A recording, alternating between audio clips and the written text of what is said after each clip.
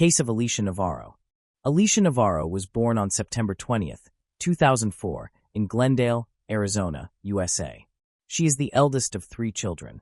Her parents are Jessica Nunez and Rojan. Jessica immigrated to the United States, seeking a better future for herself and later for her children. After settling in the U.S., Alicia was born. By that time, Jessica had already separated from Alicia's father, Rojan. Later, she began a relationship with a man named Ivan Nunez. According to Jessica, Alicia is a shy, kind, intelligent, and very thoughtful girl. She enjoys reading, playing video games, and spending time with her loved ones. She had very few friends and minimal contact with her peers, preferring to stay at home rather than go outside. Gradually, the differences between her and other teenagers became apparent. She had difficulty connecting with the world around her and struggled to recognize other people's emotions. In addition, she often experienced anxiety attacks. Physically, her height and weight were significantly below those of friends her age. Alicia also had a very unusual habit. She always wore the same clothes and shoes every day, regardless of whether they were clean or dirty, or whether the weather changed. Even in sweltering heat, she consistently wore her favorite sweatshirt. Jessica, Alicia's mother, mentioned that her daughter did not enjoy being around unfamiliar people. She felt safest and most comfortable in her room, which was her favorite place. Despite this, she loved visiting fast food restaurants, and for a long time, her favorite meal was chicken nuggets. After consulting specialists at the local psychological diagnostic center, Jessica learned that Alicia had high-functioning autism. People with this disorder often struggle to communicate with others and may appear clumsy or sloppy. Following her diagnosis, Alicia began therapy, which helped her lead a relatively normal life. As Alicia grew older, she spent more of her free time in her room playing Minecraft on her computer. She also used Discord, a popular messaging app among gamers, to chat with people she had never met in person. Additionally, she had accounts on popular social media sites, where she could freely communicate with friends and acquaintances without difficulty, unlike in real life. Initially, Jessica was not concerned about this behavior.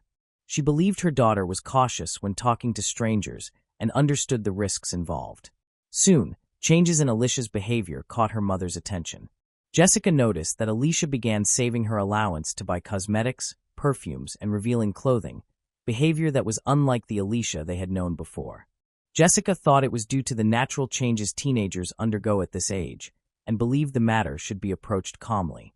By September 2019, at 14 years old, Alicia transferred to a new Catholic school in Phoenix to begin the new academic year. It seemed her anxiety had become more severe than ever, perhaps because of having to meet and interact with new classmates and teachers. According to Jessica, Alicia never expressed unhappiness or reported problems at school. However, she began asking her mother for permission to stay home, mainly on Thursdays and Fridays. On Saturday, September 14, 2019, Jessica and her children went on a family trip to a local chocolate factory. According to Jessica, Alicia appeared relaxed and even happy throughout the outing.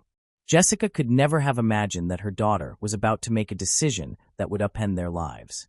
Around 1 a.m. on September 15th, Alicia left her room and ran to her mother, who was still awake waiting for her husband to return from work.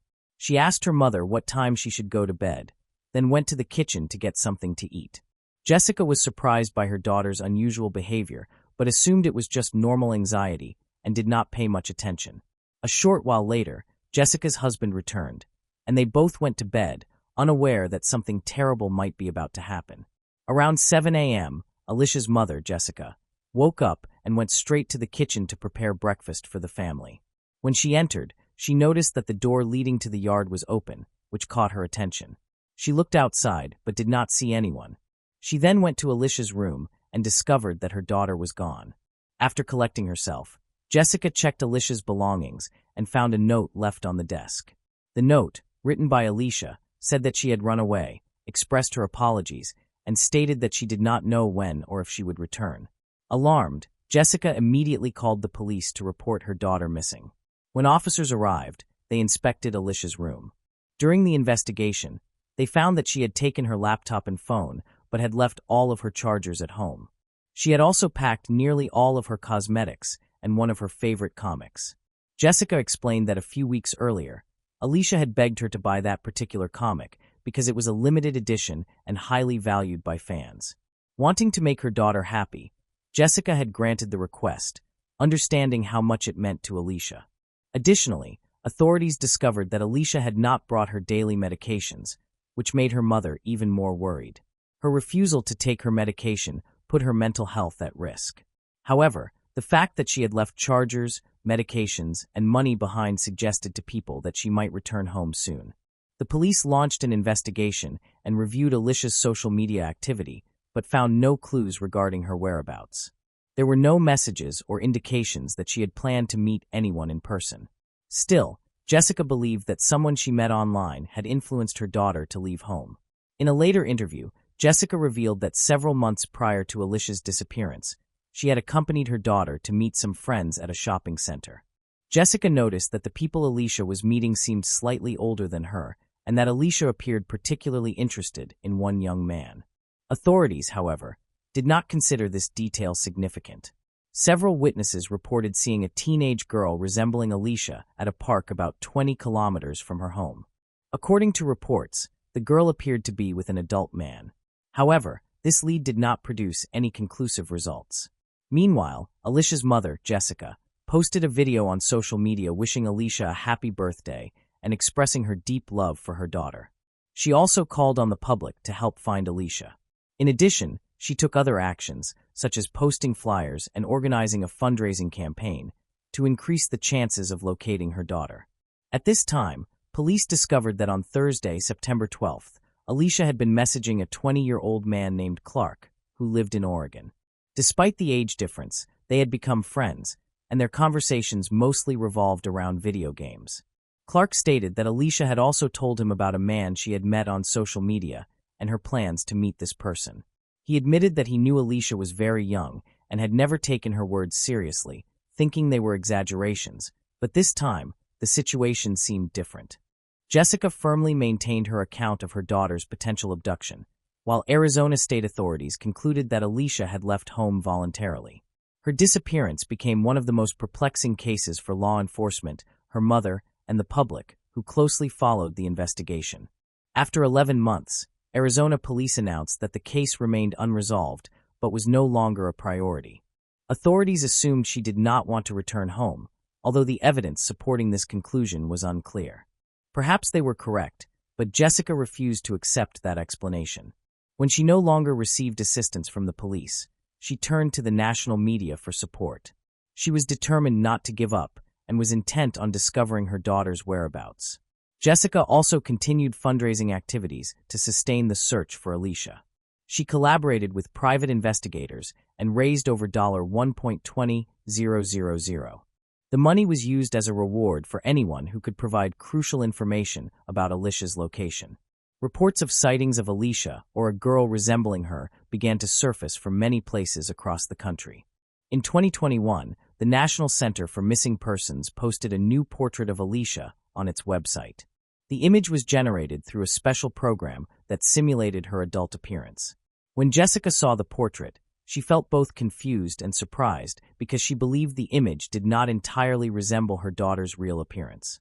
Despite the time that had elapsed since Alicia disappeared, Jessica refused to lose hope. She feared for her daughter's safety, but remained firm in her belief that Alicia could be found. Jessica stressed that she missed her daughter deeply and eagerly anticipated her return. On July 26, 2023, nearly 4 years after Alicia mysteriously vanished, she unexpectedly reappeared. She arrived at a police station in a small town in Montana near the Canadian border.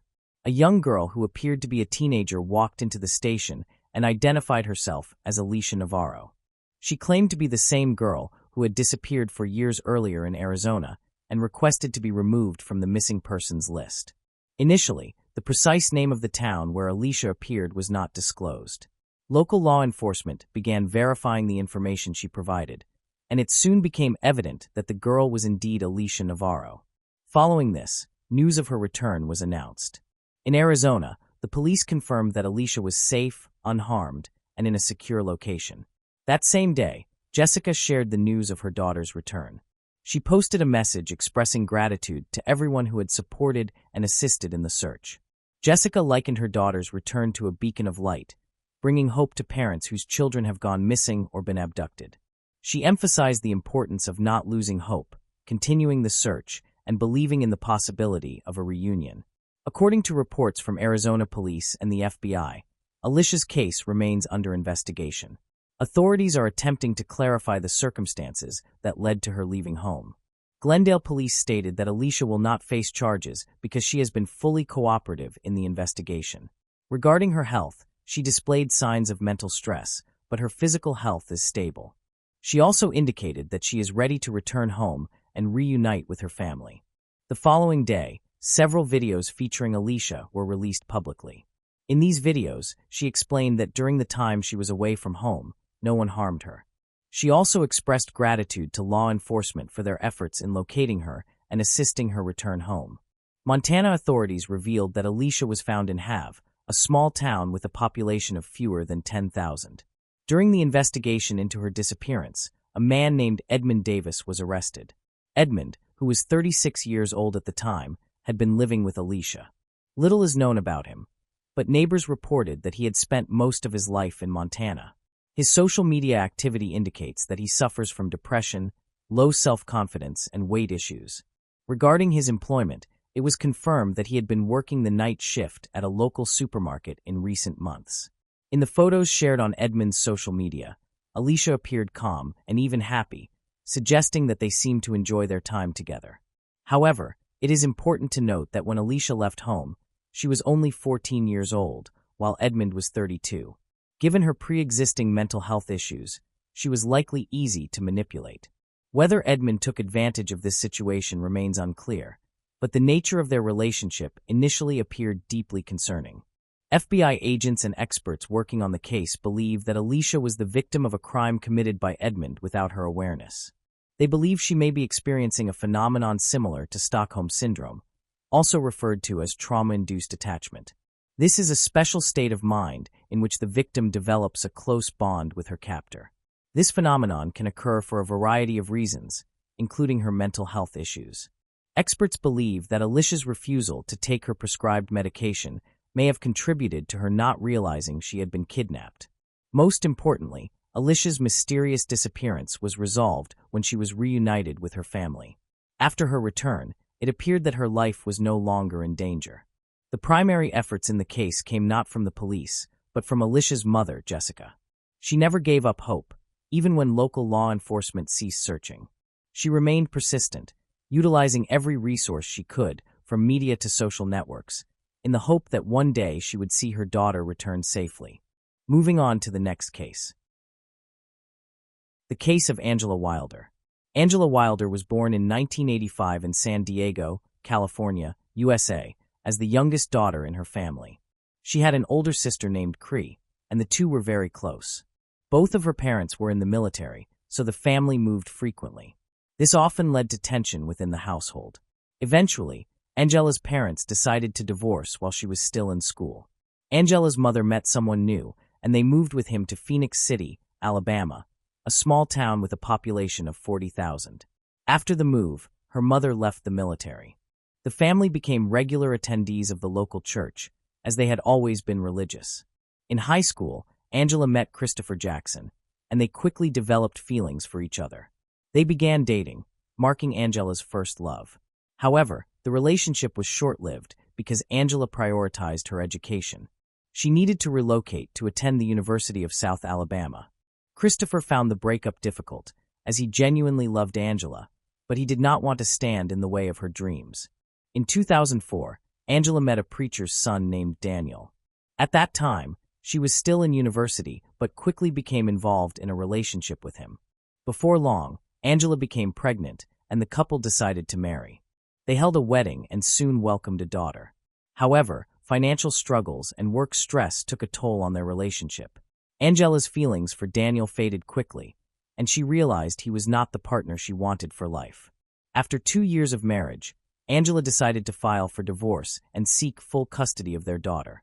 After graduating from university, Angela returned to her hometown and lived in her parents' house. Her mother and sister supported her by helping take care of her daughter. During one visit to the local church, she met Richie Wilder, a former schoolmate. Richie had a hot temper, and often caused trouble. Many people believed this behavior was because he had been raised in an unhappy family. His father was an alcoholic who frequently mistreated his mother, who could do nothing about it. While many people avoided Richie, Angela believed she saw a different side of him and thought she could bring out his best qualities. Richie and Angela formed a close relationship and started dating. Angela mentioned that Richie got along well with her daughter and treated her kindly.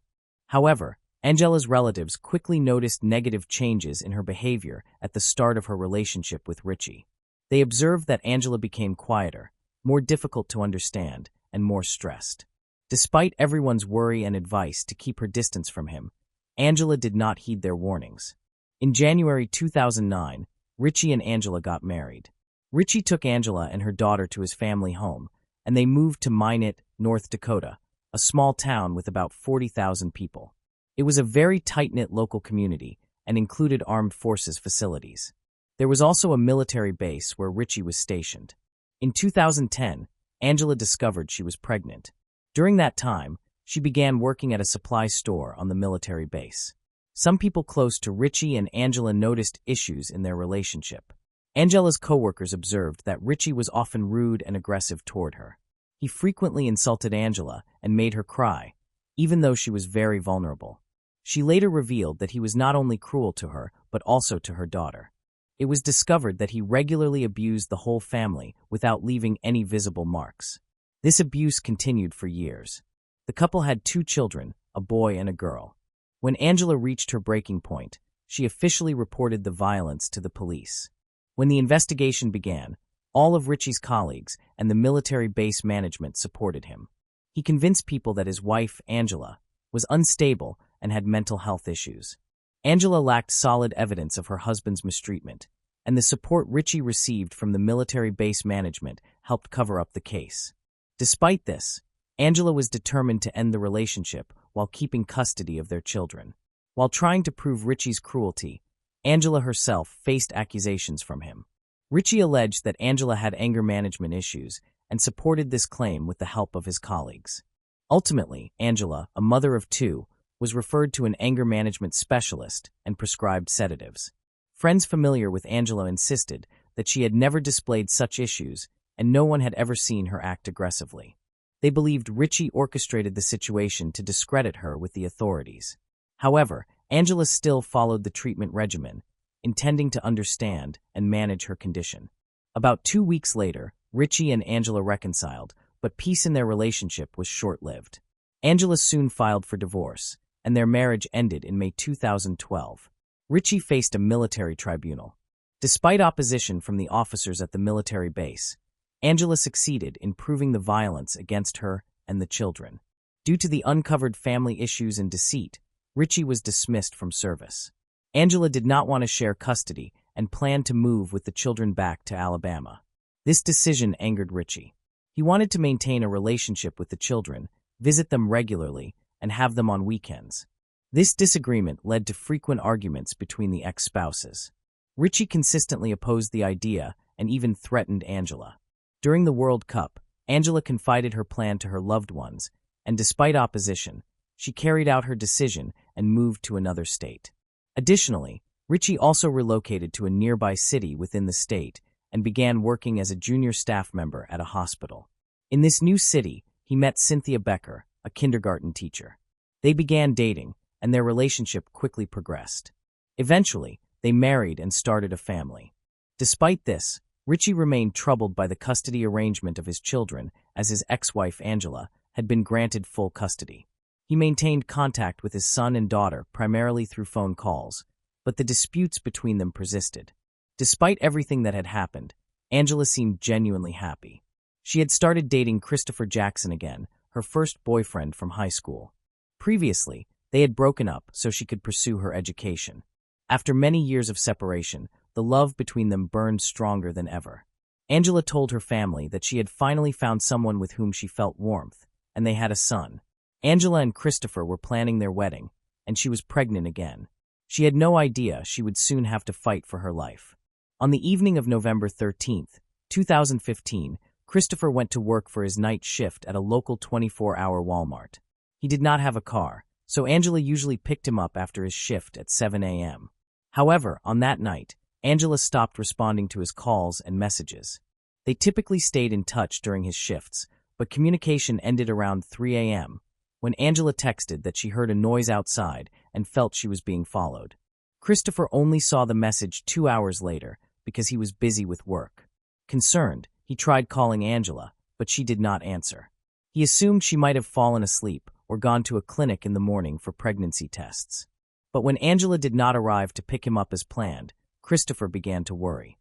At the time, Angela was enrolled in a nursing program at Minot University and had recently discovered she was pregnant again. Christopher thought she might have gone to the hospital if she felt unwell or if their son was sick, which could explain why she was not responding to his calls and messages.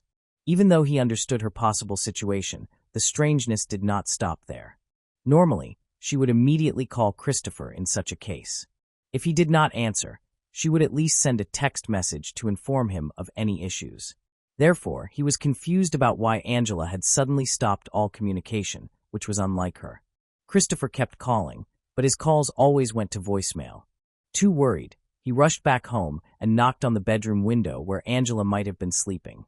However, when he saw the back door, he realized that something terrible might have occurred that night. There were signs of a break-in, as if the door had been forcefully knocked down. Christopher looked inside and called Angela's name several times, but there was no response. He did not enter the house, fearing something bad might be inside. Instead, he immediately called 911 to report the situation. He explained that Angela had not answered his phone for several hours and had not picked him up from work as usual. He asked the dispatcher if he could go inside to find out what had happened, but the dispatcher advised against it, suggesting that there might be a criminal inside waiting for another victim. Christopher was instructed to remain outside while waiting for the police. He urged them to hurry because Angela was pregnant, and he feared for her safety as well as that of their unborn child. The police arrived approximately 20 minutes later. During that interval, Christopher waited outside for them. He was only able to enter the house once they arrived.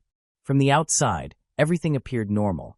The furniture was in place, and everything was clean and orderly. Nevertheless, Angela still did not answer his calls. When the officers approached the main bedroom and opened the door, the reason for Angela's silence became evident. One officer switched on the light and discovered a horrifying scene. There was so much blood that the bed linens were all mixed into a red mess.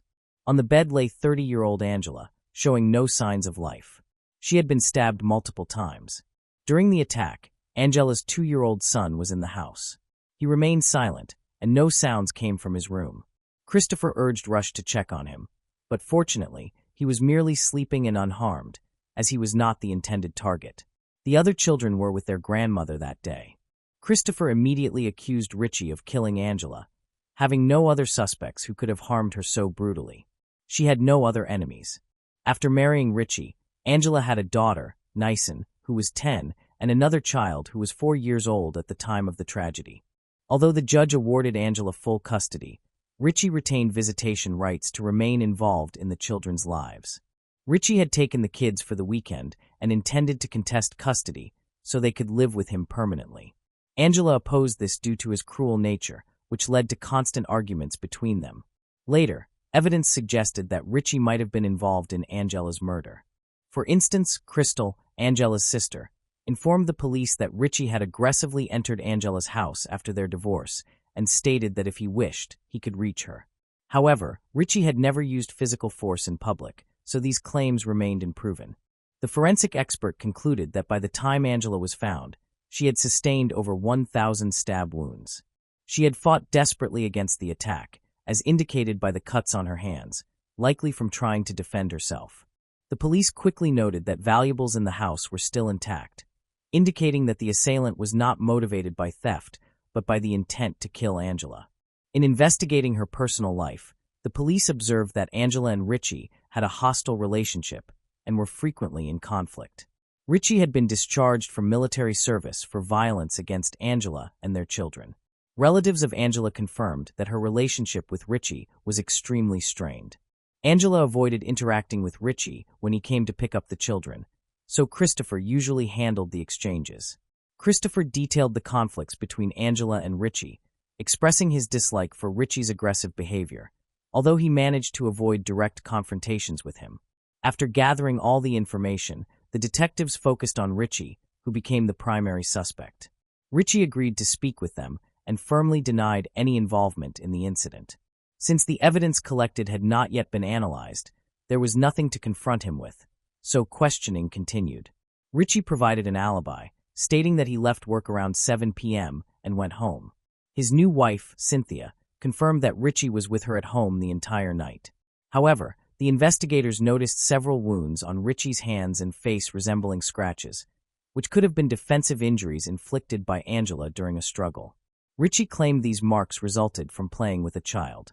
The detectives doubted his explanation and decided to review CCTV footage from the area, requesting the recordings.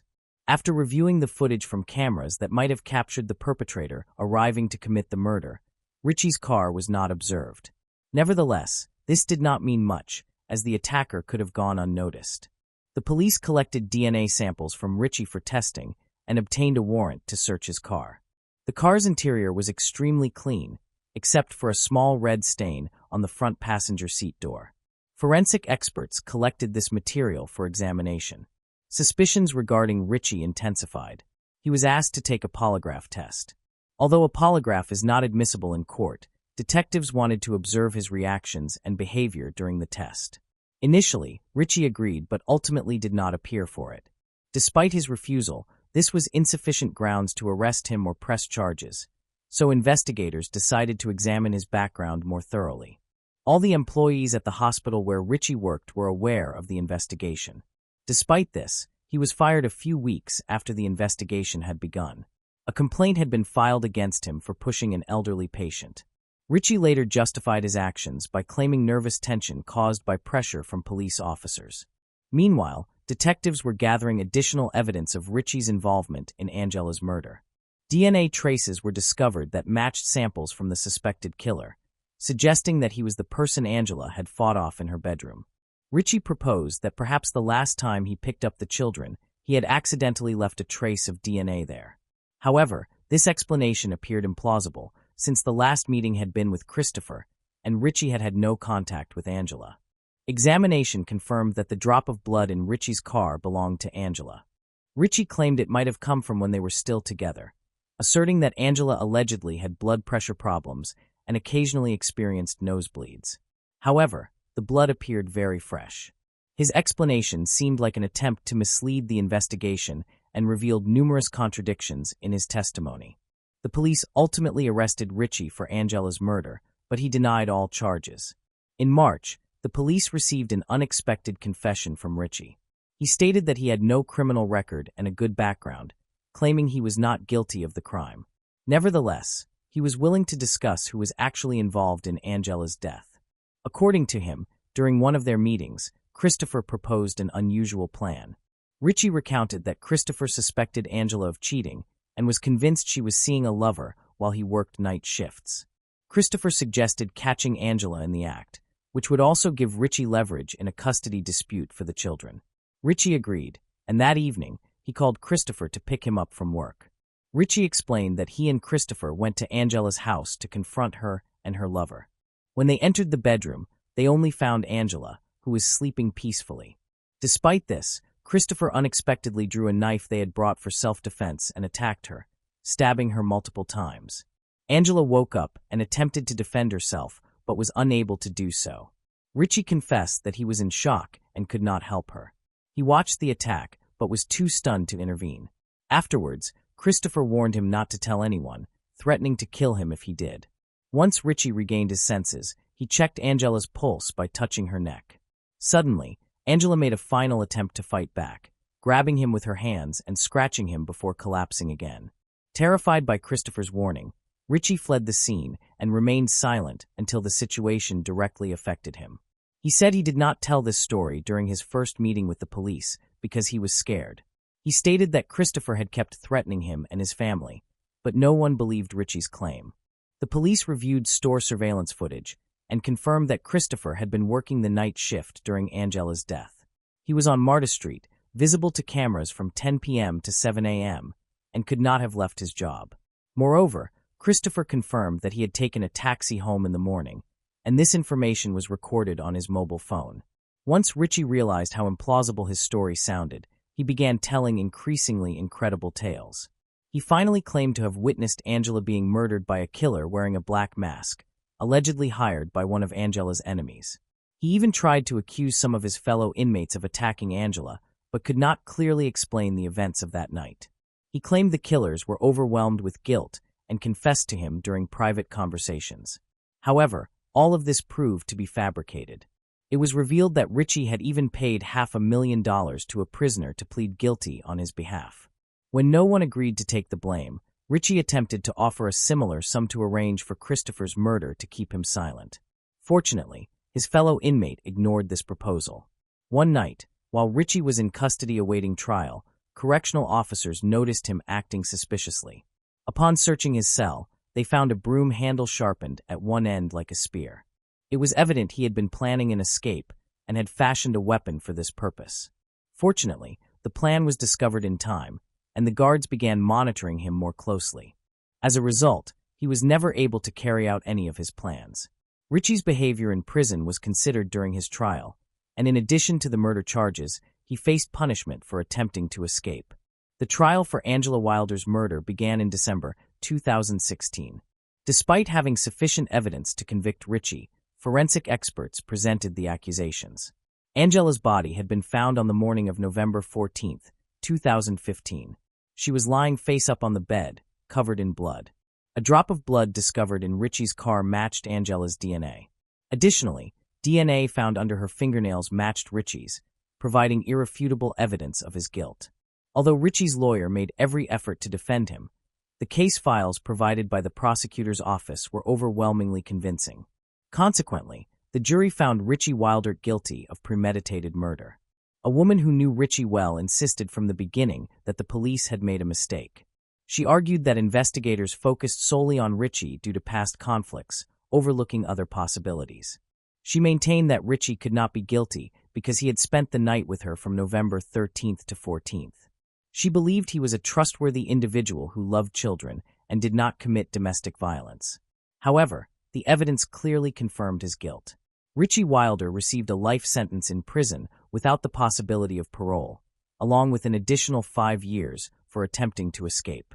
Overnight, Angela's children lost both parents. Richie's new wife, Cynthia, who had hoped for a happy family, could no longer remain with her husband. After the trial, Cynthia expressed disbelief, considering it an injustice. She insisted that Richie had been wrongly framed and imprisoned. The case might have ended there, but a friend of Cynthia's continued to keep an eye on her. Cynthia frequently spoke with this friend after Richie was imprisoned, often steering conversations toward Angela's murder and the prison situation. During one discussion, Cynthia mentioned that Angela was initially supposed to be shot with a gun her husband owned, but he had changed his mind and used a knife instead. This raised suspicions for Cynthia's friend. It seemed that Cynthia felt no remorse and simultaneously knew more about the murder than she was revealing.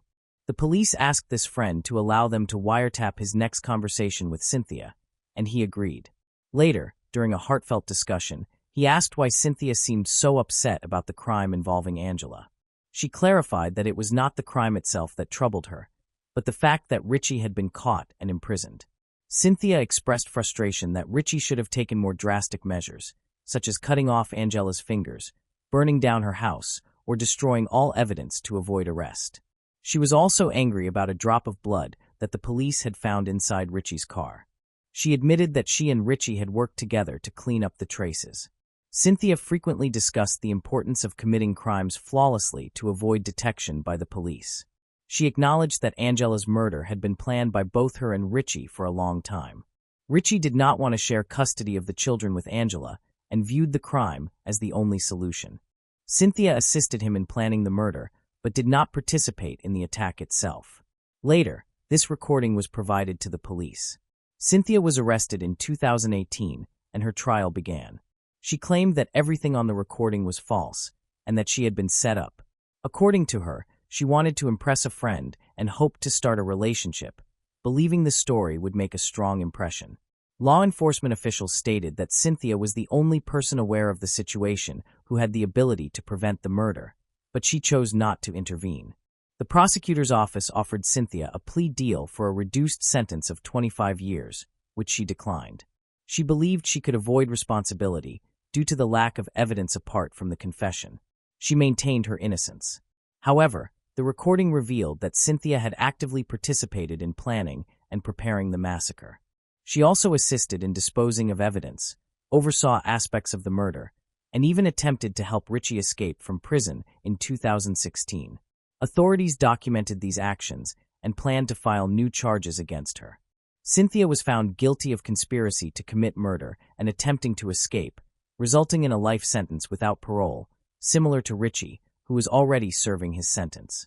Both Richie and Cynthia appealed their convictions, but their appeals were denied. After the trials, Angela's mother became the legal guardian of the children. In September 2017, the children moved to Jacksonville, Florida, to live with her. The court initially ruled that Richie could not have contact with his children. However, this decision was later revised, allowing the children to determine contact once they reach adulthood. Moving on to the next case. The case of Anna Marie Cochran Rintala. Anna Marie Cochran Rintala was born on July 30, 1972, in Springfield, Hampton County, Massachusetts, USA. She completed her education at Cathedral High School and later underwent training at an emergency services school in Granby, Connecticut. After finishing this training, she joined AMR Ambulance Medical Services and served as a paramedic in Springfield and Holyoke. She had a strong passion for her profession and always felt fulfilled when she was able to assist people during their hardest moments and even save lives. While on the job, Anna Marie met Cara Rintala, who was also a paramedic. The two had entirely contrasting personalities. Cara was composed, whereas Anna Marie was spontaneous and outgoing. Still, in 2004, they got married, becoming one of the earliest same-sex couples to do so in the United States. Later, they adopted a baby girl named Brianna. However, their marriage was not consistently harmonious. On the night of March 28, 2010, the couple had a disagreement over the phone. During this period, a friend of Cara came to visit their house. When Anna Marie called from work to check on things, she heard the friend's voice in the background. The unexpected presence of the friend, without Anna Marie being informed beforehand, made her feel betrayed. She believed that Cara's failure to tell her about the visit showed a lack of respect. Around midnight, she sent Cara a text message expressing her anger and saying that she hated their relationship. The next evening, on March 29th, Cara returned home and found Anna Marie dead at the bottom of the basement stairs in their home in Granby, Massachusetts. When police reached the scene, they found Cara holding Anna Marie's body, crying and screaming in anguish. Early investigations showed that Anna Marie had been strangled, had suffered head injuries, and that her body was splattered with bright paint. Cara told the police that Anna Marie had come back home at around 8:30 a.m. after completing her overnight shift. They drank coffee together, spent time playing with their daughter Brianna, and had lunch.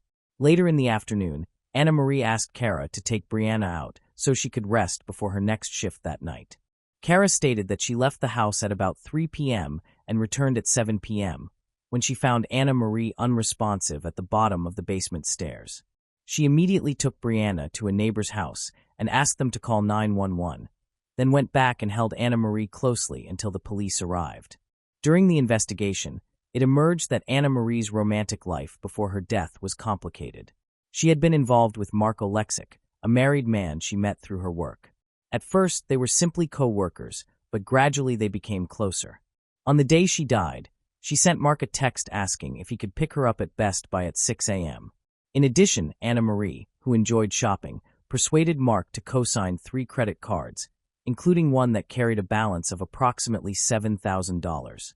When questioned by investigators, Mark gave an alibi, stating that on the day of Anna Marie's death he had been shopping and had receipts to support his claim. Prosecutors also confirmed that there was no evidence indicating Mark was angry about the debt, and Anna Marie had actually repaid him. During a breakup with Cara a year before her death, Anna Marie had also reconnected with her former girlfriend, Springfield Police Officer Carla Daniele. At that time, she owed another $10,000 to Danielle's account before deciding to reconcile with Cara in late 2009. However, at the time of the incident, Daniele was at a gym located about half an hour away from the scene and surveillance footage confirmed that Danielle's account was accurate. With no further leads to pursue, detectives shifted their focus back to Kara. Upon closer examination, they found that the relationship between Kara and Anna Marie was not only troubled, but also abusive. Co-workers had noticed bruises on Anna Marie's body, though she often brushed them off as accidental injuries from bumping into things. In 2008, Kara had been arrested for assaulting Anna Marie, but Anna Marie later dropped the charges. Financial pressure likely worsened their situation, as both were facing heavy debt. Anna Marie owed $33,510 in credit card debt, while Kara owed $35,000. Additionally, Anna Marie had a tendency to overspend and had secretly opened a credit account in Kara's name without her knowledge. In 2009, both Anna Marie and Kara filed for divorce, though the process was never finalized. During their separation, Anna Marie temporarily moved into an apartment of her own in South Hadley, but the couple reconciled in November of that year. In early 2010, in an effort to repair their relationship, Anna Marie and Kara took their daughter Brianna on a Caribbean cruise, hoping to start anew. Investigators began scrutinizing the timeline provided by Kara. According to her account, she left the home at around 3 p.m. that day, yet she was not captured on any surveillance cameras until approximately 5 p.m. At that time, the cameras showed Kara discarding a rag into a trash bin in the parking lot of a McDonald's in Holyoke. Testing later revealed DNA traces belonging to Anna Marie on the rag. 2 weeks afterward, Kara filed a claim for Anna Marie's $512,000 life insurance policy. The payout, however, was delayed due to objections from Charles Cochran, Anna Marie's brother, and the contingent beneficiary. Charles argued that Kara should not receive the money because she might have been involved in Anna Marie's death. Following the incident, Kara took a leave of absence from work and moved in with her mother and stepfather in Narragansett, Rhode Island, along with her daughter Brianna. She explained that she was not mentally prepared to return to the home she had shared with Anna Marie. 6 months later, she sold the house and resumed work for the Ludlow Fire Department. During this time, she stayed with friends in Springfield and traveled back and forth between Rhode Island and Springfield to spend time with her parents and Brianna when off duty. In April 2011, Kara resigned from her position and permanently moved to Narragansett to work full-time. Massachusetts State Police Detective Jamie McGarrion, the lead investigator, stated that when he arrived at the scene around 7:20 p.m., Anna Marie's body was already stiff. However, the paint spilled across the scene was still wet, leading him to suspect that someone had tampered with the scene after Anna Marie's death. This unusual detail suggested that the crime scene had been deliberately staged to resemble a break-in. The paint appeared to have been used to conceal bloodstains, and a nearby overturned 5-gallon can of paint was discovered. Additionally, a former medical examiner concluded that Anna Marie likely died sometime in the late morning to early afternoon. This raised the possibility that Kara had been at home at the time, casting further doubt on her testimony. Despite the largely circumstantial nature of the evidence, Kara was arrested and charged with murder in October 2011. She is currently held at the Western Massachusetts Regional Women's Correctional Center in Chicopee. Her first 2 trials in 2013 and 2014 ended in mistrials due to deadlocked juries. However, in her 3rd trial in 2016, prosecutors presented evidence from an expert on paint drying times, as well as angry text messages exchanged between Kara and Anna Marie the night before the incident. Prosecutors argued that Kara attempted to fabricate an alibi by taking her daughter out after the crime. They contended that on the day of the murder, Kara and Anna Marie had a heated argument during which Anna Marie fell down the stairs. In a panic, and fearing the judge's prior warnings that Child Protective Services would intervene if the fights continued, Kara allegedly strangled Anna Marie. Faced with the choice of calling for help and risking prosecution, losing her home, daughter, and livelihood, or attempting to cover up the incident, prosecutors argued that Kara chose the latter. This time, the jury convicted Kara of first-degree murder, and she was sentenced to life in prison without the possibility of parole. However, that ruling was overturned in 2021 when a higher court determined that the expert testimony regarding paint drying times was unreliable, prompting a retrial. Kara, who continues to assert her innocence, made her 4th court appearance on September 6, 2023. During this trial, prosecutors focused on the timeline of the incident and did not call any experts to testify about the paint found at the scene. Kara's defense team challenged the timeline with testimony from their own medical expert, who stated that Anna Marie could have died after 3 p.m. that day. After a month-long trial, on October 5th, Judge Francis Flannery of the Hampshire Superior Court delivered the verdict. Kara Rintala was found guilty of voluntary manslaughter, a lesser charge compared to first-degree murder. The key distinction between these two charges lies in intent. First-degree murder requires a deliberate premeditated plan or extreme cruelty, whereas voluntary manslaughter refers to an unplanned killing occurring in the heat of passion or during a sudden confrontation. The sentencing terms for the two crimes are also entirely different. While first-degree murder carries a life sentence without the possibility of parole, voluntary manslaughter carries a maximum sentence of 20 years. Ultimately, Rintala was sentenced to 12 to 14 years in prison, with credit applied for time already served. Brianna, their daughter, currently lives with Kara's parents and occasionally visits her in prison. Since Anna Marie's death, Kara and her parents have refused to allow Anna Marie's parents to see Brianna. Recently, a judge in Rhode Island granted supervised visitation rights to Anna Marie's parents, Lucian and William Cochran, who reside in Springfield and often care for Brianna. Years after Anna Marie's murder, the people of Massachusetts remain shocked and saddened by the tragedy. Russell Anderson, chief of the Granby Fire Department, which had employed both Anna Marie and Kara as EMTs, stated that both were excellent employees who always performed their duties well. He expressed a desire for Anna Marie's attacker to be brought to justice, but admitted he could never have imagined that the perpetrator would turn out to be her partner. Moving on to the next case. The case of Aya Hashim. The Hashim family moved to the UK from Lebanon in November 2011, seeking a safer and more promising future. Aya's father, Ismail, wanted his children to receive a good education and become valuable members of society. He applied for asylum for himself and his family, and after receiving a residence permit, they settled in Blackburn. Aya was a driven and ambitious young woman with big plans for her life. She was a law student at Salford University. Tragically, her parents' hopes for a better life were destroyed when Aya was killed in a senseless act of violence. On May 17, 2020, Aya left her house to go to a nearby supermarket at around 3 p.m. However, she never returned home. About an hour later, Aya's father went out searching for her. Aya's mother looked online and discovered news that a woman had been shot in their neighborhood. Soon after, Aya's parents received the devastating news that their daughter had been killed in the shooting. Aya was walking on King Street when a car drove by with multiple occupants. One of the individuals in the car fired 2 shots, one of which fatally struck Aya. 19-year-old Aya Hashim was fatally shot on King Street and died the same day despite medical efforts. The police do not believe the incident was motivated by racism or religious hatred. Deputy Chief Terry Woods is appealing to the public for assistance in gathering evidence. He asks anyone with dash cam footage or surveillance cameras to come forward if they have recordings of a green Toyota Avensis car or any suspicious activity. According to Deputy Chief Woods, Aya was an innocent bystander who was shopping for her family when she was accidentally caught in the crossfire. The shooting involved a green Toyota Avensis car. Witnesses report that 2 rounds were fired from the vehicle, and sadly, Aya was hit.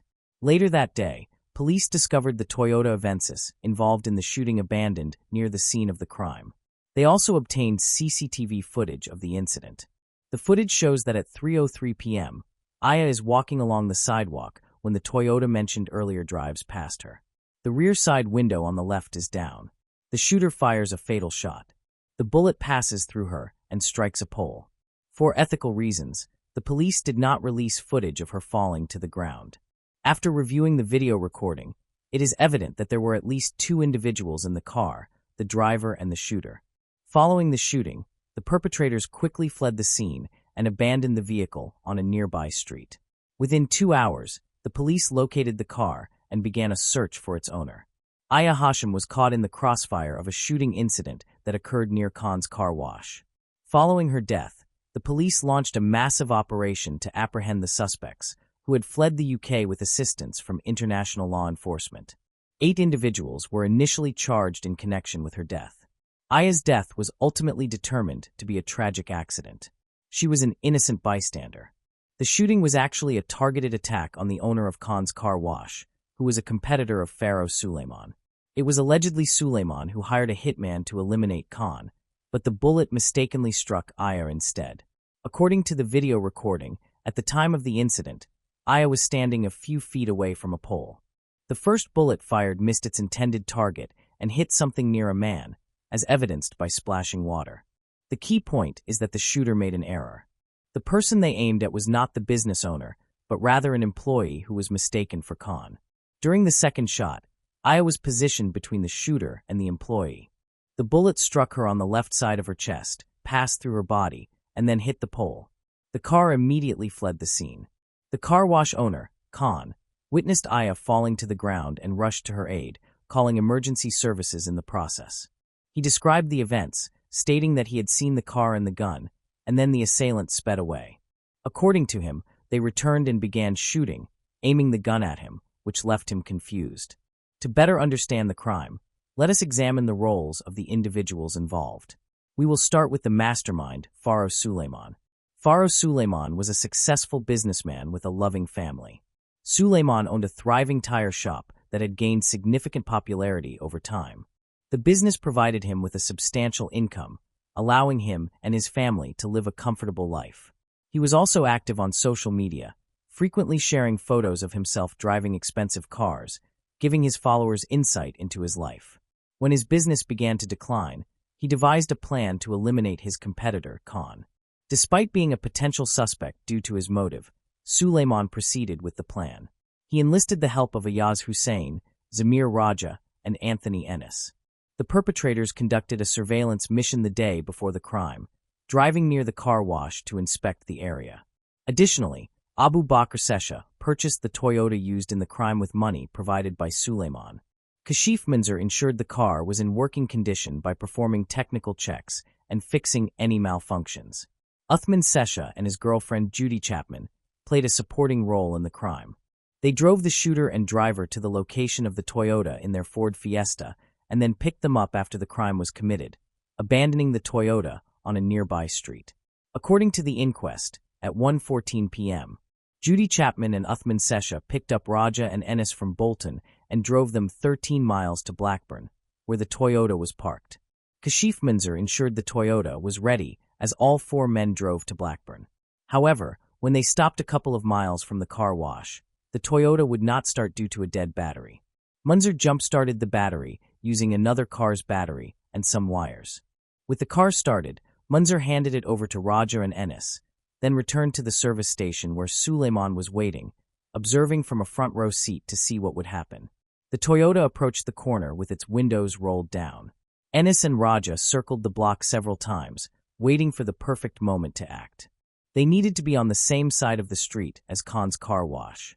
Meanwhile, Munzer and Suleiman were observing the situation unfold. On the fourth pass by the car wash, the Toyota slowed down. Coincidentally, Khan was on the street at that exact moment. However, the shooter, Zamir Raja, made a mistake and fired the first shot at a different employee, not Khan. Fortunately, the first bullet missed its target, but the second bullet struck Aya. Following the shooting, Raja and Ennis fled the scene, abandoning their vehicle and getting into a car with Judy Chapman and Uthman Sesha, who drove them away from Blackburn. When police reviewed the video of Suleiman's store, Ayaz Hussein entered the store. Suleiman signaled to the others, who were aware of the incident, to leave the room and go to the second floor. Abu Bakr Sesha, who had purchased the Toyota involved in the crime, was sitting behind them. When Abu Bakr Sesha overheard the police radio mention that the perpetrator's car had been found, he immediately got up to discuss something with Suleiman. 9 days after Aya's murder, Samir Raja, the shooter, fled to Portugal and met Anthony Ennis, the driver of the Toyota, at Lisbon airport. Both men had fled the country. Meanwhile, the police were arresting the individuals involved in the crime. Pharaoh Suleiman, the mastermind, was arrested on May 18th, the day after Aya's murder. Abu Bakr Sesha was arrested on May 19th, and Judy Chapman and Uthman Sesha were arrested on May 20th. Ayaz Hussein and Kashif Munzer were arrested on May 21st. Samir Raja, who had hoped to return to England undetected, was arrested at a London train station on June 6th. Anthony Ennis was apprehended in Spain on July 4th and extradited to the UK. Aya Hashim was murdered and Khan, the owner of the car wash, was nearly killed in a violent crime. Several suspects were charged and initially, all of them denied involvement. However, as the investigation continued and pressure mounted, their stories began to contradict each other as they attempted to downplay their roles in the crime. As the suspects' testimonies became increasingly inconsistent, they began to turn on each other, revealing crucial details about the crime to the police.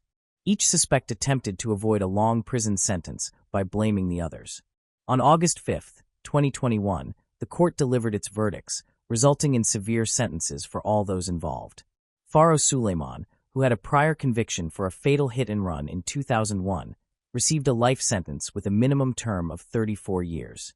Raja, the shooter, was also sentenced to life with a minimum term of 34 years. According to reports, he was paid $500 for his involvement in the crime. The driver, Anthony Ennis, was sentenced to life imprisonment with a minimum term of 33 years. Ayaz Hussein, who helped orchestrate the crime, received a life sentence with a minimum term of 32 years. Abu Bakr Sesha, who purchased the getaway car, will serve at least 28 years. Uthman Sesha, who arranged transportation for the shooter and driver, will also serve at least 28 years. Kashif Minzer, who ensured the car was functioning on the day of the crime, will serve at least 27 years. The judge criticized the defendants, stating that they showed no remorse for their actions after the shooting. Instead of taking responsibility, they attempted to deceive and manipulate their way out of trouble.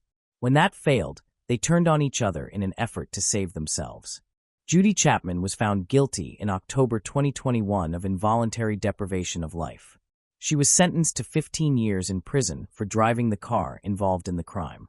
However, investigators later discovered that additional individuals had been involved in the crime. This was revealed through analysis of communications between the convicted parties.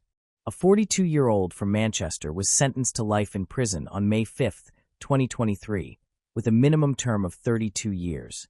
During his trial, evidence showed that Otway acted as an intermediary between Ayaz Hussein, Zamir Raja, and Anthony Ennis, specifically assisting Hussein in committing the crime. Another individual, Ben Banbridge, was also involved and became the 10th person found guilty. Prosecutors stated that Banbridge met with Raja and Ennis in Bolton, took their phones, and turned them off. She then drove to Trafford and turned the phones back on in different locations, making it appear that Raja and Ennis were in Greater Manchester, not Blackburn, when the shooting occurred. This was done to create a false alibi for the two men. Banbridge, 32, admitted to conspiracy to pervert the course of justice and was sentenced to 23 months in prison on August 11, 2023. This was the final conviction in the case of Aya Hashim. Moving on to the next case. The case of Bobby and MacLeod. Bobby lived with her parents, Donna and Adrian, and her brother Lee in Plymouth, a lively coastal town in southwest England. On November 20, 2021, Bobby left her home around 5:45 p.m., heading to the bus stop on Sheepstore Road. She had told her father that she was going downtown to meet her boyfriend and friends, something she had done many times before. The bus stop was familiar to her, and she reached it within a few minutes. An hour and a half later, Bobby's mother, Donna, sent her a text to check if she had arrived safely. When Bobby did not reply, Donna tried calling her, but her daughter also did not answer. This was unusual, and Donna became worried. About an hour later, Bobby's boyfriend called her parents, asking if she was at home. He was concerned because Bobby had not shown up for their scheduled meeting, and he had been unable to reach her by phone. Bobby's parents called all her friends, but none knew her whereabouts. With growing concern, they reported her missing to the police. It was already past 9 p.m. The next morning, November 21st, police, along with Bobby's family and volunteers, began a thorough search of the area. Flyers with Bobby's picture were distributed across the city, and her disappearance was shared on social media and local news outlets. Bobby's brother, Lee, made a desperate plea on social media, urging everyone in Plymouth to help search for her. He asked people to report any information or sightings to him. The police investigation revealed that Bobby had planned to take a bus downtown, but she never boarded it. However, a local resident came forward, stating that he had seen Bobby at the bus stop the previous evening. This new information confirmed that Bobby had indeed arrived at the bus stop, but did not get on the bus for unknown reasons. Further evidence was found when police discovered Bobby's wireless headphones in the walkway behind the bus stop. The area was sealed off, and officers conducted a meticulous search of the surrounding area, scouring every inch for potential clues. Evidence was collected along the girl's usual route from her home to the bus stop, as well as on surrounding streets. Since Bobby was last seen at the bus stop but never boarded the bus, and her headphones were found nearby, authorities suspected she might have been kidnapped. Investigators attempted to locate her cell phone, which was detected within the city limits, but they could not pinpoint its exact location. All calls to her number went straight to voicemail. The police eventually found Bobby's phone. On November 22nd, police, family members, and volunteers conducted a thorough search of the area surrounding Bobby's home, but unfortunately, no leads were discovered. The following evening, November 23rd, the police announced the discovery of a woman's body at Babazen Beach, approximately 8 miles from the bus stop where Bobby was last seen. The body was found in a wooded area near the shore, about half a mile inland. The body discovered was confirmed to be Bobby's. Her death was a devastating blow to her loved ones.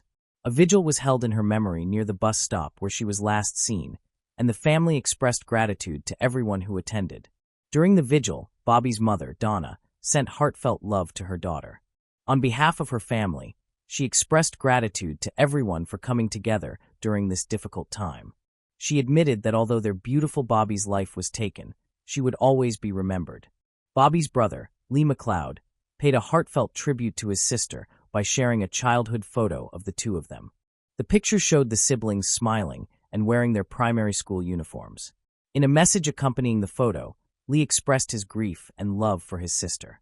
He wrote, "You didn't deserve this. You were a beautiful and talented girl, and I'm grateful to have had you as my little sister.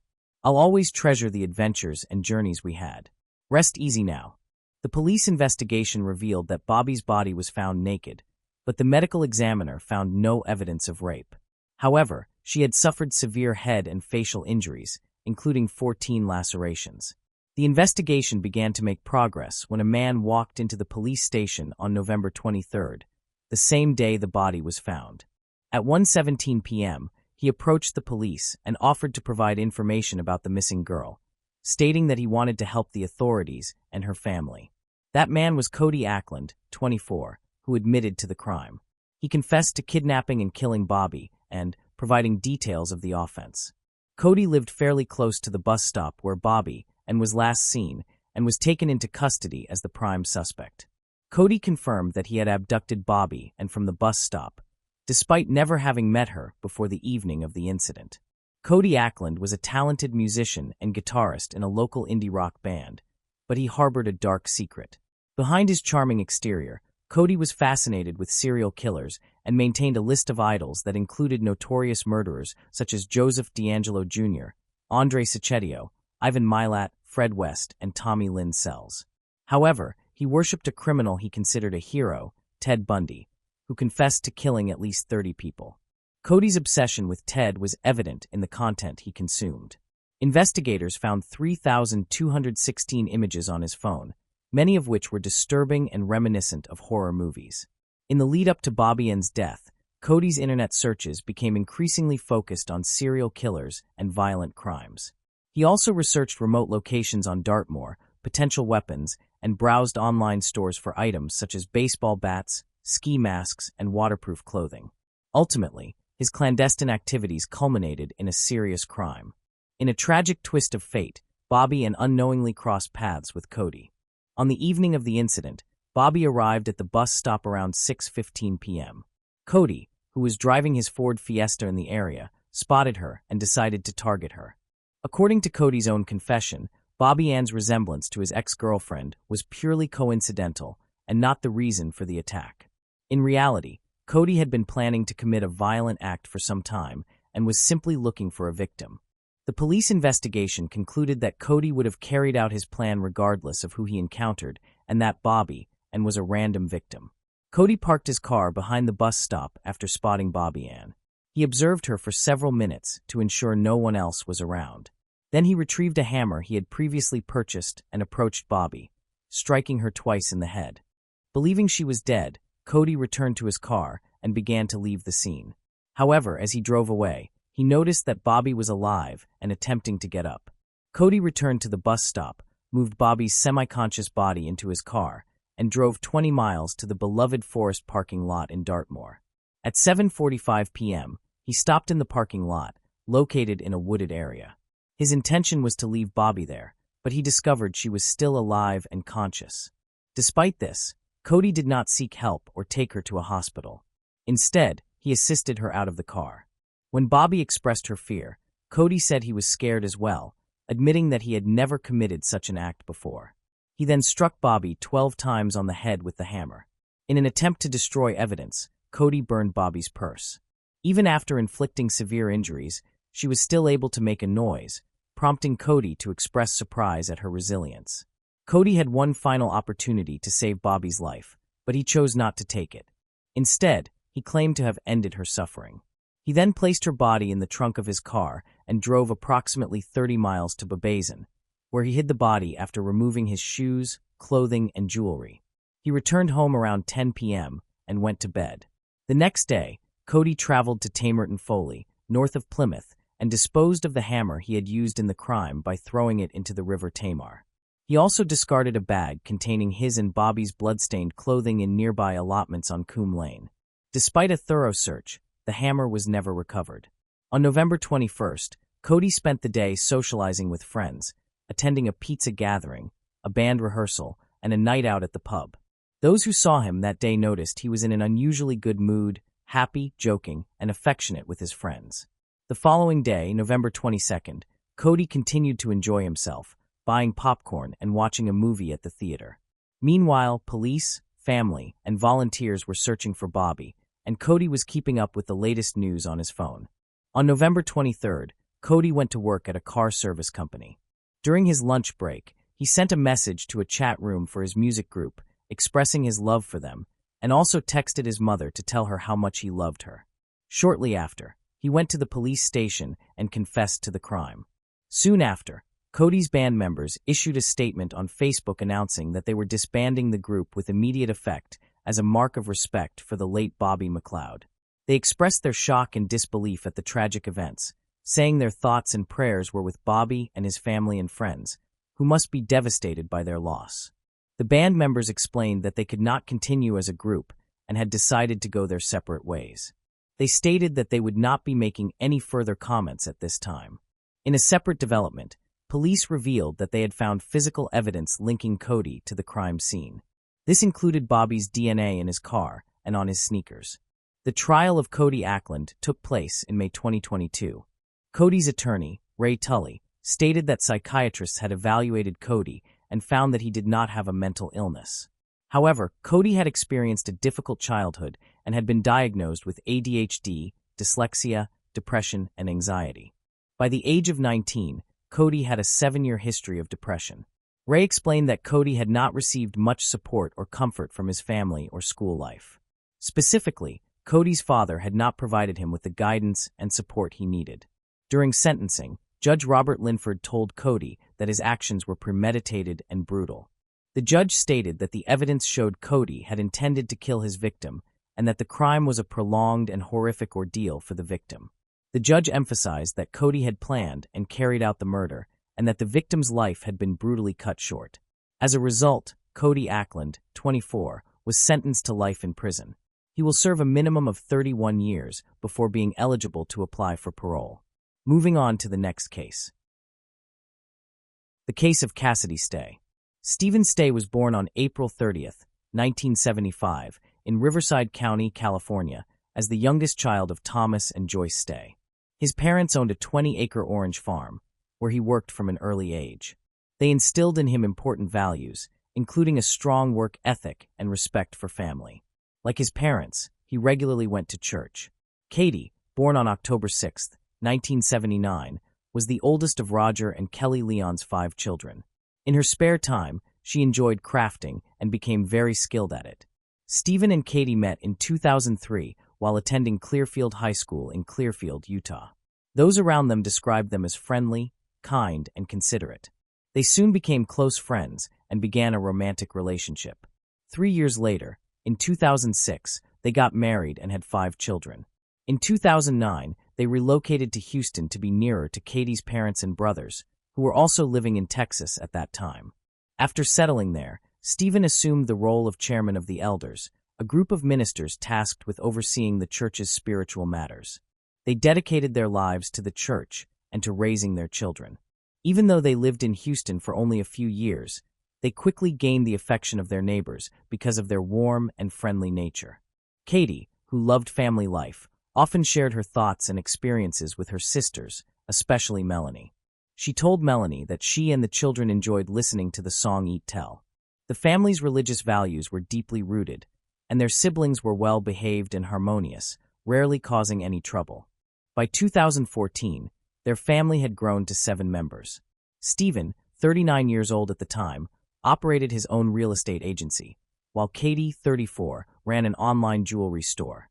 Together, they raised their 5 children: 15-year-old Cassidy, 13-year-old Brian, 11-year-old Emily, 9-year-old Rebecca, and their youngest, 4-year-old Zachary. Cassidy loved reading and always watched out for her younger siblings. Brian was an active person with a strong interest in music and computers. Emily sang in a choir, enjoyed singing, and collected items related to the popular children's character Hello Kitty. Rebecca was hyperactive and never sat still. Zachary, the youngest brother in the family, loved superheroes and often watched Hello Kitty videos with his sister. On July 9, 2014, Stephen and Katie went out to handle some business at the bank, leaving the children at home. Cassidy, who had always been responsible for caring for her younger siblings, was left in charge.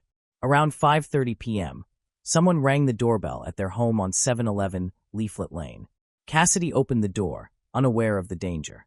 She did not recognize the man standing there. Ronald Haskell, her Aunt Melanie's ex-husband, and his presence brought a true nightmare to the family. Ronald Haskell was born on August 26, 1980, and grew up in California. His parents were members of the local Orthodox Church. During his teenage years, the family moved. As an adult, he worked various jobs but never stayed in one place for long. On March 15, 2002, he married Melanie, and they moved to Utah. On the surface, their relationship seemed ideal. Ronald viewed himself as a good husband, but in reality, he was not. Melanie recalled that their marriage was like a nightmare, with Ronald frequently harassing and abusing her. In 2008, a particularly horrific incident took place. Ronald pulled Melanie's hair, dragged her out of bed and around the house in front of her children, and then beat her.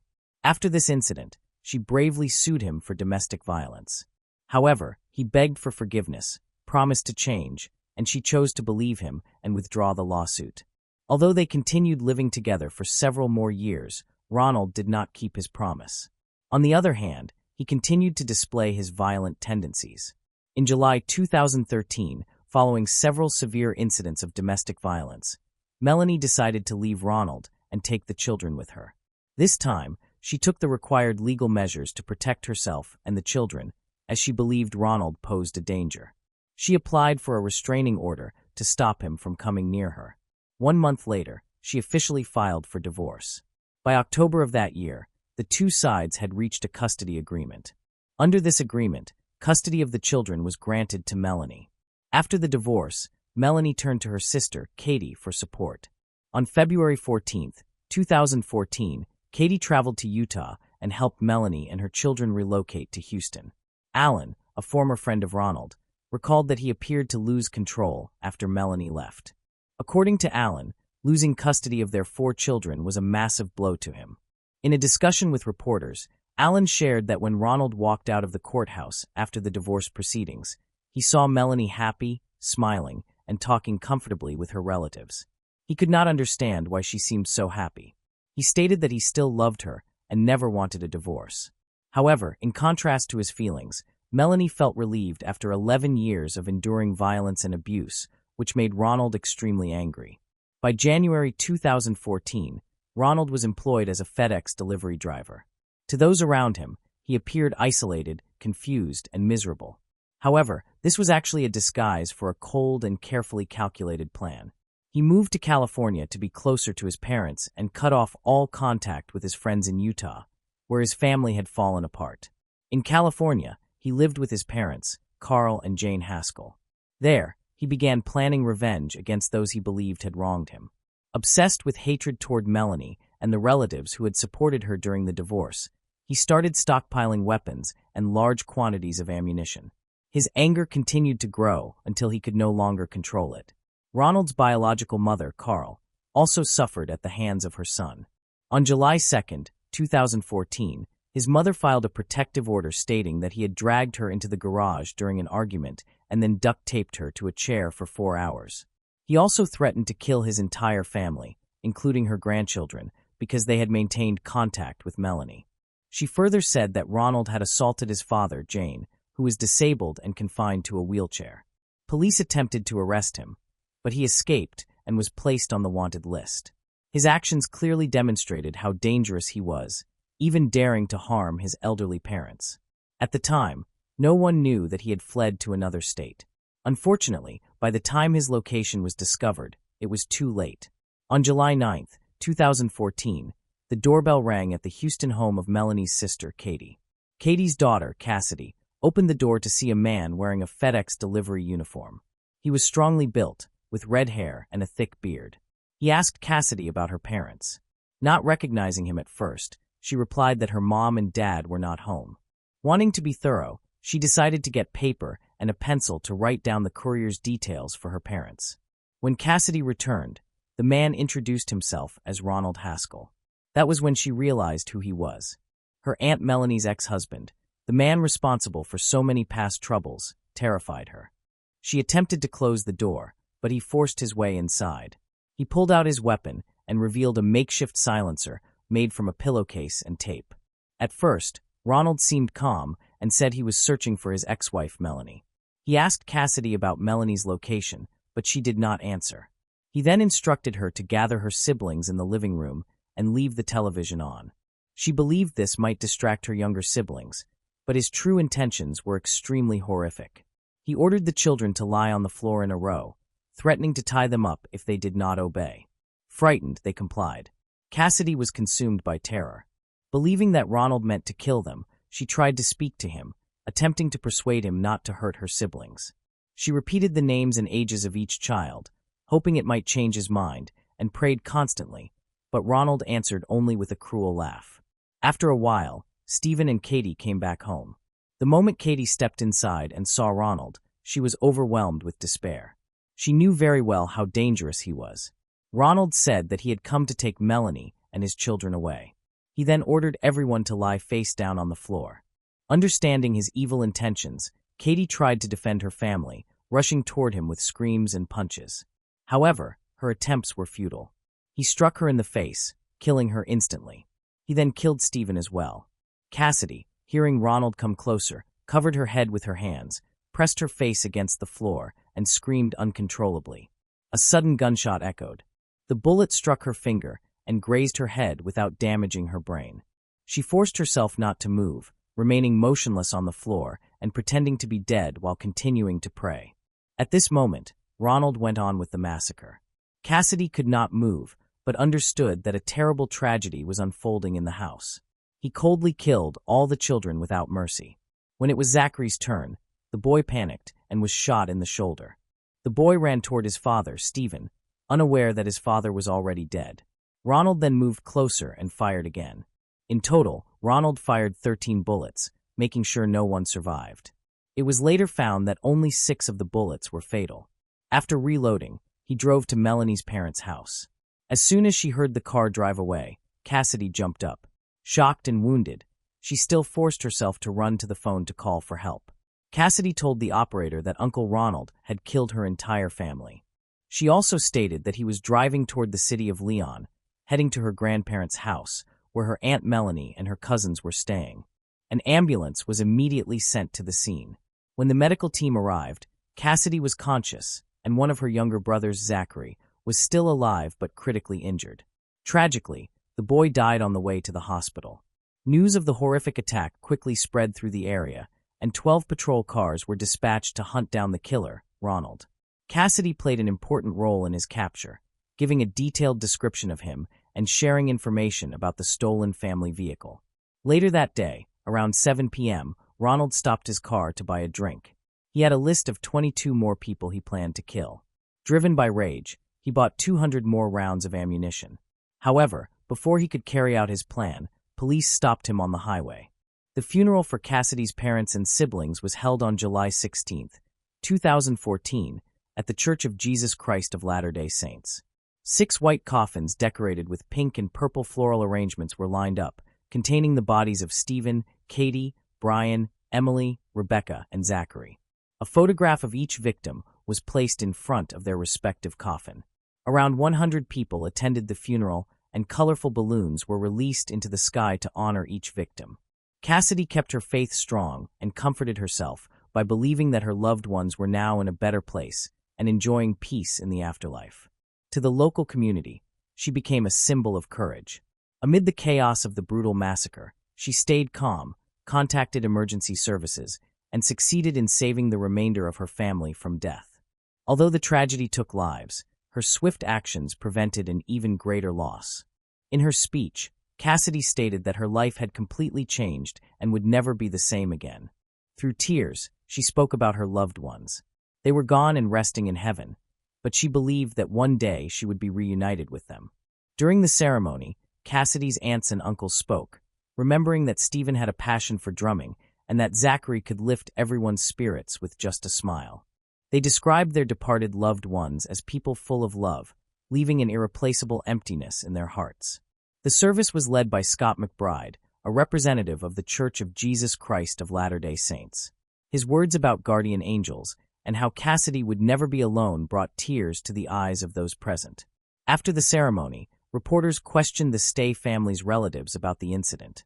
Thomas, the father of Stephen and grandfather of the children, gave an interview explaining that Ronald had chosen to harm the entire family.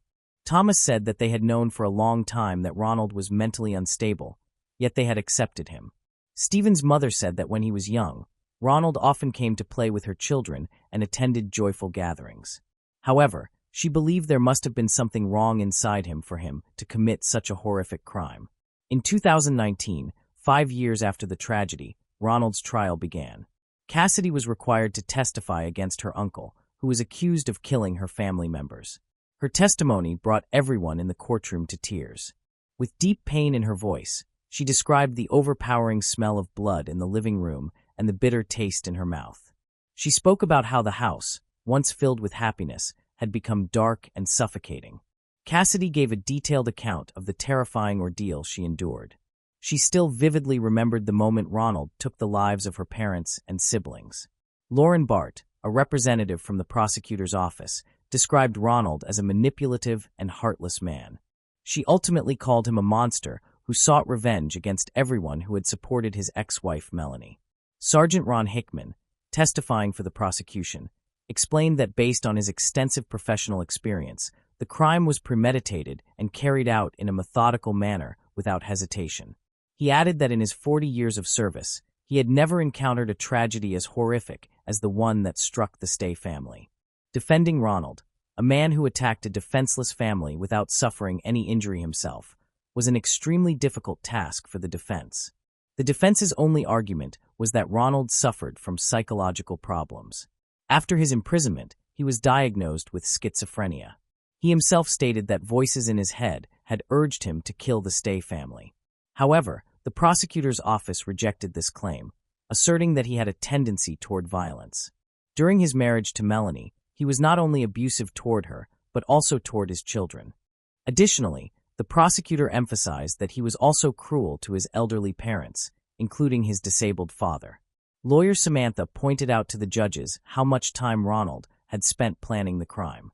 She explained that he bought weapons and ammunition and hid them at his parents' house in order to carry out the murders of Melanie, his children, and anyone who had helped Melanie leave him. Samantha described him as a manipulative individual who had no intention of changing.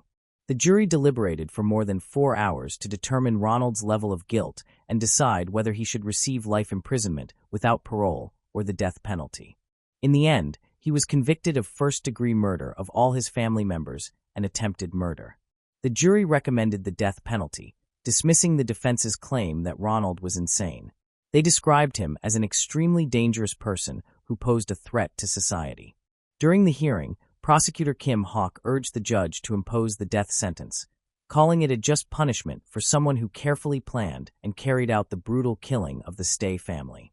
Kim Hawk argued that Ronald did not deserve to live. On October 11, 2019, 39-year-old Ronald Haskell listened to the verdict without showing any emotion. Wearing a blue suit that would soon be replaced by a prison uniform, he remained silent as the court sentenced him to death. During her statement, Cassidy once again faced Ronald, the man who had tried to kill her and her loved ones. Even though he was only 10 feet away, fear still held her tightly. This time, however, he had no weapon. Now 20 years old, Cassidy was determined to speak the truth about what had happened. She wore a purple jacket, symbolizing the fight against domestic violence, and attended the trial.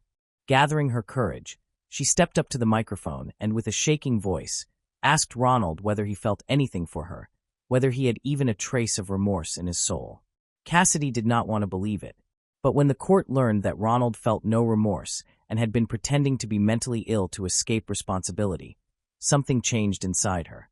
She admitted that she did not know how to cope with the overwhelming pain consuming her, because until then she had always seen the world with kindness and gentleness. Now she was forced to face a deep and indescribable sorrow.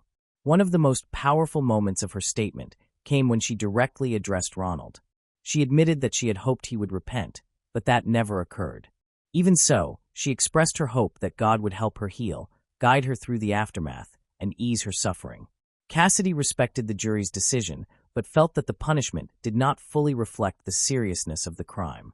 Ultimately, she no longer cared whether Ronald acknowledged his guilt. She chose to move forward with her life, embracing joy, facing challenges head-on, and trying to leave behind the horrors he inflicted. The Stay family murders were a devastating tragedy for everyone who knew them. Meanwhile, Ronald's parents, Carl V. Jane, were deeply shaken by their son's actions. Cassidy, now a college student in Utah, has begun a new life and started a family of her own.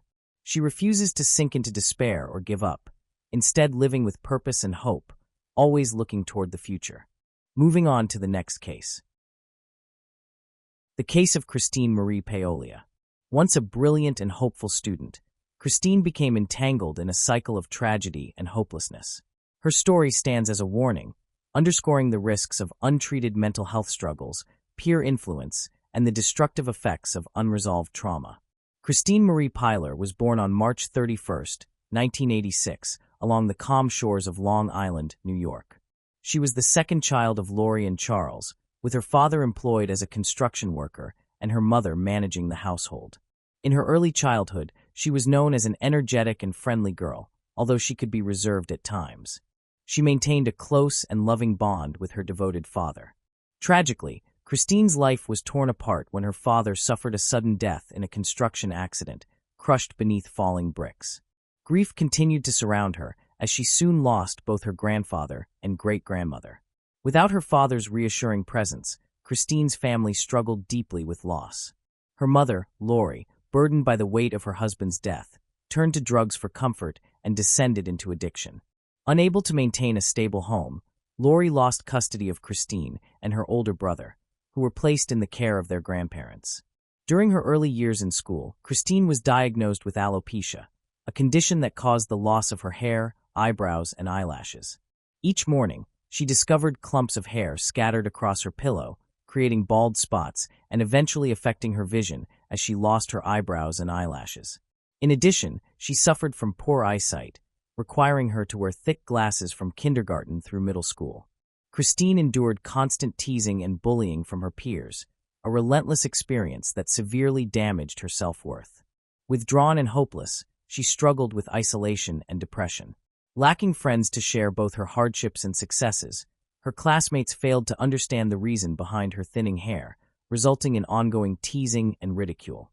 Despite her efforts to hide the loss with wigs, often described as bulky and similar to Halloween costumes, she found no relief from the mockery, which only deepened her suffering. Her drawn-on eyebrows also attracted attention, intensifying the ridicule she endured, even while wearing wigs. Her torment continued, worsening to the point that other children would boldly pull them off. Each morning filled her with dread, as Christine faced the uncertainty of which peer would cause her pain that day, further intensifying her misery and resentment towards school. After reconnecting with her mother, who had overcome her addiction and remarried, Christine and her family left Long Island and moved to Clear Lake City, Texas, a suburb of Houston. This new setting offered Christine and her siblings a chance for a fresh beginning. Living in a largely upper-middle-class neighborhood and enrolling at Clear Lake High School, Christine braced herself for the possibility of more bullying, but events unfolded differently. In an unexpected twist, Christine met Rachel Carudis and Tiffany Rowell, two popular girls who welcomed her warmly and offered their friendship. Seizing this chance, they took Christine under their guidance and sparked a remarkable transformation. With their support, Christine experienced a physical makeover, learning how to dress and apply makeup while obtaining more fashionable wigs. This external change reflected a deep internal transformation as Christine grew into a more confident, sociable, and satisfied person. With Rachel and Tiffany beside her, Christine easily integrated into the social world of her high school, where she was accepted and admired by her peers. Her renewed personality, filled with confidence and appeal, led to her being named Miss Irresistible in 2003, marking a meaningful milestone in her journey of self-discovery and personal development. Rachel and Tiffany embodied social elegance, skillfully balancing popularity while remaining genuinely kind and welcoming. Rachel, with her long hair and enchanting smile, radiated intelligence and charm, envisioning a future in the United States Air Force alongside her interest in art and childcare. Tiffany, known for her bright smile and endless generosity, dreamed of a career in social work, complemented by her abilities as an actress and her wide circle of friends, including her closest companion, Rachel. Although they were a year ahead of her in school, they embraced Christine as one of their own, nurturing a strong and meaningful friendship together. The trio delighted in laughter and closeness, with Christine finding such comfort in their presence that she began removing her wig, a sign of her newly found ease and joy, as noticed by her pleased mother during the summer of 2003. Rachel and Tiffany, both 18 years old, started a new phase of their lives by moving in together. Meanwhile, Christine, who was 17, remained in her senior year of high school and often visited the two of them. It was around this period that Christine entered into a relationship with Christopher Lee Snyder, a 21-year-old man. However, Christine's mother and stepfather, along with Rachel and Tiffany, strongly disapproved of the relationship. Their objections stemmed from Christopher's past involving drug addiction and a lengthy criminal history that included armed robbery. Despite repeated warnings from those close to her, Christine chose to continue seeing him, prompting them to voice their belief that she deserved someone better. Over time, Christine began following the same destructive path as her boyfriend. Giving in to the temptation of using various drugs alongside Christopher, Christine's mother would later characterize the relationship as toxic, stating that Christopher not only isolated her daughter from family and friends, but also allegedly subjected her to sexual assault. The couple's relationship was marked by extreme jealousy, resulting in frequent and intense arguments. One especially degrading incident took place when Christopher openly showed up at Christine's school and forcibly pulled off her wig, deliberately trying to humiliate her in front of other students. Struggling with deep insecurities and an overwhelming need for Christopher's attention, Christine became obsessively jealous whenever he interacted with other girls.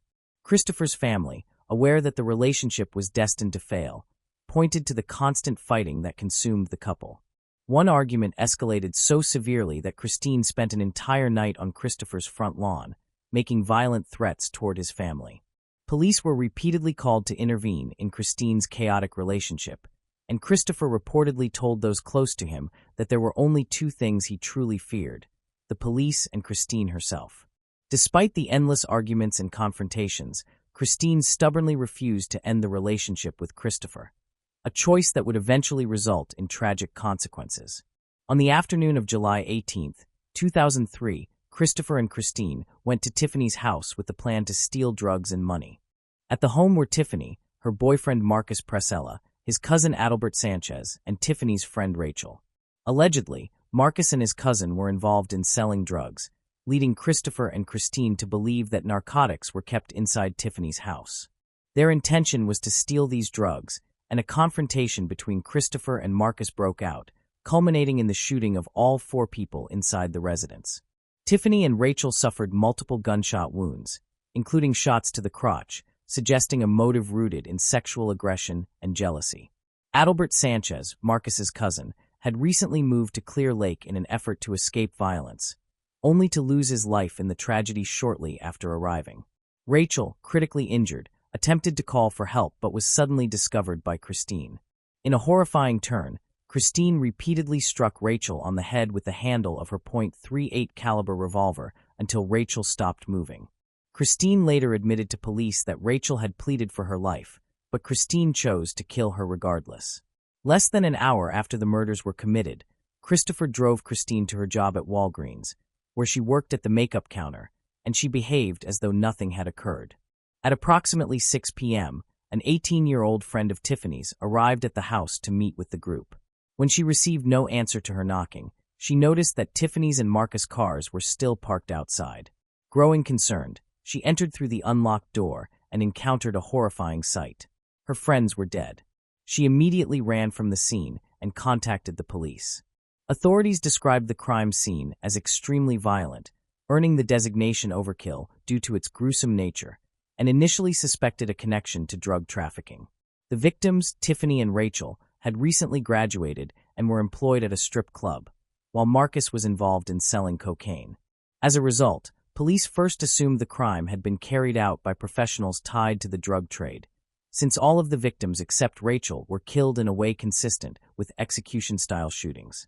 Following the murders, investigators began an inquiry, relying on suspect descriptions provided by neighbors who had seen individuals walking to and from the house.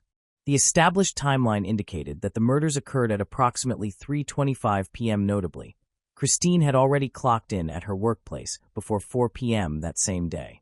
Although Christine appeared upset in front of her family when news of the murders surfaced, she reportedly did not attend the victim's funeral due to depression. Christine took a major step toward changing her life by admitting herself into rehabilitation to address her drug addiction. Around the same period, Christopher was arrested in Kentucky and jailed for unrelated car theft charges, which ultimately brought their relationship to an end.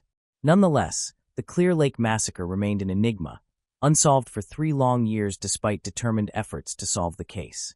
In 2004, Christine admitted herself into a rehabilitation facility in Gville, Texas, to overcome her substance abuse. While there, she met Stanley Justin Rott, and a romantic relationship developed between them. After completing their treatment programs in 2005, they married, pledging to remain drug-free together. They used the $360,000 trust fund left by Christine's biological father to begin their new life, investing in an apartment. Christine's family expressed concern about the marriage, particularly due to Stanley's history of allegedly exploiting women financially. Christine and Stanley made a deliberate effort to avoid drugs, but their happiness did not last long. As the second anniversary of the murders drew near in July 2005, renewed media attention on the case revived painful memories for Christine. Instead of grieving the loss of her friends, she became increasingly distressed by the released suspect sketches. This emotional strain led her to confide in Stanley about her involvement in the murders, prompting the couple to go into hiding in November 2005.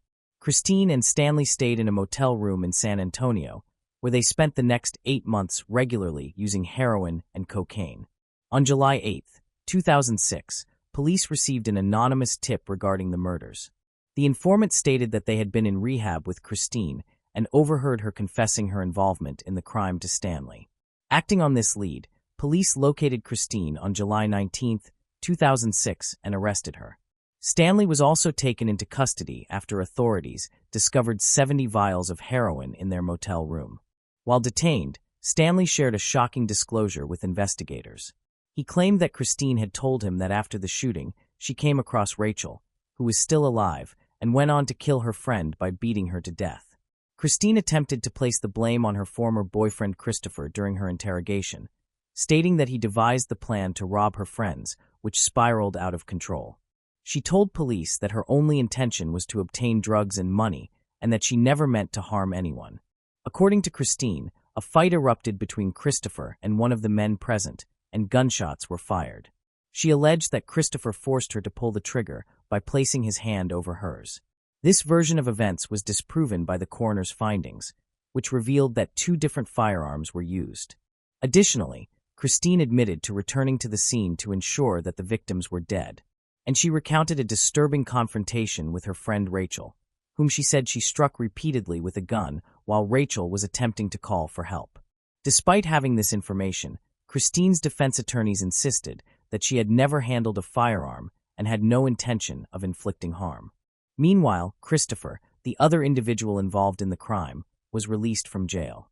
However, when police went to his home, they found that he had disappeared without a trace, even before officers arrived. Reportedly, he had learned about the warrant for his arrest and the impending capital charges against him. Christopher had seemingly relocated to South Carolina and begun dating a woman he met online. After discovering the arrest warrant, he allegedly returned with pills and soda from South Carolina. Tragically, his body was later discovered lifeless in a nearby wooded area, and medical examiners determined that the cause of death was a pill overdose. Inside a safe, police recovered 2 firearms that were later linked to the murders. Christine's husband, Stanley, informed authorities that she had admitted her involvement in the killings, and he agreed to testify against her. His testimony was later verified as truthful. Christine has never shown remorse for the murders, nor offered any explanation for her actions. However, psychiatrist Gail Saltz suggests that her behavior was driven by envy and jealousy toward her more popular friends. Christopher's sister, Brandy, agrees that jealousy was likely the motivating factor behind the murders, reflecting on Christine's behavior and stating, "I remember her being extremely jealous." There must have been some underlying jealousy between Christine and Rachel. Christine was convicted of 4 counts of capital murder on October 13, 2008. Despite being a juvenile offender at the time the crimes were committed, she was spared the death penalty and sentenced to life in prison. Although she filed several appeals challenging her sentence, all were denied. Christine is currently serving her sentence at the Christina Melton Crane Unit in Gatesville, Texas, and is eligible for parole in July 2046 at the age of 60. Christine's downward spiral resulted in devastating consequences, claiming innocent lives and leaving the community shocked and overwhelmed with grief. As the community struggled to cope with the tragedy, they came together to honor those who were lost too soon and to offer one another comfort and support amid overwhelming sorrow. The tragic conclusion of Christine's story stands as a powerful reminder of the critical importance of prioritizing mental health awareness and providing timely support and intervention to individuals dealing with trauma and mental health challenges. Moving on to the next case. The case of Daniel Craig Brophy. Daniel Craig Brophy was born on June 27, 1954, in Valley City, North Dakota, United States. More than 40 years ago, he started his career washing dishes in a kitchen in Kansas City. Over time, through passion and commitment, Daniel became a skilled chef and culinary instructor at the Oregon Culinary Institute in Portland, Oregon. He loved teaching and frequently organized field trips for his students to help them better understand where food comes from. Although he could sometimes seem gruff, Daniel's sense of humor made him well-liked by many, including his wife, Nancy Crampton Brophy. Nancy was born on June 16, 1950, in Wichita Falls, Texas, to parents who were lawyers. She grew up there and later graduated from the University of Houston. In the early 1990s, after moving to Oregon, she met Daniel while attending Le Cordon Bleu College of Culinary Arts in Portland, where he worked as an instructor. After taking a cooking class taught by Daniel, she began a catering business. Before that, she had worked in the insurance industry, but her greatest passion had always been writing. Daniel and Nancy appeared to share a happy and peaceful life together. They lived near Portland, where they raised chickens and maintained a large vegetable garden. Daniel's affection for Nancy was clear, especially in the classroom, where he lovingly referred to her as the manager. Nancy seemed to return those feelings, writing on her website that although their marriage had its ups and downs, the joyful moments outweighed the unhappy ones. However, their seemingly ideal life ended tragically on the morning of June 2, 2018. As usual, Daniel arrived at the Oregon Culinary Institute that morning, disarmed the alarm at 7:22 a.m., and began preparing ice and coffee for the students. While standing at the sink, he was suddenly attacked from behind. Later, students who arrived late found his body in the kitchen with 2 wounds caused by weapons. Daniel's death was ruled a homicide. Strangely, his wallet was untouched, with credit cards and cash still inside, suggesting that robbery was not the motive. In addition, Two 9mm shell casings were found near the crime scene, raising suspicion that the attack may have been planned in advance. At first, investigators believed Daniel might have been the victim of a disgruntled student. However, their attention soon turned to Nancy, his wife. Nancy stated that on the morning of the incident, she went home and spoke with Daniel for a while before he left for work. She said she then took the dog for a walk and showered. However, traffic cameras captured images of Nancy's gray minivan near the Oregon Culinary Institute at 6:39 a.m., just minutes before Daniel arrived there. Her vehicle was also recorded leaving the area during the time frame before police arrived. Further investigation revealed that 6 months before the murder, Nancy had purchased a kit for a homemade weapon but was unable to assemble it due to its complexity. She later researched and bought another weapon at a gun show in February 2018. Additionally, online records showed she went on eBay to buy extra slides and barrels, intended to change the distinctive markings the weapon leaves on bullets after firing. These discoveries led investigators to believe that Nancy may have deliberately planned and carried out the murder. In 2011, Nancy wrote a blog post titled "How to Murder Your Husband." In the post, she explained that as a writer who specialized in romantic thrillers, she often thought about murder and stressed the importance of getting away with it. The post listed 5 main motives for committing such crimes: financial problems, lying and cheating, infidelity, abuse, and professional motives, such as hiring a killer. Additionally, she described various methods of murder. Nancy ultimately concluded that anyone could be capable of committing such an act. The blog post left prosecutors astonished due to its relevance to the case. The case against Nancy was further strengthened when authorities discovered that she stood to receive approximately $1.4 million in life insurance payouts from Daniel's death. At the time, they were facing financial difficulties. In the fall before Daniel's death, they had withdrawn $35,000 from his retirement account to cover their mortgage and credit card debt. These details highlighted a potential financial motive driving Nancy to commit the crime, becoming a key element in the case against her. In April 2022, at the Multnomah County Courthouse, Nancy was charged with Daniel's murder and brought to trial. Although prosecutors were unable to use her blog post as evidence in court, they presented other critical pieces of evidence to support their case. The prosecution relied on circumstantial evidence, arguing that it pointed to Nancy as the killer. They contended that her false testimony about her whereabouts on the morning of the murder showed her account was unreliable. Regarding motive, they alleged that she killed her husband to claim the $1.4 million in life insurance policies and gain sole ownership of their $300,000 home. Furthermore, forensic evidence confirmed that Daniel died from 2 gunshot wounds, which matched the type of weapon Nancy had purchased. After the prosecution finished presenting their arguments, Nancy testified and claimed that she never intended to harm Daniel, much less kill him, especially since he had withdrawn a large sum of money from his pension fund to support their family. She stated that she had purchased the weapon with Daniel's consent and had given it to him for self-defense while foraging for mushrooms. Additionally, she claimed that the missing parts of the weapon, which were never found, were merely research materials for one of her novels.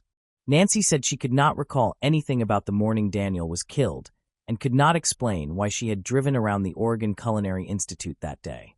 She suggested she may have stopped at Starbucks and then become absorbed in thoughts about her next book while driving in the area. However, the jury did not believe Nancy's account. After 8 hours of deliberation, they found her guilty of second-degree murder on May 25, 2022.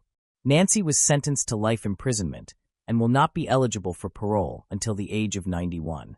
She is currently serving her sentence at the Coffee Creek Correctional Facility in Wilsonville, Oregon. Lisa Maxfield, one of Nancy's defense attorneys, stated that the defense team plans to appeal the conviction. Nathaniel Stillwater, Daniel's son from a previous marriage, intends to scatter his father's ashes near a mushroom patch as a way of returning him to the nature he loved so much. Daniel Craig Brophy's life is remembered for his passion for food, dedication to teaching, and love of nature. Starting from a humble position, he worked tirelessly to become a talented chef and a respected instructor, committed to passing on his knowledge to future generations of chefs. However, his promising life ended tragically at the hands of the wife he loved, profoundly impacting students, colleagues, and family members alike. Moving on to the next case. The case of Elizabeth Arellano. Elizabeth Paula Ariano was born on August 16, 1987, in Fort Worth, Texas, USA. She grew up alongside two close sisters, Alessandra and Giovanna. Her biological father left when Elizabeth was very young and never contacted or cared for her. Later, her mother, Juanita, remarried Fidel. He adopted Elizabeth and her sisters, raising them as his own children.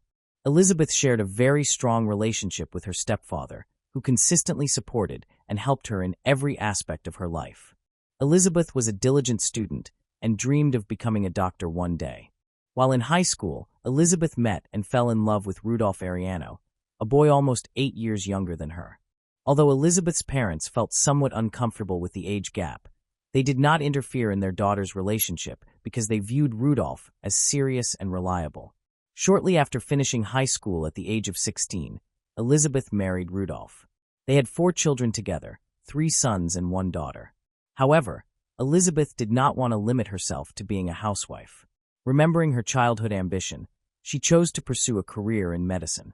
After completing medical school, Elizabeth worked as a paramedic and planned to continue her education to become a doctor. She was kind and raised in a Christian household. She regularly took her children to church and taught them to love and care for those around them. Her family and friends said that she was sensitive and always willing to help others. On the surface, her marriage to Rudolph appeared happy and stable. However, after 13 years of marriage, serious problems began to emerge in their relationship. In the past, Rudolph had been jealous and tried to control his wife in every way. Over time, his behavior became more and more unacceptable. In the spring of 2016, Elizabeth decided to leave the house with her children and move in with her parents after once again witnessing her husband's jealousy. Although Rudolph attempted to reconcile, Elizabeth was exhausted by his temper. She also did not want her children to witness the constant arguments between their parents. As a result, she courageously filed for divorce. Just a few days after Elizabeth left with her children and filed for divorce, she suddenly vanished under mysterious circumstances. According to friends and family, Elizabeth had previously appeared very cheerful. To relieve stress from family issues and the divorce proceedings, she decided to go out with her co-workers to a local club after work. On Friday night, April 15, 2016, Elizabeth, who was 28 years old at the time, went out with friends to a club. There, she danced and enjoyed herself, but did not consume alcohol because she had driven there and intended to drive herself home. After midnight, in the early morning hours of April 16th, Elizabeth drove back home. After parking her car, she called a friend who had gone out with her to let her know that she had arrived safely. However, after ending the call, Elizabeth mysteriously disappeared without entering the house. The following morning, Juanita, Elizabeth's mother, became very concerned when she realized that her daughter was not home. Although she knew that Elizabeth had planned to spend the evening with friends, her daughter should have returned long before. Elizabeth was not someone who stayed out without informing anyone, and her car was still parked outside the house, indicating that she had returned from the club. When Juanita approached the car, she noticed that it was unlocked. The keys were still in the ignition, and Elizabeth's wallet and cell phone were lying on the seat. Leaving her personal belongings in an unlocked car like that was completely out of character for her daughter, which led Juanita to believe that something terrible had happened. Without hesitation, she immediately contacted the police to report her daughter missing. The police believed that Elizabeth's disappearance could be solved quickly. They still hoped that she was alive because they found no blood or signs of a struggle in the car. However, the investigation turned out to be far more complex than expected. The first step was to carefully reconstruct Elizabeth's movements on the night of her disappearance in order to identify and question witnesses. Police interviewed Elizabeth's friends and co-workers who had seen her that evening. They confirmed the time she left and said that she had called afterward to say she had arrived home safely. Elizabeth's phone showed multiple calls and text messages from her ex-husband, Rudolph, that night, but she did not respond to them. When police questioned Rudolph, he stated that Elizabeth had promised to bring the children to his house that weekend. However, since she had not contacted him afterward, he assumed that she had changed her mind. There were still several unclear aspects regarding Rudolph's alibi. Rudolph stated that he had been at a local bar that night with a friend and then went home to sleep around midnight. Several people at the bar confirmed seeing him there, but no one knew for certain where he went after leaving. Rudolph claimed that he returned home. However, because he lived alone, no one could verify this. As a result, the police did not rule him out as a suspect. Notably, Rudolph did not appear distressed or concerned. Even though he and Elizabeth were in the process of divorcing after many years of marriage and raising children together, it was unusual that her disappearance seemed to have no emotional impact on him. A strange event occurred on the night Elizabeth disappeared. A fisherman contacted the police to report what he had seen. He said that at around 4:30 a.m., while fishing on a highway bridge, he observed a car stop. The driver removed a large object that appeared to be a person and threw it into the water. The object seemed to have something heavy attached to it. Because of the distance and darkness, the fisherman could not clearly see details or the license plate. Strong winds on the bridge also prevented him from hearing anything. Later, another witness was identified. This individual had been walking his dog beneath the bridge. He did not witness what happened on the bridge, but heard a horrific scream.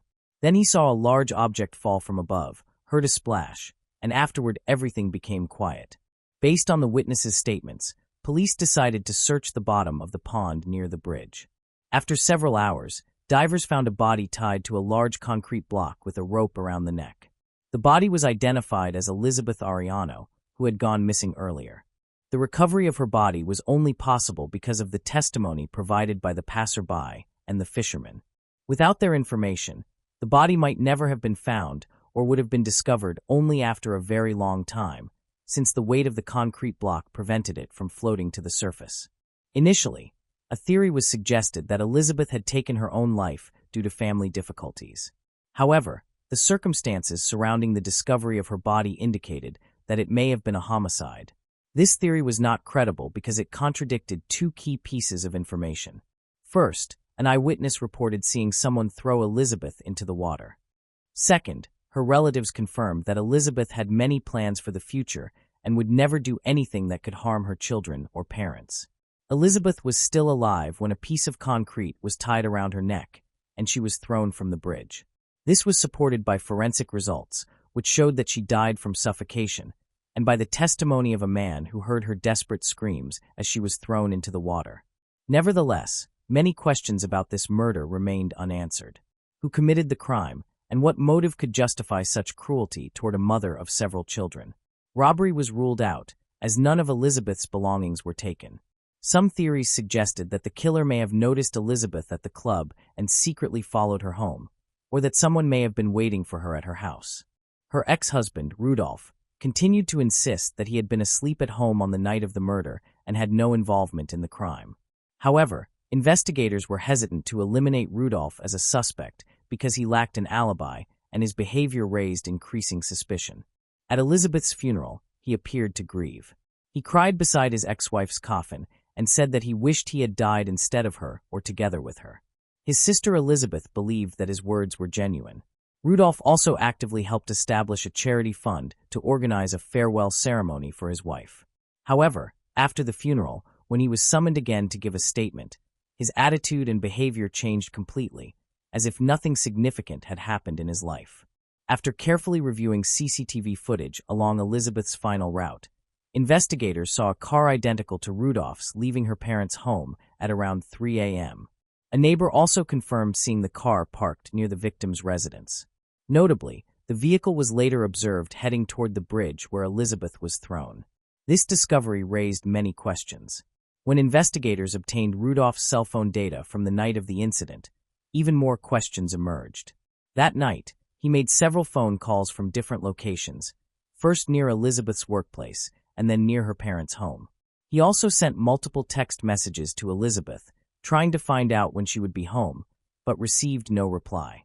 It appeared that he was following Elizabeth and chose to wait for her at her parents' house. Eventually, after enough evidence had been collected, the police arrested Rudolph as the main suspect and took him to the station for further questioning. A crucial witness in the case was Elizabeth and Rudolph's oldest son. When shown the rope that had been taken from around his mother's neck, he recognized it and said he had seen it and played with it in his father's backyard. He also recalled that there had been a piece of concrete in the yard before the fence was replaced. Similar pieces of concrete were later found in the trunk of Rudolph's car. The investigation showed that Rudolph had waited for Elizabeth at her parents' home and abducted her before she could enter the house. He forced her into the car, which already contained rope and concrete in the trunk. He then drove to the bridge to carry out the murder. Rudolph Ariano was arrested 10 days after his ex-wife's body was discovered in the lake. Despite the overwhelming evidence and witness statements against him, Rudolph denied any involvement and insisted that he had been at home on the night of the crime. For this horrific act, Rudolph faced the death penalty. Then, following the advice of his lawyer, he chose to confess and cooperate with the investigation in an effort to reduce his sentence. It was not until January 2019 that Rudolph formally pleaded guilty in court and described in detail the kidnapping and murder of his ex-wife, who was the mother of their 4 children. Juanita, who was present in court to hear the testimony, fainted. Alessandra and Giovanna, the victim's sisters, referred to their sister's killer as a monster. Rudolph admitted to the murder, but showed no remorse or guilt. He spoke coldly about his actions without apologizing or offering any explanation for his motives. The court sentenced Rudolph to life in prison without the possibility of parole. Elizabeth's family said the sentence was too lenient, but they chose to forgive Rudolph so that they would not live with hatred. At present, Elizabeth's parents and sisters are caring for and raising her children. Moving on to the next case. The case of Mary Catherine Higdon. Mary Catherine Higdon was born in 1994. Mary was a spirited and cheerful child who enjoyed making others laugh with her humor, impressions, and playful antics. She shared a special bond with her pet frog, which she often took on walks around town. Mary loved spending time outdoors, exploring nature, and admiring its beauty. She was also passionate about performing, frequently putting on shows for her family that highlighted her creativity and imagination. Her family recognized her great potential and believed she had a promising future ahead. As she matured, Mary developed a strong interest in firearms. She learned to handle guns responsibly and valued their power.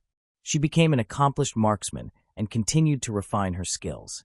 During her high school years, Mary met her partner, Stephen Freeman, who would become the love of her life. Stephen was born on January 1, 1995, in Griffin, Georgia, where he grew up with his parents and brother. He enjoyed a happy childhood, surrounded by a loving family and numerous friends who described him as laid-back, kind, and helpful. Stephen liked spending time outdoors and exploring nature. He was particularly close to his parents, but shared a special bond with his mother. When she graduated from college after returning to school, Stephen wrote her a heartfelt letter expressing his admiration for her accomplishment. In the letter, he praised her diligence and determination, saying he looked up to her every day and loved her more than words could convey. Stephen held deep respect and appreciation for his mother, evident in the way he spoke about her. After meeting in high school, Stephen and Mary Catherine developed a strong connection, united by their shared passion for outdoor activities such as hiking, camping, fishing, and hunting. Their mutual love of nature became the cornerstone of their close relationship. Following their high school graduation, the couple decided to move in together in Griffin, Georgia. Living together in their own space delighted Mary Catherine and Stephen. Moreover, Stephen's mother welcomed Mary Catherine into their family, treating her as a daughter. Every Sunday, the couple would visit Stephen's parents for a large family dinner, a tradition that strengthened their bonds and affirmed Mary Catherine's place within the family. Initially, Stephen's friends were cautious about his relationship with Mary Catherine, but as they got to know her, they grew to appreciate the positive impact she had on his life. They noticed how joyful and happy she made him, and they admired her enthusiasm for the outdoors. Stephen and Mary Catherine had different careers. Stephen worked as a metalworker, specializing in roof repairs. Mary Catherine, in contrast, held 2 part-time jobs. She worked as a teacher's assistant at St. George's Episcopal School, a preschool in Milner, Georgia. In addition, she was employed at a sporting goods store where she sold firearms. Interestingly, one of Stephen's close friends, Thomas Skinner, also worked alongside Mary Catherine at the sporting goods store. Mary Catherine acquired knowledge of basic gun safety through her job, learning how to properly hold, load, and fire a gun. Likewise, Stephen had a strong interest in firearms and owned several shotguns and rifles for hunting and target practice. He also kept a Glock 42 handgun at home for self-defense. After 5 years together, Mary Catherine and Stephen were still living in their Griffin apartment by the summer of 2018. However, Their relationship ended tragically on August 1st when Mary Catherine made a distressing 911 call, marking the collapse of their high school romance.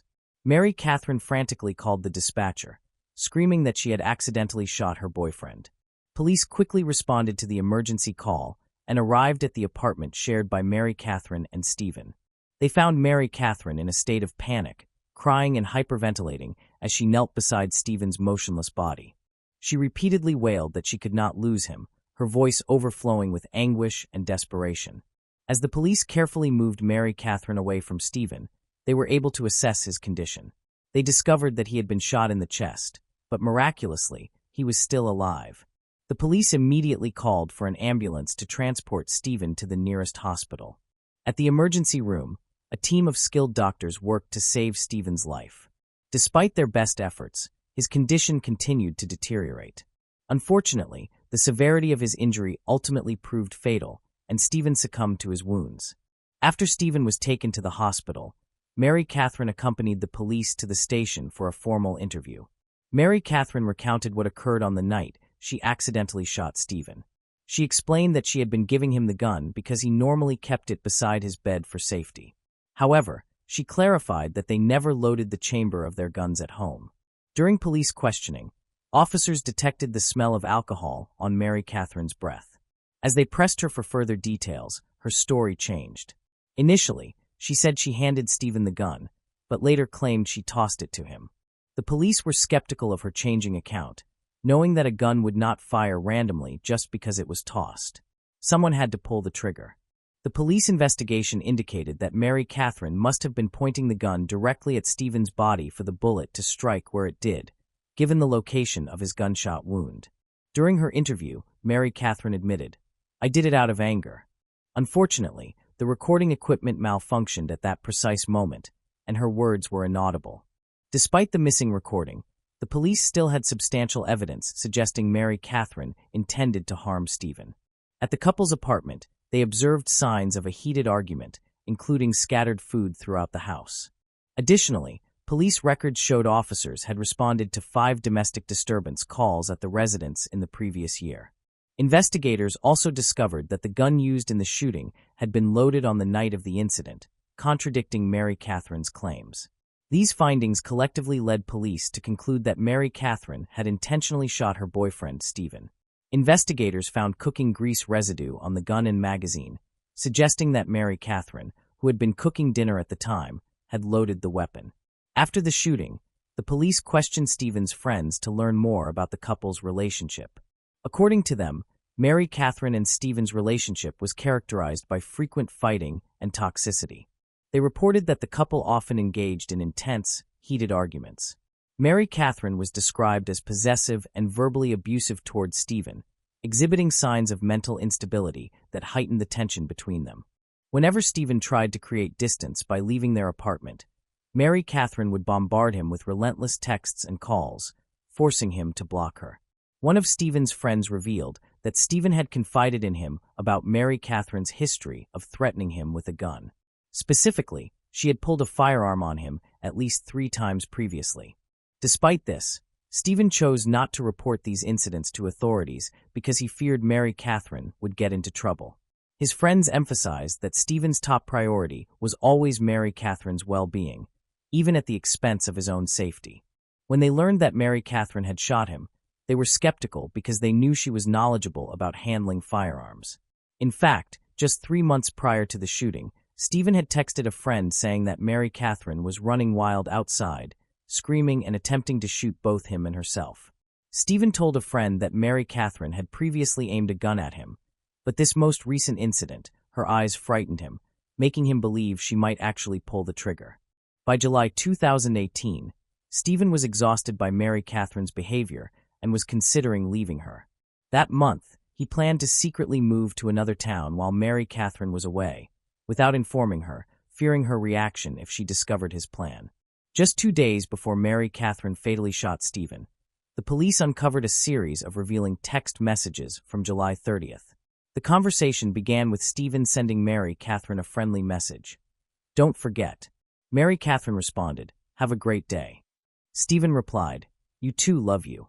However, On the night of July 31st, Stephen ignored Mary Catherine's texts and calls as they were in the midst of an argument and instead spent the evening at a friend's house. On the night of August 1st, Mary Catherine was at home preparing dinner when she realized Stephen was not there. She contacted Stephen's mother, who informed her that he was with his friend. Feeling angry and betrayed, Mary Catherine drove to his friend's house, determined to confront Stephen. When she arrived, she saw Stephen sitting in the passenger seat of his friend's truck. Mary Catherine pulled up alongside and began yelling at Stephen, who attempted to calm her down, promising to return home soon. Although Stephen's friends alleged that Mary Catherine had pointed a gun at him on multiple occasions, Mary Catherine strongly denied these claims. She insisted that she had never aimed a gun at Stephen. However, she admitted to having threatened to harm herself with a gun on several occasions. In a later interview, Stephen's mother shared her perspective, believing that one of the main reasons Stephen stayed with Mary Catherine for so long was because she frequently threatened to hurt herself. Stephen feared that Mary Catherine might act on her threats if he chose to leave her. However, on the night of the incident that led to Stephen being shot, Mary Catherine claimed that Stephen became aggressive and violent. According to her, he threw the dinner she had prepared into her face. Mary Catherine stated that she only picked up the gun to defend herself and to frighten Stephen away. She wanted him to leave the apartment, but Stephen allegedly lunged at her, which scared her. As she backed away, the next moment she realized that Stephen was bleeding from the chest. At the time of the shooting, Mary Catherine did not disclose her version of events to the police because she was embarrassed to admit that Stephen had a history of violence toward her. She claimed that he had hit her in the past and was controlling. She recalled an incident in which Stephen kicked her out of bed with such force that she struck her head on the door frame. However, Stephen's friends offered a different view of the relationship. They claimed to have witnessed Mary Catherine acting physically aggressive toward Stephen, stating that she had slapped him hard in the face. Mary Catherine's sister contradicted her account, revealing that she had seen bruises on Mary Catherine's arm 2 weeks prior to Stephen's death. When questioned, Mary Catherine confided to her sister that Stephen had grabbed her, causing the injuries. After investigating Stephen's death as a homicide, authorities charged Mary Catherine with murder, aggravated assault, and firearm possession during a felony. The prosecution offered her a plea deal, proposing a life sentence with possible parole if she pleaded guilty. Mary Catherine declined the offer, choosing to stand trial and assert her innocence. During the trial, she maintained that she shot Stephen in self-defense, denying all charges against her. The trial, which began on June 17, 2019, nearly a year after Stephen's death, revealed the turbulent nature of Mary Catherine and Stephen's relationship. Mary Catherine's attorneys argued that she acted out of genuine fear, citing Stephen's history of violence and abuse. Mary Catherine testified that she had been the victim of Stephen's controlling, manipulative, and dangerous behavior, which included physical, mental, emotional, verbal, and sexual abuse. She described being hit, humiliated, and degraded by Stephen on multiple occasions and recounted specific instances where he had physically struck her and verbally abused her. Mary Catherine explained that Stephen's continual threats and abusive behavior left her feeling trapped, fearful for her life, and constantly walking on eggshells to avoid provoking his anger. She submitted evidence in the form of text messages, including one in which Stephen threatened to punish her, which she interpreted as a threat of physical harm. Another message showed Stephen explicitly warning that he would hit her back twice as hard if she defended herself. Mary Catherine's defense team also presented texts supporting her claims of sexual assault, including one in which Stephen referenced his red room, which she described as a space where they engaged in violent and aggressive intercourse. Mary Catherine testified that Stephen sexually assaulted her on 2 occasions, including one instance after they returned from a vacation near Disney World, where he allegedly ignored her pleas to stop and intensified his efforts instead. The defense introduced over 60 pages of text messages from Stephen, highlighting his pattern of verbal abuse and threatening behavior toward Mary Catherine. These messages included disturbing images and captions, such as one showing Stephen holding a dead fish with the caption, "This is you." Another message contained violent threats toward Mary Catherine after she cheated on him, in which he wrote, "I'm going to wreck you for wrecking me." The defense further argued that Stephen's drug and alcohol addiction contributed to his violent outbursts. Mary Catherine maintained that she was the one who ended the relationship and that her actions on the night she shot him were driven by her desperation to escape the abuse. Mary Catherine stated that Stephen had reacted violently to certain news and had threatened to attack her, prompting her to defend herself by grabbing a gun. She said the last thing she told him before shooting was to leave her house. However, Stephen's friends and family disputed her allegations, portraying Stephen as a kind and caring person. Stephen's mother said she was unaware of any threatening messages he had sent Mary Catherine and did not condone such behavior. While she acknowledged that Stephen may have said some angry things, she believed he did not truly intend them. In court, the prosecution questioned Mary Catherine about her narrative, emphasizing that she had never reported any alleged abuse by Stephen. They also presented evidence showing that Mary Catherine had searched for violent and explicit content online just hours before the shooting, which she claimed was to find ways to please Stephen. The prosecution argued that Mary Catherine had changed her story about the shooting multiple times and cited a text from Stephen suggesting she had previously pointed a gun at him. Additionally, Stephen's friends testified that they had witnessed Mary Catherine behaving violently toward him. After 4 hours of deliberation, the jury found Mary Catherine not guilty of murder, assault, and other charges. The verdict shocked Stephen's loved ones, who felt that justice had not been served. Later, the jurors revealed that they believed Mary Catherine had intentionally killed Stephen, but there was insufficient evidence to prove it beyond a reasonable doubt.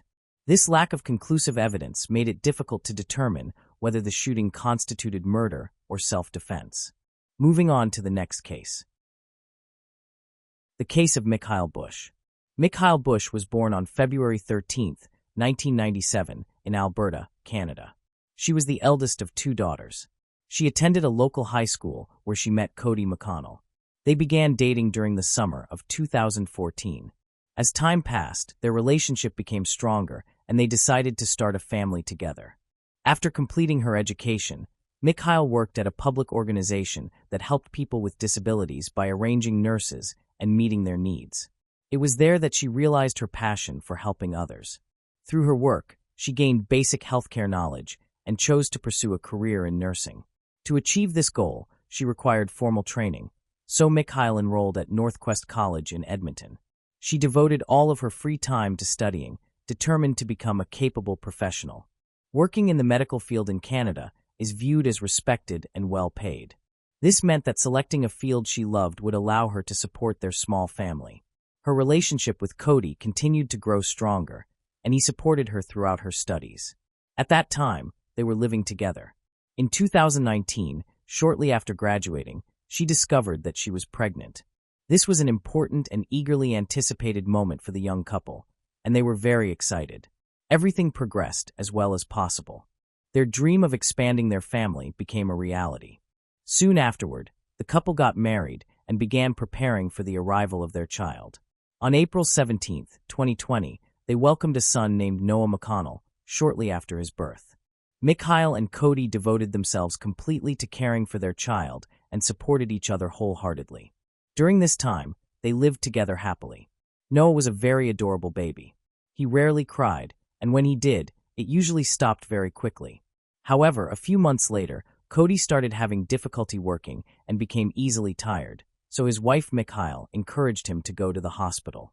After undergoing medical examinations, Cody was diagnosed with multiple sclerosis. As a result, he lost his job. Cody remained on sick leave for a long period, but throughout this time, they continually supported and understood one another. The couple did everything they could to maintain their happiness. After some time passed, Cody was able to return to work. He was employed installing turboprop engines, a role that required frequent business trips to various cities. This sudden change in lifestyle naturally affected the family. At that point, Mikhail was a housewife, caring for her child without a steady job. To avoid being separated for extended periods, they decided to purchase a mobile home. Life on the road was difficult, but the family stayed together. By August 2020, their situation had undergone significant positive changes. Cody secured a higher-paying job, which allowed him to spend more time at home. The couple traveled frequently to different places, but they also had the opportunity to rent an apartment in Hinton, Alberta. This small town is located 3 hours west of Edmonton, near Jasper National Park. The move, which meant they no longer had to live on the road, marked a long-awaited change in their family life. In early September, the couple and their child moved into their new home. The apartment was much more spacious than their previous residence and was certainly larger than the small trailer they had been living in.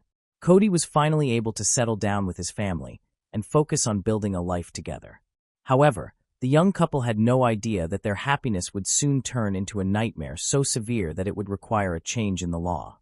On September 16, 2021, in Canada, the day began like any other normal morning for the family. Cody took his child out for a walk, and they spent money on entertainment, something they had not been able to afford previously. Since their lives had improved, Cody was now able to spend more time with his 16-month-old son. Cody then left for work as usual, leaving his wife at home. His shift ended around 5 or 6 p.m., and he returned home, looking forward to spending more time with his son. However, when he arrived, the apartment was silent. The child did not respond when his name was called or make the usual sounds. The quiet was disturbing. After checking every room, Cody realized that his family was not home, which was unusual. Cody believed that his wife might have gone to the store with the baby for a short time. But after taking a closer look, he realized this was unlikely because the stroller was still inside the apartment, neatly folded and unused. Without the stroller, they would not have gone for a walk, and his wife's car was still parked outside, which increased his concern. Cody ran through the apartment shouting, but the silence made him uneasy. In the kitchen, he noticed another troubling sign. His wife had begun preparing dinner, but had suddenly stopped. The groceries were still on the table, some chopped and some untouched. It appeared that something had interrupted her, which made Cody extremely anxious. He tried calling his wife, but he could not reach her. With no response and his worry growing, he decided to take action. Even though he did not want to believe that anything bad had occurred, he hoped they had simply gone to a nearby park or plaza and lost track of time. Desperate to find her, he left immediately. As his anxiety increased, he searched alleys and parks, but found no sign of his wife and son. After checking the area around the apartment complex multiple times, he contacted friends and family, hoping she was with someone he knew. However, no one had heard from or seen her all day. Around 7 p.m., in desperation, Cody called the police to report his wife and son missing. Cody also called a friend named Jarrett, who came to the apartment to help. Together, they began searching the neighborhood, still hoping to find Mikhail and his son without involving the police further. They checked the apartment again and walked around the entire apartment complex several times. Unable to calm themselves, they started going door to door, knocking and asking neighbors if they had seen or heard anything. When the police arrived, Cody and Jarrett were still searching, and officers had to calm them down. Because Cody and Jarrett were not professionals, their efforts could interfere with or destroy important evidence. As a result, the police instructed them to stop searching. The police thoroughly searched the apartment, the surrounding residential area, and nearby squares and parks, but like Cody, they found nothing. Cody's next-door neighbor, Robert, told police that he had seen an unknown man running out of Cody's apartment that day. Although he could not give additional details, the neighbor's statement raised suspicion. Because of this, police decided to speak with the apartment manager to obtain access to surveillance camera footage. They wanted to determine when and why Mikhail and the child disappeared, and whether she had run away or been kidnapped. There was speculation that a lover could have been involved, but Cody strongly denied this. He stated that he had a happy family. At first, police found no evidence of forced entry, a struggle, or blood inside the apartment. Police also considered the possibility that a kidnapper was involved. However, how could the perpetrator have entered without leaving any signs of forced entry? It was likely someone Mikhail knew and trusted enough to open the door for. When police reviewed the surveillance footage, they found no proof supporting the neighbor's claim that a stranger had entered Mikhail's apartment. Instead of capturing a mysterious intruder, the footage showed the neighbor removing a bag from her apartment and throwing it into the apartment complex's trash bin. Mikhail and her son did not appear in the surveillance footage, which raised suspicions about the neighbor's possible involvement in the disappearance. Meanwhile, Cody and Jarrett waited anxiously for news near the home, eventually staying at another neighbor's apartment. Cody was expecting his wife and child to return. At 2 a.m., while staying at the apartment, the police knocked on the door. However, they did not bring good news for Cody. Instead, they asked him to move to a hotel while the investigation continued. The police stated that waiting there was pointless. They needed to conduct a more thorough examination of the apartment and the surrounding area. In reality, the police had not arrived by chance. They did not want to tell Cody that his child had been found dead because they still needed to confirm the primary suspect. The following morning, Cody, who had not slept all night, went to the police station for questioning after leaving his home. The police asked him routine questions to reconstruct the events of the previous day. However, many of the questions confused him, making him suspect that something was wrong. The police then revealed that Noah's body had been found in a trash can inside the residence. Noah had been strangled with a man's sock in his mouth and a plastic bag placed over his head. Some of Mikhail's belongings were discovered, but her body was not found. Any chance for his wife and child to return home safely was gone. After receiving the news from the police, he was horrified and overwhelmed with pain by the tragic death of his child. During the night, Cody was asked to leave the apartment because the police did not want to attract attention to the arrest of the neighbor who lived next door. The police, doubtful of the neighbor Robert's account, visited him again and requested to search his apartment, where they discovered a body in the bathroom. She was small and lying face down, but the most horrifying detail was that her entire body had been cut into pieces. Experts found evidence of sexual violence that had been committed after her death. The McConnells had only moved into the complex a few weeks earlier. They had barely had time to get to know the neighbors. As for Robert, they had hardly seen him at all. Cody believed they had a quiet, unremarkable neighbor who preferred not to draw attention to himself. Robert kept his distance from everyone. It was now clear that the most dangerous person had been living among them, unnoticed by anyone. What the neighbors did not know was that Robert had previously been arrested on suspicion of murder and child abuse. During a background check, police discovered that Robert had a criminal record with 24 convictions, including 2 for sexual violence. He was first charged with a felony for assaulting a girl in the early 2000s. It remains unclear whether he ever served prison time for that crime. Then, in 2012, Robert was charged with a brutal sexual offense. He pretended to be a nanny to gain a couple's trust, and when he took their child, he raped the child instead of going for a walk in the park. He is suspected of involvement in other similar incidents. Robert was arrested and convicted for that crime, but he served only 3 years. While incarcerated, he took part in a specialized rehabilitation program for sex offenders, received psychological counseling, and attended church on a regular basis. Robert was released from prison after psychiatrists concluded that he was prepared to re-enter society. However, this evaluation later proved to be wrong. Only a few years after his release, he expressed an urge to harm innocent people. Police reviewed his prison test results and determined that he had not been rehabilitated. Instead, he showed a preference for attacking children and young women for excitement. Because there was no legal justification to hold him any longer, Edmonton police could only warn that Robert was dangerous and likely to harm someone again. This man was clearly a threat to women, and especially to young children. To protect society from potential sexual offenders, numerous restrictions were imposed on him. Specifically, he was forbidden from being around children and women and was not allowed to live near schools or parks. Robert was also placed under a curfew and could only leave Edmonton with official approval from his supervising police officer. After his release, he strictly complied with these rules for many years. He was under monitoring, so he did not appear in crime reports. However, over time it became evident that he had been waiting for an opportunity to commit another crime. Under Canadian law, a convicted sex offender can be removed from the Dangerous Offender Registry if they have not been involved in similar incidents for 1 year. In June 2020, this occurred for one such offender. Despite his extensive criminal background, a court ruling removed the rapist from police supervision. This allowed him to move to a new residential area, something that had previously been prohibited. Now he was unsupervised and unmonitored. The public reacted with outrage to the tragic circumstances. By lifting the restrictions on the offender, the police placed women and children in the area at risk.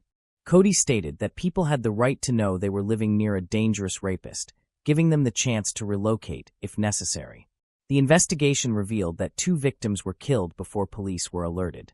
It was discovered that Robert and the victims were simply neighbors in a senior housing complex. They did not know one another or communicate. During questioning, Robert openly confessed to these motives. As before, he informed police staff. He struggled with urges to kill and physically abuse at the same time. He admitted that he was a sick individual who needed prayers and confessed that he took pleasure in the process. Robert believed that he needed to be isolated from society. Otherwise, he feared he would repeat his actions. Cody, who had just lost his entire family, was visited by his brothers, friends, co-workers, neighbors, and concerned citizens who came to offer their condolences. It was believed that if there had not been a failure in the system, police would have continued monitoring this dangerous criminal and Mikhail would still be alive. Cody attended every court hearing wearing his wife's wedding ring around his neck and holding a blue blanket. Deeply grief-stricken, he was determined to stand up for his rights. Even through tears, he insisted that ordinary citizens should be informed about potentially dangerous criminals living nearby. Until recently, average Canadians did not have access to databases listing dangerous offenders. Wanting to protect other families, Cody McConnell launched a campaign to change existing laws. The effort was named Noah's Law in honor of his young son. Robert pleaded guilty to all charges and described the events of that day in court. He stated that after Cody left for work, Cody's wife and son went for a walk in a nearby park. When they returned home, they encountered the apartment manager. The manager told Mikhail that Cody had made a mess in the hallway the previous day and asked that it be cleaned. Indeed, Cody had made a mess the day before, leaving a mark behind. Mikhail apologized for the mess and said she would clean it up, planning to do so later. At that moment, Robert overheard the exchange and viewed it as the ideal opportunity to act. Mikhail went into the apartment with the child, fed Noah, and planned to put him to bed. While the child was playing, Mikhail started cooking dinner and called her friend. During the phone call, there was a knock at the door. The friend later testified that she heard the knock, although it was faint because of the distance. Robert offered to help clean up since she was busy caring for the child. The woman thanked him for the help and agreed. Her conversation with her friend then ended. After finishing the cleanup, Robert found a reason to enter Mikhail's apartment. Once he gained access to her home, Robert suddenly attacked her, strangling her with his hands for about 10 minutes. Even then, Mikhail still showed signs of life, so Robert took an electrical cord from an appliance and wrapped it around her neck until she stopped breathing. He raped her and then quietly dragged her to his apartment through the hallway, placing her in the bathroom. Robert then took a knife and inflicted injuries on her body, even removing some of her organs. The police were unable to locate these organs during the investigation, and they were not found in the trash cans like Noah. Meanwhile, the child was still alive inside the apartment. However, Robert viewed the child as a threat, so he decided to eliminate the child as well. He took the child to his apartment and attempted to gag him with a sock. He then suffocated the child by putting a plastic bag over his head. After that, he placed the body into a trash bag and threw it into a dumpster. During the trial, Robert's behavior was inconsistent. He insisted that he was not a bad person and blamed mental health problems. However, he also admitted that he needed to be separated from society. The idea emerged that criminals should never be removed from the database if they present an increased threat. There should be increased police surveillance with no time limits. It was also suggested that residents in surrounding areas should be informed if a potentially dangerous person is living nearby. Cody stated that he would never move his family into the same apartment complex as someone like Robert. At present, the spread of requests and proposals aimed at protecting the rights of all residents across the country continues. This issue resonates and keeps gaining momentum. During the trial, Robert Keith Major, 55, was sentenced to life imprisonment with no possibility of parole for 25 years. Moving on to the next case. The case of Milica Van Doorn. Milica grew up in an ordinary family with her parents and two sisters in Zaanstad, a city located in North Holland, the Netherlands. She was a well-mannered child who avoided trouble and was friendly toward everyone. Having recently graduated from high school with a positive reputation, she was anticipating a promising future. However, her life changed dramatically one summer evening. That night altered everything for Milica, and her story became a nationwide sensation. On the evening of Sunday, June 7, 1992, Milica attended a friend's birthday party that took place in an apartment within a local building. At that time, the building appeared almost the same as it does today, except the surrounding trees were taller. Milica left the birthday party early to catch the last bus home, but when she arrived at the bus stop, she realized she had missed it by 30 minutes. Unknown to her, The bus schedule had been changed because of the Pentecost holiday.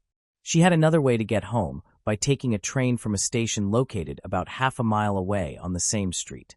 However, she never returned home. The following morning, the pastor of St. Joseph's Church, which is located near the train station, made a disturbing discovery during his morning walk. He found a body floating in a pond next to the church and immediately contacted the police at 8:54 a.m. Within minutes, detectives arrived at the scene, and the tragic news was soon delivered to the Van Dorn family, leaving them shocked and grieving. Milica's body was recovered from the water and showed clear signs of a violent crime. There were injuries to her neck, face, and body, including multiple stab wounds. She was also found partially unclothed. In an effort to hide the crime, the perpetrator had covered her body with reeds, but this attempt failed and led to its discovery. The news of Milica's tragic death was devastating for her family, who had imagined a bright future for her. The autopsy revealed some details about the crime.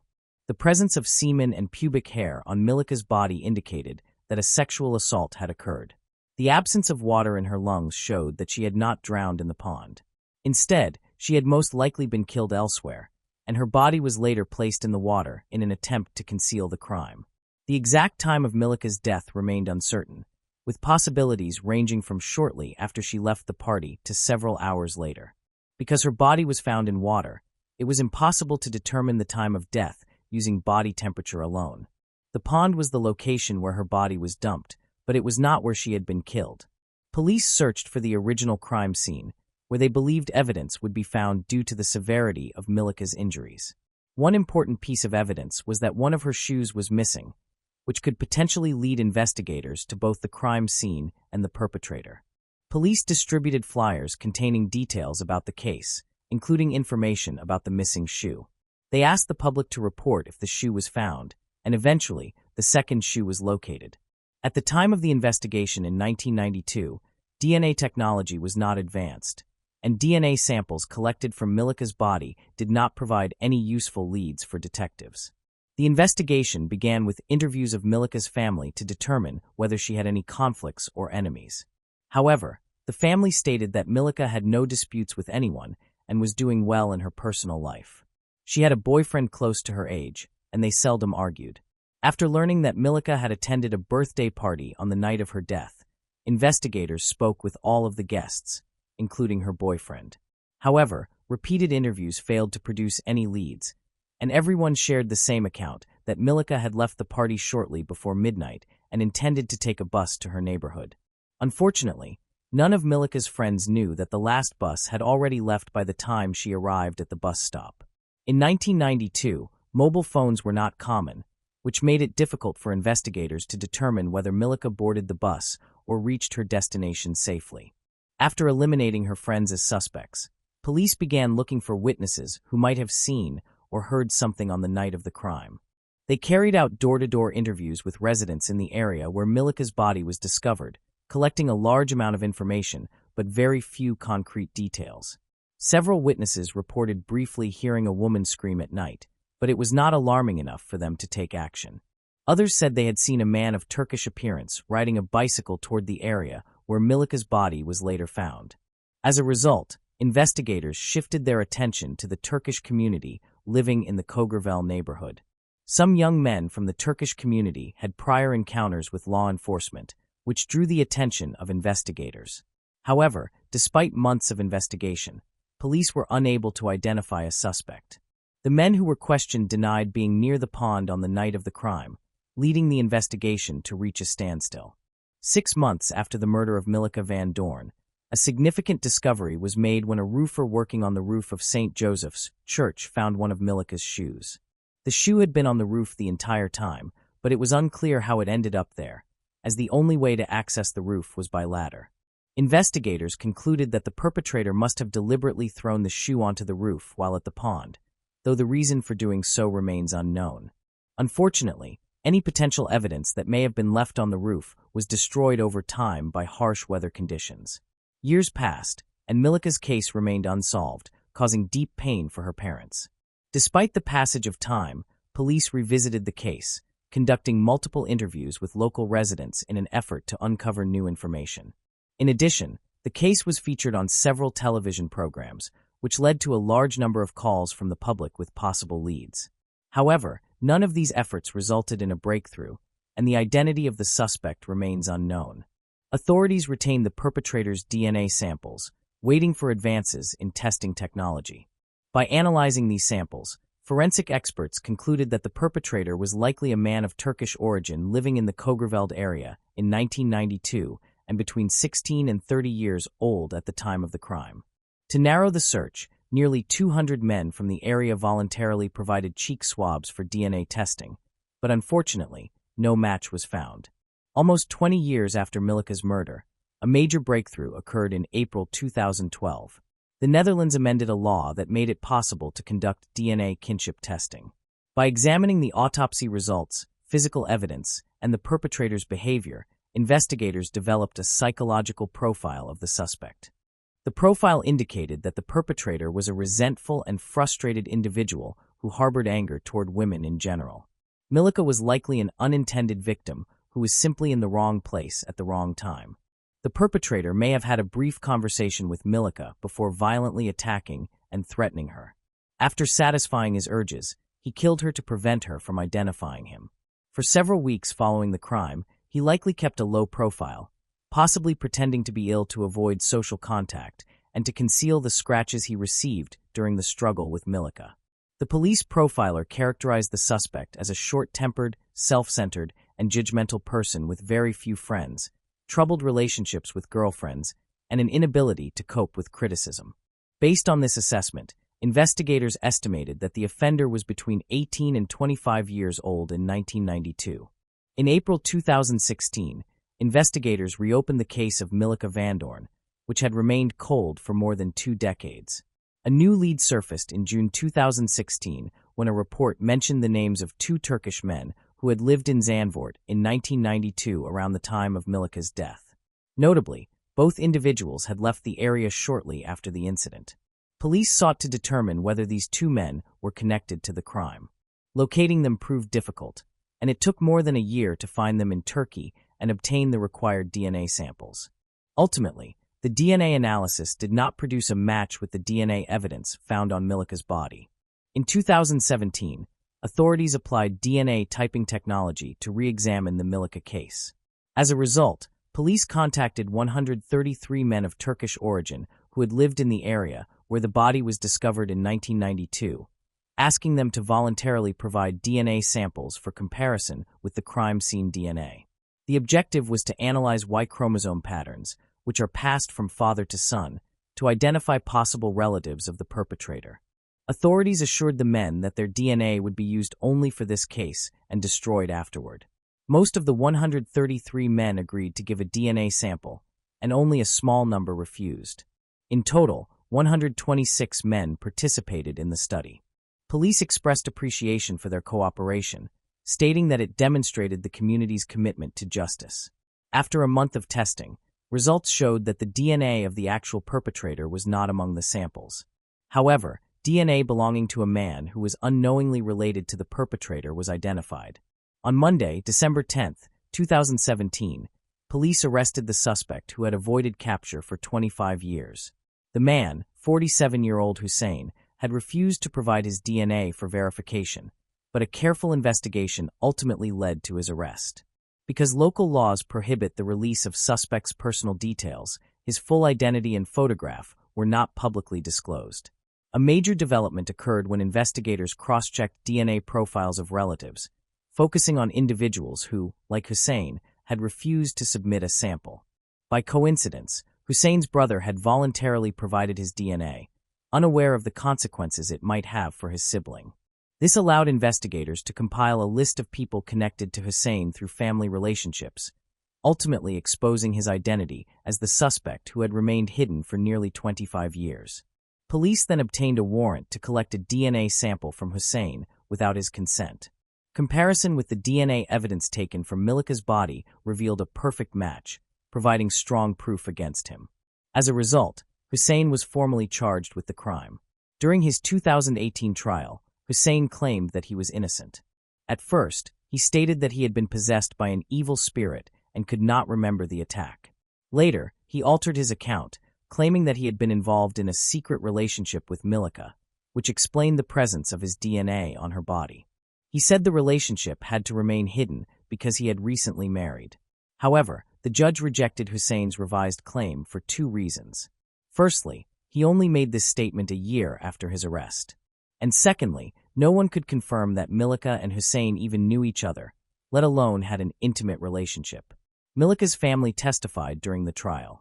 Her sister directly addressed the suspect, saying that he had remained silent for years, had refused to cooperate with police when asked to provide a DNA sample, and had continued to live freely in the neighborhood.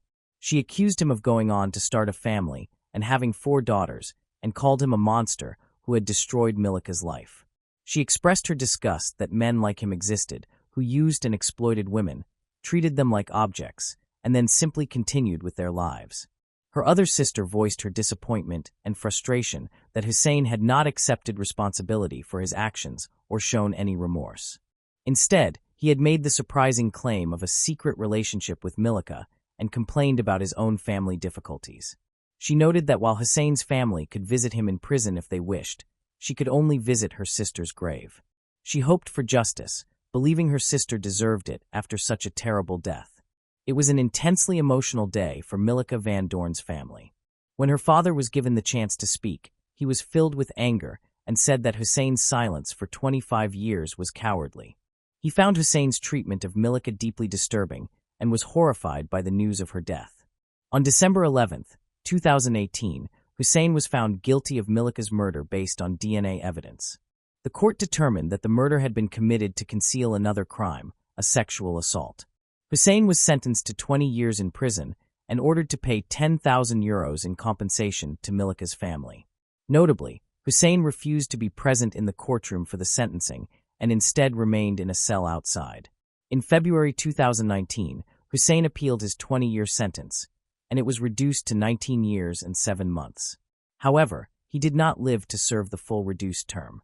Hussein was found dead on June 13, 2022. According to his lawyer, he died shortly after exercising despite receiving emergency medical treatment. All attempts to revive him were unsuccessful. Moving on to the next case. Case of Rachel Keeley. Rachel was the eldest of 4 children born to John and Rose Keeley. The family included 3 girls and 1 boy, and they were members of the Jehovah's Witness community. They lived in the Inishmore housing estate, situated near the entrance to the regional park. Rachel was deeply involved in her local congregation and committed to her faith. After finishing her education at Ballin College Community School, she chose a career as a beautician. This was a deliberate decision, as it would give her more time to participate in missionary work with the local Jehovah's Witness community. In the summer of 2000, Rachel traveled with one of her sisters to work as an au pair, but she returned home shortly afterward.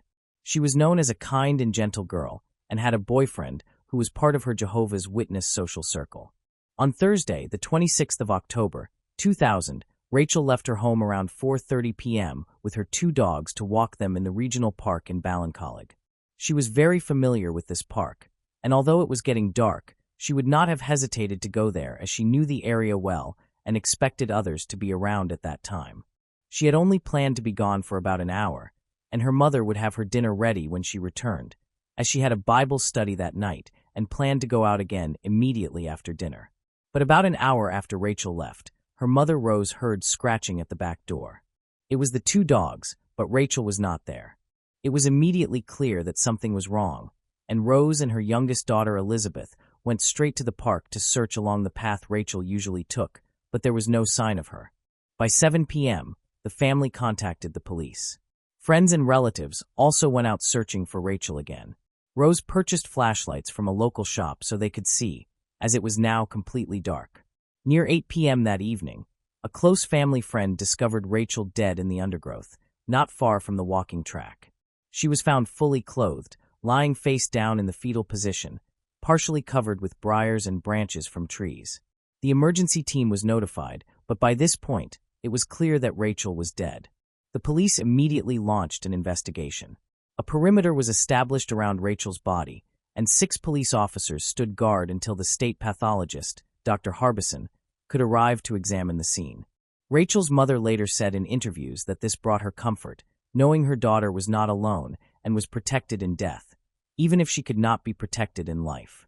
When Dr. Harbison arrived, he spent 3 hours examining the scene. Door-to-door inquiries began immediately at houses nearest the park. Rachel had last been seen in the park at 5:15 p.m. She was later buried at St. Oliver's Cemetery in Mahone County, Cork, on the 28th of October.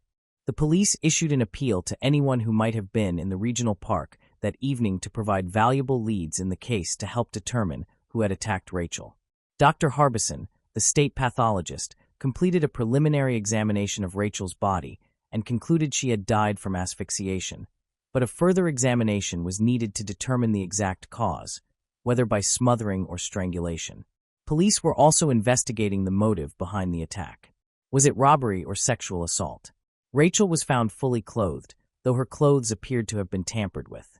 Police politely questioned known sex offenders and local residents, and also sought to speak with an elderly man and some teenage girls who had been seen in the area at the time of the killing. CCTV footage from the area was also obtained from local businesses, and by the 4th of November, it was reported in the local paper that police were seeking to collect DNA samples to compare with those found on Rachel's clothing and under her nails. More than 1,000 males from the area provided samples, but the police did not disclose the type of material containing DNA that had been collected from Rachel. On Friday, the 10th of November, 2000, news emerged that someone had been arrested for questioning in connection with Rachel's death. The individual was a 16-year-old male who was brought to the Garda station in Cork and questioned that evening. The teenager appeared before a special sitting of the Cork District Court and was charged with the murder and rape of Rachel. He could not be named due to being a minor, but it was reported that he was from the Ballincollig area. He was remanded at St. Patrick's Juvenile Centre in Dublin. The trial commenced on May 1, 2000, at the Central Criminal Court in Dublin. Rose Keeley, Rachel's mother, was the first to testify. She described how the dogs had returned home an hour after Rachel had left to walk them. She said that she and her youngest daughter, Elizabeth, went to search the park for Rachel around 6 p.m. and called out for her. Elizabeth testified that she thought she had heard a scream while they continued their search. They encountered the defendant and greeted him. They recognized him as he was a neighbor living around the corner from their house. Rose mentioned that she had considered asking him if he had seen Rachel but decided against it, fearing she might appear paranoid. 4 boys who had seen the accused on the evening of Rachel's death were also called to testify. They stated that he behaved normally and that they had been watching TV at a friend's house around 6:30 p.m.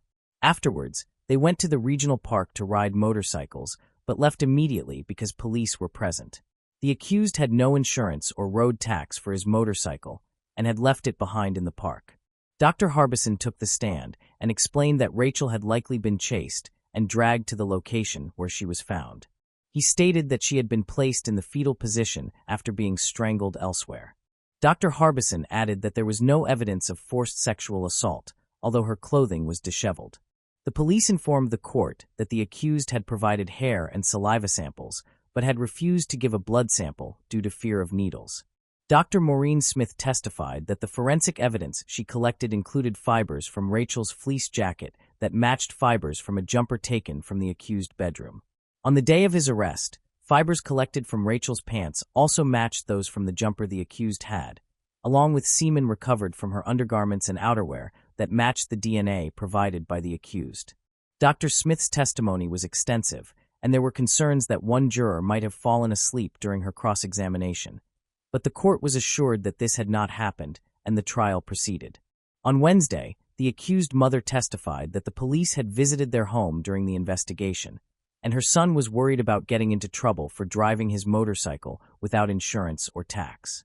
He had been told he could face 3 years in custody, so he decided to leave the area, despite her warning, fearing the guardian might think he was involved in Rachel's death. She stated that her son was innocent. The accused father testified that his son had left school at 14. He was a talented athlete and Gaelic footballer who could have played for the Cork junior team. He was the eldest of 4 children from a stable background and good neighborhood near the Achilles. They knew Rachel casually, as the accused had attended school with her brother. The accused also testified, stating that on the day of the killing, he had visited his girlfriend's workplace. They had been dating for around 2 years. He also stated that the police had visited him a week before Rachel was killed, providing him with a green form accusing him of dangerous driving and driving without insurance or tax. It was a warning and not a summons, but he knew that if he was caught again that night in the park, he would be prosecuted for it. This was why he abandoned the bike and planned to run away. He stated that he had met his friends in the park at 5 p.m. after work and went to a friend's house 10 minutes later, but had to admit he returned to the park at 5:20 p.m. after a former babysitter testified that she had seen him in the park around 5:30 p.m. that day. He agreed with his friend's testimony that they left the park at 6:30 p.m. to watch TV at a friend's house and returned to the park at 8 p.m., where he abandoned his bike after seeing police. The accused also admitted that he packed his bags to leave after the police contacted him 2 days following Rachel's death. He further admitted providing false information on a questionnaire about his whereabouts. When he attempted to leave, he could not find a train or bus because it was the Guinness Jazz Festival that week, making transportation nearly impossible. The police soon apprehended him, and since he was a minor, he was returned home 2 days later. They later called him to provide a saliva sample as part of the ongoing investigation. In court, he stated that he had not seen Rachel for at least a month and had no contact or close contact with her. The DNA evidence was challenged by the defense, and a second expert was called to provide testimony. The expert testified that the test tubes used to collect the samples had not been sealed properly, and there was a theoretical possibility that the samples could have been contaminated. However, she added that this was unlikely unless done intentionally by an individual. It was also mentioned that all the samples collected were blood samples, except for the accused, who had provided a saliva sample. Closing arguments then began, and the defense argued that the prosecution was blinded by science and that the jury should remember the Birmingham 6 case. They emphasized that anyone unfamiliar with this case should research it, and that forensic evidence and DNA could be incorrect or misleading. The prosecution argued that the accused parents had lied while giving evidence to protect their son and were attempting to help him leave the country to stay with his uncle in the UK, rather than visiting a girl he knew in Kilkenny. The uncle had moved from Ireland 2 years earlier after being convicted of a serious crime and serving a prison sentence. On Tuesday, the 18th of June, after 4.5 hours of deliberation and being sequestered overnight in a local hotel, the jury returned a verdict. They found the defendant guilty of murder and rape by a majority of 10-2. He was sentenced to life imprisonment for the murder, and the sentence for rape would be determined later that year. An application for an appeal was denied. The trial lasted 26 days over a period of 7 weeks. The following day, the accused was publicly identified in the press as Ian Horrigan. Having turned 18, he was no longer a minor. He lived near the Achilles Keeley family, who had moved house after Rachel's funeral as they could not bear living close to the accused family. On November 22, 2002, Horrigan appeared in court to be sentenced for the rape. He received a 10-year sentence to be served concurrently with his life sentence for murder. His request for an appeal was denied. In January 2006, Horrigan applied for leave to appeal in the courts. His legal team argued that the judge's instructions to the jury had been misdirected and misleading. They contended that the jury should have been told that forensic evidence is not infallible, and that they should have been informed that Seaman's body could have been placed at the scene several days before being discovered. The Court of Criminal Appeal agreed with Horrigan's arguments and overturned his conviction. A new trial was ordered, which took place in February 2006. Horrigan admitted to manslaughter, but the state rejected this plea. Dr. Cassidy, who replaced the ill Dr. Harbison, concluded that Rachel had died from an arm lock around her neck, leading to cardiac arrest. Horrigan did not testify during this trial. The jury deliberated for hours before finding him guilty of rape, but not murder, convicting him of manslaughter instead. He was sentenced to 8 years, with 6 years suspended, taking into account his time served and lack of prior convictions. The Keeley family chose not to comment, leaving both them and the public outraged by the outcome. The Director of Public Prosecutions, DPP, immediately filed an appeal, believing that the sentence was also too lenient. On April 19, 2007, the prosecution appeared before the Court of Appeal to request an increase in Horrigan's sentence. The judges agreed with the DPP, determining that Horrigan's sentence did not reflect the severity of the crime. A sentence of 12 years for each charge, to be served concurrently, was imposed. The time Horrigan had already served was deducted, meaning he would not be released until 2010 at the earliest, requiring him to serve an additional 3 years. The Keeley family expressed relief at the sentencing, as Horrigan was placed on the sex offenders register. However, his criminal activity continued. In 2007, he was charged with armed robbery while out on bail for Rachel's killing. He attacked an elderly couple, stole €1,500, and escaped in their son's car. Horrigan initially denied the charges, but was found guilty. His conviction was later overturned due to issues with the search warrant, leading to a retrial in which he pleaded guilty to robbery and theft, receiving a 4-year sentence. In March 2013, reports emerged that Horrigan was involved in a violent incident while in Wickfield Prison. He had severely beaten Jared London of the notorious McCarthy-Dundon gang in retaliation for an attack by Dundon on a friend of his. Prison sources told newspapers that Horrigan was considered a head case and was moved within the prison for his own safety. Ironically, only a few months later, Horrigan was released from prison after serving his sentence for the robbery. Upon release, he moved in with his girlfriend, Teresa O'Neill, who lived near Dundon's home in Limerick. Teresa's brother, Thomas O'Neill, a convicted rapist, had been involved in the Great Lowwoods gang rape in County Clare in 2004.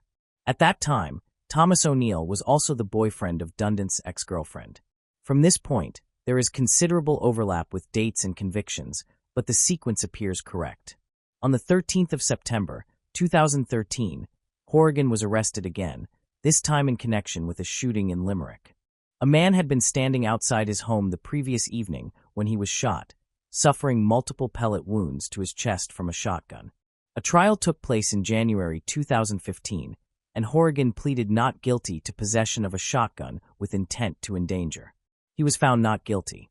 However, in November 2013, he robbed a shop in Limerick. He entered the shop, and the man behind the counter tackled him, but Horrigan escaped, leaving behind the scarf he had been wearing. When the police had the scarf forensically tested, it was traced back to Horrigan. He was found guilty in 2015 and sentenced to 5 years in prison, with 1 year suspended. By 2016, it was expected that Horrigan would be released from prison again. His girlfriend posted on Facebook that he would be home for Christmas. By March 2017, police raided his home in Macroom, Limerick, and discovered heroin worth €3,000. 6 months later, a shop in Mallow, County Cork, was robbed at knife point, with nearly €1,400 stolen. Within 4 weeks of that robbery, media reports stated that Horrigan had gone on the run. He fled to the UK, prompting a police manhunt, as he was on the sex offenders register. He had breached his conditions, which required the police to know his whereabouts at all times. In June 2018, Horrigan appeared in court and admitted to the drugs found in his home. He was sentenced to 2 years and 6 months, with 6 months suspended. In December 2018, he appeared in court in relation to the off-license robbery and again pleaded guilty, receiving a 6-year sentence, with 2 years suspended. He was due for release in 2022. On the 26th of March, 2022, Horrigan attacked a woman in her 60s and a man in his 20s with a hammer, leaving the man in critical condition. He was charged with 4 offenses against the state and remanded in prison. He appeared in court in December 2022 and is set to face trial again, although no date has been set. In September 2022, Horrigan appeared in court for breaching conditions placed on him as a sex offender. He failed to notify the guardian of a change of address and had joined Tinder. He was sentenced to 12 months in prison. Rachel's parents have stated that they do not care how long Horrigan spends in prison, as it will not bring back their daughter. This statement was directed at Horrigan himself, not his other victims. They argued that if the justice system did not always operate under outdated laws, and if judges had greater discretion, many people could be spared from criminals like him.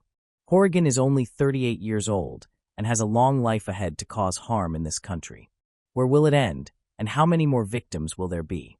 Moving on to the next case. The case of Savannah Gold. In 2017, Sherry's world was turned upside down in Florida when her daughter Savannah failed to appear for her shift at the restaurant where she worked. Sherry had no idea that this seemingly ordinary day would be the last time she saw Savannah. About an hour later, the restaurant called Sherry to report that Savannah had not arrived for work, which was unusual because she had never missed a shift before. However, the events that followed that call were even more unusual. When Savannah's father received a message supposedly from her, filled with spelling errors and lacking punctuation, he immediately realized it was not written by his 21-year-old daughter.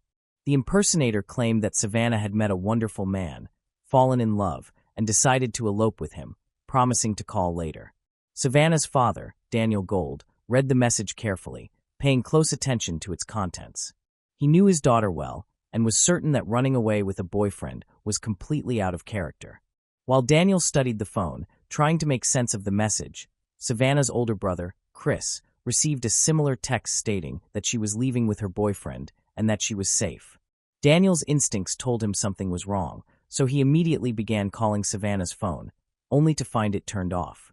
Savannah Page Gold was born on April 26, 1996, to Daniel and Sherry Gold. She lived with her parents and older brother, Chris, in Jacksonville, Florida. Savannah enjoyed many hobbies, including playing lacrosse, drawing, and dancing. Those close to her believed she embodied her last name, being loving, kind, and caring, always willing to help others. After graduating high school, Savannah turned down a college scholarship for art and design to care for her mother, Sherry, who had been diagnosed with cancer and was undergoing chemotherapy. To support her mother, Savannah took on household responsibilities and also worked as a server at Bonefish Grill, a restaurant. By the summer of 2017, she had been working there for 2 years. On August 2nd, Savannah left for work around 5 p.m., wearing her uniform, as her shift was scheduled to start at 5:30 p.m. However, less than an hour later, Sherry received a call from the restaurant asking why Savannah had not arrived. This surprised Sherry because she knew her daughter was responsible and had seen her leave the house in uniform, indicating she had indeed gone to work.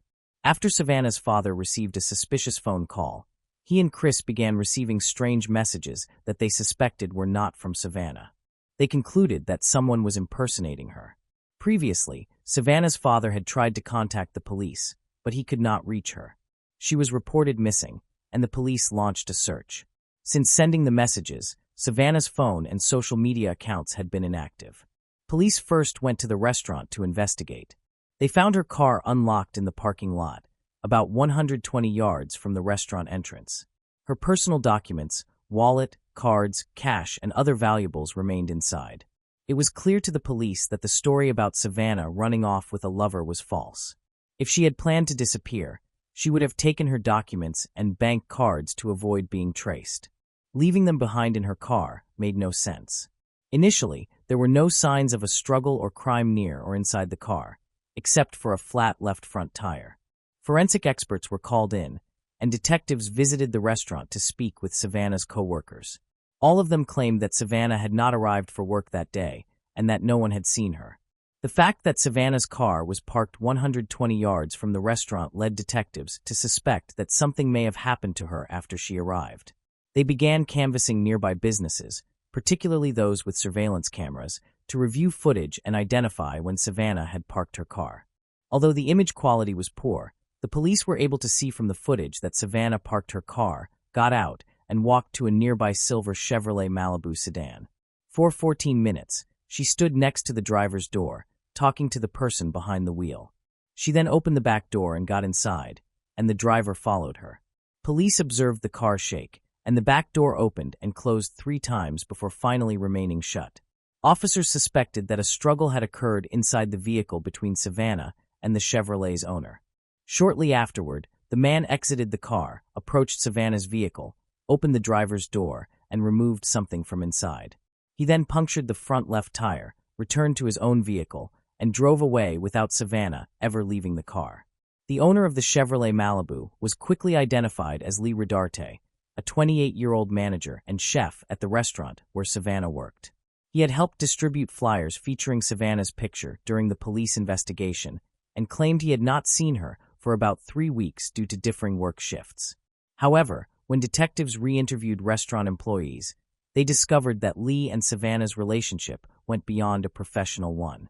Several co-workers revealed that the two had met secretly after hours and were romantically involved, information that Lee had failed to disclose to the police.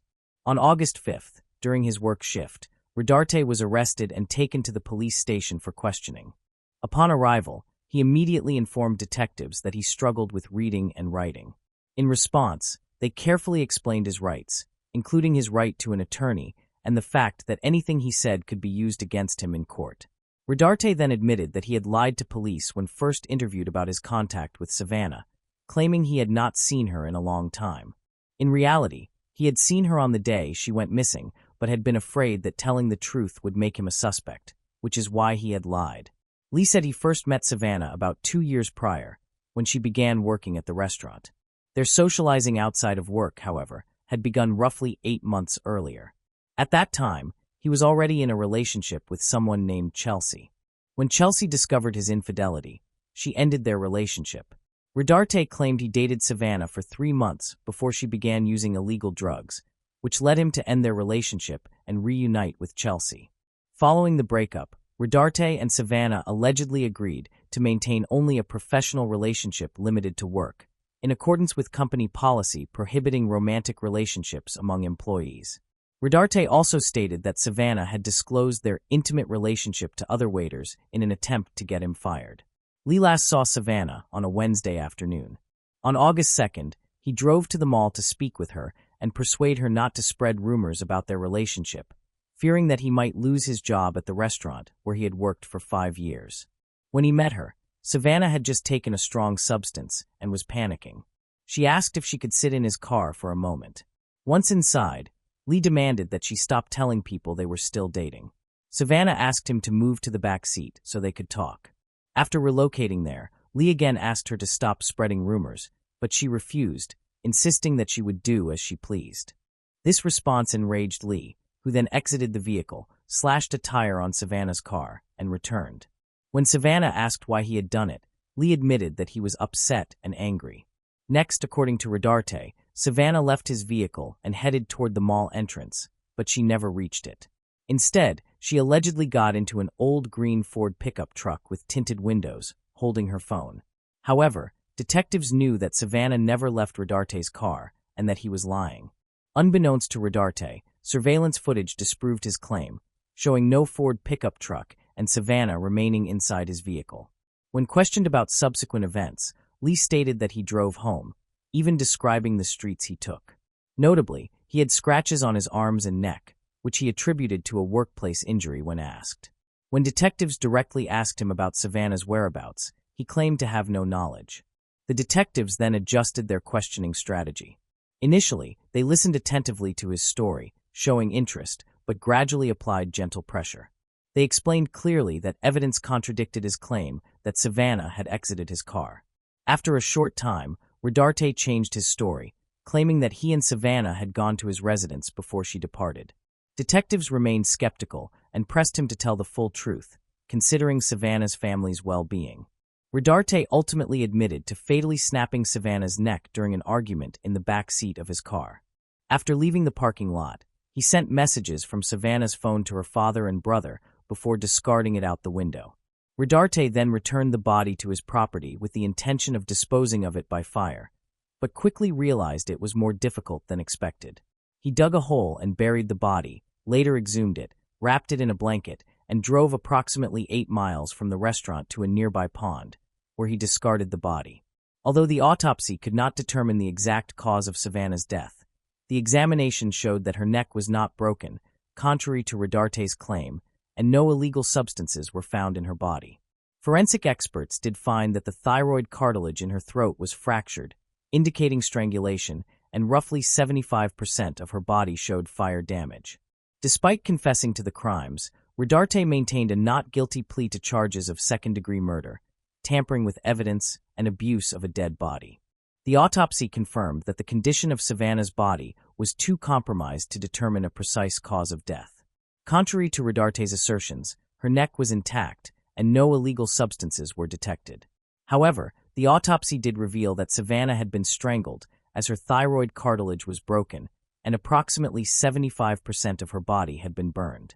At trial, Rodarte recanted his confession, claiming he had acted in self-defense and that Savannah had initiated the strangulation.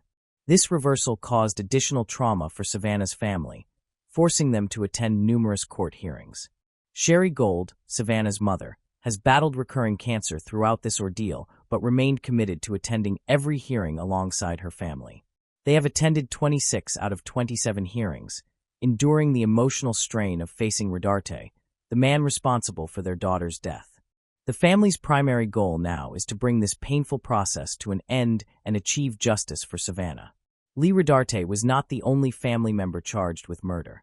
In 2016, a year before Lee committed his crime, his sister Amber Camarillo, then 26 and still using her maiden name, Rodarte, shot and killed a woman during a dispute over a car.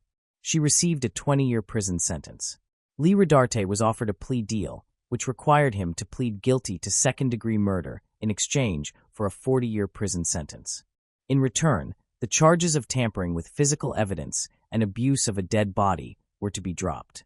After consulting with his attorneys, Rodarte accepted the deal and was sentenced to 40 years in prison on March 11, 2021. Following the verdict, Savannah's family expressed gratitude to everyone who had offered support. Daniel Gold stated that they loved Savannah and were overwhelmed to see how many others also cared for her. Moving on to the next case. The case of Tanya McKinley. Tanya McKinley was born on January 25, 1961, in Milton, a small town in Florida, USA. She grew up in a loving family and had a close relationship with her older sister. As children, they often played outside, skateboarded, and went bowling.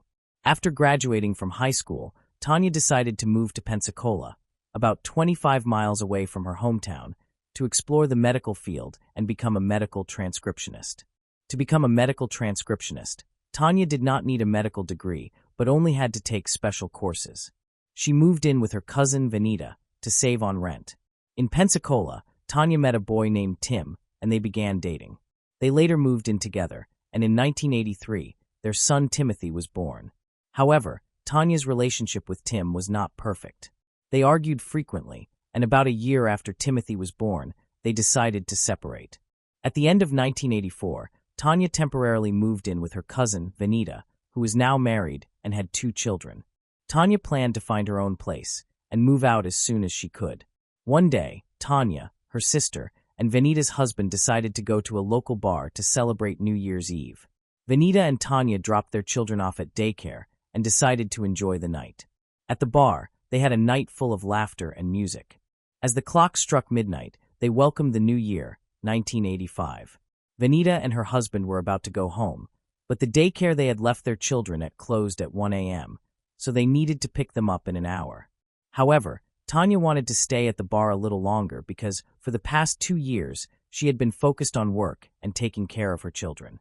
Tanya asked Vanita if she could pick up her son from daycare, and Vanita agreed since they lived together and needed to pick up her son anyway. Before Vanita and her husband left the bar, Vanita asked Tanya how she would get home since they had gone to the bar together by car. Tanya told Vanita not to worry and assured her that she would find a way home since she had many acquaintances at the bar. On the morning of January 1st, Vanita woke up and was surprised to find that Tanya had not returned. Normally, Tanya would have been home by then, so this delay was unusual. At first, Vanita was not too worried, thinking that Tanya might have stayed at a friend's house. However, things quickly changed when Vanita's mother-in-law knocked on their door with a shocking announcement. Tanya had been found dead in the early hours of the morning, around 3 a.m. A Pensacola resident had taken her dog to the vet for an urgent medical issue. While the woman was out, her daughter saw a strange object on the road. She thought it was a mannequin, but when she told her mother, the woman decided to take a closer look. She was horrified to realize it was actually a human body. She immediately returned home and called the police. Police arrived at the crime scene and found the body of a 23-year-old woman named Tanya McKinley lying in a vacant lot near the road. When they arrived, they found her pantyhose pulled down, her skirt pulled up, and her shoes missing. Police also found a blue scarf with a red stain that looked like blood next to the victim. Her shoes were found a few blocks away, along with a wallet containing identification in her name. To clarify the cause of Tanya's death and the development of the case, the police handed over the victim's body to medical experts for an autopsy.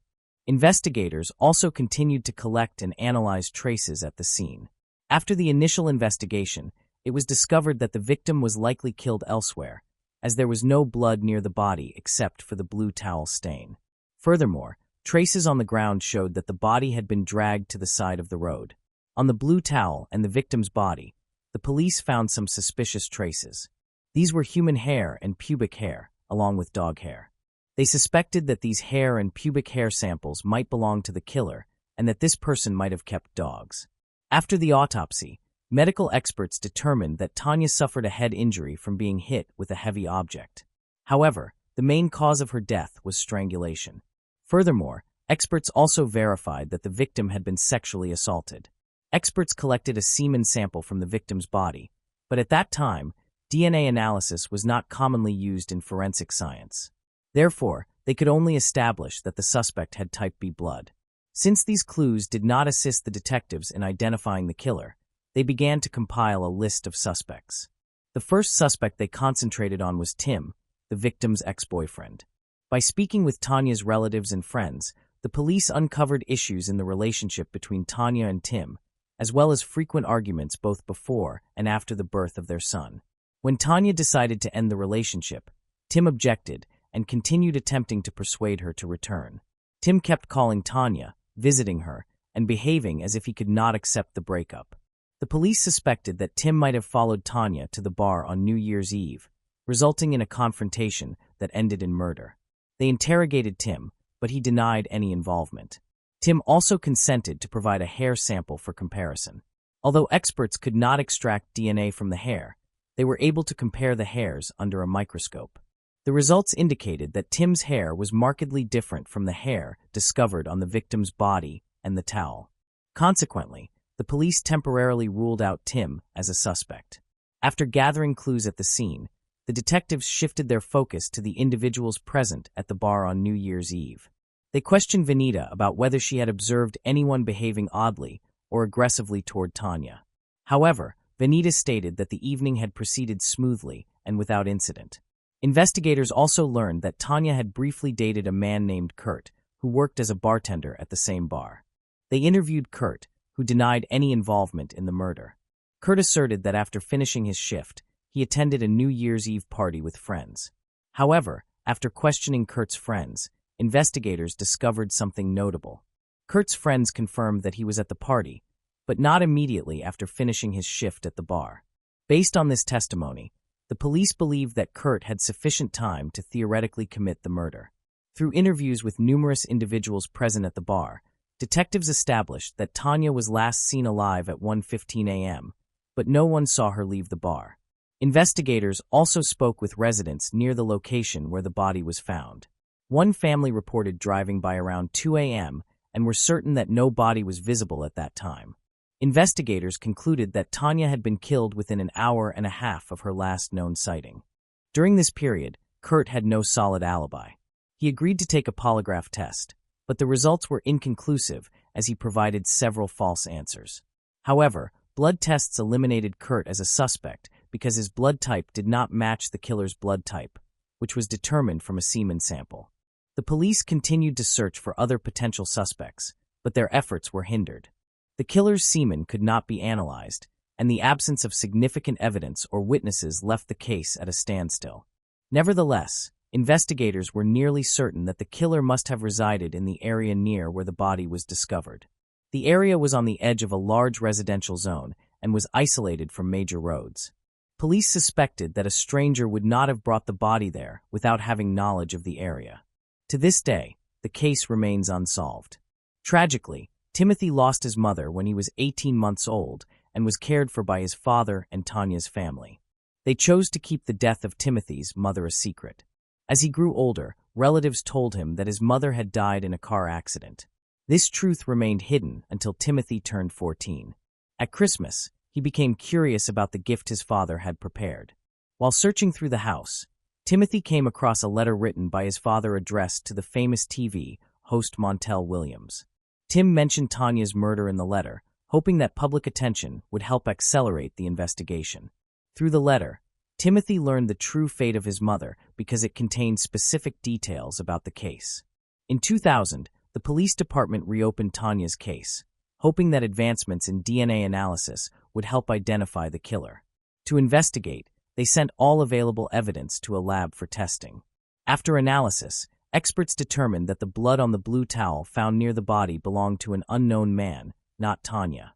They collected a sample of the man's DNA and uploaded it to the FBI database, but found no match. The case went cold again and was not reopened until 2015, exactly 30 years after the murder. Detectives had to adopt a different approach since the killer's DNA had not yet appeared in the FBI database. With modern technology, they could search not only for exact matches, but also for partial matches. They believed the database might contain information about the killer's relatives, potentially bringing them closer to solving the case. After searching, they focused on one specific person in the FBI database. His DNA shared some similarities with Tanya's killer's DNA, although the similarity was weak. The police investigated his family extensively and contacted his relatives. They agreed to cooperate and provide their DNA samples for comparison. After analysis, experts found that the family had no connection to the suspect, leaving detectives without any substantial new leads. In 2018, journalist Tony Adam developed an interest in the case. Although he was not a criminal expert, his personal interest in the subject drew him to Tanya's unsolved murder. He wanted to assist and reached out to the investigators handling the case. The detectives initially regarded his willingness to help with some skepticism. Although an experienced journalist, Tony had no background in criminal investigations. However, as the case continued without progress, the police accepted his assistance. During the investigation, Tony built a relationship with Tanya's family. They recognized his genuine interest in solving the case and the considerable effort he was investing. He worked to generate media coverage of the case, bringing additional attention to it. This also offered a new perspective on an investigation that had lasted more than 3 decades. Detectives decided to renew their efforts to locate the suspect's relatives. This time, they partnered with Parabon, a company specializing in genetic genealogy. In the earlier effort, investigators had searched for the killer's relatives only through the FBI database. However, Parabon expanded the search to include public genetic databases where anyone can upload DNA samples. Experts worked diligently to identify the killer's relatives, meticulously examining family trees to find someone matching the suspect's characteristics. They were searching for a man who was of age at the time of the crime in 1985 and resided in the area. The process took nearly a year. But in February 2020, experts finally identified a man who could be a suspect, Daniel Wells, 57, who lived in the same city where the murder took place. As detectives learned more about Daniel, they discovered he had prior encounters with the law, having been arrested for assault and indecent exposure in the late 1980s. As of 2020, Daniel continued to live and work in Pensacola with his family. However, to establish a connection between him and the case, investigators needed to obtain a DNA sample from Daniel due to a lack of concrete evidence. The police had been monitoring Daniel closely, concerned that he might flee once he learned he was a suspect. The opportunity arose when Daniel discarded a cigarette, but near his workplace. Investigators collected it and quickly sent it to the lab. There, experts isolated DNA from the saliva on the butt and compared it to the DNA sample from the crime scene. The results showed that the 2 samples were an exact match. 35 years after the murder, the police finally identified the culprit through DNA evidence. Daniel was arrested that same day. Despite the DNA results, the investigators wanted to hear Daniel's confession.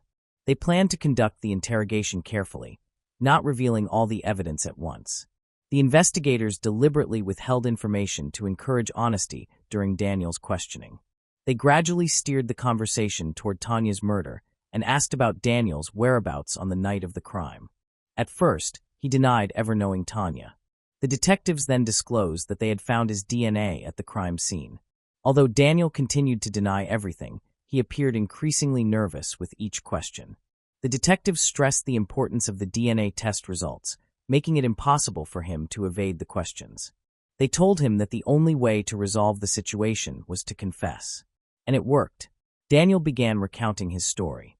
Initially, he attempted to justify the presence of his DNA by suggesting that he might have had sex with Tanya that night. But the detectives did not believe him and continued pressing for the truth. Daniel eventually admitted to killing Tanya on that New Year's Eve. His account raised serious questions. He stated that he met Tanya at a bar and offered to take her home.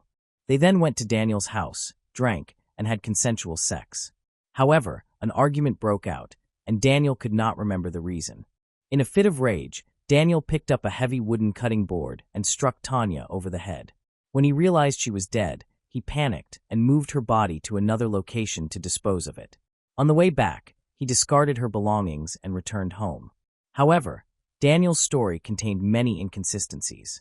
When asked about the dog hairs on Tanya's clothes and towels, he explained that his roommate had a black Labrador. But this did not explain why Tanya would willingly have sex with him only to engage in a violent argument that led to her death.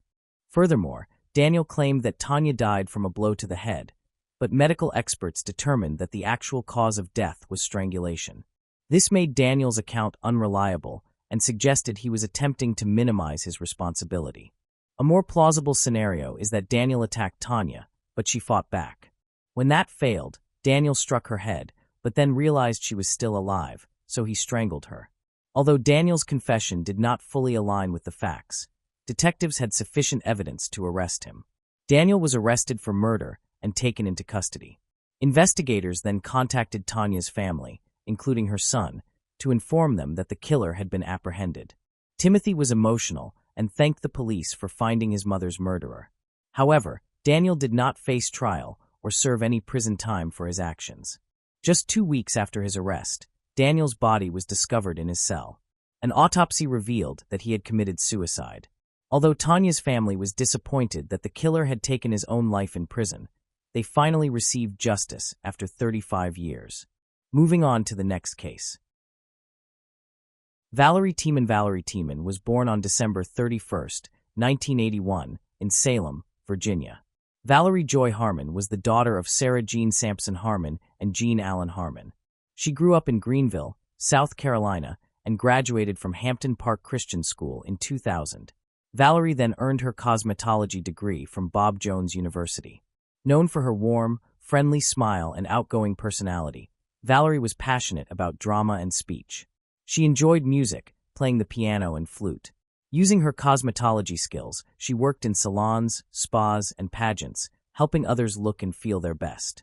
Valerie met Matt through a mutual friend when she was 22.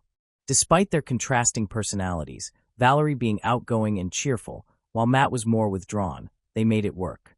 The couple married in 2004 and initially lived harmoniously in Matt's small house after their honeymoon. However, Valerie's parents soon noticed changes in her behavior. Matt tightly controlled their finances, forcing Valerie to open a separate bank account to save for herself. As time passed, Matt's behavior worsened as he sought to control every aspect of Valerie's life and blamed her for all their problems. Valerie endured significant emotional pain, but eventually reached her breaking point. After 10 years, she divorced Matt, seeking a fresh start. Luke Tiemann brought a new beginning to Valerie's life, helping her put her past troubles behind her. With his 10-year Army background, including service in Iraq and Afghanistan, Valerie saw Luke as a reliable and loving partner. Her relatives noticed a significant change in her as she became cheerful and smiling once again, just as she had been 10 years prior. The couple married on June 6, 2014, and began living at Luke's parents' house in Fairfield, Maine, while Valerie's parents remained in South Carolina. After visiting her family in South Carolina, Luke and Valerie returned to Maine in August 2016. On August 24, 2016, Valerie's mother, Sarah Jean Harmon, had her last conversation with her daughter via text messages. Around that time, Luke had begun chatting with a woman on Facebook and was seen with her by several people. On the night of August 24, Luke and the woman were intimate, and it appears that Valerie discovered his infidelity that evening. On August 25, 2016, Valerie called Luke 31 times over a 5-hour span. A mutual friend of the couple contacted Valerie via Messenger, informing her that Luke was involved with other women and claiming that they were separated.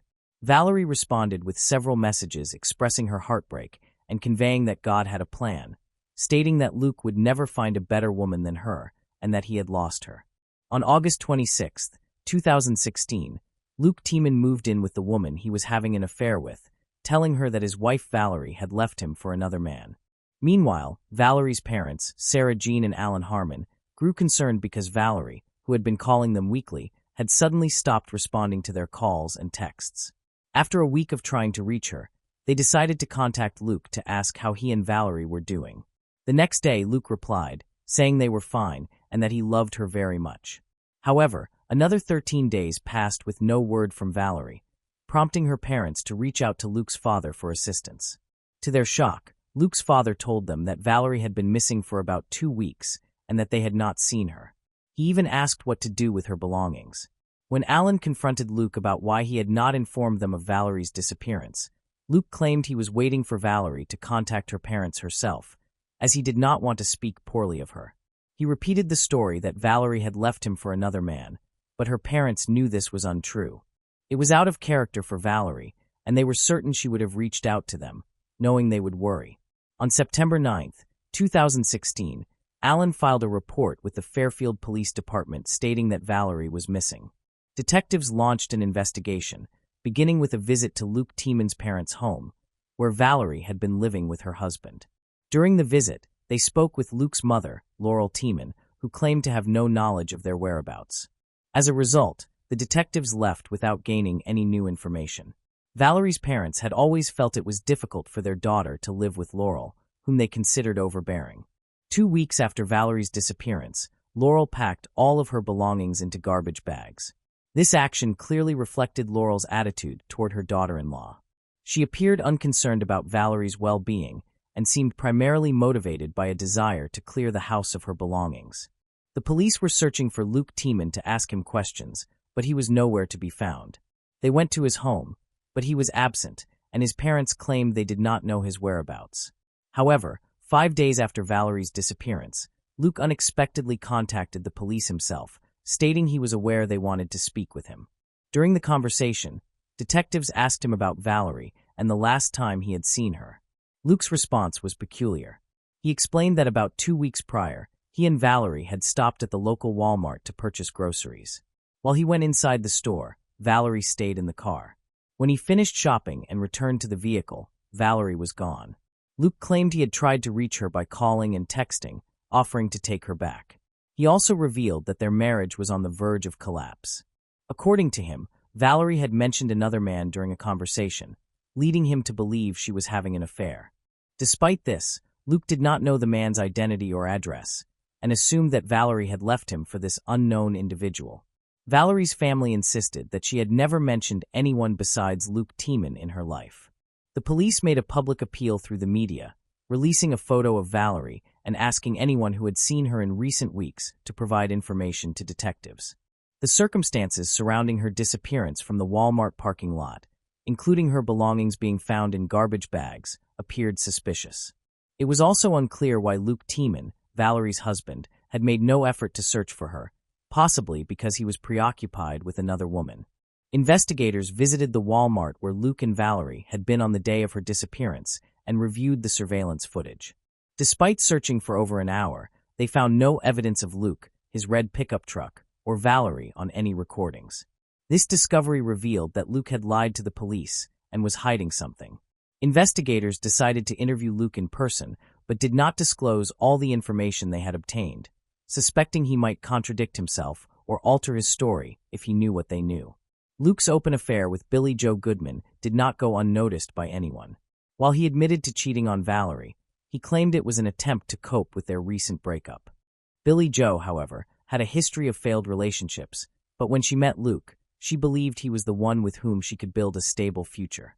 This new development led investigators to a critical question. Did Valerie pose a threat to Luke and Billie Joe's budding relationship? Was it possible that the couple wanted to start anew and considered Valerie's presence an obstacle they decided to eliminate to ensure their plans went undisrupted? Police interviewed Billie Joe, who claimed she thought Luke had divorced his wife. When questioned, she denied any knowledge of Valerie Tieman's disappearance. Meanwhile, a local informant tipped off police about a driver's license found in a parking lot near Billie Joe's home, which belonged to Valerie. This discovery raised suspicions, as it seemed unlikely that Valerie would abandon her belongings and identification to run off with someone else.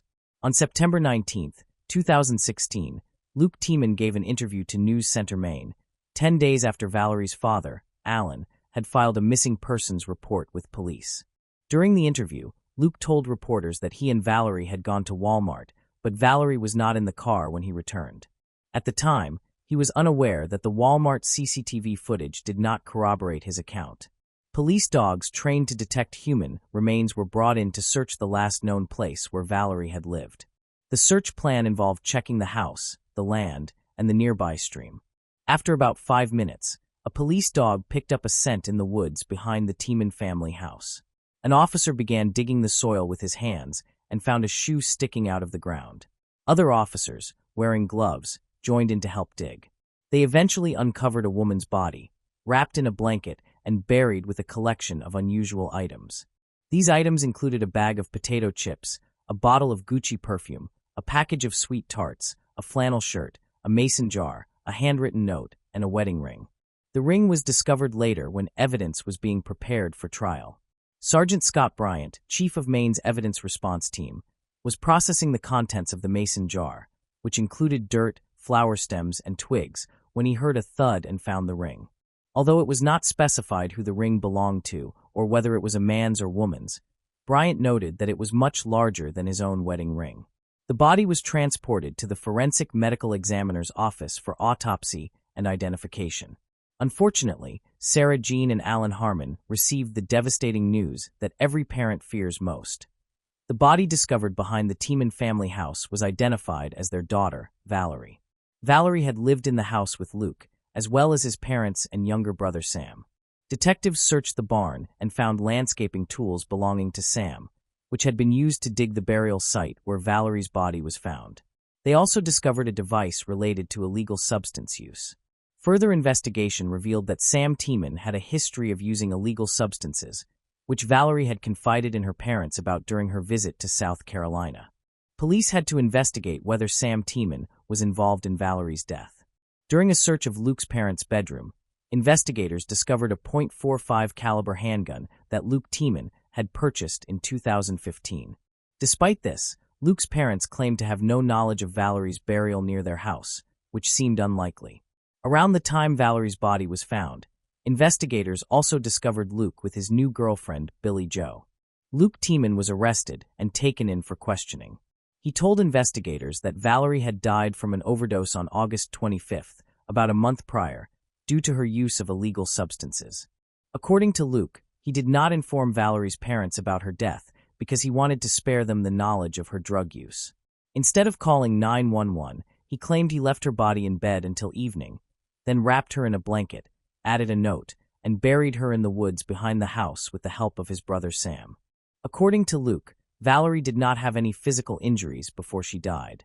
However, autopsy results revealed that Luke was not telling the truth. Although Valerie's blood showed no traces of banned substances, it did contain prescription drugs. But that was not the most astonishing finding. Valerie died from 2 gunshot wounds, one to the head and the other to the neck. Ballistics examination indicated that the bullets removed from Valerie's body came from a .45 caliber handgun. Significantly, this handgun matched the one found by investigators in Luke's parents' bedroom during a search.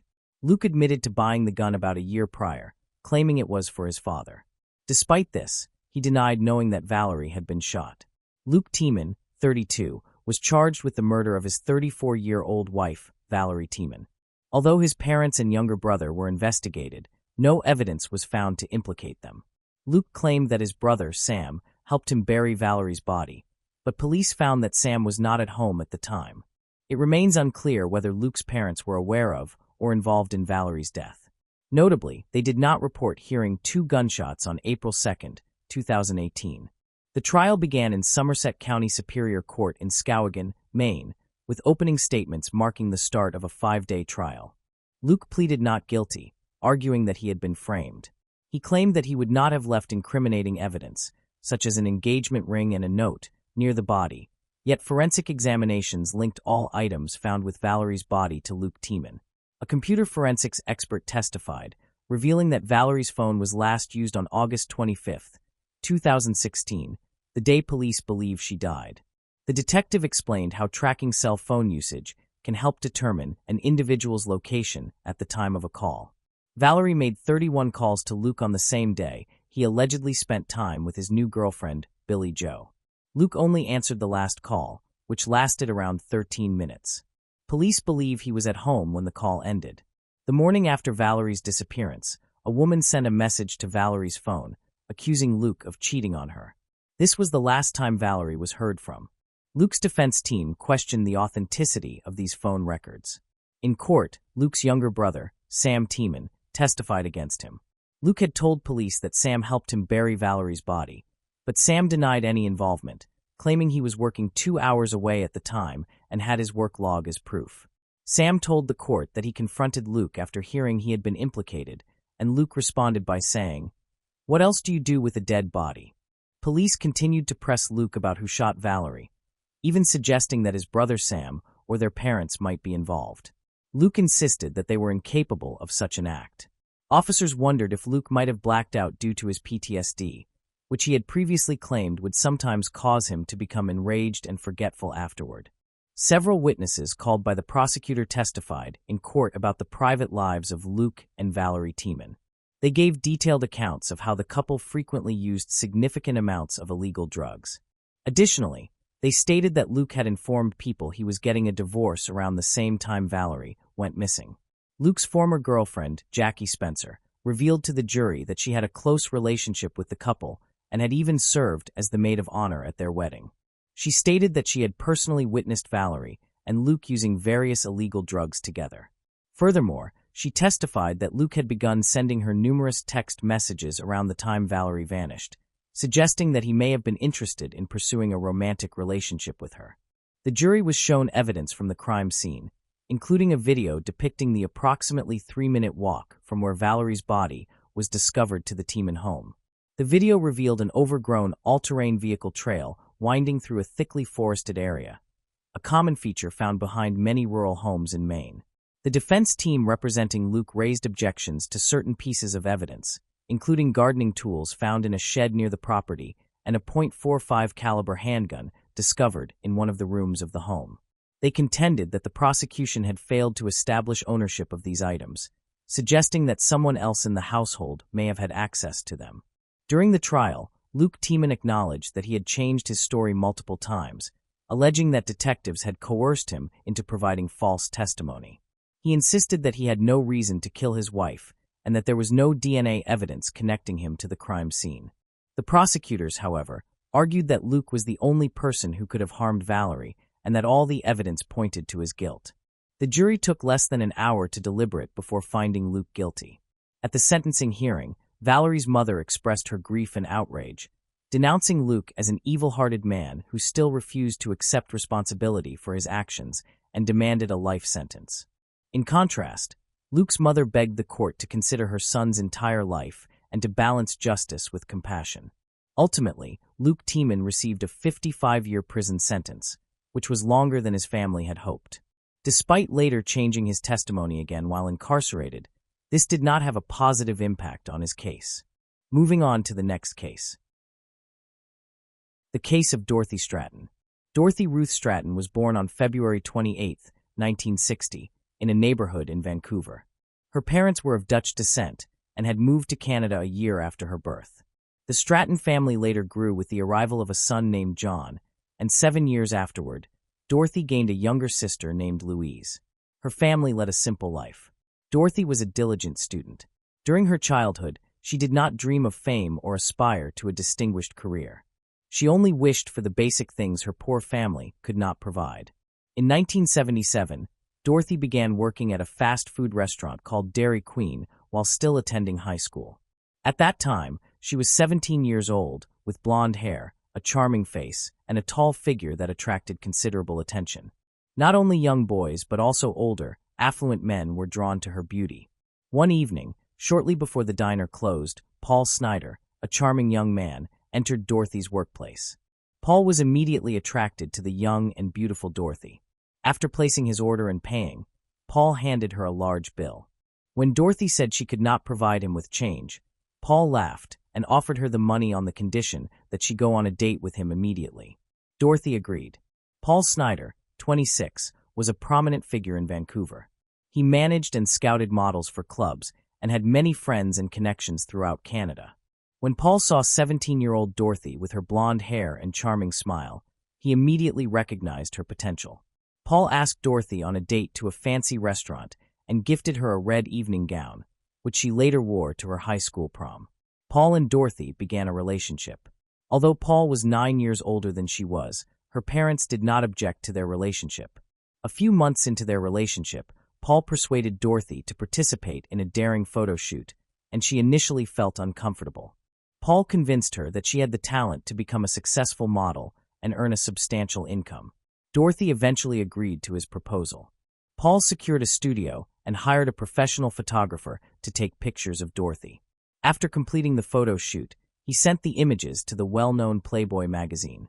Dorothy's photos made a strong impression, and a Playboy editor invited her to Los Angeles. However, Paul knew Dorothy's parents would not approve of her working for such a provocative magazine, so he forged her mother's signature, claiming she had given permission for Dorothy to sign a contract with the magazine. In the summer of 1979, Paul and Dorothy traveled to Hollywood. By August, Dorothy had become Playboy's Playmate of the Month and began working as a bunny at the Playboy Club. However, she felt pressured by the attention and was unaccustomed to her new role. She also found it unsettling that wealthy men were infatuated with her and spent time with her. Paul Snider was constantly by her side, managing every aspect of Dorothy's life, from scheduling to signing contracts. Yet she also felt completely controlled by Paul. To solidify their relationship, Paul proposed marriage, and Dorothy finally accepted after some consideration. She agreed because she felt indebted to him for all he had done for her. In Dorothy's view, if it were not for Paul, she might still be a waitress living on tips. She always believed that without him, her life would have been monotonous working at the diner. However, Dorothy's family doubted her decision, suspecting that Paul was exploiting her for profit. They warned her against marrying him. In 1979, the same year Paul proposed, they held a modest wedding in Las Vegas. After their simple wedding, Paul and Dorothy continued diligently pursuing their careers. Dorothy also began acting, earning recognition from directors not only for her beauty and charm, but also for her genuine acting talent. As Dorothy's fame and fortune increased, she used her earnings to purchase a spacious home in Los Angeles, where she lived with her husband. Paul Snider took pride in his wife's accomplishments, often boasting to friends that Dorothy's rising fame was a shared achievement. As Dorothy's manager, Paul was constantly present at her photo shoots and events, overseeing their finances and assets. He also closely monitored her diet, clothing choices, and alcohol consumption at social gatherings, occasionally advising her on which influential people to associate with to further her career. There was considerable speculation that Dorothy had an affair with Hugh Hefner, the editor-in-chief of Playboy magazine. However, Hugh denied the claims, asserting that Dorothy was not a woman of loose morals. Over time, Dorothy began to recognize that her husband Paul was exerting excessive control over her life. She appointed a new professional manager and started excluding her husband from photo shoots, using various excuses. The distance between the couple widened, and sensing this, Paul's mental state deteriorated.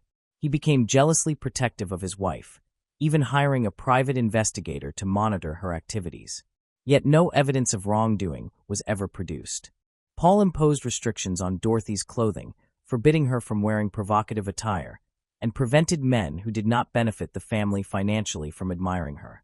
He instigated conflicts and, in moments of anger, even resorted to physical violence. Dorothy found it increasingly impossible to tolerate her husband's aggressive outbursts and sought to distance herself from him. Friends and colleagues noticed the growing tension in Paul and Dorothy's marriage. Playboy staff frequently advised her to end her relationship with him. While Dorothy was occupied with photo shoots, Paul remained at home, living off his wife's earnings and indulging in idleness. One day, he discovered that Dorothy had established a company in her own name and was actively investing in it. This action, advised by her manager, was strategically designed so that, in the event of a divorce, Paul Snider would have no claim to the money. Paul's behavior escalated further as he sought to reassert control over his wife. As Dorothy rarely returned home, Paul began to realize that his influence over what he considered his golden ticket was slipping away. In the spring of 1980, at a gathering at the Playboy Mansion, 20-year-old Dorothy met 40-year-old film director Peter Bogdanovich, a close associate of Hugh Hefner. Peter was charmed by Dorothy and invited her to star in his upcoming comedy. Everyone laughed, and Dorothy accepted the offer to play a mistress. On March 22nd, Dorothy traveled alone to New York to shoot the comedy. She lied to Paul, telling him that the director had forbidden anyone other than the cast and crew from being on the set, as she feared Paul might cause a disturbance during filming. Furthermore, Dorothy asked her manager to screen calls from her domineering husband while she was on set. In New York, Dorothy became infatuated with Peter, and a passionate affair developed between the actress and the director. Dorothy felt joy in being with someone new in her life, eager not to miss the opportunity with a sophisticated, wealthy, and influential director. Her attitude toward her husband grew distant and cold. Dorothy spent 2 months in New York, leaving Paul alone in their large Los Angeles home. Occasionally, Paul brought other women home, who were shocked to discover he was being unfaithful to such a beautiful wife, a Playboy model. In April 1980, Dorothy returned to California to attend the Playboy Awards. She won the prestigious title of Model of the Year and appeared on the magazine's cover, earning a new accolade. As part of her recognition, she received a lavish gift from Playboy, a Jaguar sports car, and a cash prize of $200,000. She also developed a close friendship with Hugh Hefner, who held high hopes for her. After the ceremony, Dorothy embarked on a 2-week promotional tour across Canada. During the weekend, she attended a party with director Peter. Meanwhile, she had planned to spend the final portion of the tour with her family in Vancouver. However, Paul discovered her plans and immediately traveled to Vancouver, where he leveraged his experience managing clubs and his extensive connections. During Dorothy's brief break, Paul coerced her into working in clubs and retained all the profits. This period caused a major conflict between the couple. Dorothy was in tears, contemplating abandoning her career to save the marriage. She expressed a desire to return to her parents' home with Paul and begin a new life. Paul dismissed the notion. After the tour in Canada, Dorothy returned to New York to continue filming while avoiding her husband. At one point, she called Paul and requested some space in their relationship. Paul became depressed and angry with Dorothy. At the time, he was engaged in an affair with a girl under the age of 18. The girl resembled a model, and Paul intended to transform her into the next Playboy bunny. However, he soon realized that his young lover could never surpass his wife. In June 1980, on their first wedding anniversary, Paul received a distressing letter from Dorothy expressing her desire for a divorce and her intention to cease financial support for him. This convinced Paul that his fears of Dorothy's infidelity were justified, particularly as he suspected she was involved with director Peter Bogdanovich. To gather evidence of his wife's alleged betrayal, Paul hired a private investigator. On one occasion, he called Dorothy's manager and threatened to cause trouble or even commit a more serious act. The manager advised Dorothy to hire bodyguards and remain cautious around Paul. However, Dorothy ignored this advice. Lacking a green card and permanent residency in the United States, Paul struggled with employment and financial stability. Facing the risk of exhausting his funds, he withdrew all money from his and Dorothy's joint bank account. Consequently, he also sold Dorothy's valuable possessions, including collectibles, jewelry, and the Jaguar sports car gifted by Playboy, all at low prices and only for cash. Additionally, he began renting out rooms in their large house to friends, partly due to depression and loneliness. Gradually, Paul considered returning to his native Canada. In mid-July, filming for Dorothy's movie was completed. Following this, Dorothy and Peter Bogdanovich took a 10-day vacation to England. Upon returning to Los Angeles on July 30th, Dorothy decided to move into the director's mansion in the affluent Bel Air neighborhood. Meanwhile, Dorothy's ex-husband Paul was plotting revenge. On the afternoon of July 31st, he borrowed a gun and went to Peter Bogdanovich's house that night. He hid near the gates of the mansion, determined to shoot anyone who approached. After hours of fruitless waiting, Paul grew desperate and drove to a mountainous area overlooking Los Angeles. While alone there, he was tormented by painful thoughts of suicide. When he returned home late that night, he still clung to hopes of reconciling with Dorothy.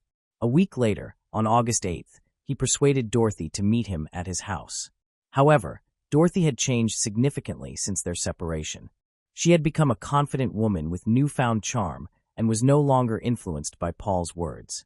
Dorothy informed Paul that she was in love with another man and wanted a divorce. Paul remained composed and asked her to return in a week to discuss the separation amicably. However, the following day, Paul attempted to purchase a gun. He visited several stores, but was unable to buy one because he was a Canadian citizen. Paul then asked his private investigator to acquire a rifle for self-defense and home security, but the investigator advised against it and refused to help. On August 11th, Paul found a newspaper ad for an old 12-gauge shotgun for sale. He decided to travel to the San Fernando Valley to inspect it and possibly make the purchase. However, he became lost and could not locate the address, so he returned home without the shotgun. 2 days later, on August 13th, Paul returned to the same location, found the seller, and purchased the old shotgun, telling the seller he intended to use it for hunting. On August 14th, Paul asked his roommate to leave the house so he could speak with his wife, Dorothy, privately and without interruption. Dorothy's managers and assistants advised her to bring someone with her or handle the discussion over the phone. Nevertheless, Dorothy chose to go alone. She brought a large sum of money to express her gratitude to Paul for his past assistance and hoped the meeting would be peaceful so that they could maintain a friendly relationship. Dorothy intended for the meeting with Paul to be brief, scheduling a photo shoot for later that evening. At noon on August 14th, she went to meet Paul at his home. Upon arrival, Dorothy received a safety check call from her manager, who had previously set up a specific code for her to use if she encountered any problems. After assuring the manager that everything was fine, the call ended. However, the conversation between Dorothy and Paul gradually became tense and escalated into an argument. In a sudden fit of rage, Paul pulled out a gun and shot Dorothy in the face. After killing Dorothy, Paul appeared to lose control of himself and behaved erratically. He ultimately took his own life. At 8 p.m., Dorothy's roommates returned home and saw her car parked in front of the house. Upon entering, they noticed Dorothy's handbag in the living room and assumed that Paul and Dorothy had reconciled. Believing the couple was in the bedroom, the roommates retreated to their own room and remained quiet. Dorothy's managers grew increasingly concerned when they could not reach her by phone. They eventually contacted Paul and Dorothy's roommate at 11 p.m. After a brief conversation, the roommates decided to check the master bedroom. Upon entering, they were confronted with a horrifying scene. Both Dorothy and Paul were dead. According to the autopsy, 20-year-old Dorothy Stratton died approximately 1 hour after arriving home. Paul died about an hour following his wife's death. Hugh Hefner was among the first to be informed of the tragedy. He called his friend Peter Bogdanovich to deliver the news of Dorothy's death. Upon hearing the news, Peter was so shocked that he fainted and subsequently relied on sedatives for an extended period to cope with his grief. As a result, Playboy magazine went to publication before the editors were aware of the tragedy, and the August cover was not changed. Consequently, the magazine was released featuring a photograph of Dorothy Stratton, who had tragically passed away. However, for the annual Playboy issue, Dorothy's image was replaced with that of another model. Peter Bogdanovich took responsibility for organizing and financing Dorothy Stratton's funeral. The loss of his lover had a profound effect on him. He chose to have her remains cremated, and they were subsequently interred in a Los Angeles cemetery. After the tragic death of the model, the film studio decided not to release They All Laughed, the comedy in which Dorothy had starred. Determined to ensure the film reached audiences, Peter purchased the rights with his own money. The comedy, They All Laughed, was eventually released in 1981. Despite his efforts, the film received little critical acclaim and failed to attract a large audience. This commercial failure cost Peter millions of dollars and ultimately contributed to his bankruptcy. Several years after Dorothy Stratton's death, rumors emerged that director Peter Bogdanovich had secretly met with Dorothy's younger sister, Louise Stratton, who was then 13 years old. The Stratton family strongly denied the claims and took legal action to prevent the spread of these rumors. However, in 1988, 8 years later, Peter, then 49, married Louise Stratton, who was 20 at the time. Louise later stated in interviews that their romance had begun when she was 18. Peter Bogdanovich and Louise Stratton remained married for 13 years before divorcing in 2001. Peter never remarried, dedicating the remainder of his life to filmmaking. He passed away in 2022 at the age of 82. Louise Stratton, now residing in her hometown of Vancouver, pursued a career as an actress and film director. Moving on to the next case. The case of Judy or Baldwin. Judy or Baldwin, who was born on January 12, 1963, in Chester, South Carolina, was the child of Robert and Annie Floyd Smith McWatters. After finishing her education at Chester Christian School, Judy launched her own business, known as Judy's Personal Touch. She was also affiliated with Woodward Baptist Church and was actively involved in the Women's Missionary Union. In 1981, Judy wed Wallace Todd Footor. They welcomed 2 children before Wallace sadly died in 2004 as a result of a motorcycle accident. In 2012, Judy met James Jamie Harold Baldwin, and only 8 months later, the two were married. Judy's relatives and close friends remembered that she appeared to be deeply in love with Jamie. They felt relieved that she was able to move forward after losing her first husband and find joy once more. However, on the night of December 14, 2016, a devastating tragedy occurred in Chester County, South Carolina. Judy was discovered deceased following a serious automobile crash. Her husband, James, called for assistance, and when law enforcement arrived at the location, they confirmed that Judy had died. James stated that earlier that night, Judy had been decorating the Christmas tree when she suddenly fell from a ladder and hit her head on the fireplace. He claimed he attempted to stop the bleeding and then carried her to the passenger seat of his Jeep, planning to drive her to Piedmont Medical Center. However, while traveling, James said he lost control of the vehicle while swerving to avoid an oncoming truck, which caused the Jeep to run off an embankment. He was briefly unconscious. When he came to, Judy was no longer inside the vehicle. He then located her body in front of the Jeep, appearing to have been thrown from the vehicle during the crash. When officers examined James's home, they found a ladder that had been knocked over and blood near the Christmas tree. To them, the physical evidence appeared to support James's version of events. Authorities closed the case, ruling it an accident. However, not everyone shared that opinion. Candace Lively, the deputy solicitor for Chester County, voiced frustration that the sheriff had too quickly classified the case as an accident, arguing that certain aspects required closer examination to uncover the truth. Candace highlighted multiple inconsistencies in James's account. For instance, she noted that if Judy had been ejected from the vehicle, her injuries should have involved broken arms or dislocated shoulders. Instead, she suffered no injuries other than those to her head. Additionally, there was no visible damage to the windshield or the dashboard, which raised doubts about the assertion that she had been thrown from the car. When investigators questioned James more thoroughly, they found contradictions in his narrative. He said that he was driving Judy to a hospital located 30 minutes away instead of a closer facility, explaining that she did not like the nearby hospital. Throughout the interview, James showed little emotion, which increased the officers' suspicions. During the autopsy, medical professionals determined that Judy had sustained a large skull fracture measuring approximately 9 inches, extending from the back of her head to the sides. Such an extensive injury would have been unlikely to result from falling off a ladder onto a fireplace. Furthermore, the injuries present on Judy's body did not align with those typically caused by a fall, and the blood spatter inside the house was inconsistent with trauma described as accidental.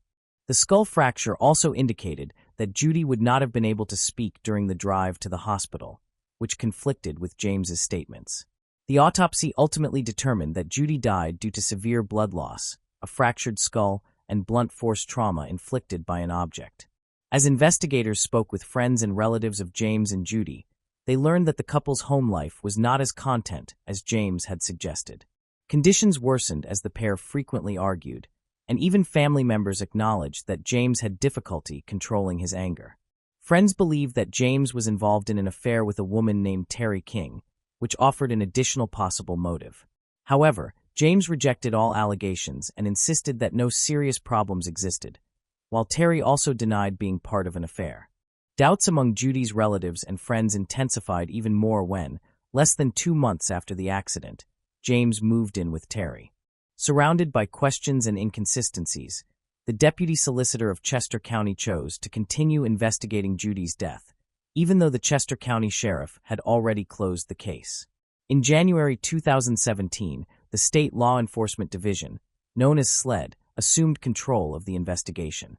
SLED determined that Judy could not have been conscious and speaking with James throughout the drive, as he had asserted, because she had sustained a head injury. Investigators also learned that several months before the incident, James had bought an accidental death insurance policy, listing Judy as the insured and himself as the sole beneficiary for $25,000, which further raised concerns about his intentions. The SLED investigation also uncovered a series of messages exchanged between James and Terry, indicating that their relationship went beyond friendship and may have been romantic. Additionally, SLED identified irregularities at the crash site, including tire marks that suggested James still had control of the vehicle when the incident happened. In August 2018, authorities arrested James for allegedly killing Judy and staging the car accident to conceal the crime. James, who had worked as a police officer with the York and Columbia Police Departments and as a dispatcher for the Chester County Sheriff's Office, was suspected of using his professional experience to plan the offense. According to investigators and prosecutors during the trial, James relied on his knowledge to create a false crime scene designed to make Judy's death appear accidental. One of the most crucial elements of the investigation involved data recovered from the airbag module in James's Jeep. The information showed that no event severe enough to activate the airbags had occurred, even though such devices would normally deploy in a serious crash like the one James described. Investigators concluded that there had been no sudden swerve to avoid another vehicle and no impact strong enough to cause James to lose consciousness. His description of the accident conflicted with the physical evidence, leading investigators to determine that the incident he recounted never took place. In February 2017, law enforcement officers searched James's home for further evidence. Although the house had been cleaned, investigators located blood stains. These stains indicated that Judy had been murdered because their position was too high above the Christmas tree, making it unlikely that her injuries resulted from a fall. Instead, the blood appeared to have been splattered during an assault. 1 month later, prosecutors and investigators reviewed the evidence again and concluded that a stocking filled with Christmas gifts may have been the murder weapon. This item had been collected as evidence on the night of Judy's death. A forensic pathologist determined that the physical features of the stocking were consistent with the injuries found on Judy's head. The pathologist determined that the manner of death was homicide, which led the grand jury to indict James for the murder of his wife. James's trial started in October 2019, more than a year after his arrest in connection with Judy's killing.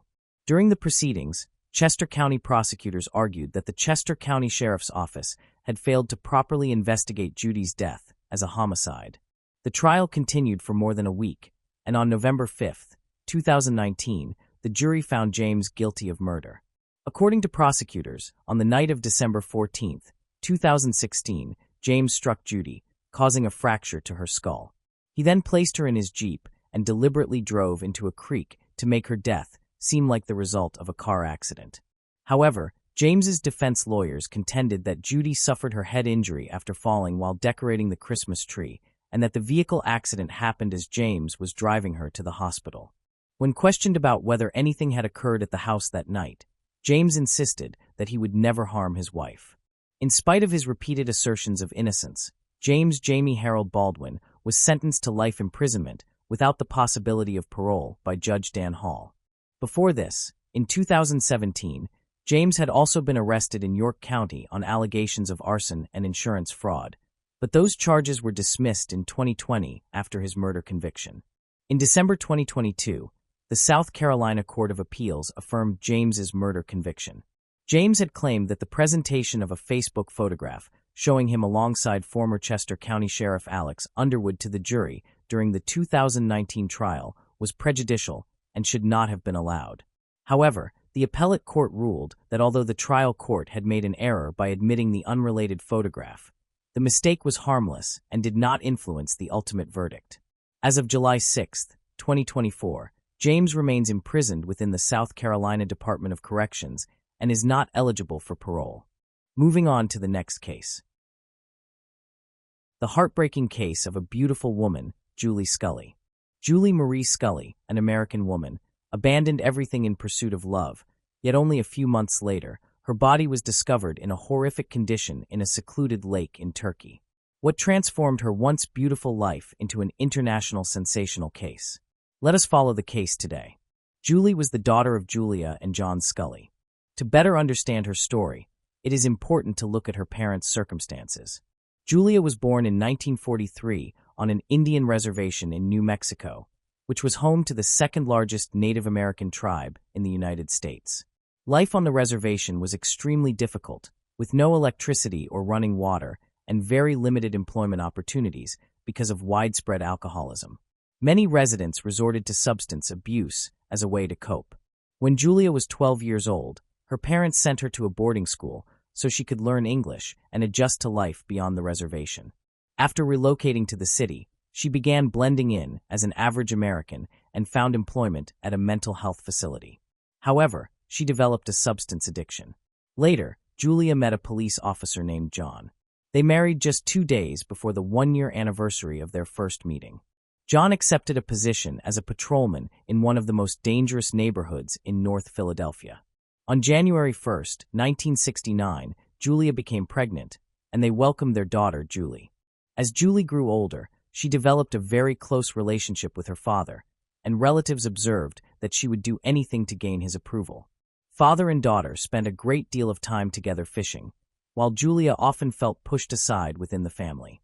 During this period, she struggled with feelings of being an outsider. Although Julia concealed her substance addiction, her erratic behavior caused concern among those around her. The situation worsened as Julia began using stronger illegal substances.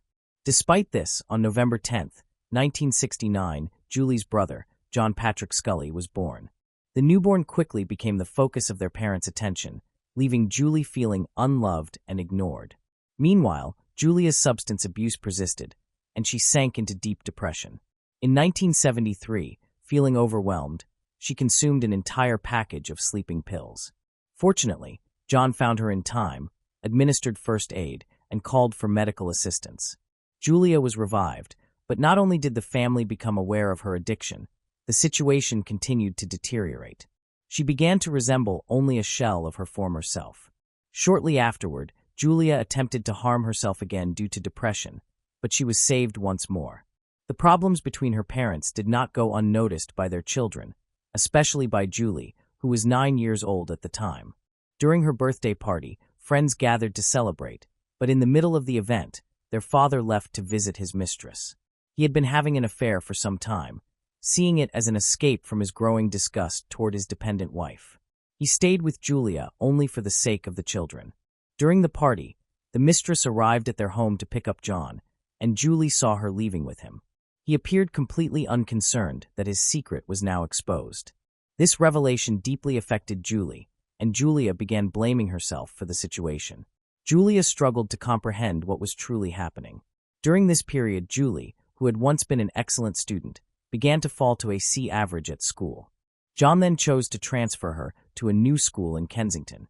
There, Julie, a bright and attractive girl, became very popular but also fell in with a bad crowd. She started skipping school, and her grades continued to decline. By this time, she was 12 years old and already looked attractive, drawing the attention of many boys. All of this was worsened by the fact that the family lived in a disadvantaged neighborhood, which made her parents increasingly fearful for Julie. Worried that she might fall victim to addiction, one evening when Julie's friends were supposed to stay over, her mother went to check on them. However, the schoolgirls were not in the room. Alarmed, Julia contacted emergency services, and police eventually located them in downtown Philadelphia. Julie's relationship with her mother continued to decline, leading to frequent arguments. Her rebellious behavior also troubled her father. Julia entered treatment for her addiction.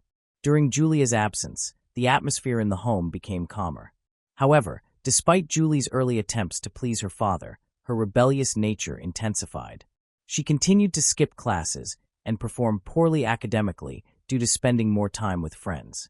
When John learned of this, he was very upset. At the age of 14, Julie informed her father that she wanted to drop out of school. This decision likely stemmed from her feeling ignored by her parents. She was attractive and often the center of attention at parties, making her prioritize fun over her father's approval. By the age of 14, Julie had started living a sexual life. After graduating from high school, her parents began considering her future and special education needs.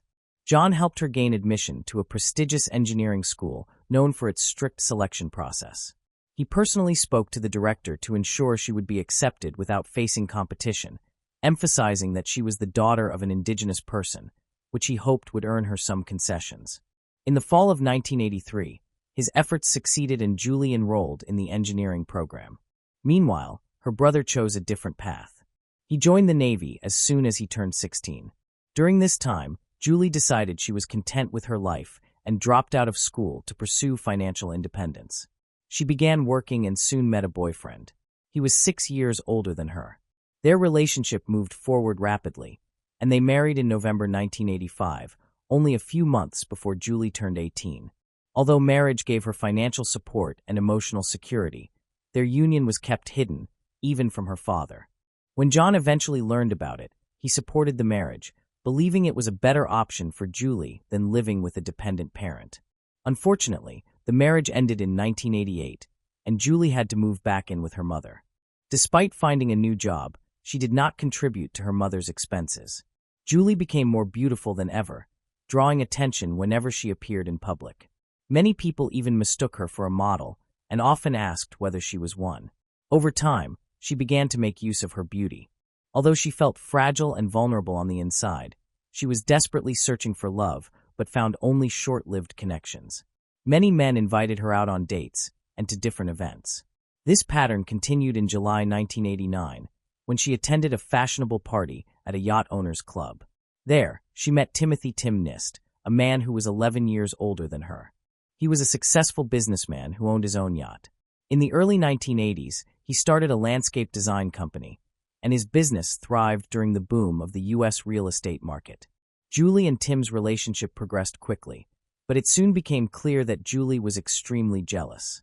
One day, when Tim was at a bar with another woman, Julie arrived and immediately struck him, leaving a bruise on his face.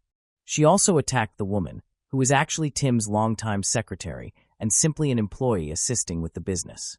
Although the situation was tense, the conflict was eventually resolved. Julie dreamed of becoming a model and noticed an advertisement for a beauty contest in a newspaper. Eager to take part, she and Tim gathered her best photos to submit them to the magazine hosting the contest.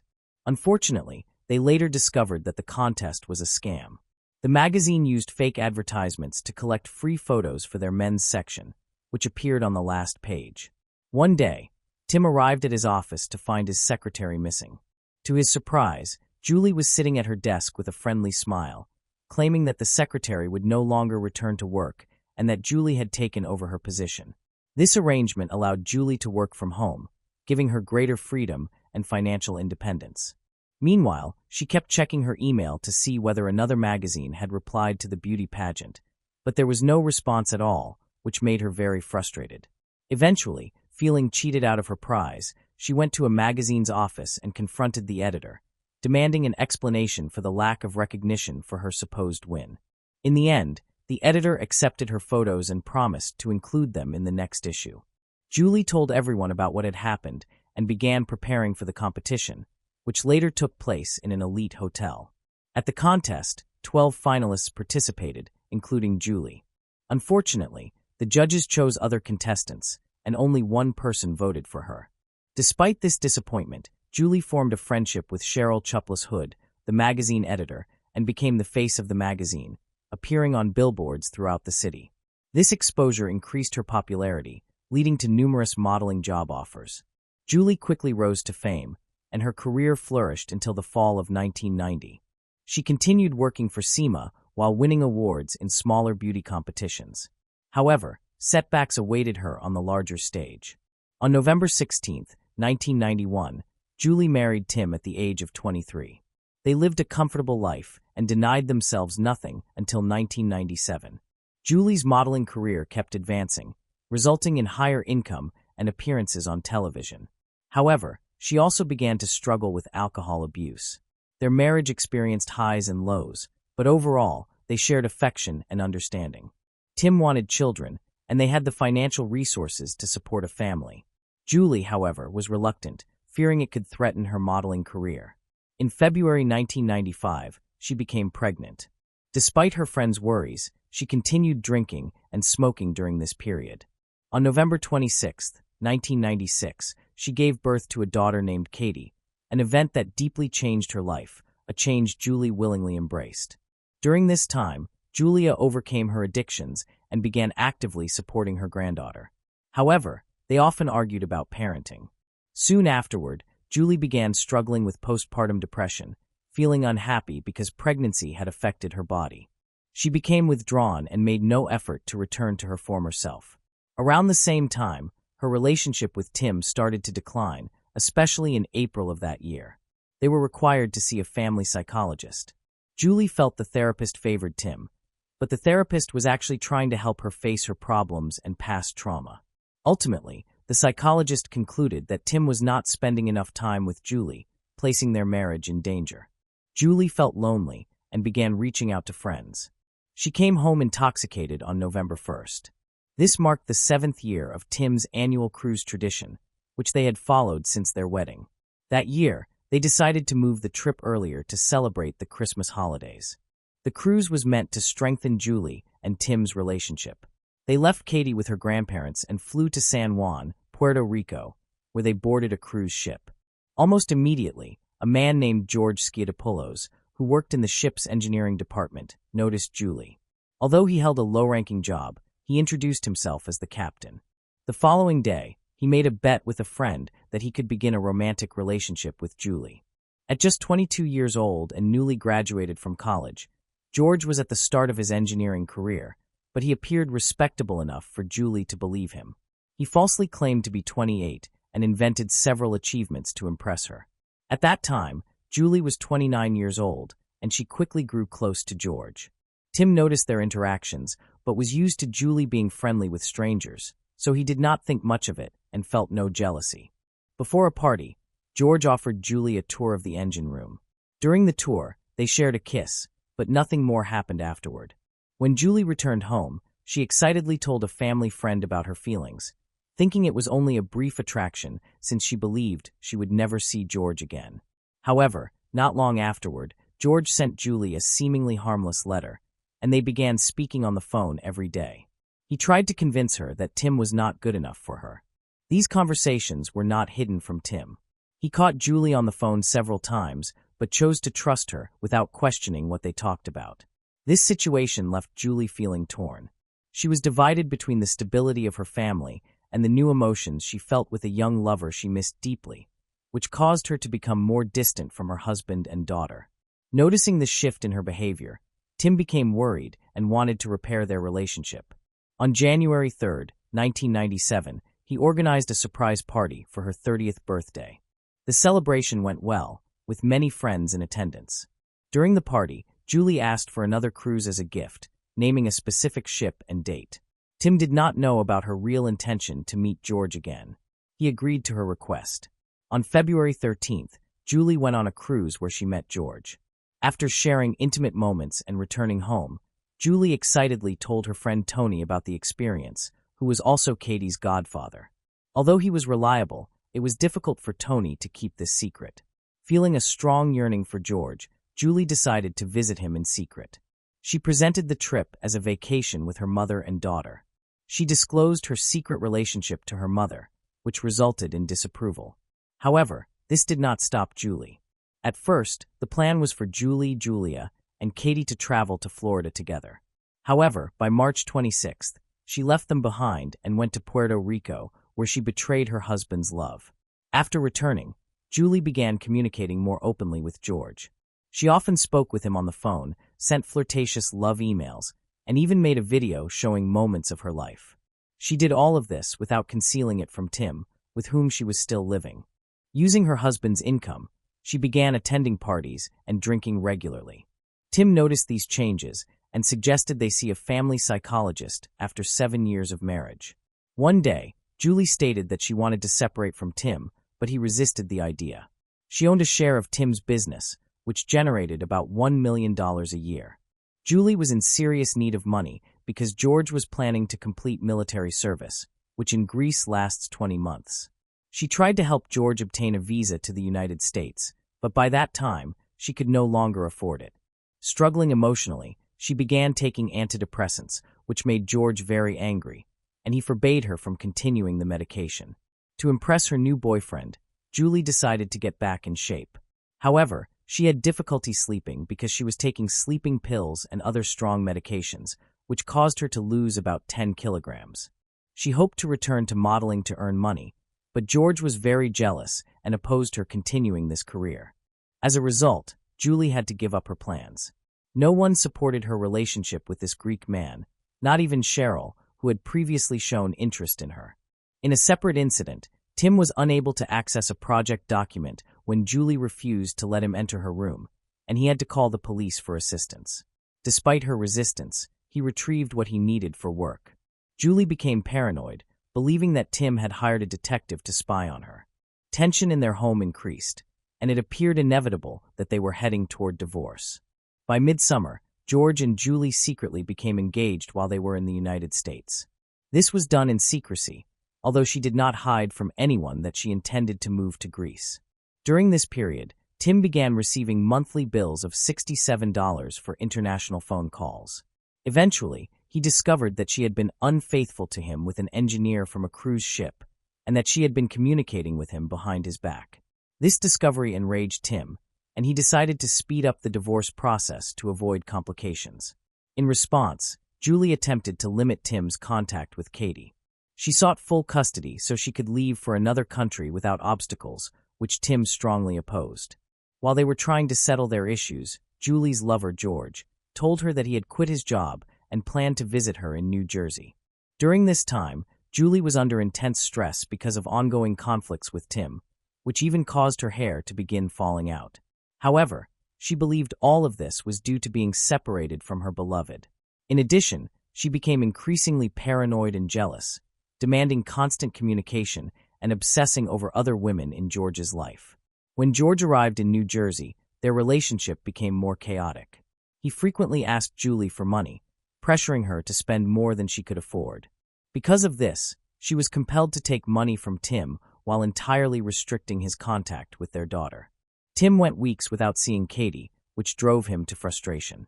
Meanwhile, George continually lied to Julie about his financial situation and employment status. It was astonishing how unattractive this man was, while the beautiful Julie, seemingly worshiping him, was willing to give up her well-established life for him. Julie's friends and family were baffled by her behavior.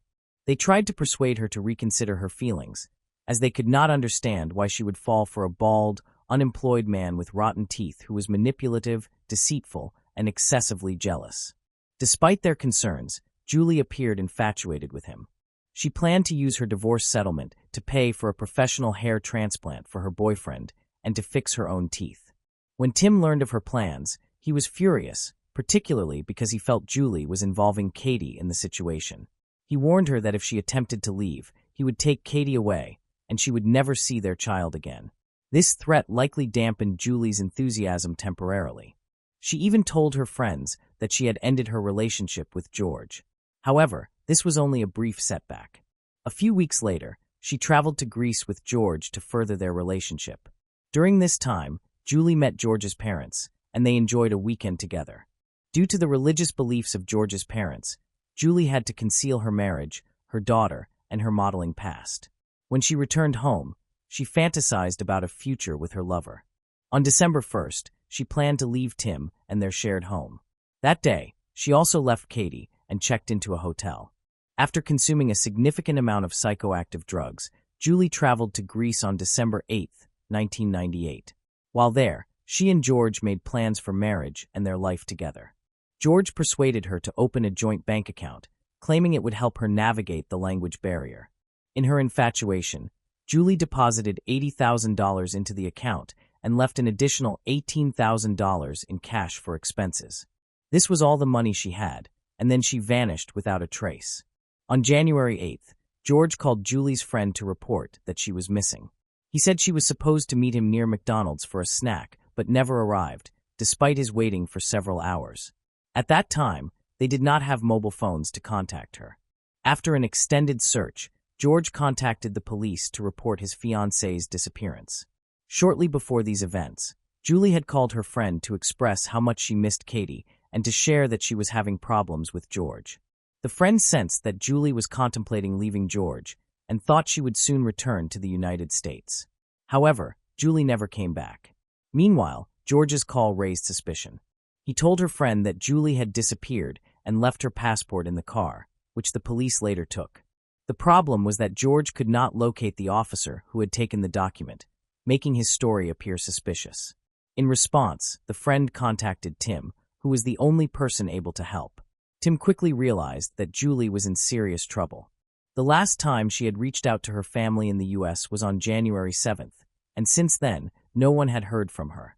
Julie's mother described George as pathetic, not only unattractive, but also lacking self-control. There was an incident in which George became aggressive toward Julie when, during an argument with Julie, he yelled at her, grabbed her by the throat, and pushed her against the wall. He only let her go when he heard the threat of police involvement. At that moment, Julia attempted to end the relationship. Following this, Julia called the police and George was deported. Yet, despite the circumstances, Julie traveled to Greece to support her boyfriend. She defended him in every possible way, even taking responsibility for the attack. When she discovered that Julie was missing, Julia suspected that her daughter's boyfriend was involved in her disappearance. George pretended to assist with the search for Julie. During this period, Julie's family tried to contact the American embassy in Athens, but they faced a significant language barrier since no one at the Greek police stations involved in the investigation spoke English. In the United States, the FBI became involved in the case. It was revealed that Julie's passport had been with George the entire time, although he claimed he found it later. When George learned that the FBI was now investigating, he changed his story and said that Julie's documents had been stolen. His behavior grew increasingly suspicious.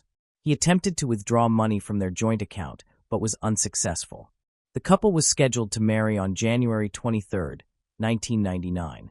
During this period, news outlets were reporting on the missing American woman. George became agitated when he spoke on the phone with Julie's friend, who had alerted the media, George insisting he was innocent. He even gave statements to the press and participated in interviews to defend himself. 16 days later, George, the main suspect, was in the interrogation room. He continued to adhere to the story he had shared with the media. However, after 4 hours of questioning, the police got him to confess to killing his lover. He claimed it was an accident. George seemed to genuinely regret the incident, even shedding tears during the interrogation. Despite this, his account was full of inconsistencies. At times, he insisted that Julie had not disappeared, only to later admit his guilt and then deny any involvement again. George explained that after moving to Greece, Julie quickly became unhappy and missed her home. She expressed a strong desire to return, and despite George's attempts to support her, her distress only deepened, which worried him. In the days leading up to her disappearance, Julie was constantly in tears. Furthermore, George's mother discovered that Julie had an ex-husband and a daughter in America, which made her feel disgusted with Julie. She openly expressed her disapproval to George. He was ultimately persuaded by his mother to leave Julie with such a complicated past. Their relationship was full of arguments, and they eventually were evicted from their hotel due to their conflicts. However, George worsened the situation. He prevented her from contacting her family and friends and physically abused her. It became evident that his mother struggled with schizophrenia and frequently required hospitalization, and many of her issues seemed to have been passed down to George, who had an inflated sense of self-worth. Consequently, he exhibited arrogant behavior. His manipulative tendencies were often noticed by friends and family. He disappeared at the slightest disagreement and immediately attacked his beloved.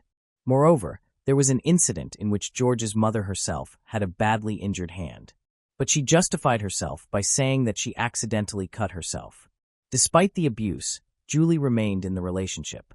On January 8, 1999, the couple embarked on a long trip to Athens. As they drove along a deserted two-lane highway, their calm conversation escalated into another argument. George eventually stopped in a remote area of the road where they were isolated from other drivers. George got out of the car and immediately attacked Julie, choking her in an attempt to silence her screams. George later told the police that it felt as if he were observing the incident from outside his own body. He felt completely powerless and could not stop until Julie showed no signs of life. Although he claimed the attack lasted only a few seconds, forensic experts indicated that strangulation typically takes at least 3 minutes. Afterwards, George was in shock and contemplated burning her body and scattering the ashes into the sea from a cliff, intending to jump afterward to be with her. However, he ultimately abandoned this plan. Instead, he found himself in an interrogation room, which revealed his guilt. George claimed he had attempted to take his own life using an air gun, jumping in front of a truck, and through an overdose of medication. But he was unsuccessful. Following the murder, he treated her body with indifference. He placed her in the trunk of his car and drove to the nearest gas station, where he purchased gasoline. He then returned to the scene, dragged her body away from the road near two small lakes, poured gasoline on her, and attempted to set her on fire. However, the fire did not ignite because it began to rain. At one point, he considered throwing her body into the lake, but instead placed the charred remains back in the trunk and drove to his grandmother's house. George discovered a large suitcase intended for travel and decided to pack the body inside it.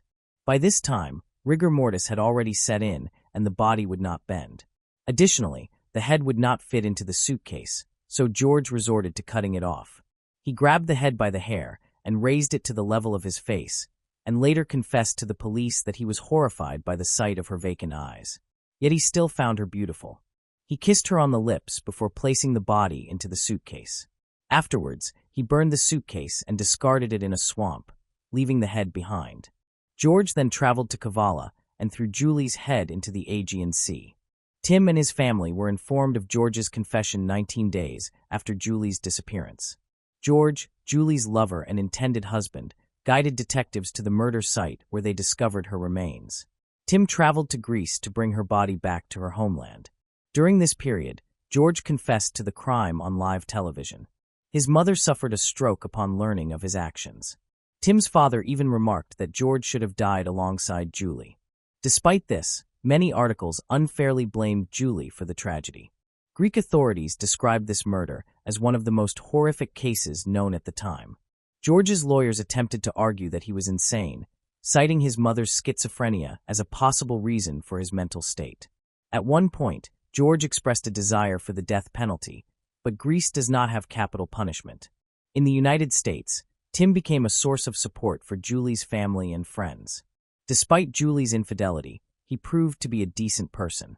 Friends of Julie, who remembered her fondly, believed that George initially exploited her for financial gain. When he discovered that her husband was wealthy, he forced her to divorce for a tidy sum that the woman had to invest in his business. Before her death, Julie realized George's true intentions and decided not to invest in his projects, a decision that ultimately cost her life.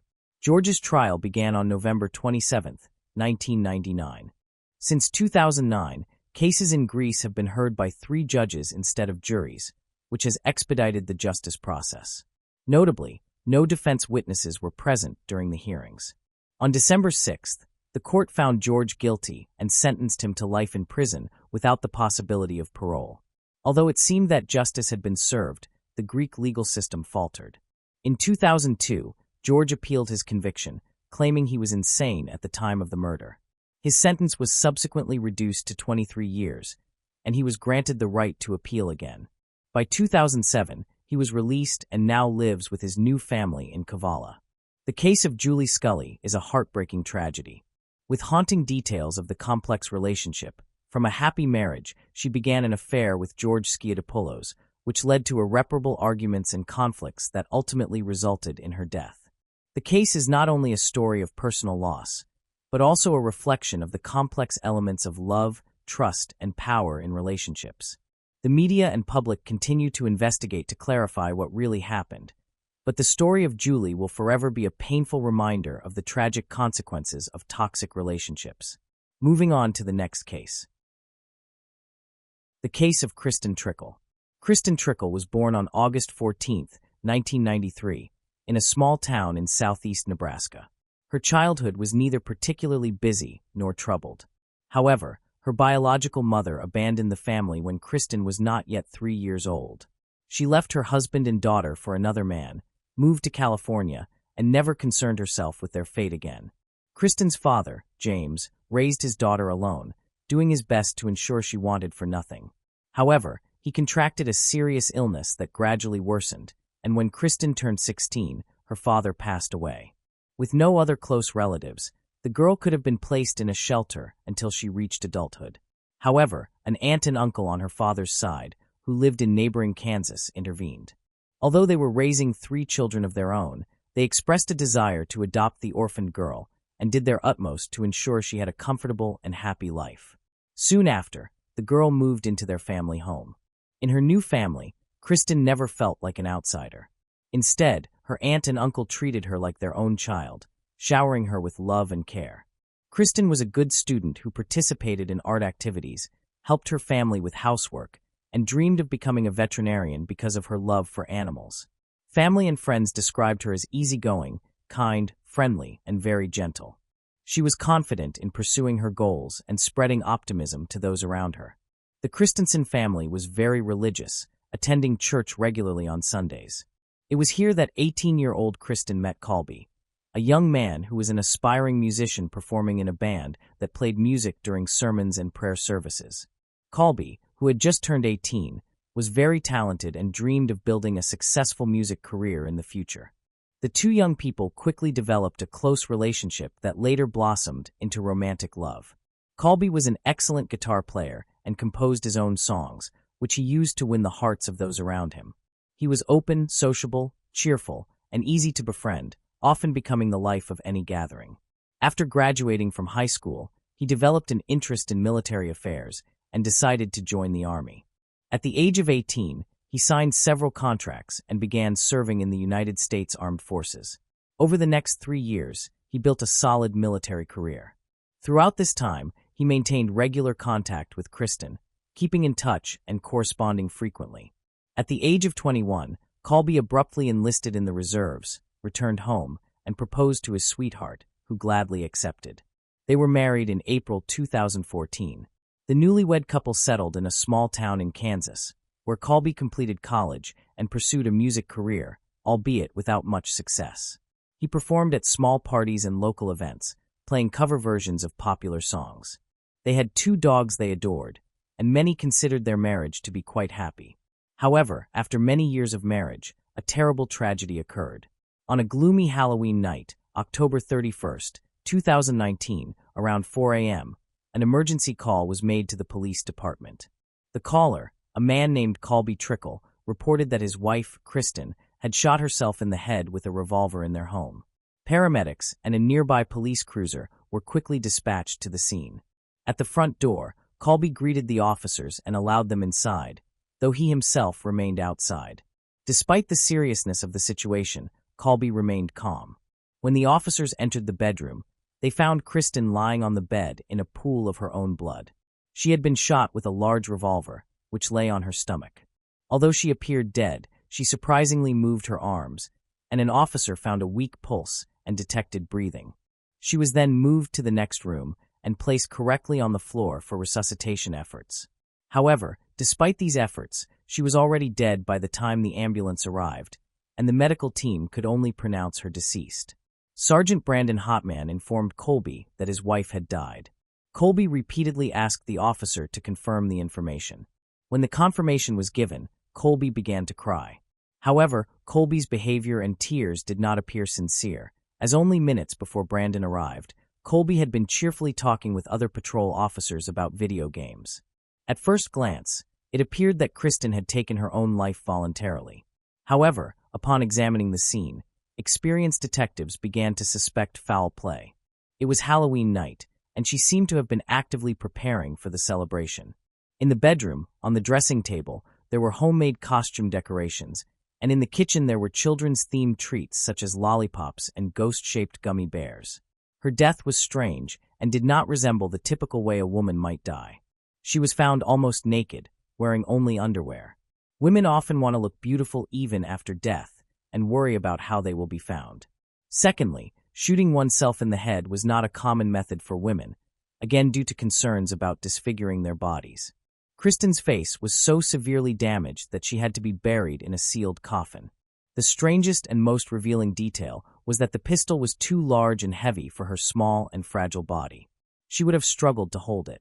Additionally, the position of the gun on her stomach and to the side puzzled the police. After realizing what had happened, Colby considered putting the gun to his own head. However, he ultimately abandoned the idea and chose to call emergency services, hoping to save his loved one. While law enforcement continued working at the scene, her cell phone lying on the nightstand suddenly rang. Kristen had apparently planned and prepared for the morning, but then changed her mind and decided to end her life that night. This raised suspicions, and detectives believed it might have been a carefully staged case. Colby, considered the main suspect, would soon be brought in for questioning.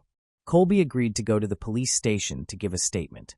He appeared upset but not shattered, remaining calm and composed. He explained that his wife, Kristen, had returned from her management job at Walmart that evening, where she was hoping to be promoted to senior manager. After that, they played video games together. Colby then went to bed early because he was feeling unwell, while Kristen went into the kitchen to clean and prepare holiday sweets. In the middle of the night, Colby was awakened by a sudden loud bang. For a few moments, he was disoriented, his ears ringing, and he could not see anything in the darkness. When he turned on the light, he saw his wife lying motionless beside him, bleeding from her head. He tried to revive her, but realized it was pointless. He then held the pistol to his own head at first. But afterward he changed his mind, decided to place the gun on his wife's stomach, and eventually called emergency services and went outside to meet the police. His actions and behavior raised many questions. For example, why did he place the weapon on his wife's stomach instead of throwing it on the floor, the bed, or leaving it on the nightstand? It is also unclear why he waited outside for the police and paramedics if he believed his wife could still be saved. Normally, in such an emergency, people would attempt to provide first aid or apply pressure to the wound to stop the bleeding.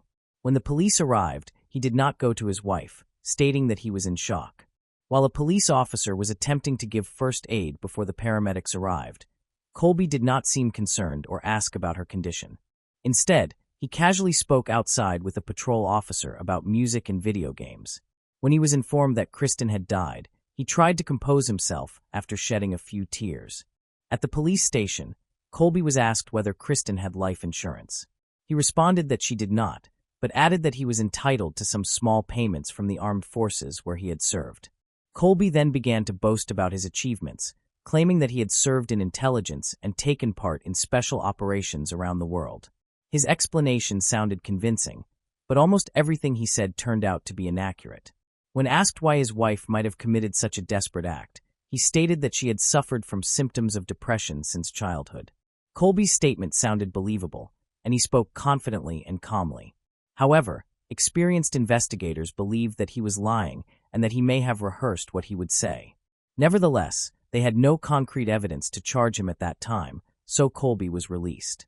When Kristen's relatives were informed of her tragic death, they quickly traveled to Hayes, 500 miles from where they lived, to meet with the police and arrange the funeral. They unanimously denied that she had taken her own life, citing her strong religious beliefs, regular church attendance, and the belief that such an act was sinful. According to her family, Kristen was an optimistic, life-loving person with ambitious plans for the future. She wanted to open a shelter for homeless animals and had been searching for an available property with a large plot of land that she planned to lease long-term for this purpose. Detectives also confirmed that she had been in negotiations to lease the property. She was expecting a promotion at work and took pride in her position. She was also preparing costumes and candy for Halloween and had promised to visit her sister on her birthday in mid-November. Her relatives insisted that she had never suffered from depression and had no mental disorders or harmful habits. Another important point they emphasized was that she would never abandon her dogs. In their conversations with the police, her aunt and uncle suggested that Colby may have treated his wife in a cold, staged manner to make it seem that she had voluntarily left this world. They described her husband as a cruel, domineering man who tried to control every aspect of her interactions, throwing tantrums if Kristen did not return his calls or messages immediately. Her husband had forced her not to speak with her family and to contact them secretly without telling him. Family visits were rare. During her last visit, she told her family that she could no longer tolerate the treatment and that if things did not improve, they would have to divorce. The results of the forensic examination and expert opinions after interviews with Colby and Kristen's family led detectives to believe that the forensic report would be critical to the case. The forensic report identified only one gunshot wound to the chin. The bullet was fired while she was lying on her back with the barrel of the gun pressed against her head. It is possible that she inflicted the wound herself, although it is highly unlikely that she did so. There were no signs of struggle or resistance on Kristen's body. However, after learning from relatives that Colby had been violent and controlling, detectives requested a further examination for any signs of bruising, abrasions, scratches, or other injuries in various stages of healing. They hypothesized that if he had occasionally abused his wife, there would be evidence of it. However, the investigation was disappointing, as no injuries were found on her body apart from the gunshot wound. During the investigation, authorities studied Colby thoroughly, including his personality. Through this, they discovered that Colby was a pathological liar. He had a habit of lying frequently and very convincingly, to the point that he seemed to believe his own lies. Colby provided false information about his musical achievements and income to those around him, even though he was not involved in intelligence activities or any hotspots, and he convinced everyone during the interrogation that he was telling the truth. Kristen, a hard worker, had been the main economic pillar of the family for many years. In contrast, Colby only earned income from occasional performances during the holidays, spending the rest of his time playing video games. Although Colby had real talent, he lacked perseverance and patience, and he was hindered by his own laziness. Police conducted a search of Kristen's phone and found a wealth of information. They discovered a phone calendar filled with everything from haircuts to meetings with a real estate agent. Additionally, Colby's text messages showed that he had openly flirted with another woman and exchanged messages even while at the police station. On the laptop in the living room, a search history from before the incident was recovered, showing that Colby had searched for life insurance benefits in the event of a loved one's death. This detail was particularly important to the authorities. The checks revealed that Colby had lied, as he had purchased 2 insurance policies for his wife, naming himself as the beneficiary in the event of her death. The contracts included insurance for his wife, along with a standard life insurance policy. The amounts involved were significant, contradicting his previous statements. He had even calculated exactly how much he would receive. Although the direct accusations from the victim's relatives were critical of Colby and suggested clear motives, the final decision still depended on the forensic expert's report. According to the documents, there were no signs of violence on the victim's body other than the gunshot wound, which suggested that the victim most likely ended her life voluntarily. The case was closed and archived. At that time, Colby had received compensation from the 2 insurance policies related to his wife. Specifically, he received nearly $50,000 from one special insurance policy and more than $100,000 from another life insurance policy. Once the money was deposited into his account, he purchased a lifelike doll from an online store. He also bought a new video game console, an electric guitar, and expensive musical equipment, and spent the rest on clothing and entertainment, especially frequenting bars and restaurants almost every night. Colby was enjoying life, not saving money, and believed the matter was over since there was no evidence against him and therefore no potential charges. He lived comfortably for about 2 years until a significant event occurred in the summer of 2021. A new prosecutor was appointed. The detectives in charge of the Kristen Trickle case asked the new prosecutor for assistance. They sought permission to reopen the investigation on the grounds that there was no doubt Colby had killed his wife. To prove Colby's guilt, the prosecutor presented unusual and telling evidence, including the suspect's web browsing history, which pointed to his clear actions and motives. After reviewing the relevant documents, the prosecutor decided to reopen the case, and Colby was arrested in July 2021. He was charged with first-degree manslaughter and willful obstruction of justice. While in custody, he remained calm and immediately contacted his attorneys, who began working on his defense.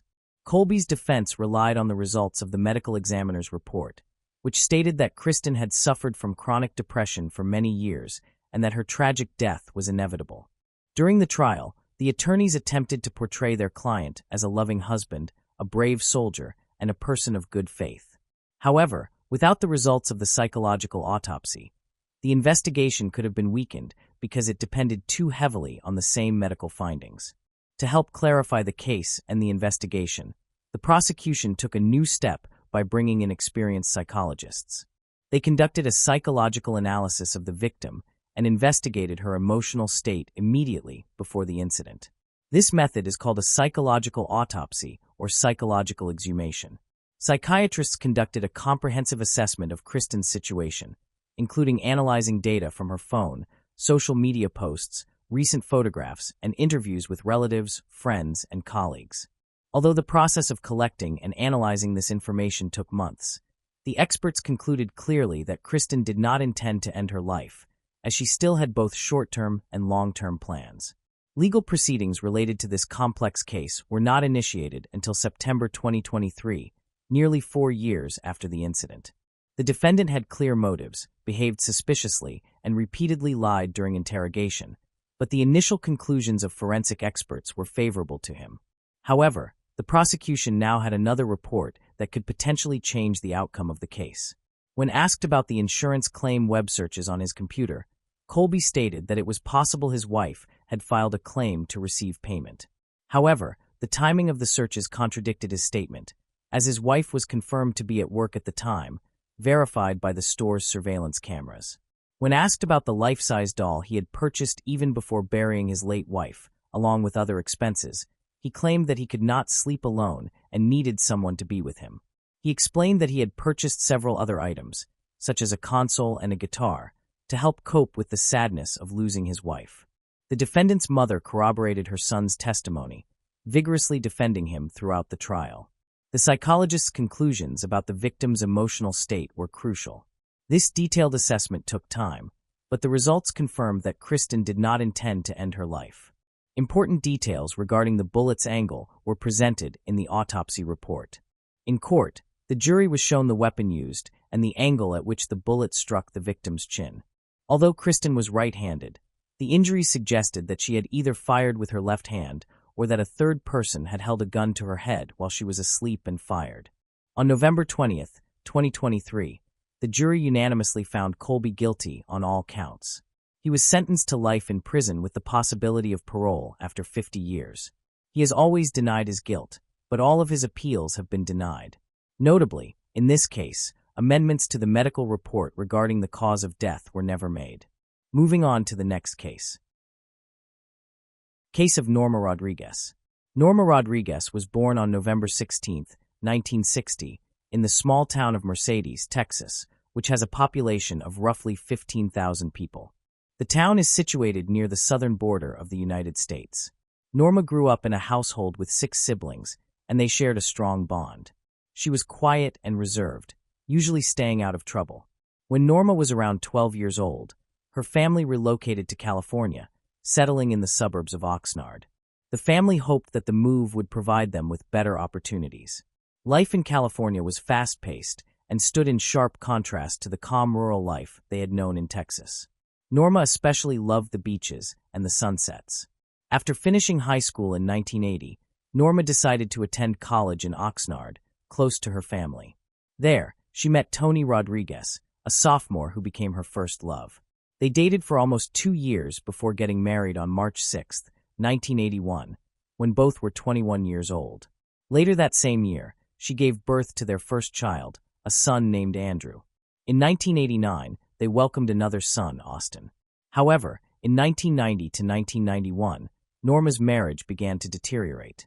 The couple argued more often, and Tony spent increasing amounts of time away from home on business trips.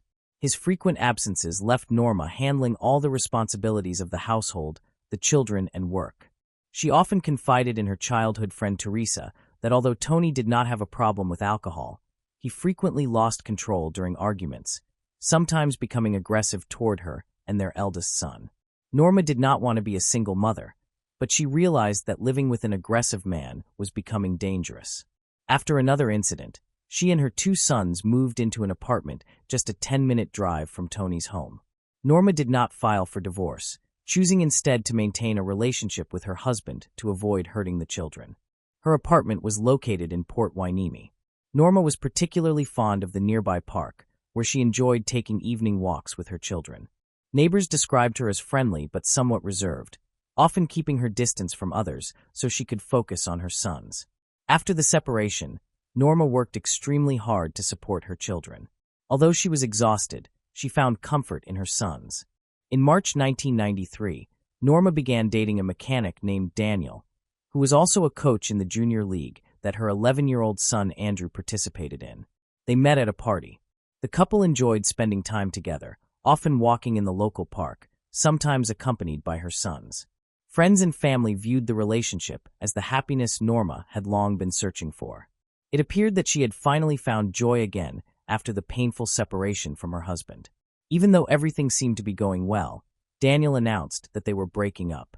The news came as a painful shock to Norma, who had not expected it. Daniel explained that he wanted to reconnect with his ex-girlfriend, whom he had recently gotten back together with. Norma was deeply hurt. To distract herself, she decided to host a barbecue at her home on Saturday, May 29, 1993. She invited guests, including her sisters and her friend Beatrice, hoping it would help her relax and enjoy the weekend. On Sunday, May 30th, she spent the day with her 4-year-old son Austin. They mostly watched television together, while Andrew was in Oxnard with his father. Andrew was scheduled to return home the following day. That evening, Norma received a call from Beatrice, who suggested going to the beach the next day. Since Norma had no other plans, she thought it would be a good way to forget about the painful breakup with Daniel. The next morning, police received a frantic call from Tony Rodriguez. He reported that he had found his ex-wife, Norma, dead in her home. Officers immediately went to Norma's house.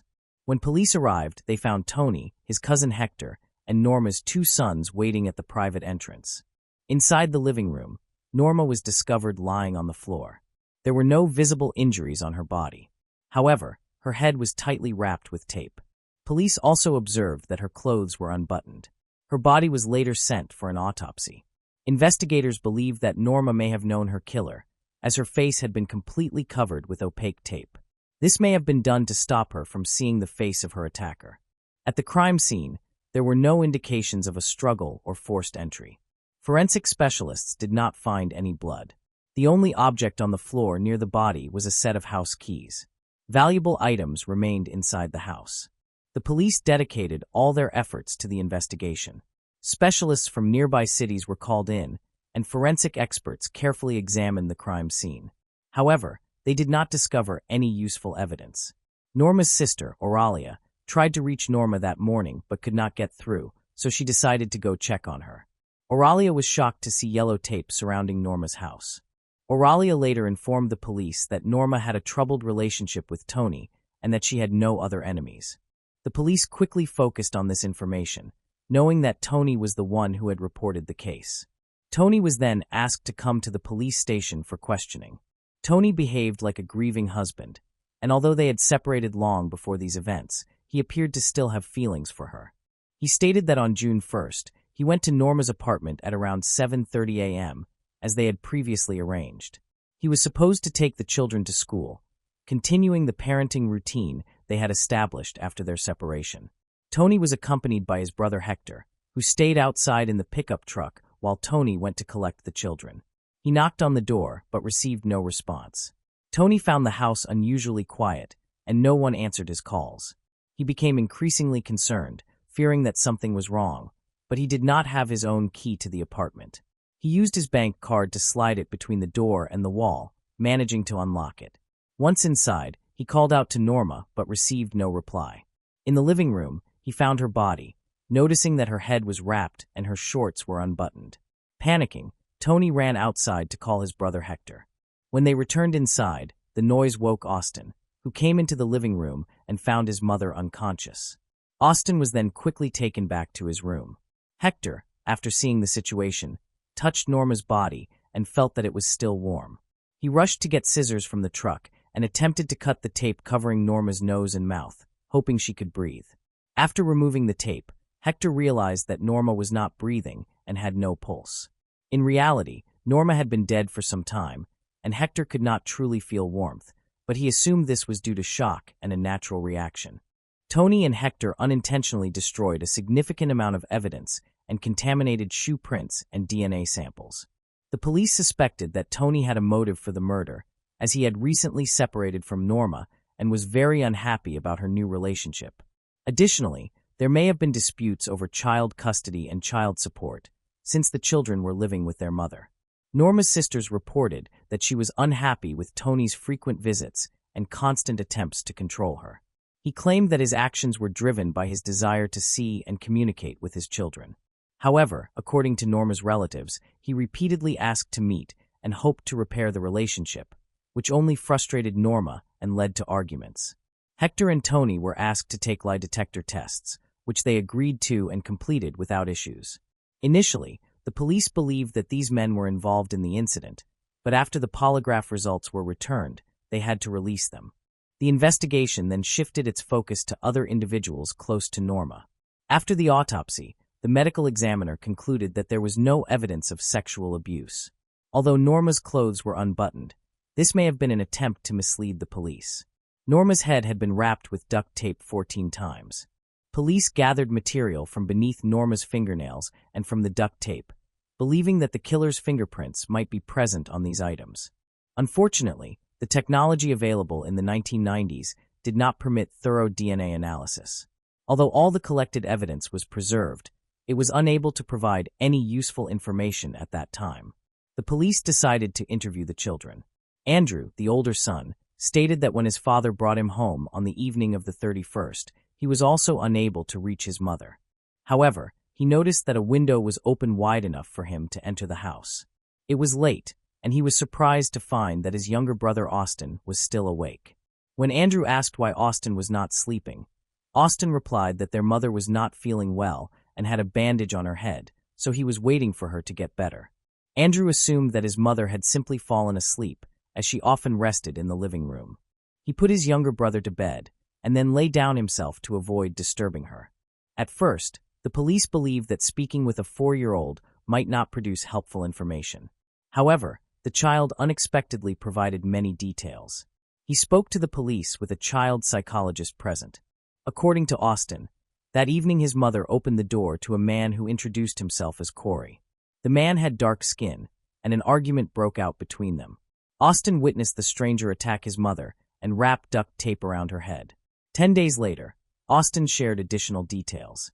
This time, he claimed that a light-skinned man named Warren had entered through the kitchen door and was responsible for wrapping duct tape around Norma's head. This confused the police, as there was no evidence suggesting that more than one person had been involved in Norma's attack.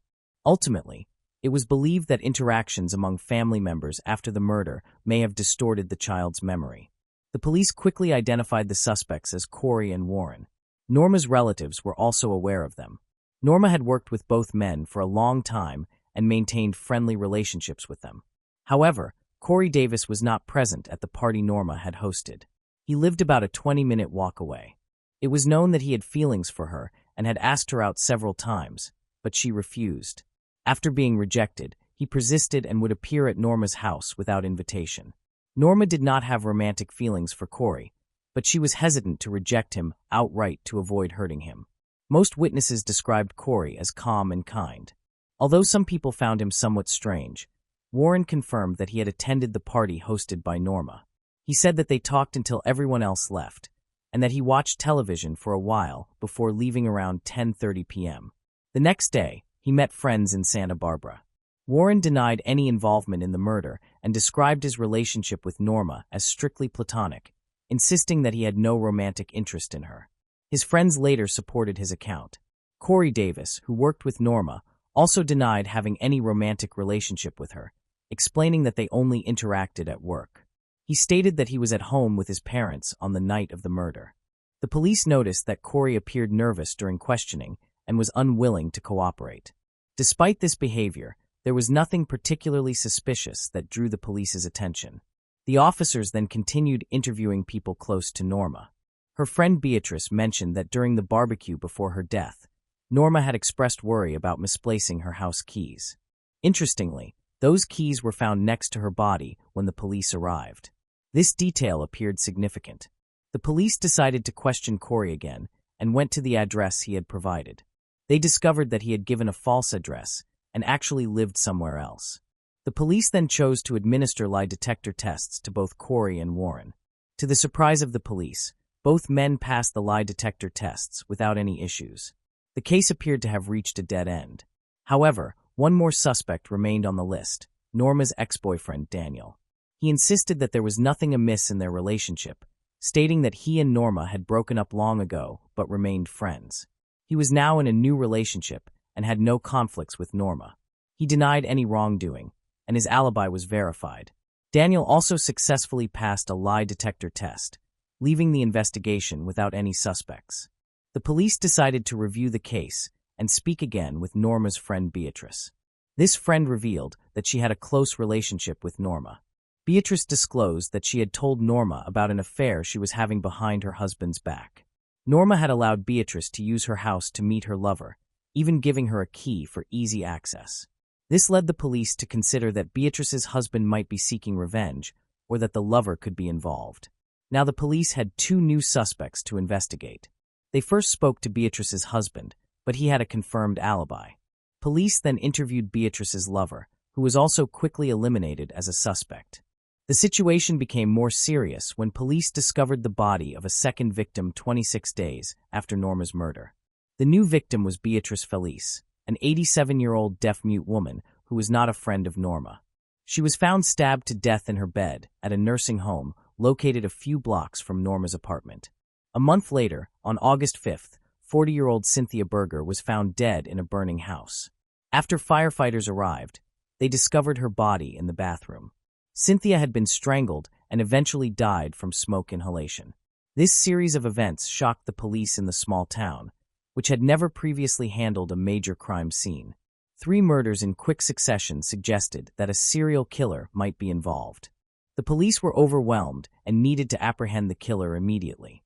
Meanwhile, public pressure grew as locals held memorials to honor the victims and raise awareness of the tragedies. Since the town was unprepared for such a surge of crime, an FBI agent specializing in psychological profiling of criminals was brought in. In 1995, police received information about a man suspected of killing at least 5 women in the United States. The man was identified as Glenn Edward Rogers, 30 years old, whose previous crimes resembled the incidents in the local area. Glenn was later convicted of first-degree murder for the deaths of 2 women, one in Florida in 1997 and another in California in June 1999.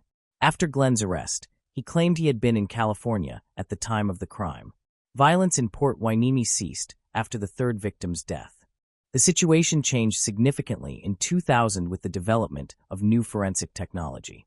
By 2002, the DNA collected from the case was analyzed, but the police database showed no matches. However, in 2003, further analysis by a forensic scientist revealed a match. The DNA found under Norma's fingernails belonged to Warren Mackey, 39, a former co-worker of Norma. Although he had passed a polygraph test, a feat often possible for hardened criminals lacking emotion, Warren had lied about his plans on the night of the murder and even persuaded friends to support his false alibi. Police were astounded by Warren's ability to deceive others. On August 27, 2003, Warren Mackey was arrested for questioning. He was given one last opportunity to confess, but he continued to deny involvement and soon requested a lawyer, refusing further cooperation with the investigation. Warren was charged with murder. A preliminary hearing took place on March 2, 2004. The Supreme Court debated whether the case should be classified as first or second-degree murder. The matter was resolved on January 10, 2005, when Warren agreed to a plea deal with the prosecution and pled guilty to second-degree murder. In his confession, he stated that he had been under the influence of alcohol and drugs that night, which affected his memory of the events. Warren Mackey, then 40 years old, was sentenced to life in prison with the possibility of parole after 15 years. As part of the agreement, he was not allowed to file any appeals. Soon after serving the required minimum time, he began requesting parole, but all of his applications were denied, largely due to the active involvement of Norma's family. 2 other murders that occurred around the same time were later determined to be unrelated to Warren. Moving on to the next case. The case of Pam Hupp. Pam Hupp was born on October 20, 1958, in Delwood, Missouri, as the second child of the Newman family. She married Mark Hupp, and together they had 2 children. In 2001, the family relocated to Fallon, Missouri. Pam had a diverse work history, including employment as a life administrator at State Farm until 2010, when she stopped working due to disability claims related to leg and back pain. Despite some prior legal issues, including 2 forgery charges, Pam's acquaintances never suspected her of being capable of murder. However, on August 16, 2016, Pam shot and killed Louis Gumpenberger, a mentally challenged man who had suffered physical and mental disabilities since a 2005 car accident. Pam claimed that Louis had attacked her with a knife after jumping from a passing vehicle, and that she defended herself by slapping the knife away before shooting him 5 times with her Ruger LCR, which she retrieved from her nightstand. However, this account appears suspicious, and what truly happened that day remains uncertain. Pam accused Lewis of instructing her to drive him to the bank to withdraw money belonging to Russ Varia, a man wrongly convicted of murdering his wife Betsy in 2011. According to Pam, Lewis became agitated and excited, saying, "We're going to the bank, we're getting Russ's money." Evidence later revealed that Lewis's actual intention was for Gumpenberger to attack and kill Pam. A handwritten note found at the crime scene contained instructions for Gumpenberger. First, he was to take Russ's money from Pam's apartment. Next, he was to kill Pam and make it appear that Russ's wife was responsible. The note contained gruesome details, including leaving the knife protruding from Pam's neck. The perpetrator had offered Gumpenberger a large sum of money to carry out this heinous act. Pam Hupp was arrested for the murder of Louis Gumpenberger. However, questions arose. Was Gumpenberger acting as a hired assassin, or did Pam manipulate him, using a mentally disabled man as a scapegoat? The truth began to emerge when Pam voluntarily went to the O'Fallon Police Department. During her interview, she asked if it would be recorded, noting that she usually appeared with Chris Hayes, a KTVI News reporter. She even blamed Hayes for attracting criminals through his reporting. Pam had a history of pretending to be Kathy, a producer of an NBC TV show. According to the O'Fallon police chief and the St. Charles County prosecutor, Pam used this persona to lure Gumpenberger into her home, where she tricked him into recreating a 911 call, providing cover for the brutal crime she was about to commit. After killing Gumpenberger, Pam Hupp planted evidence to implicate herself, including writing a note found on his body. Police built a strong case against her due to the overwhelming evidence uncovered. They found $9 bills on Gumpenberger's body, which Pam had placed there. The 10th $9 bill was later found in her dresser, and its serial number matched 3 of the $100 bills also found on Gumpenberger. Pam Hupp was arrested on August 23, 2016, and charged with first-degree murder and armed criminal action. On the day of her arrest, when she requested to use the restroom, she attempted suicide by stabbing her wrist and neck with a ballpoint pen, but fortunately, she did not succeed. On January 30, 2017, she appeared in court for the first time. Prosecutor Phil Groyne argued that her actions demonstrated a consciousness of guilt. A grand jury convicted her on all charges. In December 2016, her bail had been set at $2 million. Pam's trial began in 2017, during which she pleaded not guilty, prompting the prosecutor to seek the death penalty. The reasoning was that Pam appeared to have chosen her victim, Gumpenberger, at random. In June 2019, Pam entered an Alford plea, which allowed her to plead guilty while maintaining her claim of innocence. This move nullified the death penalty charge and resulted in the cancellation of a jury trial. Consequently, Pam was sentenced to life imprisonment without parole in August 2019. Following her sentencing, she called her then-husband Matt Hupp and explained that she had confessed to killing Louis Gumpenberger to avoid subjecting their family to a lengthy and distressing trial. During the proceedings, disturbing details about Pam's past emerged, shocking the police, judges, and the public. In June 2016, Judge Cunningham ruled that evidence related to the brutal murder of Betsy Ferrier could be admitted in court. This decision led to the reopening of the Betsy Ferrier case. Betsy, born Elizabeth Ferrier, worked with Pam at State Farm as a life insurance administrator and lived in Troy, Missouri, with her husband Russ Ferrier and 2 daughters from a previous relationship. Betsy was diagnosed with cancer in 2010. In October 2011, she learned that the cancer had spread to her liver and that she had only a few months to live. Tragically, she passed away on December 22, 2011. Before her death, Betsy changed the beneficiary of her $150,000 life insurance policy from her husband to Pam Hupp, without informing her husband or daughters. Pam claimed that Betsy had instructed her to establish a trust fund for her daughters, but later alleged that Betsy wanted her to keep the money due to a romantic relationship between them. Betsy's daughters filed a lawsuit against Pam in 2014, attempting to reclaim their mother's life insurance proceeds. However, their case was dismissed in 2016. In the same year, Russ, Betsy's husband, sued State Farm. On December 27, 2011, just 5 days after making Pam the beneficiary of her life insurance policy, Betsy attended a chemotherapy session at the Alvin J. Siteman Cancer Center. Weakened from the treatment, she went to her mother's house, where it was arranged that Russ would either pick her up or she would stay overnight. Unexpectedly, Pam arrived and insisted on driving Betsy home. Claiming to have dropped her off around 7 p.m., Betsy's daughter reported that her mother did not answer her call at approximately 7:21 p.m. Later, at 9:40 p.m., Russ, Betsy's husband, desperately called 911, reporting that his wife had taken her own life. However, Russ had been at his friend Michael Corbin's house watching movies from 6 p.m. to 9 p.m. Afterwards, he drove to Arby's Lake in St. Louis before returning home. When emergency responders arrived roughly 10 minutes after Russ's call, they quickly determined that Betsy's death was not a suicide. Her body was discovered lying on her right side with 55 stab wounds and a deep cut on her wrist. A kitchen knife was lodged in her neck, and another knife was found beneath her pillow. Notably, no bloodstains or footprints were observed around the house's entrance. The investigation determined that Betsy had died between 7:20 p.m. and 9:41 p.m. Suspicion immediately focused on Russ Ferrier, who became the prime suspect. Authorities believed he had a motive, as his wife had refused him access to the $150,000.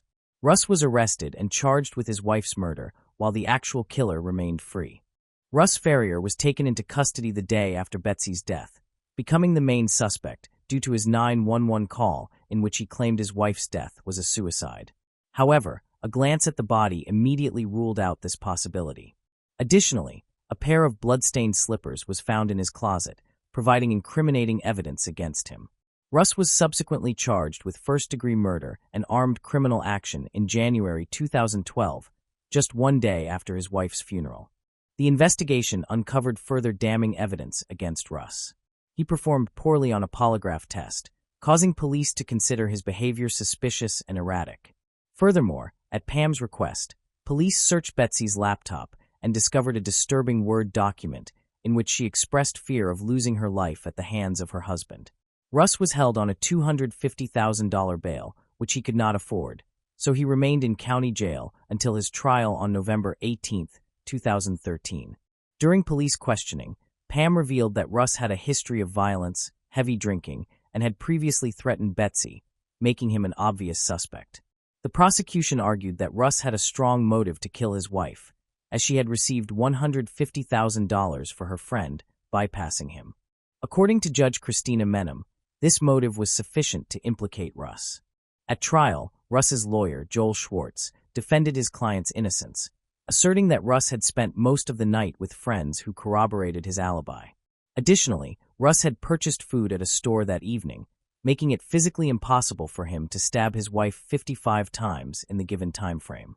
Moreover, there were no bloodstains on his clothes or body. The prosecutor suggested that Russ's friends might have been involved in the crime and had lied about his whereabouts that night. It was claimed that his friends had accompanied him to buy food at Arby's and stage an alibi. Judge Christina Menem refused to allow Joel Schwartz to present critical evidence implicating Pam as an alternative suspect. This evidence included phone records showing Pam remained near Betsy's apartment 30 minutes after she claimed to have left, as well as the fact that Betsy had changed the beneficiary of her $150,000 life insurance policy just 5 days before her death. Despite Pam having a clear motive, the judge chose to ignore it. In a closed hearing, Pam claimed to have placed $100,000 of the insurance money into a trust fund for Betsy's daughters. However, in a later civil deposition, she admitted to keeping the money for herself, stating that she did not want her daughters, mother, or sisters to have it. Meanwhile, Detective Mike Merkel of the Lincoln County Sheriff's Office reported that a crime scene camera had malfunctioned, preventing important photographs from being developed. Despite the mounting evidence against him, Russ was convicted of first-degree murder and armed criminal action in November 2013. He was sentenced to life imprisonment without parole for 30 years. Before Ferrier's second trial, Attorney Schwartz finally obtained the photos showing no blood trail. To this day, he has been unable to identify who in the prosecutor's office sent him those photos. Fox 2 News was present in the courtroom when Schwartz dramatically revealed that he had uncovered evidence the police and prosecutors had concealed. Afterward, Russ was transferred to the Jefferson City Correctional Center, a welcome development for Pam's sister Betsy. During the trial, Russ's wife testified that he had once pressed a pillow against her face, whispering, This is what it feels like to die, because she had removed him from her insurance policy. Schwartz pointed out that this story had originally come from Pam, but the judge ignored it. Throughout the trial, Russ's friends were falsely accused of being accessories to murder due to the prosecutor's closing argument.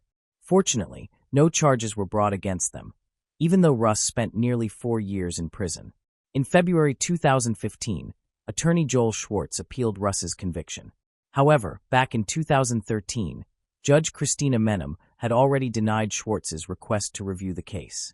In 2014, KTVI and the St. Louis Post-Dispatch revisited the case, uncovering suspicious facts about Betsy's death and her true killer. Their investigation found that Pam Hupp had given contradictory statements to police, including a false claim that she had left the Ferrier residence immediately after dropping Betsy off. The Ferrier murder case was marred by controversy and deceit.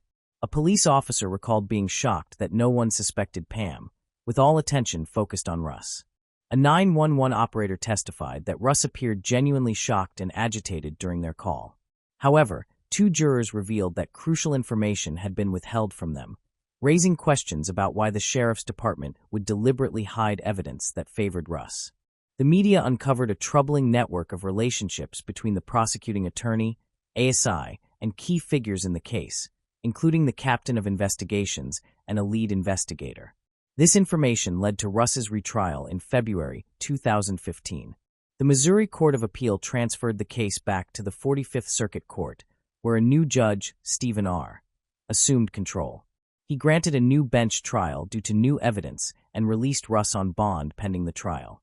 During the retrial, Russ was permitted to present incriminating evidence against Pam. Some police officers admitted that Pam had told them she saw Russ with another man in a car while she was dropping off Betsy. The CSI agent who handled the crime scene believed that Russ's bloodstained slippers had been staged and that the bloodstain was not caused by stepping in blood. Russ was acquitted of all charges and released on November 7th. He later filed a lawsuit against ASI and 3 deputy sheriffs for ignoring exonerating evidence and fabricating evidence. In 2020, he was awarded a $2 million settlement. The case also led to consequences for the officials involved. ASI faced a bar complaint, although it was rejected. She later stated that she was willing to cooperate with the U.S. Attorney's Office and the Lincoln County Commissioner to review her conduct. Judge Christina Menem was suspended for misconduct in a separate case and was voted out of office in 2018 due to her role in the Ferrier murder case. In 2019, Lincoln County appointed a new attorney, Mike Wood, who reopened the Betsy Ferrier murder case. He stated that Russ's wrongful conviction had inspired him to take the job. Pam was eventually interrogated as a suspect in the murder and was charged with first-degree murder. The new prosecutor, Wood, sought the death penalty due to the heinous nature of the crime. Betsy Ferrier had been brutally murdered, stabbed 55 times, with her wrist almost completely severed. Detective Wood condemned the actor's animalistic behavior and charged Pam Hupp with the crime. Wood possessed strong evidence against Pam, including the $150,000 life insurance policy that named her as the beneficiary just days before Betsy's death. Pam had promised to place the money in a trust fund for Betsy's daughters, but instead kept it for herself, claiming that Betsy had wanted her to have it. In an interview, Pam asserted that she and Betsy were lovers, but Wood believed she was lying. Pam had also loaned her son $120,000 from her company in 2021, contradicting her earlier statements. Wood was convinced that Pam murdered Betsy by stabbing her with a kitchen knife while she slept on the sofa. He believed Pam tried to stage the scene to resemble a domestic violence incident by walking around the room in socks. The evidence against Pam included a text message she sent to Betsy's phone at 7:20 p.m., claiming she was home, while her call records showed she was still at the Ferrier residence. The fact that Betsy was found lying on her side suggested to Wood that she was killed by someone she trusted. Pam pleaded not guilty to the crime, but her trial was delayed multiple times due to her attorney's death and other complications. Finally, in 2023, the trial was scheduled to begin in 2025. Wood was determined not only to bring Pam to justice, but also criticized the Lincoln County prosecutors for mismanaging the case and showing bias against Russ Ferrier, Betsy's husband. He highlighted a 2015 destruction order that could have led to the loss of evidence, which would have made Russ's release from prison impossible. Moving on to the next case. The case of Stephen Freeman. Stephen Freeman was born on January 1, 1995, in Thomason, Georgia, to parents Troy and Jennifer Freeman. Alongside his brother Blake, Stephen enjoyed a happy and healthy childhood, free from problems with his parents or society. As a friendly and responsive person, he built strong relationships with many friends, who often described him as exceptionally calm. Growing up in Griffin, Stephen attended Spalding High School and later Gordon State College. Mary Catherine Higdon, his future partner, was known for her cheerful, humorous, and friendly personality. Mary expressed her creativity through performing numerous plays for family and neighbors. In their senior years, Mary and Stephen fell deeply in love and remained inseparable. Shared interests brought the couple closer together, as they often spent time in nature enjoying activities such as hiking, fishing, and hunting. After publicizing their relationship on Facebook in 2012, Stephen frequently posted photos with Mary. Both families were pleased with the young couple's relationship. Mary's family adored Stephen, and his parents welcomed Mary as a second daughter. Upon finishing school, Stephen and Mary moved in together. Stephen secured a job at Drain, Gutters, and Roofing Incorporated as a plumber, while Mary worked as a teacher's assistant at St. George's Episcopal School. She also worked part-time at a local gun store. By the summer of 2018, Stephen and Mary had been living together for 7 years. On August 1, 2018, at 10:42 p.m., Mary called emergency services in a panicked state. She claimed that she had unknowingly shot her boyfriend with a Glock 43 firearm, believing it to be unloaded. When paramedics and police arrived at their home on Sunnybrook Drive, Mary was in shock, kneeling beside Stephen's motionless body, crying and begging for help. She was eventually pulled aside by law enforcement officers, who examined Stephen and administered first aid despite his severe chest wound. Stephen was still breathing when paramedics arrived. Stephen, 23, was quickly transported to Spalding Regional Hospital, but his condition worsened, and his heart stopped just before midnight. Mary, still reeling from the incident, was required to give a statement at the police station. During questioning, she reiterated her claim that the shooting had been accidental. Mary explained that her home had always contained firearms, and that Stephen would leave a pistol on the nightstand at night for protection because they lived outside the city. On the evening in question, Mary claimed she had simply intended to hand Stephen the pistol, and it accidentally discharged. She stated that she had no knowledge the gun was loaded at the time. Mary emphasized that Stephen was the love of her life, and that she would never intentionally harm him. When investigators examined the scene, they found evidence suggesting the act might have been planned in advance. In the kitchen, signs of a struggle were visible, with food and dishes scattered about. Detectives Adam Trammell and Chris Wilson found it difficult to believe Mary's story and decided to investigate the evidence further. Mary was brought in for another interrogation. This time, the investigators applied pressure, raising their voices, expressing doubt about her account, and demanding honesty. The tactic succeeded, and she confessed to shooting her boyfriend in a fit of anger. She revealed that they had a severe argument that night, and that she had wanted to leave him. Investigators recorded the conversation, capturing her admission of guilt and essentially resolving the case with a candid confession. A technical issue occurred, resulting in the loss of most of the recording, leaving only fragments of interference and indistinct noises. The cause of this technical failure was unknown, and it was surprising that no one had made a backup copy of such crucial evidence. Further investigation revealed that the pistol was not capable of accidental discharge, as it required a deliberate pull of the trigger. This meant the gun had to be intentionally aimed at Stephen for the bullet to strike him. Detectives also expressed skepticism regarding Mary's behavior and questioned whether her apparent distress was genuine or feigned. They continued to gather evidence, gradually reconstructing the sequence of events. However, Mary's own words raised another significant question about the claimed accident. Investigators discovered that she had previously worked at a gun store, where employees underwent extensive training in firearm safety before starting work. This strongly suggested that Mary should have known how to handle a pistol safely, making the possibility of an accident highly unlikely. The investigation into the incident revealed inconsistencies in her initial testimony. Mary gave multiple conflicting statements during questioning. Initially, she claimed Stephen's death was an accident, saying she was handing him the pistol when it discharged. Later, she suggested she had accidentally fired while tossing the gun to Stephen at his request. These contradictions raised suspicions, as her story changed repeatedly. As a result, Mary was detained at Spalding County Jail and charged with felony malice murder, aggravated assault, and unlawful possession of a firearm. Lieutenant Wilson strongly disputed Mary's claim of an accident, seeking to prove that she had deliberately planned the act.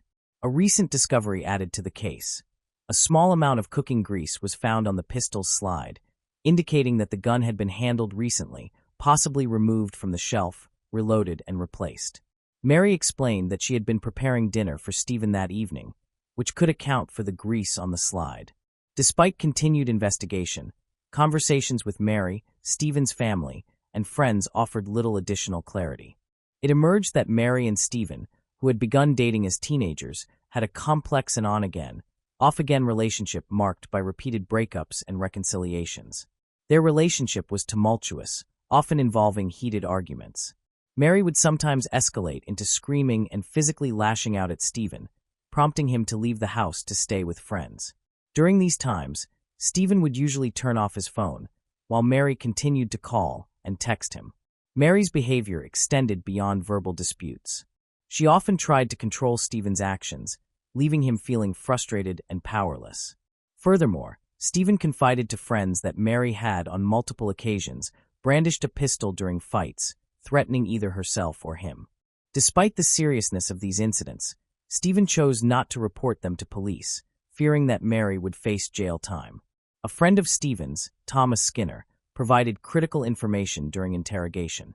He stated that just 2 days before the fatal incident, Stephen and Mary had exchanged affectionate messages, wishing each other a good day. However, the situation deteriorated the following day. Stephen told his mother that he did not want to return home due to the unbearable circumstances, saying he would rather stay with Thomas. On the night of August 1st, 2018, when Stephen failed to come home, Mary sent him hundreds of messages, desperately pleading for him to return. That evening, she prepared dinner, expecting Stephen to come home. When she learned from Stephen's mother that he was at Thomas's house, Mary drove to pick him up and encountered them on the road. She rolled down her window and told Stephen that she was waiting for him at home for dinner. Stephen agreed to return home, but the evening concluded in a tragic incident. A year following Stephen's death, Mary went on trial in June 2019. Prior to the trial, the prosecution presented Mary with a deal: life in prison with the possibility of parole if she admitted to committing the crime. Despite this offer, Mary rejected it and continued to assert her innocence. During the early court proceedings, Mary strongly defended herself. She insisted that the incident had been accidental and that she never intended to harm Stephen, highlighting her deep affection for him. She also made a startling claim, alleging that Stephen had a history of abusing her. According to Mary, he physically assaulted her on 2 separate occasions and even forced himself on her. On the day of the tragic event, Stephen allegedly attacked her, compelling her to defend herself. It became evident that the couple's relationship had been deteriorating for quite some time. Friends and family observed that Mary had been angry with Stephen for repeatedly ignoring her messages and calls. In the days leading up to the incident, Mary's behavior had grown increasingly demanding, and she had become very insistent on having her way.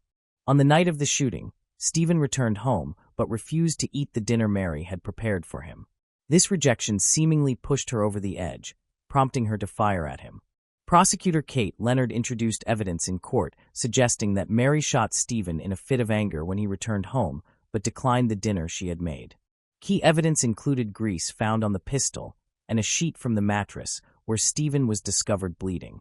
Forensic examination of bloodstains on the bed sheets indicated that Stephen did not attack or approach Mary at the moment of the shooting. Instead, the findings suggested he was sitting calmly on the bed, motionless. Had he been moving, the blood stains would have been more dispersed, but they were confined to a single area of the sheet. Mary again faced the prospect of life imprisonment. She took the risky step of testifying honestly in court, her voice trembling with emotion and tears streaming down her face. In front of the judge, she portrayed Stephen as a controlling, violent man. She provided evidence supporting her account, asserting that she shot Stephen in self-defense following an argument on the night of the incident. Mary sorrowfully recounted many experiences from her life with Stephen. He subjected her to both physical and emotional abuse. She stated that Stephen frequently struck her violently and issued threats over minor mistakes or perceived disobedience. She was continually manipulated and controlled.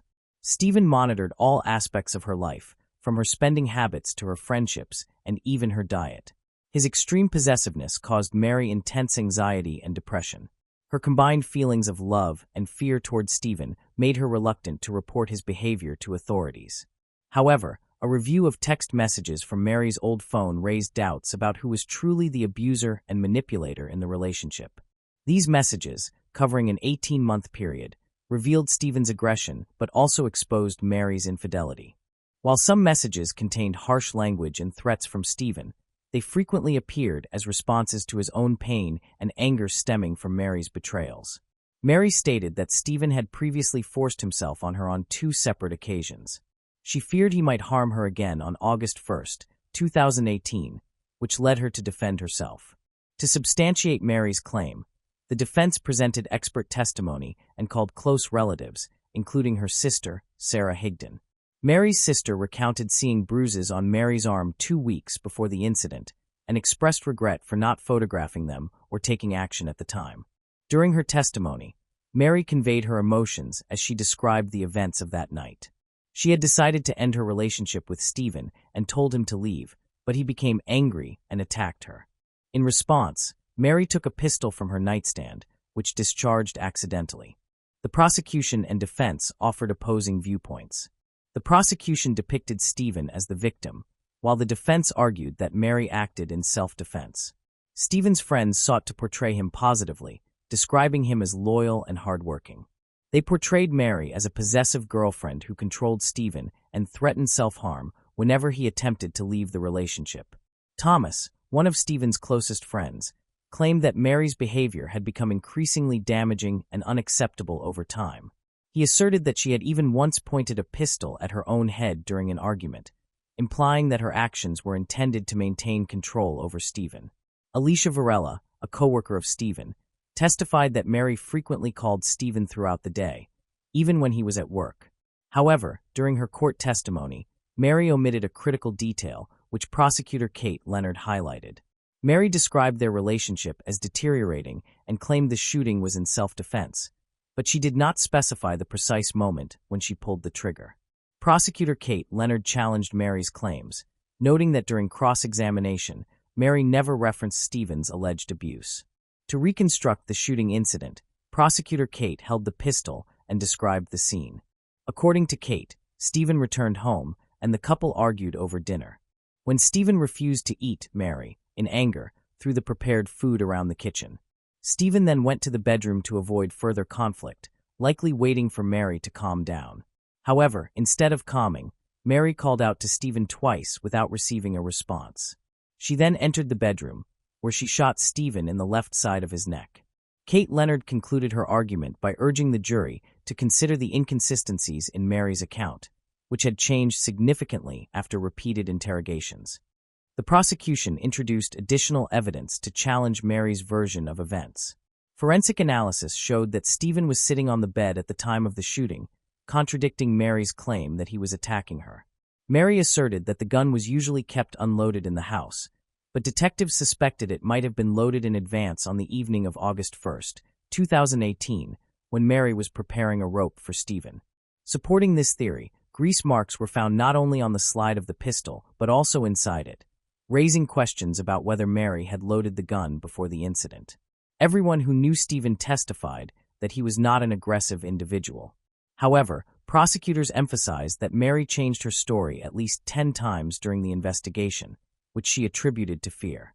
She had previously declined a plea deal that could have spared her from the death penalty, and the prolonged wait for the verdict was excruciating for her. The jury found the arguments presented by jurors Victor and Chris persuasive. After hearing all witnesses and Mary herself, the jury deliberated and reached a unanimous decision. Mary Catherine Higdon was found not guilty on all charges. The jury's verdict shocked and outraged many in the courtroom, particularly Jennifer Freeman, Stephen's mother, who struggled to contain her anger as she watched the woman who killed her son walk free. They found it difficult to understand how the jury could reach such a conclusion. Following her acquittal, Mary returned to Griffin to be with her family. Since then, she has maintained a low profile, avoiding public exposure and media attention.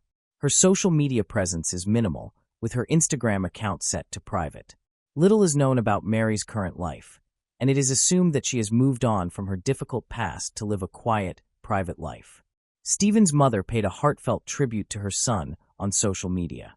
In his outgoing nature, he made friends with everyone he met, but those who shared his love for hunting and fishing held a special place in his heart. His kind nature, warm smile, and charm left a lasting impression on those around him. Stephen's way of expressing love was unique and special. He made people feel as though they were the only person in the world, bringing laughter and joy to those who spent time with him. His warm smile and welcoming hugs made everyone feel cherished and appreciated. Moving on to the next case. The case of Abigail Hernandez. Abigail Hernandez, often called Abby, was born on October 12, 1998, in Manchester, New Hampshire, USA. She was the second child of her parents, Rubens Hernandez and Zegna. The family lived a happy life for many years, but eventually her parents chose to divorce. After the separation, Abigail and her older sister, Sarah, moved in with their mother, who worked as a nurse. From an early age, Abigail displayed many positive qualities. People who knew her described her as kind, curious, cheerful, and adventurous. She initially explored the world of robotics and soon afterward began learning German. However, Abigail's true passion was hiking. This was not surprising, as she lived in an ideal area for such activities. North Conway and its surrounding regions are known as one of the main destinations for hiking and rock climbing in the northeastern United States. The beautiful local scenery continues to attract many tourists who enjoy long walks and outdoor activities. Abigail's high school classmates remembered her as a unique person who could connect with almost anyone. This trait allowed her to make friends easily. In 2013, after a busy summer, Abigail returned to school and balanced her daily routine with extracurricular activities that brought her happiness. At that time, she was in a relationship with her boyfriend, Jimmy Campbell, and spent most of her free time with him. Overall, Abigail lived a typical life in a beautiful and safe area with a low crime rate, which made her and her loved ones feel secure when going out or returning home. However, everything changed suddenly when a man named Nathaniel entered her life. Nathaniel Kibbe, known as Nate, lived about 50 kilometers from Conway in Gorham, New Hampshire. He was born on July 15, 1980, and little is known about his family or early life. According to some sources, he attended the same school as Abigail but many years earlier, meaning they never crossed paths inside the school or outside it. During his school years, most of Nathaniel's classmates viewed him as extremely aggressive and cruel. Reports from peers suggested that he kept a list of names of future victims, mainly fellow students. In addition, Nathaniel often claimed to be part of a gang called the Vipers, and he was generally seen as someone not to be challenged. As Nathaniel grew older, he appeared to change on the surface. He obtained a job at a company specializing in mechanical processing and manufacturing. People who knew him at that time described him as disciplined, and his co-workers and supervisors viewed him as an exemplary employee. However, they were unaware of his dark past. Earlier, Nathaniel had attempted to abduct a 16-year-old girl who was trying to board a school bus. He also had multiple encounters with law enforcement related to possession of banned substances. Furthermore, he was involved in several firearm-related incidents and was frequently caught lying while attempting to purchase them from specialty shops. This represents only a small part of his troubling history. Some reports indicate that Nathaniel lived with a 13-year-old girl for several months, claiming she was his girlfriend and openly acknowledging the inappropriate nature of their relationship. In reality, such a relationship between an adult and a minor is a serious crime. Nathaniel's neighbors in the trailer park kept their distance from him. While they did not view him as an immediate threat, they did not trust him due to his questionable behavior. On October 9, 2013, Abigail left school and, as usual, went for a walk. Unfortunately, one of her birthday gifts, the hiking boots she wanted to wear for her 15th birthday, caused her discomfort. They rubbed against her feet, creating painful blisters that made walking difficult. Nevertheless, she felt she had no option but to continue on her way, trying to distract herself from the pain while enjoying the scenery and thinking about the upcoming holiday. Later, her boyfriend Jimmy texted her again to express his love, and Abigail responded with a heart emoji. Abigail's school was not far from home, but her usual walk became long and painful because her feet were chafed. She had to concentrate on every step, carefully placing her feet on the ground. As a result, she felt genuinely frightened when she heard a car approaching. The driver was Nathaniel, who appeared unusually warm and welcoming. He offered Abigail a ride, but she courteously refused because she didn't know him. Nevertheless, Nathaniel persisted after noticing that she was visibly uneasy. When she explained that her new shoes had given her blisters, he remarked that continuing to walk would only make her feet hurt more, which caused Abigail to hesitate. He then opened the passenger side door of his car, and Abigail unwillingly sat there. As Nathaniel drove off, he began asking her different questions. Initially, everything seemed normal to Abigail. However, he soon stated that he needed to stop at a hardware store to purchase a few things for his home. He then pulled into the parking lot of a large hardware store and parked in a secluded spot far from the entrance. By this time, Abigail was feeling extremely nervous, but she tried to remain calm and behave naturally. She even attempted to persuade Nathaniel that her house was close enough for her to walk. But upon hearing this, Nathaniel insisted even more strongly that he would take her home, as they had first agreed. At that point, tension filled the air as Abigail decided to unfasten her seatbelt and attempt to flee the car. However, Nathaniel reacted swiftly to her movement in an unexpected manner. He grabbed her shirt with one hand and pulled a weapon from the glove compartment with the other, pointing it straight at her. Within seconds, the situation escalated dramatically, and Abigail realized she was in serious danger. Nathaniel not only kept the weapon aimed at her, but also threatened to harm her. Feeling trapped, Abigail understood that she had to remain calm and cooperate with him. After a few minutes, Nathaniel placed a large baseball cap on Abigail's head and tied her hands with tourniquets. He then started the car and drove away. At some point, Nathaniel noticed that Abigail was repeatedly looking toward the road, positioning her head so that the baseball cap did not restrict her view. This angered him, and he used a stun weapon on her, causing her to lose consciousness. When Abigail regained awareness, she found herself in a dark, small room with no windows. The only thing visible was a poster on the wall showing a snake with the words, "Don't step on me." A few minutes later, Nathaniel blindfolded her with tape, bound her hands with plastic restraints, and placed a motorcycle helmet on her head. Once he made sure she was completely restrained and defenseless, he removed her clothes and forced her into intimacy for the first time. From that day forward, Nathaniel kept the girl captive, giving in to his darkest instincts and subjecting her to multiple forms of abuse. He also threatened to harm her family and friends if she tried to escape or tell anyone about what was happening. Normally, Abigail returned home after dinner. But when 7 p.m. arrived and she was still missing, her mother became extremely worried. She asked her eldest daughter, Sarah, whether Abigail had mentioned any plans to go out. Unfortunately, Sarah had no information to share. Zegna then attempted to call her daughter, but it appeared that Abigail's phone was switched off. Under these circumstances, Zegna felt forced to contact the police to report her daughter missing. Immediately, law enforcement officers activated the standard missing child search protocol. Meanwhile, Zegna and Sarah reached out to several of Abigail's friends in hopes that one of them might know where she was. However, none of these efforts produced the desired outcome. There was no one who could provide information that would help locate her, and Nathaniel was the only person who knew where she was. In addition, Nathaniel fully understood that any mobile phone could be tracked, so he almost immediately destroyed Abigail's phone. As a result, local authorities and her relatives were desperately searching for her. While she was under Nathaniel's control, whenever he spent time with the victim, he tried to play music at full volume so that no one would hear her screams. In fact, acts of physical violence by Nathaniel were quite frequent. He used various methods to intimidate Abigail in order to keep her under his dominance.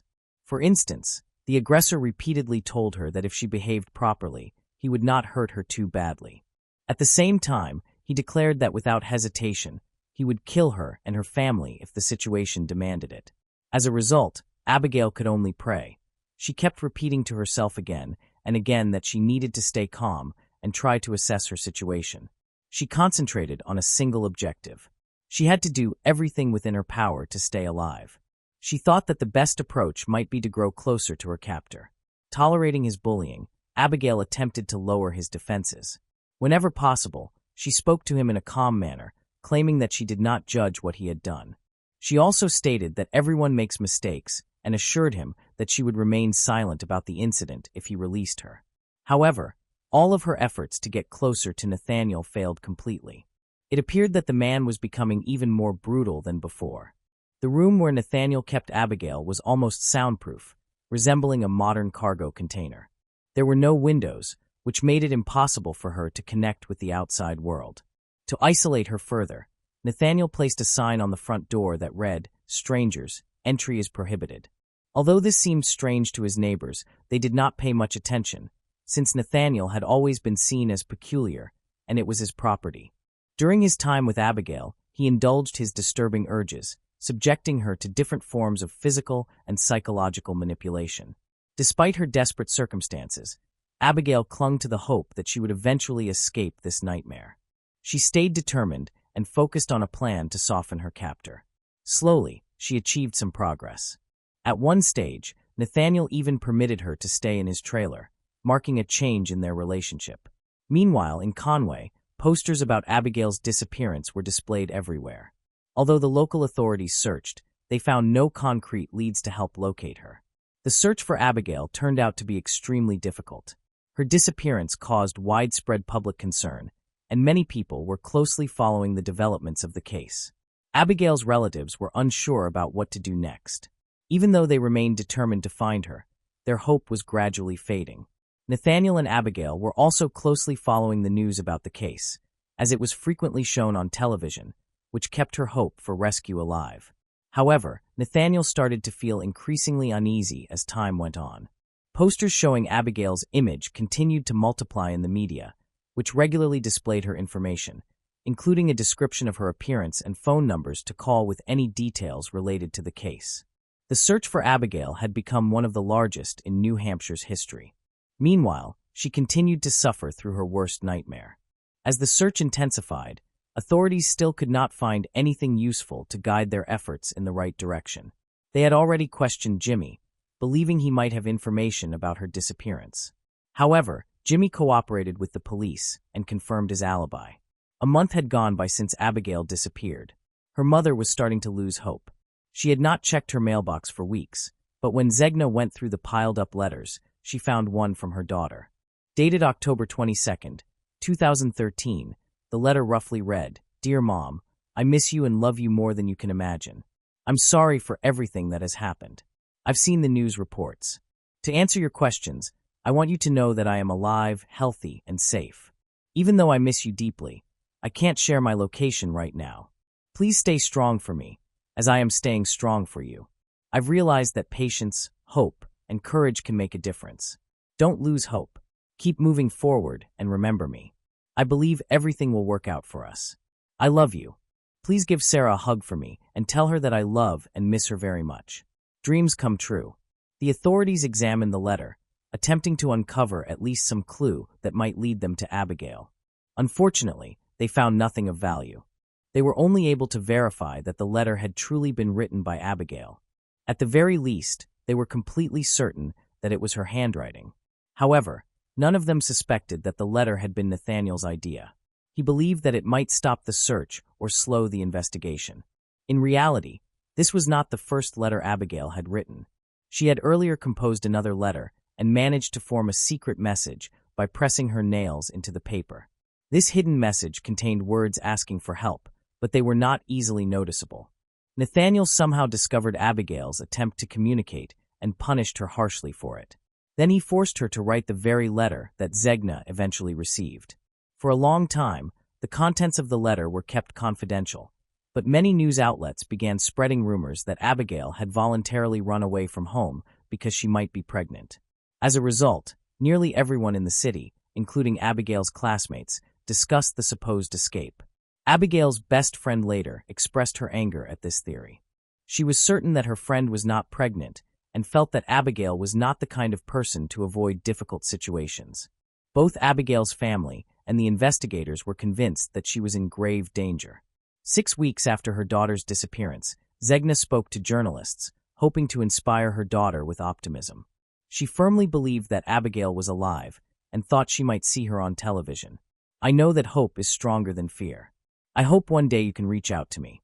I feel your presence in my life every day, and I wish for your safe return home as soon as possible."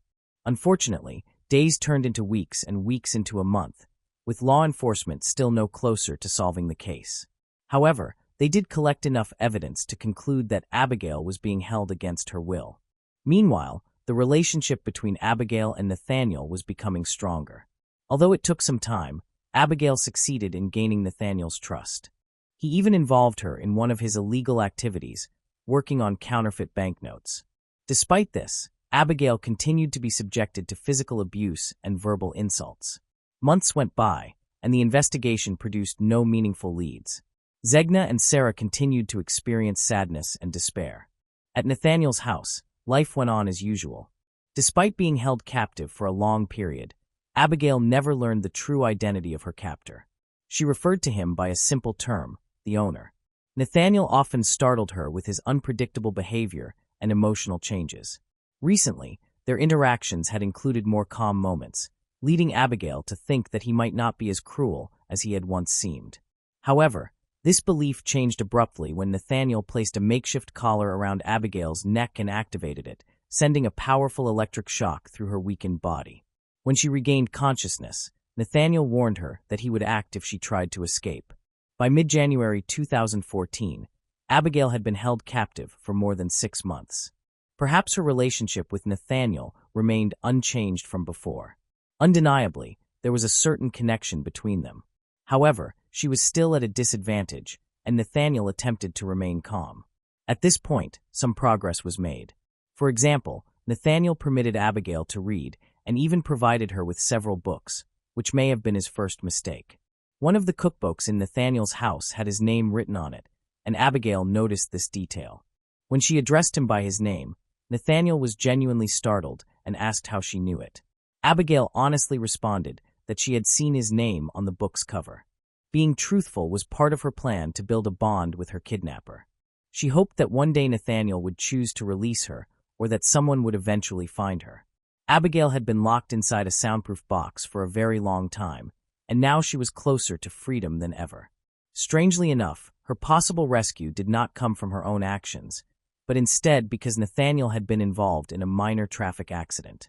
Realizing that it was only a matter of time before authorities arrived at his door, he decided to call the nearest police station and offered to cooperate. As a result, law enforcement officers came to his home and discovered a large collection of firearms of different calibers. In this situation, Nathaniel willingly handed over the weapons to the authorities. He allowed the police to search his trailer multiple times.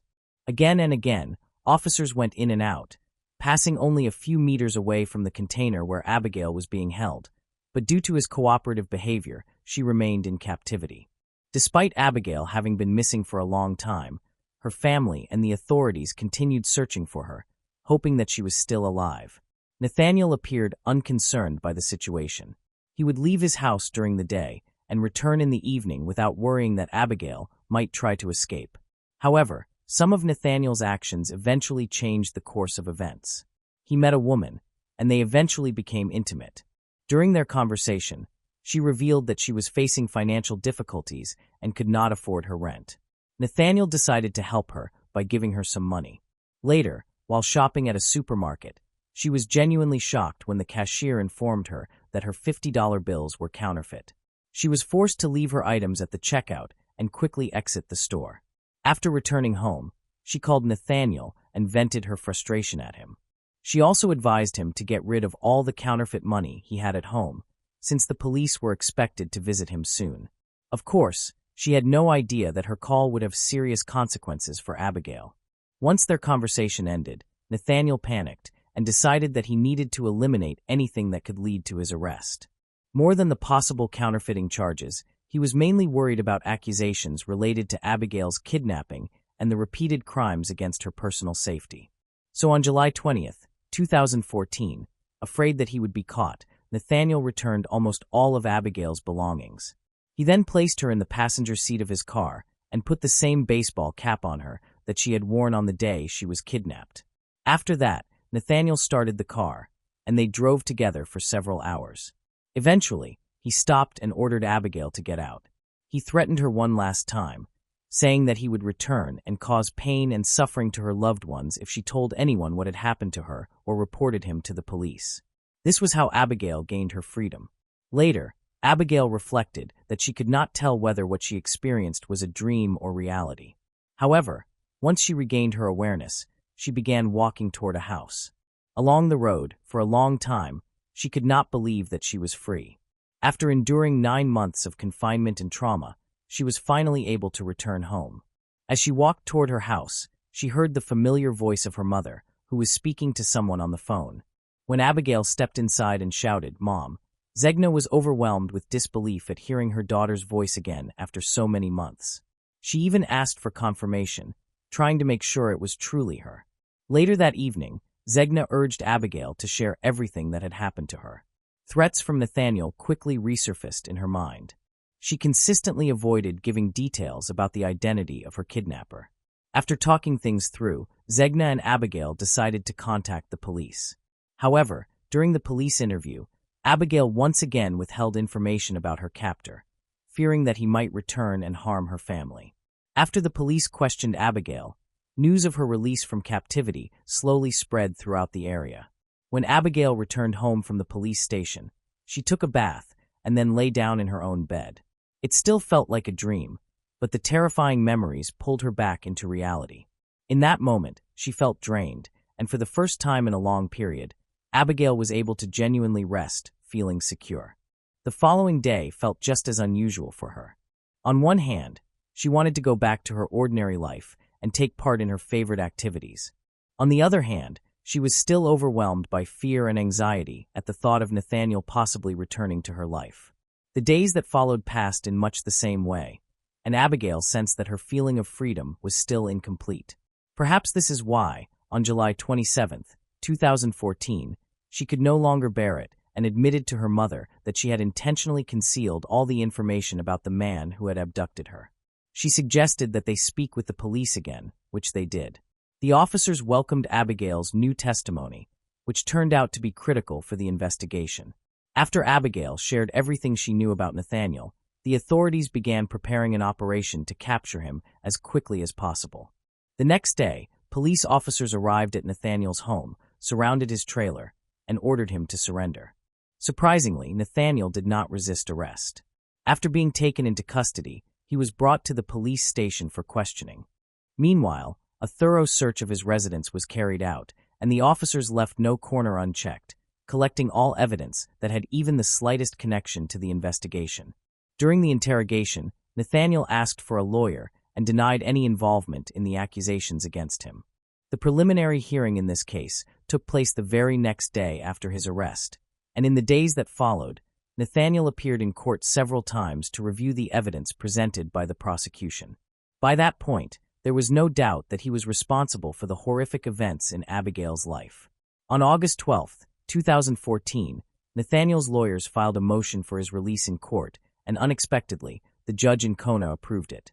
However, Nathaniel was forbidden from contacting the victim, Abigail, or her family, and he was required to stay at least 100 meters away from them. The main trial began in mid-December 2014, with Abigail and her family seated in the front row at the prosecutor's table, carefully observing the defense's arguments. At that time, Nathaniel was being held at the Carroll County Correctional Facility and faced more than 180 charges connected to Abigail's case. The next court hearing took place on May 26, 2016, nearly 2 years after Nathaniel's arrest. By then, he had accepted a plea deal and was ready to admit his guilt, which was intended to avoid a lengthy trial and offered him certain legal advantages. A particularly emotional moment occurred when Abigail delivered her final statement. She shared that she had resumed her education, social life, and sports activities. She then looked at Nathaniel and told him that even though he had been a real monster to her, he would always be a man who simply made the wrong choice. It appeared that Abigail wanted Nathaniel to understand that she had forgiven him. Continuing her statement, Abigail expressed deep regret that things had not turned out differently, but she acknowledged that her family's safety was the most important thing. After all, it was not she who had sent Nathaniel to prison. Abigail believed that he had placed himself in that position when he chose to keep her captive. All of it had been his own decision. She ended her statement by thanking Nathaniel, who had helped her through this ordeal, explaining that the experience had made her value her life and freedom much more. Then she turned toward Nathaniel and her mother. Zegna told Nathaniel that despite the fact that a part of her soul truly hated him, she also wanted to thank him for not taking her daughter's life. After Abigail's words, Nathaniel Kibbe pleaded guilty to 7 felony charges, including kidnapping and abuse. He will serve between 45 and 90 years in prison. Meanwhile, Abigail was able to return to a normal life sometime after Nathaniel's trial. A few years later, she moved to a new county, started a family, and had a child. In an interview, she shared that during the 9 months she was held captive, she was determined to survive. She also stated that forgiveness played a vital role in helping her return to a normal life, and she considered it the best form of revenge against her kidnapper. Moving on to the next case. Case of Christina Carlincraft. Christina Rose Carlincraft was born on November 11, 1983, in a coastal town in southern New Jersey to Stuart Kraft and Dean Carlin. She possessed a natural talent for being in front of the camera, which would ultimately shape her career path. After graduating from high school in Linwood in 2000, Christina worked as a waitress in southern New Jersey and later at the Borgata Hotel, Casino, and Spa in Atlantic City for several years. However, her ultimate ambition was to become a model, and her determination paid off. She eventually found success in the modeling industry. In her promotional material, Christina revealed that she enjoyed participating in photo shoots featuring high-end lingerie and swimwear. According to Eva Walls, a friend she met on a 3-day Maxim magazine shoot, Christina was a charming and beautiful woman with a great sense of humor. With dark hair and blue eyes, she embodied the essence of a fashion model. Christina had always dreamed of appearing on the cover of Playboy. In 2003, while working as a waitress at the Borgata Casino, she met Alex Yadielli. They began dating soon after, and Alex became a supportive partner, never opposing her career choices. After a long-term relationship, they became engaged. The couple remained together until Christina's death. Christina achieved her goal of becoming Cyber Girl of the Month for May 2009 and was invited to the Playboy Mansion. She attended parties at the mansion, gaining entry into the glamorous world. This success marked the peak of her career, and her ambitions soared, especially after meeting Hugh Hefner, whose attention was notoriously difficult to capture. However, despite this, Christina did not become a Playboy magazine model. Thousands of girls submit their photos to the magazine, but only one is selected. At 26, Christina was considered too old for the magazine, which typically features younger models. This setback affected her confidence, but she continued modeling. Her extensive portfolio included work with Redken, Moxham, Victoria's Secret, Vanity Fair, and many others. To further her career, Christina moved to New York with her boyfriend Alex. However, not all brands were willing to work with her due to her explicit photo shoots. Christina's career began to decline after her Playboy appearance, ultimately coming to an end. Overcoming this challenging period in her life was undoubtedly difficult, but she always had Alex's support. Known for her elegant appearance, captivating beauty, and scandalous behavior, Christina made headlines in 2016 for causing a scene at the Smith, a restaurant in New York.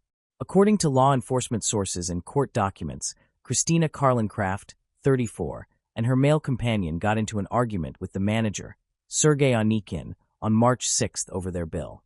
The man refused to pay, and the manager intervened. Witnesses claimed Christina was intoxicated and falsely accused the manager of pushing her, but surveillance footage proved otherwise. She allegedly struck someone in the neck around 10 p.m., causing redness and significant pain. Christina was charged with misdemeanor assault, attempted assault, and harassment. However, the district attorney offered her a deal, and the charges were dropped on the condition that she remained trouble-free for 6 months. Christina had always been fond of Philadelphia, particularly Ardmore, which she considered a safe haven. With this in mind, Alex purchased an apartment in Ardmore in 2018, and they relocated to Pennsylvania together. However, Christina soon discovered that Ardmore was not as safe as she had believed. On August 18, 2018, she contacted the police to report a robbery. Earlier that evening, Christina had spent time at a bar in Philadelphia, but her memories of the night were hazy. The next thing she recalled was waking up the following morning feeling groggy and suspecting that someone had drugged her with illegal substances. She had no recollection of how she got home or whether anyone had accompanied her. At the time, Alex was away on a business trip. Feeling uneasy and anxious, Christina repeatedly expressed concerns about her safety. During the investigation, police obtained CCTV footage showing a car arriving at Christina's apartment around 3 a.m. Unconscious in the back seat, Christina was being driven by a thief who had stolen her keys, entered her home, and plundered over $50,000 worth of valuables, including jewelry, designer bags, pillows, sunglasses, a credit card, and personal documents. The thief remained in the apartment for about an hour and a half before returning to the car, helped Christina inside, and then left her in the hallway. The keys were placed back in her purse, and the perpetrator drove away. Police quickly identified the suspect using a credit card statement. The driver was Andre Melton, a man with a prior criminal record. He was operating a rented 2018 Kia Sorento with Virginia license plates. Witnesses reported seeing the same car near Christina's house on August 17th, which police confirmed using specialized license plate recognition software. While authorities were still searching for Andre Melton to recover Christina's stolen items, a far more serious crime occurred. Just 4 days later, on August 22, 2018, Alex Shelley called the police to request a welfare check on his girlfriend, Christina Carlincraft, as he was unable to reach her and was on his way home. Christina was not answering her calls or texts. Upon arriving, Alex found the apartment door locked from the inside.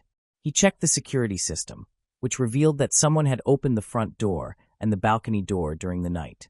Police were called to the address and forced entry by breaking down the front door, which had been locked from the inside. Upon entering the apartment, they were immediately confronted with signs of a crime scene, including visible blood. A body lay on the bed, covered with a blanket. When the blanket was lifted, they found a woman who had been severely beaten. Tragically, it was Christina Carlincraft, already deceased. Her body bore evidence of multiple blows, a broken nose, and a strangulation mark around her neck. It was later determined that Christina had been strangled with her own sweatpants. When detectives identified the victim, they had to deliver the devastating news to Alex, who was waiting outside. His beloved Christina was dead. This shocking revelation immediately sparked suspicion, as the people closest to the victim are often considered in such cases. Police did not dismiss the possibility that Alex might have been involved. Alex and Christina had a long history together, and any number of events could have transpired between them. He was the one who contacted the police, expressing concern for Christina's safety, only for her to be found dead shortly afterward. The circumstances appeared highly coincidental, raising the possibility that Alex could have staged the scenario to deflect suspicion from himself. Investigators requested that Alex accompany them to the police station to answer questions. He agreed without hesitation. During questioning, Alex explained that he had an urgent work commitment in New York on August 21st and had planned to return. In the early hours of August 22nd, at 2:30 a.m., he called Christina to wish her good night, but she did not answer. Knowing that she was often awake at this hour, Alex grew anxious. He made several more calls, yet Christina remained unresponsive. Upon reviewing the security system, he noticed suspicious activity in the apartment that night, prompting him to abandon his business plans and rush back to Ardmore. After hearing Alex's account, the police no longer believed he was responsible for Christina's murder. His alibi checked out, and it was impossible for him to be in two places at once. They cleared him as a suspect, but the pressing questions remained. Who killed Christina, and who would want her dead? Investigators looked into Christina's robbery report from 4 days prior, suspecting a connection between the two crimes. This led them to Andre Melton, the thief who had stolen from Christina's apartment. Perhaps he had returned to steal again, but his plan was thwarted when Christina caught him. It was also possible that, upon learning she had reported him to the police, he sought revenge. On August 22nd, the day Christina's body was discovered, police obtained an arrest warrant for Andre Melton. When they went to his address, however, he was no longer there. Despite his absence, some of Christina's belongings were still found at the location. Police also obtained surveillance footage from the night of the crime, which showed Christina leaving her apartment and returning a few hours later with an unknown man. The footage, recorded at 3:08 a.m., revealed that the man was not Andre Melton. Further analysis confirmed that the unknown man did not leave Christina's apartment again. Police later found an explanation using CCTV cameras on the streets of Ardmore. They discovered that Christina had visited a Philadelphia bar before returning to her apartment. Investigators reviewed the bar's CCTV footage, which showed Christina meeting a man who later hugged her. This was the same man she had returned to her apartment with. After leaving the bar, Christina and her new companion were involved in an altercation. In the days that followed, detectives worked to reconstruct Christina's movements on the day of her death, gathering data to piece together the events leading up to the crime. Police quickly ruled out Melton as a suspect, as he had not been with Christina on the day she died. However, it remained unclear whether her death was linked to the earlier robbery or simply coincidental. On August 25th, police received a new lead. Andrew Sanford, the taxi driver who had transported Christina and her companion that night, came forward. According to Sanford, Christina and the man had hailed him down rather than using a taxi app and had negotiated the fare. Sanford reported that the couple appeared affectionate and did not arouse suspicion. Upon arriving at their destination, Christina exited and directed Sanford where to go. She did not have any cash and offered her credit card, but Sanford declined. Her companion then offered him $100 to wait 10 to 15 minutes while they went inside.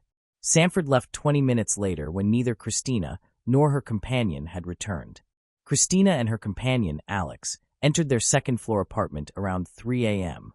About an hour later, at 4 a.m., Christina made a call to her cousin, but she did not speak. Instead, her cousin heard a man's voice in the background warning Christina not to call the police. The call abruptly ended before the cousin could gather more information.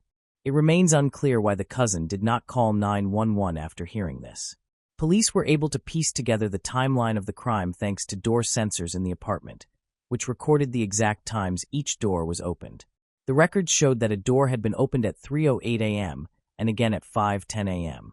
Around the same time, the system detected that the sliding glass door on the balcony had been opened, explaining why the surveillance cameras did not capture the moment when the man Christina met at the bar left. When police arrived after Alex's call, they found Christina alone in the apartment, leading them to assume that the perpetrator had jumped off the balcony. Police sought the public's assistance through the media, releasing surveillance images of two men, Andre Melton and the man present at Christina's apartment the night she died. In a surprising turn, Andre Melton, whose whereabouts were still unknown to investigators, contacted the police himself. He admitted to stealing valuables from Christina, but adamantly denied any involvement in her murder. Police were perplexed by this unexpected call, as they were still unable to establish a definitive connection between the theft and Christina's death. It was possible that this was part of a strategy devised by the two suspects. Melton appeared not to be surrendering to authorities, but rather declaring his innocence in Christina's murder. On August 26th, the police station received an anonymous call from a man claiming to know one of the suspects featured in the released photos. He stated that he had shared a room with the suspect at a psychiatric clinic in Philadelphia. The caller revealed that the suspect had previously chased a woman in Love Park, Philadelphia, followed her into the local family court building, where he molested her and became aggressive, shouting and causing destruction. The incident led to a 2-hour stay in a psychiatric hospital costing $70. However, the suspect was admitted anonymously, as no one wanted to deal with him. Police were left with a mystery. The caller provided further critical information, stating that the suspect bragged about recently strangling a woman and had taken great pleasure and satisfaction from the act. Upon hearing this, investigators strongly believed they had identified Christina Carlincraft's killer. The police station then received another call from a man claiming to be a relative of the suspect from Philadelphia. He identified the man in the photo as Jonathan Wesley Harris, who had previously served a prison sentence for robbery. Harris had been released from prison on July 15th, just 5 weeks before Christina's death. After conducting a thorough background check, investigators concluded that Andre Melton and Jonathan Harris had no connection and had never crossed paths. Police therefore ruled out any link between the two crimes. Furthermore, they accessed Harris's phone records, which revealed he had sent several messages on August 22nd. One of the texts mentioned that he had met an attractive woman and planned to visit her apartment on August 28th. With this new evidence, police obtained an arrest warrant for Jonathan Harris and deemed it crucial to apprehend him as soon as possible, uncertain of his next move. Tracking Harris proved challenging, as he had left no trace. Investigators finally got a break when they contacted Harris's sister on August 29, 2018, and learned he had recently purchased a bus ticket to Pittsburgh. Unfortunately, Harris was already on the bus when they spoke with his sister. Police realized they would not be able to catch him themselves, leaving the Pittsburgh police as their last hope. Being in the right place at the right time was essential to apprehend Harris. Investigators working on Christina's case reached out to the Pittsburgh Law Enforcement Agency for assistance. They provided the exact arrival time of the bus in Pittsburgh and sent over a photo of Harris. The fugitive task force then set up an ambush, blocking all potential escape routes and preparing to apprehend the suspect at a moment's notice. Shortly afterward, one of the officers spotted the bus approaching. They allowed Harris time to calmly disembark, avoiding sudden moves that might provoke a reaction. About 10 minutes later, a policeman intercepted him. Harris's eyes were scanning, searching for an escape route, but it was too late. According to a Pittsburgh police officer, when asked to identify himself, Harris provided a false name. He was subsequently arrested and taken into custody at the police station. Detectives from Philadelphia traveled to Pittsburgh to question Harris, requesting that he recount the events of the night he met Christina. Harris claimed to have seen her on multiple occasions at bars and nightclubs in Philadelphia. Christina Carlincraft was struggling to adjust to her new life in New York, which had drastically changed her daily routine and environment. As a result, she frequently visited bars, cafes, and nightclubs, but was always alone since Alex was constantly working and she had not yet formed new friendships. It was common for men at these establishments to approach her, taking advantage of her solo status. Harris was one of those men. He claimed he was drunk and high on illegal drugs when he met Christina. They had a drink, then went to her place, where they drank more and had consensual sex. Harris demanded $1,200, but Christina refused, sparking a heated argument. He claimed she hit him with a wine bottle, so he hit her back, causing her to fall. When she tried to call the police, he strangled her with sweatpants until she passed out. Jonathan Harris's story contained inconsistencies. A toxicology report on Christina's body found only alcohol, contradicting his claim of a single hit. When confronted, he admitted to lying. Initially, Harris denied involvement, but later confessed to beating her, saying, "I panicked," and covered her body because he did not want to see her. When the trial began, Harris, despite having confessed to the crime, pleaded not guilty, like many other criminals who later retract their confessions. Investigators had, however, assembled a substantial amount of evidence, making it difficult for Harris and his lawyer to build a strong defense. They anticipated a sentence of 22 to 40 years for third-degree murder and attempted to avoid a life sentence. Nevertheless, prosecutors presented overwhelming evidence that convinced the court the crime was premeditated. During the trial, the court heard testimony from a man who had shared a room with Harris at a psychiatric clinic. This same man had previously contacted the police. He revealed that Jonathan Harris had earlier confessed to him, stating, "There's nothing like squeezing somebody and feeling the last breath leave their body." In August 2019, Judge William R. Carpenter sentenced Jonathan Wesley Harris to life in prison without parole, plus an additional 22 to 45 years. The judge added the extra decades to ensure Harris would never be freed, sending a message to future governors or pardon boards. In December 2018, Philadelphia police arrested Andre Melton for the robbery of Christina Carlincraft's apartment. In March 2020, he was sentenced to 1 to 4 years in prison, followed by 3 years of consecutive probation, meaning Melton will be under court supervision for a total of 7 years. Before learning his fate, Melton said, "I would like to apologize to the family for any grief or pain that I caused. I am not the bad person the district attorney is trying to make me out to be." Moving on to the next case. The case of Debrina Kawam. Debrina Kawam, a woman formerly known for her radiant smile and lively personality, experienced a turbulent life before meeting a tragic end on December 22, 2024. Born into a rural family in Toms River, New Jersey, she once lived a successful life. However, the challenges and hardships of life gradually pushed her into circumstances where she had to rely on the homeless shelter system in New York City. Her tragic death, resulting from a violent act on the subway, not only shocked and horrified the public, but also sparked concerns about security and immigration issues in the United States. Debrina Kawam was a beautiful young woman, always smiling, full of energy, and possessing an outgoing personality. She frequently enjoyed life with her friends at lively destinations such as Las Vegas or the Caribbean. Before residing in homeless shelters in New York City, she had lived in Toms River, New Jersey. Her father worked on the assembly line at the General Motors plant in Linden, while her mother was employed in a bakery. Debrina had an older brother and an older sister. She studied business and marketing at Montclair State University and worked at Merck. Nevertheless, her life faced many challenges. In 2008, she filed for bankruptcy. Although she had no criminal record in New York City, she was arrested 9 times in Atlantic City between 2017 and 2023, mainly for drinking alcohol in public and sleeping on the streets. After her final arrest, she moved to New York City and received a summons in April 2024, although the purpose of the summons was not disclosed. Debrina's life was marked by numerous hardships, culminating in a horrific and tragic event on December 22, 2024. On that morning, around 7:30 a.m., as the F train stopped at the Coney Island Stillwell Avenue station, a man approached her while she was sleeping in a subway car and set her on fire with a lighter. The flames erupted violently within seconds. Despite attempts by Metropolitan Transportation Authority staff to extinguish the fire using a fire extinguisher, she was pronounced dead at the scene at 7:48 a.m. After carrying out the attack, the perpetrator left the subway car but remained seated on a bench near the scene. A witness-recorded video showed a man sitting on a nearby bench watching the fire before standing up. This video played a key role in assisting the police to identify the suspect.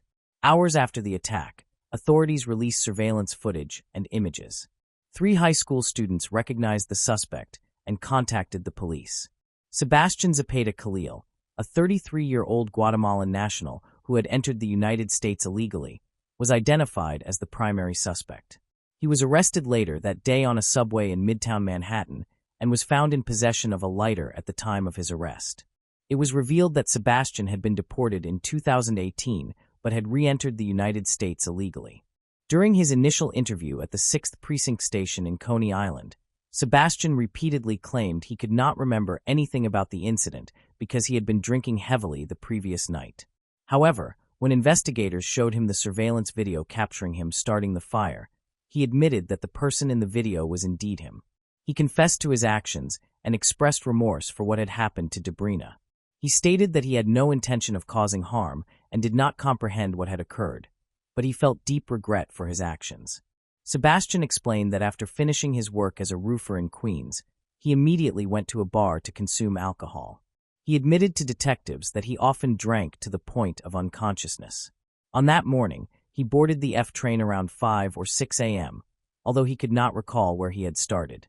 The only thing he remembered afterward was being near the 18th Avenue station on the F line in the Kensington area of Brooklyn around 8 or 9 a.m., where he drank more beer before returning to Queens.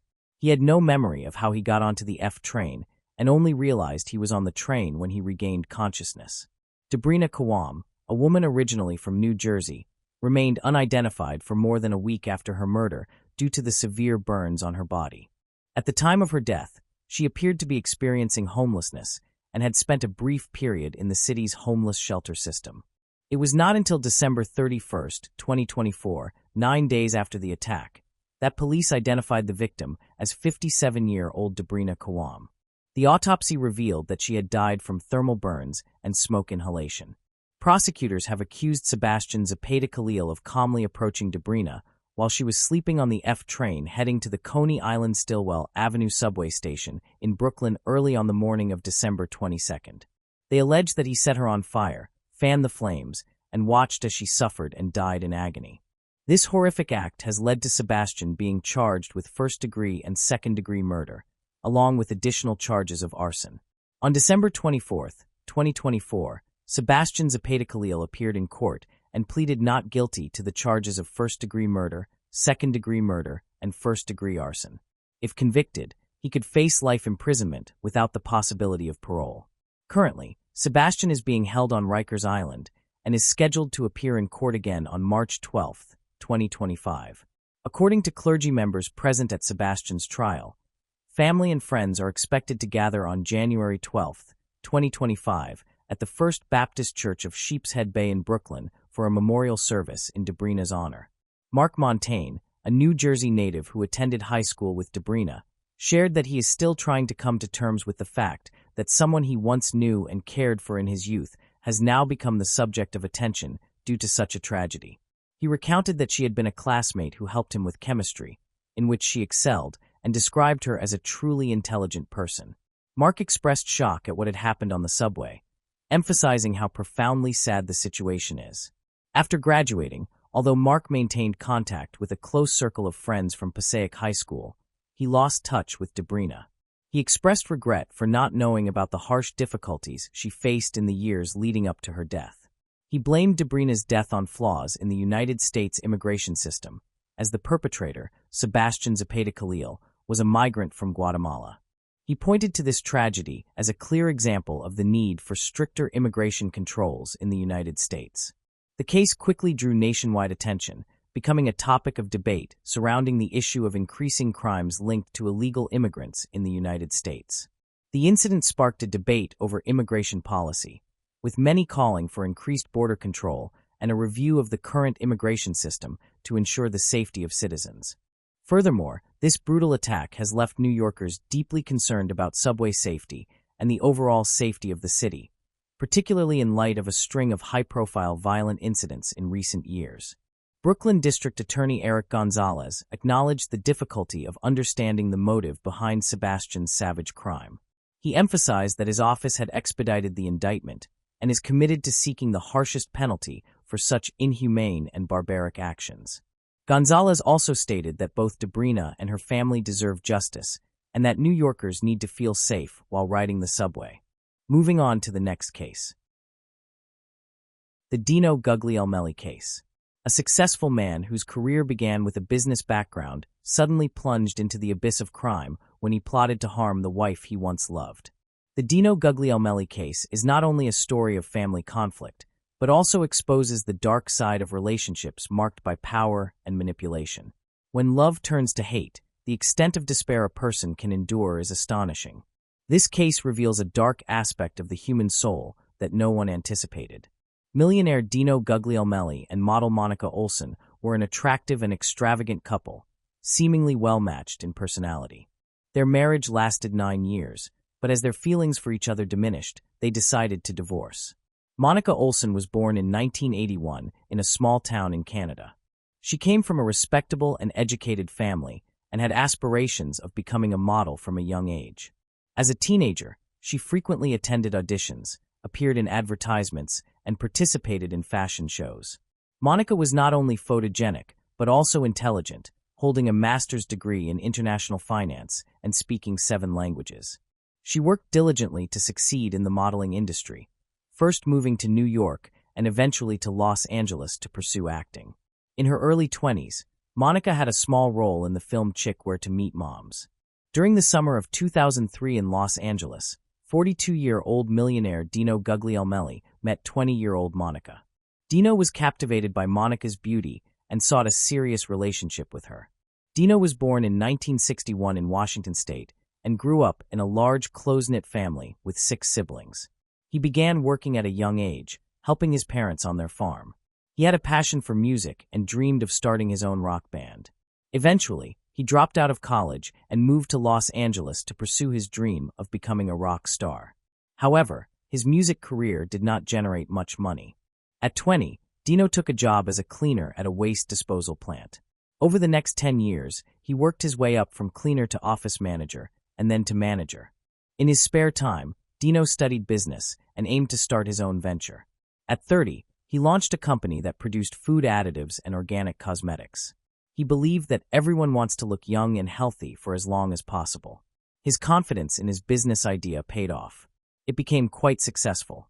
At its peak, Dino's company operated 4 factories, employed around 300 people, and generated approximately $48 million in annual revenue. He enjoyed a life of luxury, owning expensive real estate and cars. Dino was previously married and had a son and a daughter, but his first marriage ended in divorce. At 42, the millionaire met Monica and fell in love with her immediately. He courted her, spoiled her, and showered her with gifts. After 6 months of dating, they went to Italy, where he proposed unexpectedly. Despite their age difference, Monica agreed to marry him.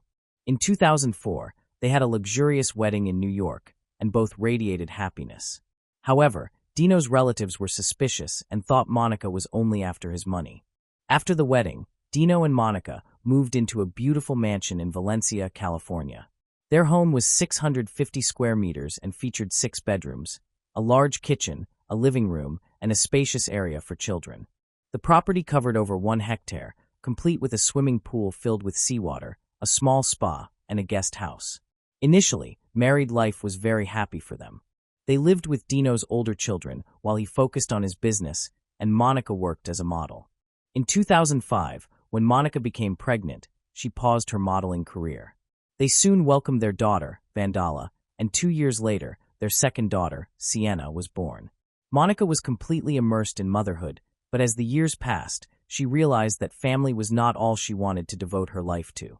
In 2008, with her husband's support, she launched her own line of organic cosmetics called Skin by Monica Olson. She also began gradually returning to her modeling and acting career, hiring a nanny to help care for her children in their luxurious home. By 2011, Monica's career had taken off. She frequently traveled to Hollywood for filming, flew to New York, and worked with top designers in Milan.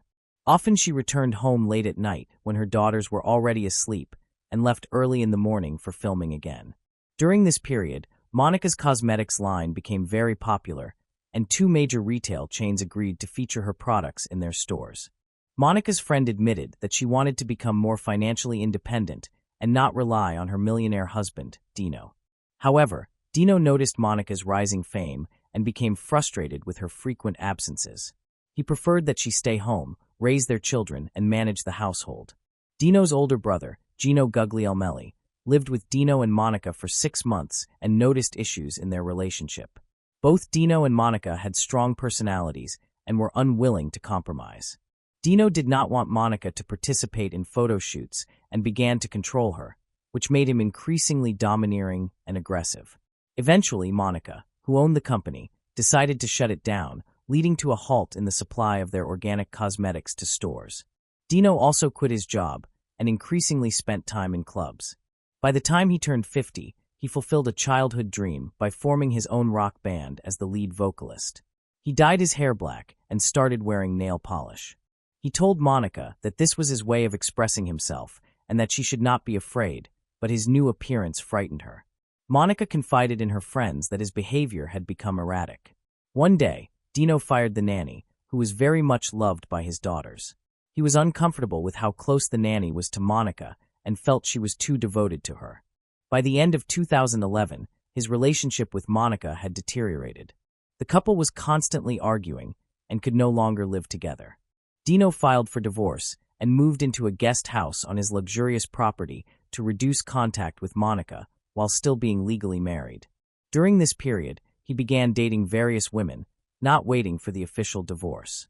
He had several mistresses and was open about his infidelities. Meanwhile, Dino also confided in his friend Rick Furman, a 40-year-old businessman and former military man with connections. Dino expressed his desire to end things with Monica as soon as possible. He and Rick, who were business partners supplying the military with vitamins and nutritional supplements, had developed a trusting friendship. Dino expressed his concerns to Rick about Monica having affairs with both men and women. He criticized her parenting, mentioning her heavy drinking and addictive use. He confided in Rick that he feared losing his assets and custody of his daughters. He was also unwilling to pay Monica the $5,000 monthly child support. He handed Rick a copy of Monica's car keys, along with details of her whereabouts. Dino requested Rick to plant additives in Monica's car and notify the police, intending for her to be arrested and deported to Canada. Not long after, Dino submitted paperwork showing his company was financially struggling, which led to a reduction in alimony from $5,000 to $2,500. He consulted a divorce lawyer, who recommended that Dino leave Monica alone. The lawyer argued that fighting would ultimately be pointless and advised Dino to simply pay the alimony and focus on his own life. Frustrated, he remained unwilling to accept losing to Monica. He did not want to give her his daughters, and he did not want to share his business with her. Dino repeatedly asked his friend for help in getting rid of Monica. One day he met Rick and told him that he had infected Monica with HIV, claiming that she was now seriously ill and would soon die of AIDS. This news made Rick smile, and Dino felt happy, believing that this punishment was enough for Monica. However, in early 2012, the situation changed. In January, Dino and Monica had another argument at their mansion, which their daughters witnessed. During the fight, Monica became frightened, took the girls to her room, and locked the door. Unsure of what to do, she called the police for help. However, Dino had already called 911 first, claiming he had been hit in the face, and showing the police a photo of small scratches on his neck. The police sided with Dino and arrested Monica, taking her to the police station. She spent a day in a cell with dangerous criminals. Soon, a case of misdemeanor and domestic violence was opened. Later that month, Dino obtained a restraining order against Monica, forcing her to move out of their mansion. Dino's ex-wife, Leisha Devine, revealed that during their divorce, Dino accused her of domestic violence and falsely claimed she used illegal additives. Dino was determined to keep custody of their children and succeeded in doing so. After the divorce, Leisha lost custody of the children, the family home, and their joint business that produced food additives and cosmetics. Leisha described Dino as calculating, mean, and heartless, believing he had slandered both her and Monica for his own gain. Unlike Lydia, Monica decided to fight back. After 13 months, she proved her innocence, was cleared of all domestic violence charges, and was allowed to reunite with her daughters. In a fit of rage, Dino contacted Rick, asking him to make Monica disappear from his life forever. Dino frequently reminded Rick, calling him 5 to 10 times a week, that he needed to eliminate Monica quickly. He wanted it to appear as though she had died due to addiction-related violence. He wished for her death to be painful and brutal, even envisioning her head being severed and her body discarded in a ditch. On October 1st, 2013, Dino and Rick met for lunch at a cafe. At that time, Dino knew Monica was on vacation in Mexico. During their meal, Rick informed Dino that he had hired someone in Mexico and that Monica would be dead within a few hours. When Rick questioned how the daughters would cope without their mother, Dino dismissed Rick's concerns, insisting he was a good father and would find them a new, caring mother, someone much better than Monica. The friends then talked about payment. Dino promised to pay Rick $80,000 for the planned crime. He wanted to see Monica's murder reported in the newspapers. Their meeting lasted about an hour and a half, but only 15 minutes were spent discussing the crime. After the meeting, Rick said goodbye to Dino and went home. However, Rick knew that Dino would never read about Monica's death in the newspapers because he had already contacted the police. Their entire conversation in the cafe was recorded on a dictaphone that Rick had hidden under the table. Additionally, undercover police officers were seated at other tables in the cafe, watching them closely. Monica was thankful to Rick for not killing her. She had been hiding in a hotel in California, waiting for Dino to be arrested. On October 22, 2015, Dino was arrested at his luxurious mansion in Valencia in front of his daughters. He was charged with attempted murder. Dino denied the charges, claiming that Rick had set him up to take over his business. He accused Rick of wanting to kill Monica, so she would not interfere with their business dealings, stating that Rick often complained about Monica trying to terminate their contracts with the military. While Dino was in prison, he offered a cellmate money to meet Rick. When Rick learned of this, he became scared and decided to leave California and go into hiding. Prosecutors also discovered that Dino had secretly transferred $4.5 million abroad and was planning to escape the country with his children, but his plans fell through. As a result, he was moved to solitary confinement and prohibited from using a mobile phone. Regarding Rick Furman, the authorities discovered during the investigation that he had served only 1 year in the Army and had a troubled military career. He was wounded and subsequently demobilized. There were some unusual aspects related to Rick in the case. For instance, the authorities found that Rick had deceived Dino multiple times by claiming they had signed a military contract for food supplement supplies. Rick admitted to forging a signature to convince Dino that a significant commercial deal was forthcoming, hoping to distract him from negative thoughts and lift his spirits. Fortunately for Monica, Rick did not harm her. He tricked Dino into believing that this would make Dino leave Monica alone and calm down. Prosecutors thought that Dino and Rick were a bad match. They had done business together and had been friends for a long time. The judge described Rick as a chameleon. Although there were suspicions that Rick was a fraud, he was not charged with any crimes. When Dino's trial began, he continued to deny his guilt, claiming he was the victim in this situation. According to Dino, his only mistake was working too hard and trusting his friend, who turned out to be a traitor. The judge offered Dino a plea deal. Facing the possibility of life in prison, he could significantly reduce his sentence by accepting responsibility. Dino agreed and pleaded guilty to attempted second-degree murder, explaining that he could not refuse the deal because of his mother's request. In 2014, Dino Guglielmelli was convicted and received a 9-year prison sentence. Monica was dissatisfied with this outcome, stating that her life was worth more. During the court proceedings, she questioned, "Does the missed shot make me less guilty? Did Dino become less of a criminal because Rick intervened?" After the verdict, Monica officially divorced Dino. She realized that her primary focus now was raising their daughters, Vendela and Sienna. Following their divorce, Monica inherited a mansion in Valencia from Dino. However, she felt unsafe living in such luxury and was anxious about every little noise. Consequently, she sold the property for $3 million and purchased a more modest home for herself and her daughters. Monica attempted to restart her cosmetics business, but it was not successful. She feels that without the turmoil caused by Dino, she could have achieved a brilliant career and true success. Dino's company, Creations Garden, was sold at auction and the proceeds were used to pay off debts. Dino served his prison sentence in California and was released in 2021. The end of the Dino Guglielmelli case is a cautionary tale of the dire consequences of ambition and immorality. A successful businessman with a multimillion-dollar company, he ended up in trouble with the law when he tried to resolve personal conflicts with violence. This story not only highlights the importance of the law in protecting people from dangerous schemes, but also reminds us that greed and selfishness can lead to the downfall of any success, no matter how great. Moving on to the next case. The case of Hunt family. In New South Wales, there is a small rural town named Lockhart, situated between Sydney and Melbourne, where the central figures of this story resided. With a population of approximately 800, it was a quiet and tightly knit community. Here stood the farm belonging to the Hunt family, who had 3 children. The head of the family, Jeff Hunt, was 44 years old, and his wife, Kim, was 3 years his junior. They had met during their university years, where both were active and athletic.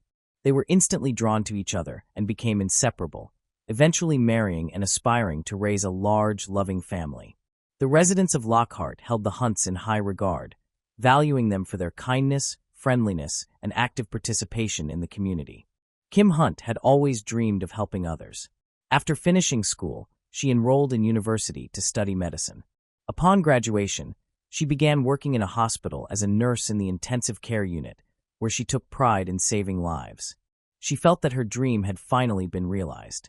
In her free time, she enjoyed horseback riding and worked on the family farm, growing rapeseed alongside her brother, Alan, continuing their parents' legacy. At the time of these events, the family was navigating a difficult period in their lives. Jeff and Kim supported each other, which helped them appreciate each other's positive qualities. They had 3 children who adored them: Fletcher, the eldest at 10 years old, Mia, aged 8, and Phoebe, the youngest at 6. The family was well respected in their town, partly because of their active involvement in local volunteer work. However, they encountered serious challenges. In 2012, Kim and her youngest daughter, Phoebe, were involved in a severe car accident when Kim lost control, causing the vehicle to roll over twice. While Phoebe sustained only minor injuries, Kim's condition was far more critical. Doctors fought to save her life, and she spent a long period in a medically induced coma, ultimately surviving against the odds. Following this traumatic event, she underwent a lengthy recovery process. Initially, doctors believed she might only be suitable as an organ donor and did not expect her to regain a normal life. However, Jeff, her husband, refused to accept this prognosis. He devoted himself to supporting Kim through her rehabilitation, believing they could overcome the challenges. With his encouragement, Kim gradually relearned to walk, eat, speak, and perform daily tasks. Nonetheless, it was clear she would never fully return to her former self. Jeff assumed the responsibilities of caring for his children and wife, while continuing to work. Although relatives offered some assistance, it was insufficient. To ease their burden, Jeff hired a nurse for Kim and a housekeeper, which significantly improved their lives. Doctors acknowledged Jeff's crucial role in Kim's recovery, but specialists and family members noted that the accident had fundamentally altered her life and personality. She lost her temper easily and experienced frequent mood swings, often directed at Jeff. Despite this, Jeff remained patient, fully understanding the difficulties of her recovery. Over time, gradual improvements became evident. Kim began walking and moving around more, progressively participating in household chores and striving not to be a burden. She was accustomed to being independent and self-sufficient, so she aimed to return to her previous lifestyle, though found it extremely challenging. Managing the household and caring for 3 children was demanding for someone recovering from a severe car accident that caused significant brain and spinal cord injuries. This created immense daily stress, which began to affect all aspects of the household, including her relationship with Jeff. He too was feeling the strain. In addition to household challenges, Jeff faced serious financial pressures. Initially, he struggled to balance supporting his family with the growing financial burden. While Kim managed the home and children, he also worked on the farm, making it difficult to handle everything, especially during the harvest. They were spending large sums on medications, leaving them struggling to make ends meet. During Kim's rehabilitation, Jeff experienced several nervous breakdowns due to the overwhelming stress. Doctors, meanwhile, observed significant improvement in Kim's mental health. Previously, she had confided to them that she was struggling and often contemplated death. Kim believed it would be easier for everyone if she died in an accident, thinking it would spare others from the burden of supporting her. To prevent any potential tragedy, all firearms were removed from the Hunt family farm. However, because they were necessary for self-defense and farming, the firearms were quickly returned but kept hidden from Kim. She had been on extended leave from work, which she greatly missed, as it had once brought her joy. What weighed most heavily on her were the children, whom she loved dearly and spent all her time with. In 2013, she began to recover and gradually returned to work as a nurse. Initially, she was unable to work as she had before, as she quickly became fatigued and frequently forgot things.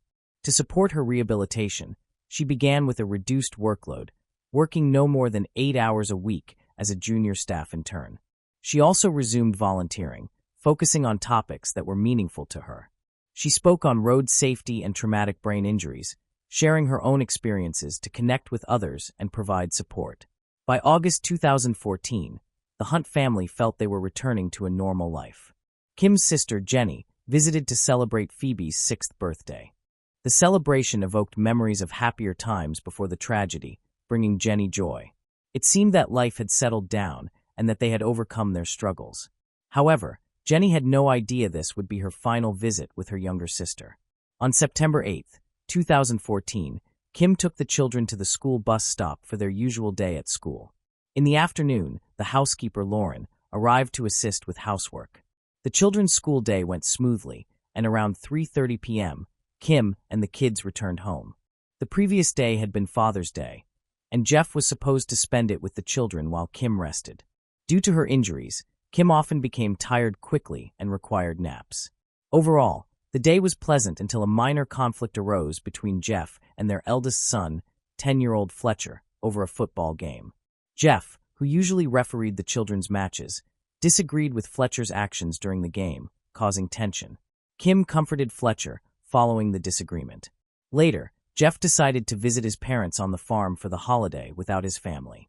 He explained that Kim, the children, and Lauren remained at home to complete their chores, which is why they did not accompany him. His parents noticed that their son appeared withdrawn that day. He did not smile as he usually did and communicated very little. It was difficult to get him to speak, which was unusual for him since he was normally cheerful, sociable, and positive. This time, he seemed sad, and his parents quickly realized something was amiss. They attempted to ask Jeff what had occurred, but he avoided answering and eventually returned home. According to Lauren's testimony, there was a minor conflict between Jeff and Kim that day. It did not appear serious but had upset Jeff, who then went to play golf, leaving his wife with the children. When he returned, he instructed the children to shower. Around 7 p.m., they watched a family television show, had a snack, and went to bed. Kim remained upset from the earlier argument. Her frustration stemmed from the fight and Jeff's choices, including giving the children unhealthy food and allowing them to watch television, which went against her rules. She also mentioned that one of her husband's brothers had taken money from the family fund to purchase a house and a car. Additionally, she was angry that her husband was giving large sums of money from the fund to his family. Around 7:30 p.m., the house grew quiet after Lauren departed. She said goodbye to the family, with the children hugging her, and Jeff called out, "Goodbye, thank you, see you tomorrow." What occurred in the house afterward remains unclear. Later, Lauren informed the police that the family atmosphere had been tense throughout the day, but she never anticipated the horror that unfolded after her departure. Lauren returned to the farm during the day as usual. As she approached the house, she noticed Kim lying on the lawn, still in her pajamas.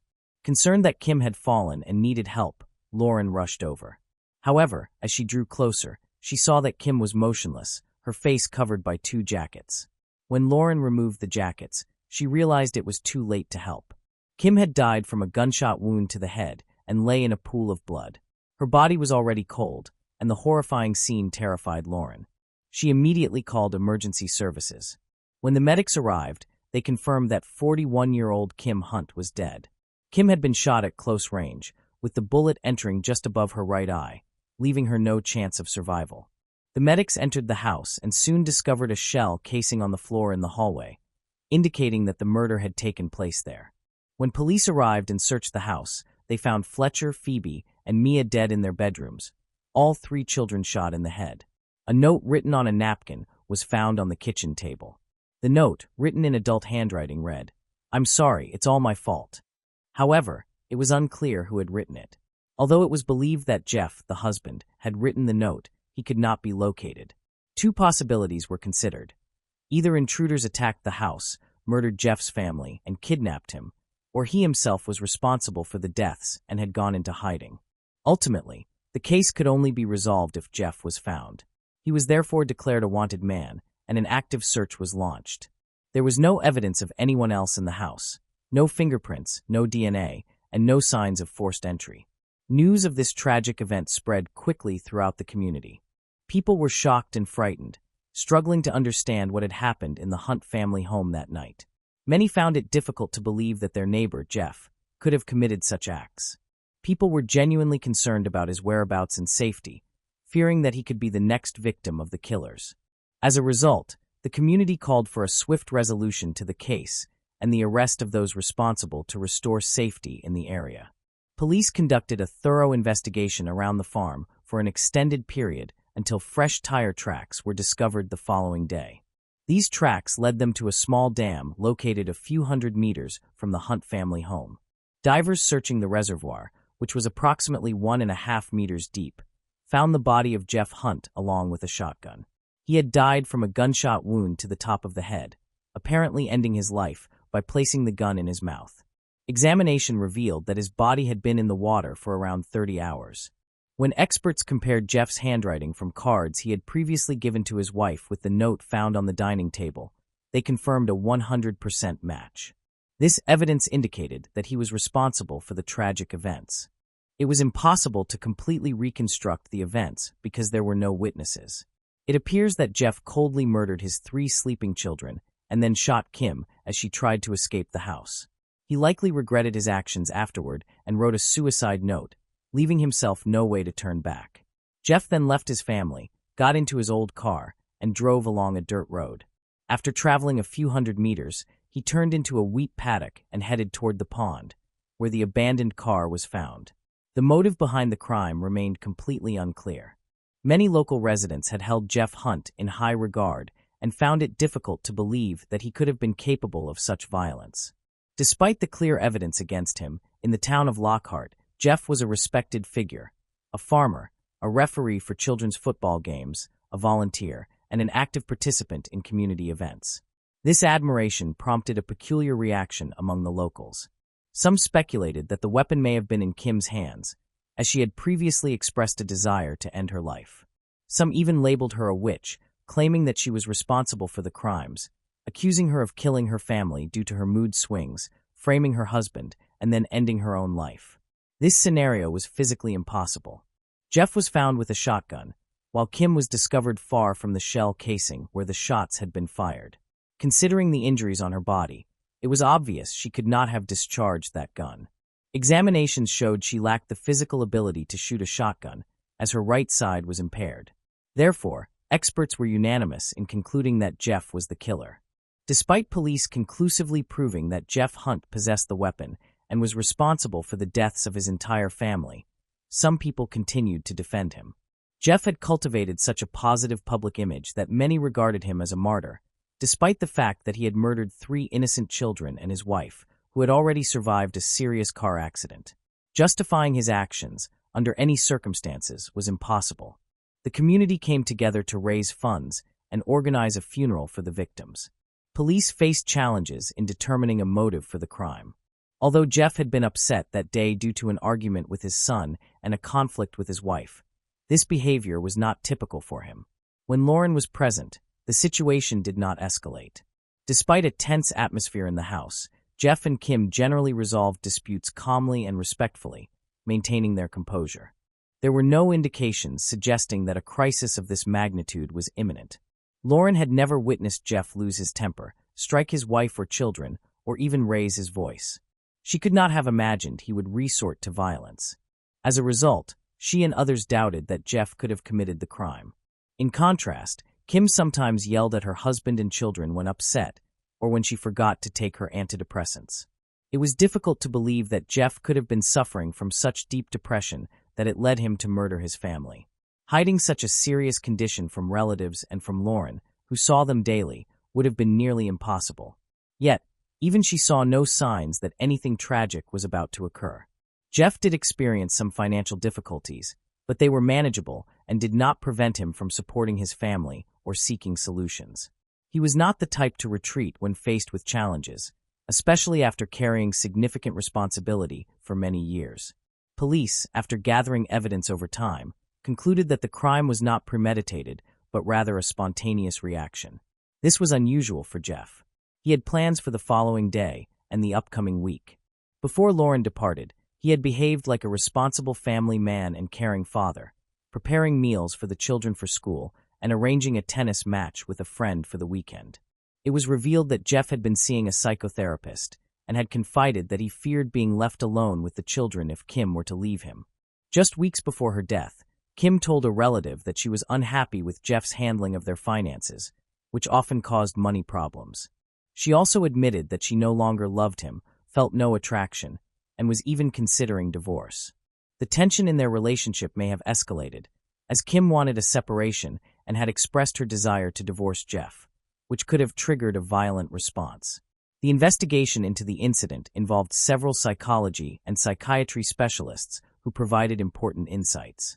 One expert, after reviewing the case and speaking with the deceased's relatives, observed that Jeff exhibited signs of depression, including persistent feelings of sadness and anxiety.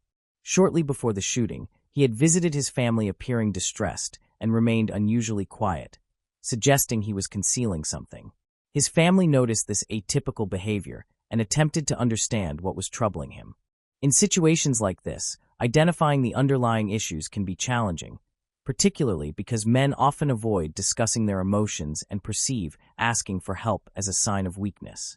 They typically internalize their struggles, which can accumulate over time and ultimately result in an emotional outburst, sometimes with tragic consequences. Jeff may have struggled with his problems for many years while trying to maintain a facade of normalcy, concealing his difficulties and worsening his situation. Psychologists suggest that he likely sought escape due to depression and a profound sense of hopelessness.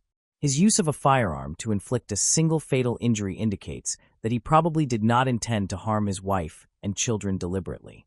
Lauren reported that Jeff appeared to be under immense pressure from various aspects of his life, including the challenges of caring for his sick wife, Kim, and coping with her changed personality, which may have pushed him to a breaking point. Kim's family also felt that her condition had made life extremely difficult. Experts believe that Jeff never initially intended to harm his family. Instead, he was likely overwhelmed by personal issues and worries, and the stress stemming from the impending divorce may have further contributed to his state of mind. However, in a sudden shift of thought, he chose to end the lives of those around him. He may have convinced himself that, as the family's primary provider, he was sparing them from a future of poverty.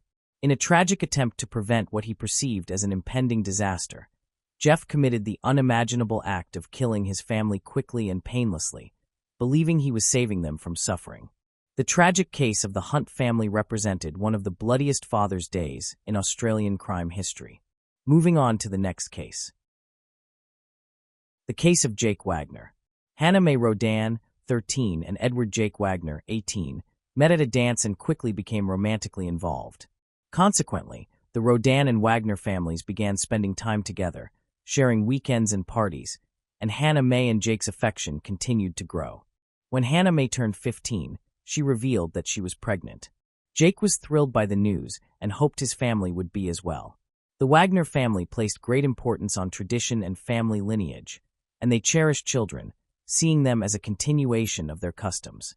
In fact, they often passed names down through generations, as seen in Jake's family, with his father being George Wagner III and his brother George Wagner IV.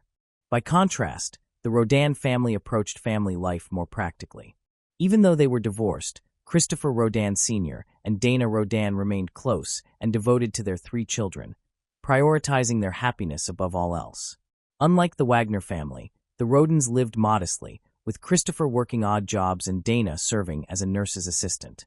Despite financial limitations, the Rodan family instilled strong traditional values in their children, including Christopher Jr., Hannah Mae, and Clarence Franck. The family was overjoyed when Hannah Mae gave birth to a daughter named Sophie, and they hosted a large celebration. However, when Jake asked Hannah Mae to move in with him and his family, she refused. She became increasingly cautious of Jake due to his growingly controlling and aggressive behavior.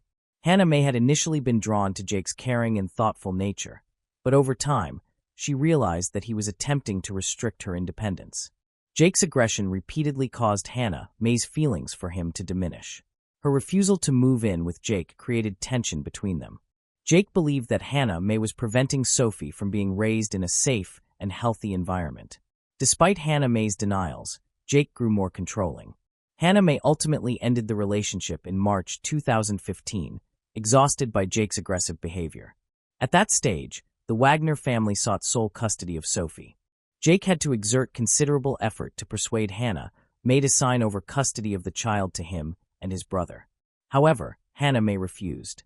In a heated exchange, Jake angrily sent a text message declaring that if necessary, he would use force to obtain custody of Sophie.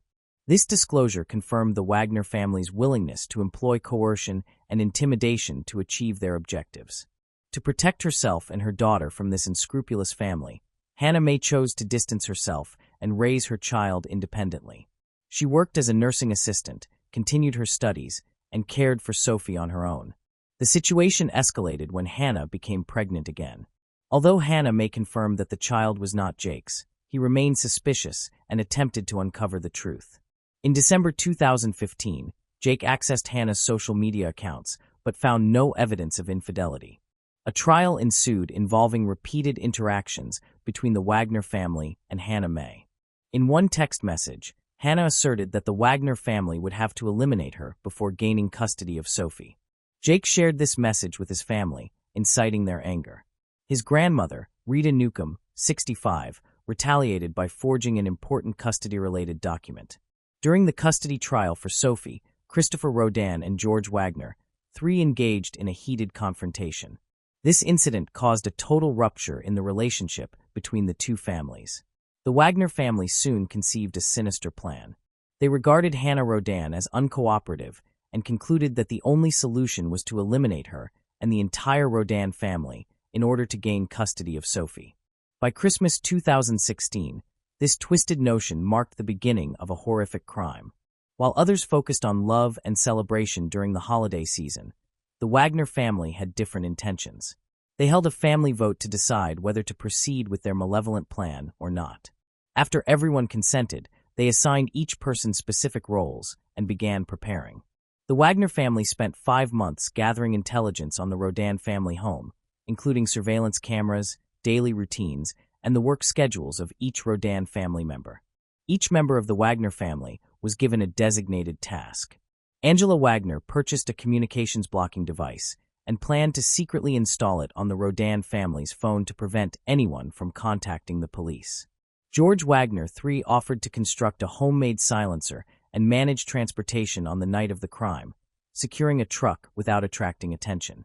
Meanwhile, Sophie was safe at home with Angela because the court had granted Hannah and Jake joint custody of Sophie. The Wagner family chose the timing of their plan to coincide with their custody period to ensure Sophie's safety. It was evident that the Wagner family had meticulously planned every detail to execute the crime flawlessly. At approximately 8 a.m. on April 22, 2016, George Wagner III visited Christopher Rodan under the pretext of offering a job opportunity that could improve the family's financial situation. However, the job offer was merely an excuse to gain entry to the house. A moment later, Christopher Rodan Sr. opened the door. Shortly afterward, as usual, Bobby Jo Manley arrived at Christopher's home to tend to the Rodan family's animals. While outside the house, she noticed someone inside, which was unusual for that hour. Normally, every member of the Rodan family would be away at work. However, upon entering the house, she found Christopher and his cousin Gary, 38, lying in a pool of blood. Horrified, Bobby grabbed her phone and called emergency services, reporting what she had witnessed and requesting immediate assistance. Still trembling, Bobby went to other relatives' homes and knocked loudly on one of their doors. A 3-year-old boy, the son of Clarence Frankie Rodan, appeared, and Bobby asked him where his parents were. The boy did not respond, but simply pointed toward the bed. Upon entering, she observed another horrifying scene. Clarence and his wife, Hannah Hazel, lay motionless, and between them was their 6-month-old baby, still alive but covered in the blood of Clarence and Hannah Hazel. Following Bobby's 911 call, police quickly arrived at the scene. As officers approached the Rodan property, a concerned neighbor intervened, requesting that the officers check 2 additional addresses of family members. His concern proved valid, as police discovered more bodies in a 3rd house. The victims were identified as Dana, 19-year-old Hannah Mae, and 16-year-old Christopher Jr. The attackers had spared Hannah's youngest child, a baby girl only a few days old. Later, another victim was discovered, 44-year-old Kenneth, the elder Rodan sibling, who lived a 15-minute walk from the others. By 2 p.m., 8 victims had been identified: Christopher Sr., Dana, Clarence, Hannah Hazel, Christopher Jr., Hannah Mae, Kenneth, and Gary. The only survivors were the young children, a 3-year-old, a 6-month-old, a 4-day-old newborn, and 2-year-old Sophie, who had been at the Wagner home during the attack. Upon examining the bodies, police concluded that all the victims had been killed in their sleep by gunshot wounds. Detectives later reconstructed the events of that day. Christopher Sr. had been awake when the attackers entered, as evidenced by a wound on his right arm. Christopher Sr. attempted to defend himself, but was struck by 9 bullets to the head, torso, and limbs. Additionally, 5 bullets were recovered from Dana Rodan's neck and head. The rest of the family died from gunshot wounds to the head. Gary was shot 5 times, Christopher Jr. 4 times, Clarence and his wife Hannah Hazel 3 times each, and Hannah Mae twice. Kenneth was shot only once. In total, the assailants fired 32 rounds, with some shots discharged after the victims were already dead. Some bodies also exhibited signs of physical abuse. As no one in the area reported hearing anything, investigators concluded that silencers had been used, indicating a carefully planned and executed operation. It was evident that the victims had been specifically targeted and that someone sought revenge on the entire Rodan family. During the investigation, police recovered 5 Remington shell casings of various types and an unused bullet from a different firearm. The scope of the crime suggested the involvement of multiple perpetrators. Leonard Manley, Dana's father, stated that the criminals must have been familiar with the family, as otherwise the dogs would have barked loudly. Determining who carried out the attack kept police officers fully occupied. The Attorney General's office provided over $20,000 to cover the Rodan family's funeral expenses. The Rodan family was buried in stages. On April 28, 2016, Gary was the first to be laid to rest in South Shore, Kentucky. Hannah Hazel's funeral followed on May 1st in the village of Atway, Coteau County, Ohio. The remaining family members were buried on May 3rd in West Portsmouth, within the same county. Many local residents attended the funerals to pay their respects to the family. The surviving children were placed in the care of relatives. Fear gripped the neighborhood. Police advised the victims' relatives to take precautions and warned all residents of Pike to remain at home at night. The brutal mass murder outraged residents across the state, who demanded that the results of the investigation be made public and that the perpetrators be apprehended as quickly as possible. As part of the investigation, the 3 homes of the murdered family were thoroughly examined, followed by inspections of several vehicles the following day. Forensic experts participated in the investigation and meticulously examined the homes, but no DNA evidence of the suspects was discovered in any of the residences. Cameras had been installed in the houses, but they provided no useful information because they had been disabled. It appeared that the perpetrators had planned every detail carefully, leaving no traces behind. However, detectives eventually discovered a critical piece of evidence that helped solve the case. An important detail was that marijuana plants were found at 3 crime scenes. At one location, approximately 200 plants were discovered. Police believed the cannabis had been cultivated for sale rather than personal use. This led to speculation about the possible involvement of Mexican drug traffickers. However, the quantity of cannabis found was too small to indicate an attack by an entire cartel. In January 2017, a close relative of the Rodan family was arrested for drug trafficking, which was considered coincidental. Leonard Manley stated that his daughter, Dana, had no involvement in the cannabis operations. Some family members confirmed that the older brothers, Christopher and Kenneth Rodan, grew marijuana, but they were unaware of any large-scale cultivation. Specialized equipment for breeding fighting chickens, as well as cages with roosters, were also discovered at the Rodan house. However, it soon became evident that illegal cockfighting was not the motive behind the homicides either. Months passed without uncovering the true reason for the crime. On April 13, 2017, local authorities announced that they lacked sufficient evidence to make any arrests. Nevertheless, prosecutor Rob Yum stated that the investigation remained active, suggesting that investigators had leads they were not yet prepared to disclose. Another year had passed since the mass crime, and the second memorial service for the victims went largely unnoticed. There was no coverage in the local press, and neither the sheriff nor the prosecutor attended the service, leading the community to believe that the investigation had stalled. However, on May 12, 2017, a special weapons and tactics team unexpectedly raided a home in Pike County, approximately 10 miles from the crime scene. Initially, the team was searching for suspects, but it was later revealed that they were gathering evidence. Detectives also searched a house in Adams County that had previously been owned by Jake Wagner. Although he had sold it by that time, the investigation took a dramatic turn on June 20, 2017, when the focus shifted to the Wagner family. The investigation involved 26-year-old Jake, 27-year-old George III, 47-year-old George IV, and 48-year-old Angela, who lived approximately 15 miles from the victims.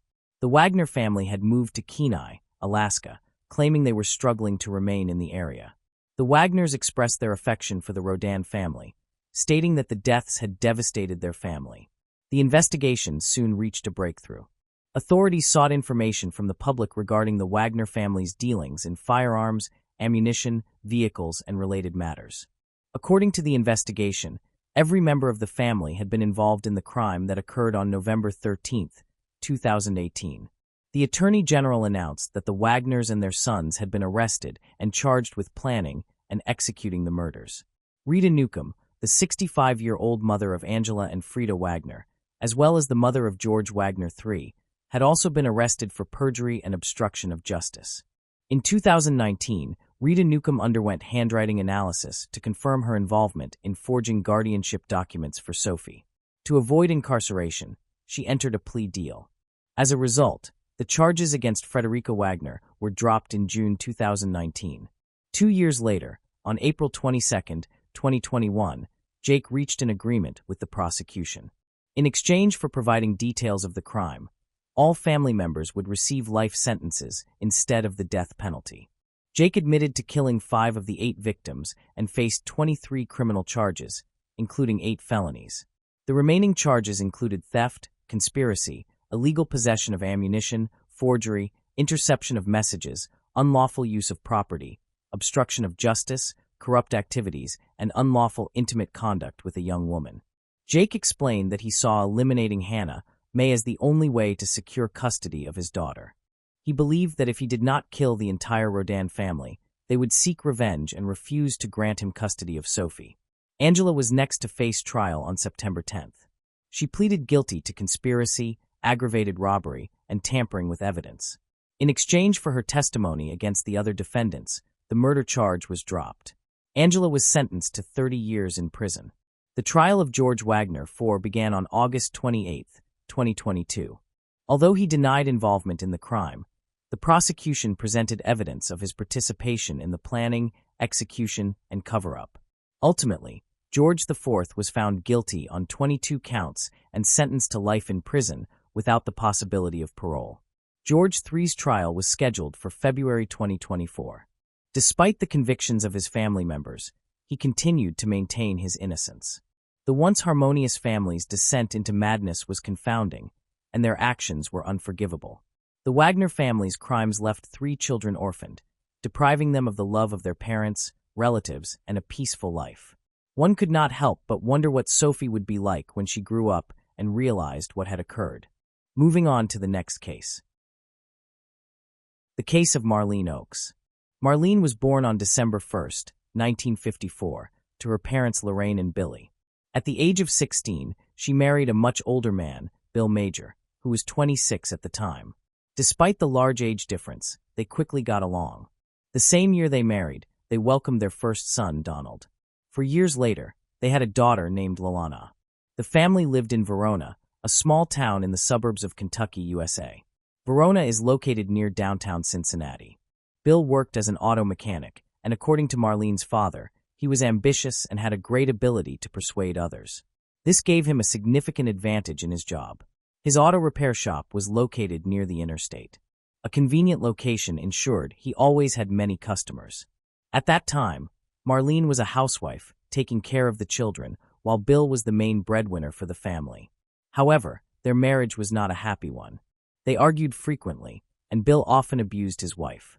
One day, a man named Glenn St. Hilaire arrived in town and quickly befriended Bill. He began working at Bill's shop, handling a variety of tasks. Originally from Canada, Glenn owned welding equipment and had extensive knowledge of cars, thus becoming a valuable assistant to Bill. He lived in a trailer near Bill's house, and eventually he and Marlene developed feelings for each other. After that, they began an affair with each other. Bill was always at work, which gave Glenn and Marlene the freedom to meet. Marlene felt drawn to Glenn, who was younger, calmer, and made her feel at ease. By October 1980, Marlene was 25 years old, while Bill was 35. He frequently resorted to violence against her, keeping the entire family in a state of fear. In this stressful situation, it is not surprising that she sought comfort from Glenn. At the time, Donald was 8 years old and Lalana was 4. Strangely, Bill not only tolerated her relationship with Glenn, but even encouraged it. Those close to the family were aware of the situation and found it shocking. However, events soon took a tragic turn. On the afternoon of October 11, 1980, Bill and Marlene had a big argument in their backyard, which the neighbors could hear clearly. Later that evening, Bill took his children, Donald and Lalana, to a neighbor's house, asking them to care for the kids for a day due to serious family issues. He told the neighbors that Marlene had run off with Glenn and that he needed time to process everything.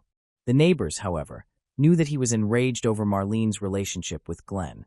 He beat her and the children because of it, and her car was missing. However, no matter Bill's explanation, no one could believe that Marlene, a mother wholeheartedly devoted to her children, would leave them. Afterwards, he contacted the police and repeated the same story he had shared with the neighbors. However, the details did not quite add up. Marlene's friends insisted that she deeply loved her children and would never abandon them. They also revealed that she was angry at him because of his abusive behavior. She confided in them that Bill had threatened to kill her if she left him to live with Glenn. A close friend even heard him describe in detail how he would kill her if she defied him. He had talked about dismembering her body and hiding the remains so thoroughly that they would never be found. Glenn, Marlene's lover, once heard Bill confess that he would attack her, decapitate her, and destroy her teeth so that the police could not identify her through dental records. Marlene began to fear that her plan to move in with Glenn could put her life in serious danger. In her diary, She wrote that Bill would only agree to sign divorce papers if she promised not to report his abuse of her and the children to the authorities. She was in a difficult position, not knowing what to do. She was exhausted by the toxic relationship and wanted to escape her controlling husband, but she was terrified of the consequences. Despite this, the police launched an investigation into her disappearance. She was officially declared a missing person. She was described as a petite woman with blonde hair and glasses. At the time she went missing, she had been wearing jeans and a blue-green checkered shirt. Her car was also reported missing. On October 11, 1980, Marlene called her sister to discuss the problems in her marriage. She was seeking advice, but her sister did not know how to help. She said she planned to file for divorce and fight for full custody of her children. She also shared another reason for her decision. Bill had been harassing their 8-year-old son, Donald. She felt very scared and could not bear it. She warned Bill to never touch the children again and threatened to kill him if he did. This made him furious. Marlene confided to her sister that she had evidence of Bill's abuse of Donald and had hidden it in a safe place where he could not find it. She assured her that if anything happened to her, the evidence would be turned over to the police. Later that day, she called her sister again, but this time she sounded very distressed.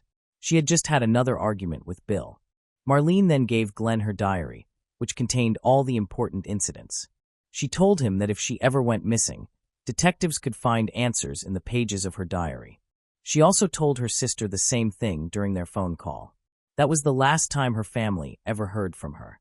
On the night of October 11th, Glenn arrived at Bill's house after midnight and found the area around the trailer in disarray. Around 3 a.m., he encountered Bill and asked about Marlene. Bill claimed that Marlene had run away. However, Glenn found this hard to believe. He had recently seen her, and she had no intention of leaving her children behind. He knew she was a mother who was always devoted to her children, so she would never abandon them.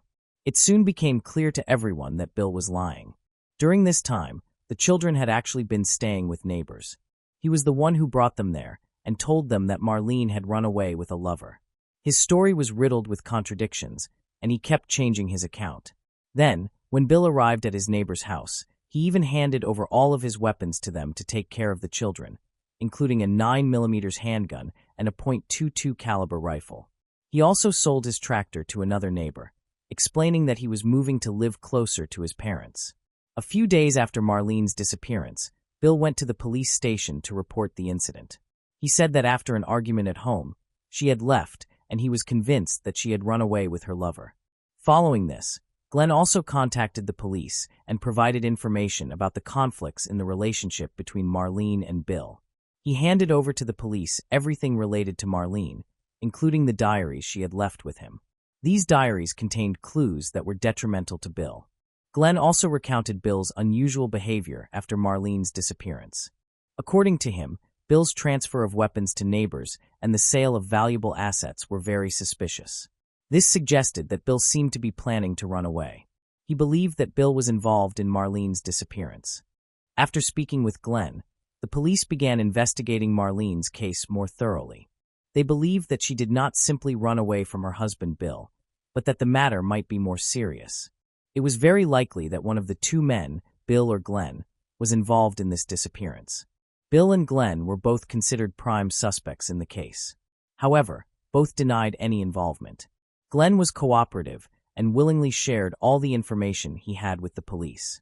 Bill, on the other hand, gave conflicting testimony and behaved strangely during a polygraph test, making him even more suspicious. At this time, the police reviewed Marlene's diary, which detailed the motive for the crime and even hinted at what Bill may have done to her. However, there was still not enough evidence to charge Bill with murder. No evidence or trace of the incident was found in the trailer, the area surrounding the vehicle, or at the auto repair shop. The police spoke to Marlene's children, Donald and Lalana. They paid particular attention to 8-year-old Donald, hoping he might be able to provide some information, especially considering the contents of Marlene's diary. However, the boy was too frightened, making it extremely difficult to gather any information from him. Lalana was not questioned at all because she was too young. Although Donald did not reveal anything useful, Bill violently beat him after learning about the police interviews. Around the same time, he also began abusing his 4-year-old daughter, Lalana, treating her cruelly. He often took the children to his workplace, where he continued to abuse them. The police also questioned Marlene's sister, who firmly rejected the idea that Marlene would abandon her family and children to be with her lover. According to her sister, Marlene had planned to divorce Bill amicably, gain custody of the children, and then start a new life with Glenn. She had no intention of running away to avoid her problems. At that time, it was known that Marlene had disappeared with the car without taking any personal belongings. But even assuming that she had run away, why would she leave all her important belongings at home, including her wallet, driver's license, money, and jewelry? Furthermore, she did not bring the medications that her doctor had just prescribed. This medication was essential for her, making it unlikely she would leave without it. All of these details did not fit the theory that she had left on her own. Despite extensive investigation, no clues were found. Investigators continued questioning everyone who knew the family. During a conversation with the police, Bill admitted he no longer believed Marlene was alive, which raised suspicions. He also began agreeing with her sister and Glenn that it was unlikely she would have abandoned all her belongings and disappeared without leaving any message. After Marlene disappeared, Bill began telling Donald and Lalana the whole truth about her relationship, detailing her encounters with her lover, Glenn. He seemed intent on turning the children against their mother. He accused her of drug use, abusing alcohol, and even selling her body. He claimed she had left because she no longer loved them. Donald and Lalana grew up thinking that their mother, Marlene, was a troubled person who had abandoned them. This left a deep wound in their souls. They could not understand why she had abandoned them. They had no choice but to stay with their father, Bill, who raised them harshly. Lalana later recalled that after her mother's disappearance, Bill became a tyrant. He frequently subjected her and Donald to physical and emotional abuse. On one occasion, he hit Donald so severely that the boy could not walk for several days. While the police were still investigating, Bill decided to sell all of his assets, including his home and auto repair shop. He then moved with his children to East Providence, Rhode Island, to be closer to his parents. There, he bought a trailer and stabilized life. The decision to move into a trailer was unusual. Bill gave up a comfortable lifestyle and a successful store in exchange for much more difficult living circumstances. His new home was considered unfavorable and not the best place to raise young children. A year after Marlene's disappearance, he remarried. His new wife was named Pauline.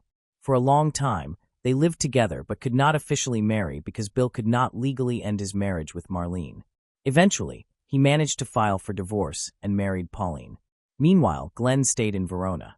He found work at a local factory and was one of the few people, along with Marlene's family, who continued to search for answers about her disappearance. He frequently visited the police station to check on the investigation. The police were not only searching for Marlene, but also for her car, yet no leads were found. They sent her dental records and other information to nearby cities and states, hoping for a breakthrough. Although the search was still ongoing, there was no sign that Marlene was dead. Police speculated that she might have wanted to leave her current life behind to start anew somewhere else. On November 29, 1981, a hunter discovered a partial skull in the woods, a few miles from the old trailer park where Bill's family had lived. The bone was heavily damaged and showed marks from the object that had severed it from the body. For many years, the police were unable to identify the victim. All they could determine was that the bone belonged to a white woman under 30 years old. There were signs of dismemberment, and the cause of death was determined to be multiple gunshot wounds. As the years passed, Bill continued to live with Pauline, but his treatment of Donald and Lalana became increasingly cruel. At one point, Lalana became so desperate that she confided in her stepmother Pauline, telling her about the abuse. She revealed that Bill had molested Donald and then raped her, threatening to kill them if they spoke out. Pauline was furious when she learned the truth and could not remain silent. She confronted Bill, warning him that if he did it again, she would call the police. For a while, Bill promised to control himself. By 1985, Bill and Pauline had a child together. By this time, Marlene had been missing for 13 years. Lalana once again confided in Pauline about Bill's harassment. This time, Pauline reported the incident to the police. Bill was arrested, and his children, Donald and Lalana, admitted that they had prayed he would not return home. He was sentenced to 15 years in prison for his crimes. After his release, he lost interest in his family. Pauline ended their relationship immediately after his arrest, but she refused to take care of his children, Donald and Lalana. Eventually, they went to live with their maternal grandmother, Marlene's mother. At this point, Lalana asked her grandmother why her mother had abandoned her and Donald. The grandmother replied that Marlene abandoned the children only because Bill had killed Marlene. She firmly believed he was involved in Marlene's disappearance, though there was no concrete evidence to prove it. After his release from prison, Bill began a relationship with a woman named KLR. He concealed his dark past from her, claiming he had been imprisoned for armed robbery. He did not want her to know about the abuse he had inflicted on his children. The two married and lived together happily for a while. However, in 1995, Bill suffered a stroke and became confined to a wheelchair. By then, Lalana was an adult and capable of handling matters on her own. She decided to look into the disappearance of her mother, Marlene. The first step she took was buying a notebook to document all the clues. She then approached Bill and pleaded with him to disclose the location of her mother's remains so that she could provide her with a proper burial. Lalana even promised him that if he told her the truth, she would not report him to the police. However, he outright refused and told her that if she thought he would reveal where he had hidden her mother's body, she was crazy. Despite her attempts to persuade him, he remained uncooperative. Understanding that Bill would not help, Lalana launched her own investigation. She began speaking with relatives, close friends, and acquaintances who might have information about her mother, Marlene. During her search, she learned that her mother had kept a diary where she documented significant events in her life. She also discovered that the police had confiscated the diary as evidence back in 1980. She managed to obtain permission to review her mother's case file, including the diary entries. What she read left her deeply shocked. Marlene's diary revealed that she was aware of Bill's abuse of their son, Donald. She also discovered that Bill had been convicted in 1975 for molesting 2 young boys. After learning this, she wrote that all her feelings for her husband, Bill, had vanished. She demanded that he never touch their child again. The diary detailed Bill's erratic behavior and threats, including his frequent boasts about knowing how to commit the perfect crime. He claimed that to avoid identification, one would need to remove all the victim's teeth. Marlene also expressed her plans to file for divorce and seek full custody of her children. In one of her final diary entries, Marlene wrote that she had threatened Bill with divorce and cut off contact between him and his children. He did not want that to happen, but not out of love for them. In 2000, Lalana contacted the police and shared the information from Marlene's diaries. This prompted the police to re-examine the diaries and immediately question Bill and Donald. Donald provided detailed accounts of Bill's cruelty. Lalana also learned that sometime after Marlene's disappearance, a skull had been discovered in a forested area near their old house. She located the exact spot and visited it herself, hoping to uncover more evidence, but her search was unsuccessful. The police had an important piece of evidence, a skull that had no teeth, which matched what Bill had said about the perfect crime. At the time, identification of remains relied heavily on dental records, as modern identification technology was not available. When experts tried traditional DNA testing, they discovered severe bone damage, making analysis impossible. So they turned to newer technology, specifically mitochondrial DNA analysis. However, the county refused to pay the $120 cost of the study, as it was not certain that it would help the case. Lalana had to raise money to pay for the procedure. For this, she organized a small fund. At that time, such research was conducted only in one laboratory in the United States. The amount of money needed to be raised was huge, but her family was enthusiastic in supporting her. For example, her family members contributed their entire savings to cover the cost of the analysis. Finally, she earned enough money. County forensic experts took DNA samples from Donald and Lalana to compare with the DNA from the skull that was found. The results showed that the skull did indeed belong to Marlene, who had been missing. This confirmed the suspicions of her children and relatives that she had been murdered. They learned about the discovery of the skull. Bill's father called the police to report that his son had killed Marlene. According to his account, Bill had attacked her, then dismembered her body and scattered the body parts far apart. To prevent identification, he destroyed the upper and lower jaws. Bill also submerged her car in the river, and he informed the authorities of its location. When they tried to recover the car, they encountered many difficulties due to the strong river currents, which may have pushed the car far from its original location. They tried draining the river and used experienced divers, but the search was complicated. Investigators decided to enlist Bill's father's help in gathering more evidence against Bill. They instructed him to call Bill, get a confession during the conversation, and record it. To unnerve Bill, they told him about an investigation initiated by Lalana. Upon hearing that his daughter was looking for Marlene, Bill became enraged and told her to stop looking and forget about her mother. Bill believed the case had long been closed and that he was no longer at risk. Nevertheless, during the recorded phone call, he confessed to the crime. On July 25, 2001, Bill Major was arrested and charged with the murder of Marlene. During the interrogation, Bill admitted to the crime but attempted to place the blame on his wife, Marlene. He claimed they were in her car when she pulled out a gun and began threatening him. According to Bill, a struggle broke out, during which he accidentally attacked her several times. He claimed that there were 2 bullets in her head and 4 in her body. However, this testimony seemed more intentional than accidental in a fight. The trial started in 2003 when Bill was 59 years old. After suffering a stroke in 1995, he had lost the ability to walk and appeared in court in a wheelchair. During the trial, his children, Donald and Lalana, testified about the abuse and violence they endured during their childhood. They recounted what happened inside the family trailer. Bill's lawyer argued that his actions were linked to nervous tension, claiming that Marlene frequently threatened him, leading to emotional breakdowns. The defense also argued that the murder was an act of self-defense. After a lengthy argument from the defense attorney, Bill looked at his children and smiled, clearly satisfied with the attorney's presentation. He was confident he would remain a free man. However, Lalana smiled back at her father and expressed her hope that he would spend the rest of his life in prison for what he had done to them and to Marlene.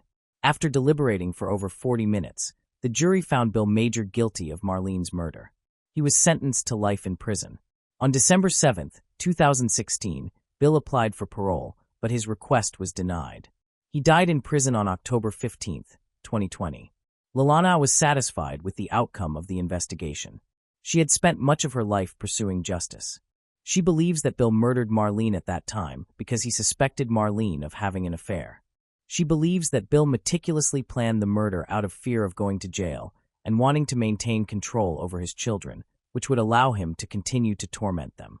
Notably, Bill's children, Donald and Lalana, refused to take their father's last name.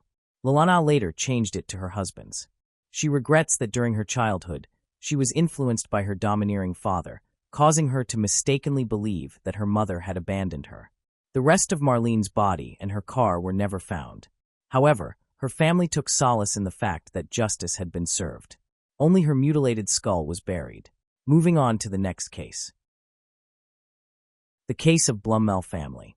Roger Blumell, born on January 17, 1965, grew up in a large, close-knit family grounded in strong values. Even during high school, he was motivated and ambitious. He worked in transportation and later uncovered his skill in sales, where he thrived. Friends said he could sell anything to anyone due to his warm and upbeat personality. He was consistently cheerful and enjoyed making others happy. Roger lived a rewarding life and shared a close relationship with his family, but one thing was missing: a partner to share his life with. That changed one day when he met the right woman. Although the specifics of their first meeting remain unclear, a close friend remembered that Roger was instantly captivated by a young woman and confidently announced his plan to marry her before the night ended. The woman who drew his attention was Melissa. Born on January 1, 1960, in Wichita, Melissa was raised in a loving family of 6 siblings, though she tragically lost a younger sister during infancy. Melissa was a compassionate, hardworking, and supportive individual who consistently put others before herself. She began her career as a bank teller and steadily advanced through the ranks, earning promotions through dedication, teamwork, and a strong work ethic. Her professional path was marked by achievement, eventually leading to her appointment as vice president of the bank. The first meeting between Roger and Melissa marked the beginning of a lifelong union between 2 like-minded souls, who were married in 1991. On the surface, the Blumells appeared to have everything. Melissa's swift ascent within the banking industry, combined with Roger's charm, allowed him to successfully establish his own business venture. With a natural gift for connecting people, Roger flourished by sharing joyful moments with friends and spreading happiness to those around him. In Melissa, he had found the perfect companion to share his life's adventures. Additionally, the couple's strong sense of social responsibility motivated them to take part in and contribute to various charitable, athletic, and community-based initiatives in their area. The Blumels lived an ideal life, but it was missing one thing: a child to bring laughter and happiness into their home. After many years of trying to have a child, they chose to adopt. A social worker introduced them to Kesha, who was placing her two sons, Tony and Chris, up for adoption. The Blumels wanted a closed adoption, but Kesha preferred an open one. Ultimately, the Blumels proceeded with the adoption, and Tony and Chris became members of their family, beginning a new chapter. Tony was astonished by the routine of daily family dinners. The boys adjusted quickly, doing well in elementary school and beyond. They succeeded in high school, formed diverse friendships, and excelled in sports such as wrestling and football. Tony's talent in wrestling earned him second place in a divisional competition, suggesting a promising future for the family. Before I continue, I want to remind you that only a small percentage of people who watch my videos are actually subscribed. So if you enjoy my content, consider subscribing. It's free, and you can always change your mind later. Now let's move on with the video. Tony's family life took a dramatic turn for the worse during his senior year of high school. Up until that point, he had been a well-behaved child, but he suddenly became defiant and frequently argued with his parents, resentful that they favored his younger brother, Chris. He began drinking, breaking curfews, and even smoking marijuana, creating turmoil at home and making it appear that all hope for him to regain control was lost. Tony had always dreamed of joining the United States Air Force after graduation, but his behavior destroyed that possibility. In 2013, he was arrested for a violent crime and later for driving under the influence, which meant his record would prevent him from pursuing a career in military aviation. Tony's life spiraled out of control after these incidents, lacking any sense of direction once high school ended. He rejected education and employment, choosing instead to sleep late and get high on marijuana. Melissa lived in constant fear of his violent episodes, and there was another secret the family was unaware of. Since 2013, Kesha had been contacting her biological sons through social media. Tony was eager to reconnect, but Chris appeared distant and uninterested. Kesha was heartbroken after giving them up and relieved they had been placed together with a loving family. Re-establishing contact with Tony made her happy, but she harbored resentment toward the family for supposedly turning Chris against her. Furthermore, when Kesha learned about Tony's conflicts with his adoptive parents, she recognized an opportunity to reconnect with her son and quickly invited him to come visit her. At the adoptive home, matters continued to deteriorate. Tony's anger escalated, and he punched a hole in the wall. This was the breaking point. The family realized that neither they nor Chris were safe anymore. After unsuccessful efforts to manage Tony's behavior, Roger and Melissa made the difficult decision to ask him to leave. He initially wandered without purpose, but soon realized he needed to find a way to support himself financially. He took jobs at fast food restaurants and, to earn extra cash, also sold marijuana. Despite not having a permanent place to stay and sleeping at different friends' houses each night, he eventually became involved with a group of young people deeply immersed in drug abuse. Amid these bleak circumstances, a lifeline appeared for Tony when Kesha invited him to move to California and live with her. Tony eagerly accepted, and the reunion took place in September 2013 at Kesha's home in California. He arrived with his high school best friend, Braden, who had dropped out during his junior year to pursue drug dealing. Tony was hopeful and sought Kesha's help, as she was experienced in the drug trade, to start a large-scale marijuana operation in the area and even discussed entering the medical cannabis market. The reality, however, was that they moved into a small, one-room apartment. It was easy to see how tensions quickly developed, especially since Sean, Kesha's partner, worked 2 jobs and was the sole provider covering the expenses of 5 people. Kesha only contributed part of the social assistance she received for her daughter. Kesha, Tony, and Braden spent their days using drugs, while the woman's younger daughter was constantly exposed to that negative influence. Sean reached her breaking point when she discovered Tony and Braden selling marijuana near her home. She ordered them to stop, pointing out the danger this posed to her as the property owner. She then gave them an ultimatum: get a job or leave the apartment. Instead of complying, the group united against her and eventually left to stay at a nearby hotel for 2 weeks. However, without any income, they could not pay the hotel bill. They did not consider finding legitimate work due to their financial difficulties. Their original plan was to return to Kansas, possibly because Tony was familiar with the area from his drug activities. After nearly a full day of driving, they decided to stop in Arizona and spend the night at a hotel. It was during this stay that Tony shared an idea with his companions to murder his adoptive parents in order to inherit their money. After they arrived in Wichita and settled into a hotel room they had rented for a month, they concentrated on finalizing the details of the plan. Tony had created a simple strategy. He would murder Roger and Melissa, collect the insurance money, sell their possessions, and use the profits to start a larger drug operation. Tony was convinced that his biological family would make a fortune by growing and selling marijuana.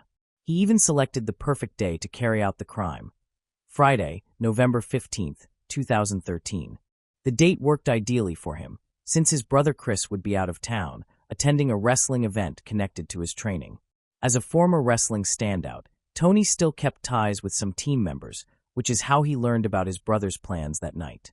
Tony devised a scheme to invite Roger and Melissa to a meeting under the pretense of discussing their past conflicts and reconciling. While they were gone, Braden would bring Kesha to the empty house, where she would steal valuables. Tony knew where his adoptive parents kept an emergency cash stash in their home. The plan was to make everything appear like a failed burglary. When Roger and Melissa came back, Kesha would kill them. At first, everyone believed the plan was solid, but Braden later lost his nerve and refused to take part. He did, however, agree to assist by acquiring the required firearms. As an alternative, he suggested his friend Andrew, a former high school acquaintance, who could drive Kesha to the house and act as support during the crime. Braden obtained 2 handguns from other criminals as promised. It is important to note that there was never any intention to share the money with Andrew, who was hired to drive and serve as backup for Kesha during the robbery in exchange for $11,000. Kesha would ultimately be the one to carry out the robbery. In early November 2013, Kesha posted a photo of herself with Tony on social media, along with a caption that read, "A bond that cannot be broken." Then, on Friday, November 15th, Tony's prediction came true. His adoptive parents agreed to meet with him, exactly as he had anticipated. The meeting itself went calmly. At the Blummel home, however, a very different scene unfolded. After Roger and Melissa left for the meeting, Kesha and Andrew slipped in, broke into the garage, and began searching the house. They took the opportunity to steal small valuables and the emergency cash the couple kept on hand. With the first phase of their plan completed, Kesha and Andrew hid near the quiet house, waiting for their victims to return. Tony called, saying the meeting was over and that he had been dropped off at the hotel. The wait did not last long. When the Blummel vehicle pulled up, 2 attackers appeared. Kesha positioned herself near Melissa, while Andrew aimed at Roger. Melissa, still in shock, recognized the biological mother of the adopted children. She barely managed to say, "Oh my God, Kesha," before a gunshot to the head caused her to collapse. Roger, panicked, tried to help his wife. Kesha moved toward him with her gun pointed, but it jammed. She tried again, as Roger stood frozen beside his wife's body. The gun finally discharged, and he fell beside her. After carrying out the deadly plan, Kesha and Andrew fled quickly in the vehicle they had arrived in. The Blummel couple remained at the scene until around 9:15 p.m., when Chris returned from his event and discovered the horrifying scene. He immediately called 911, reporting that he had just arrived home to find his parents semi-conscious inside their van. He described Roger as coughing and Melissa as moving her head up and down, both with visible gunshot wounds to their heads. The dispatcher instructed him to attempt life-saving measures while emergency responders arrived shortly afterward to take over.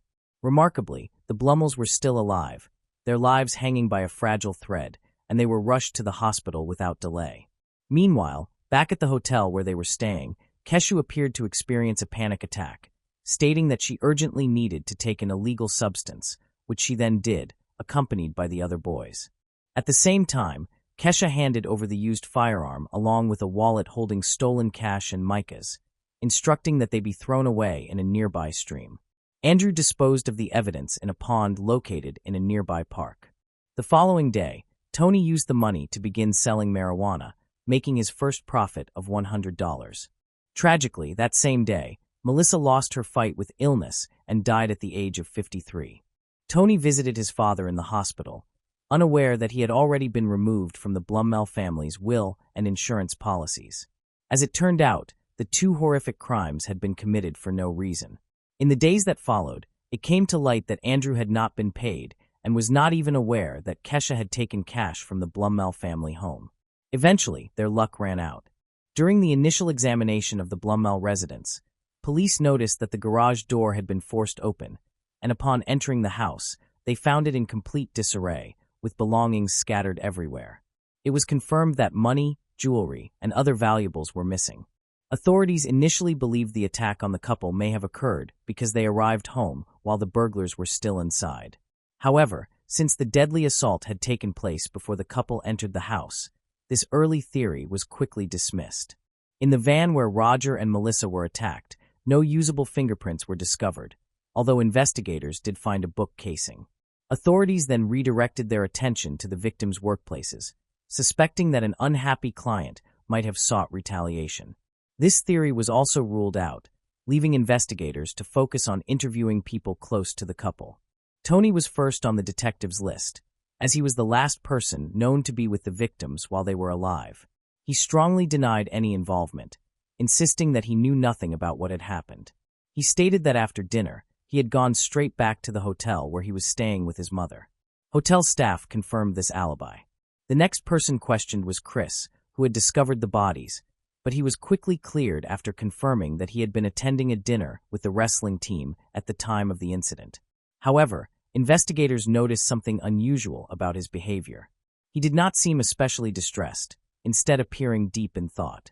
When police followed up on this and asked him about his parents' disappearance, Chris immediately said that one person came to mind. He stated that the only person who might hold resentment toward their parents and possibly be capable of such a crime was his older brother, Tony. With this crucial lead, authorities received a fortunate break in their search for those responsible. A man contacted police and reported that a young associate of Tony's had approached him attempting to purchase a gun. Detectives focused on this individual, and after investigating his background, uncovered a lengthy history of drug-related crimes. They also learned that he had traveled to California with Tony. The suspect was identified as Braden. Shortly afterward, Braden received a message from his family warning him that sheriff's office investigators were looking to question him regarding the Blumell case.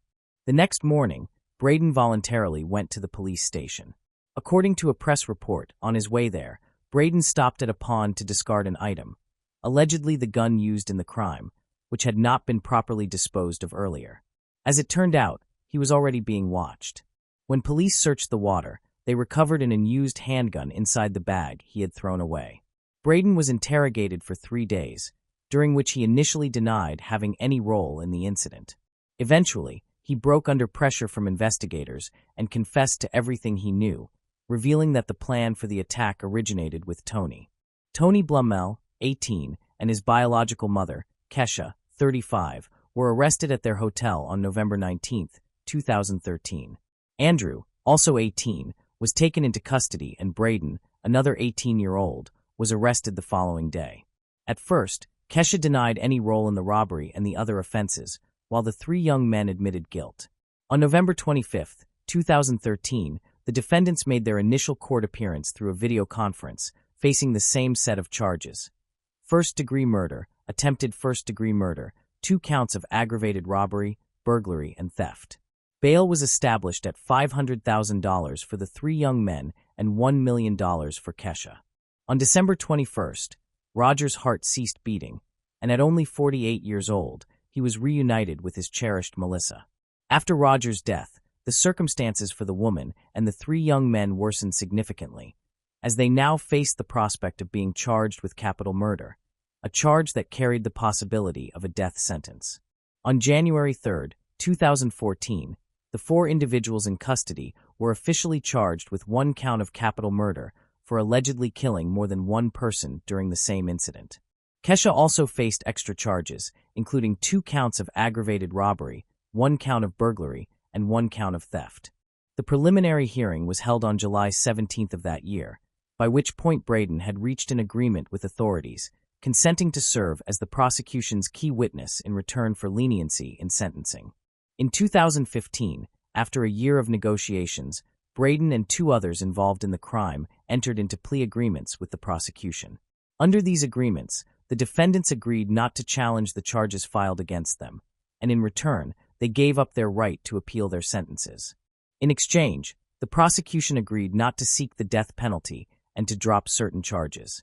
In a series of separate hearings beginning in mid-2015, each defendant formally confirmed their intention to plead guilty.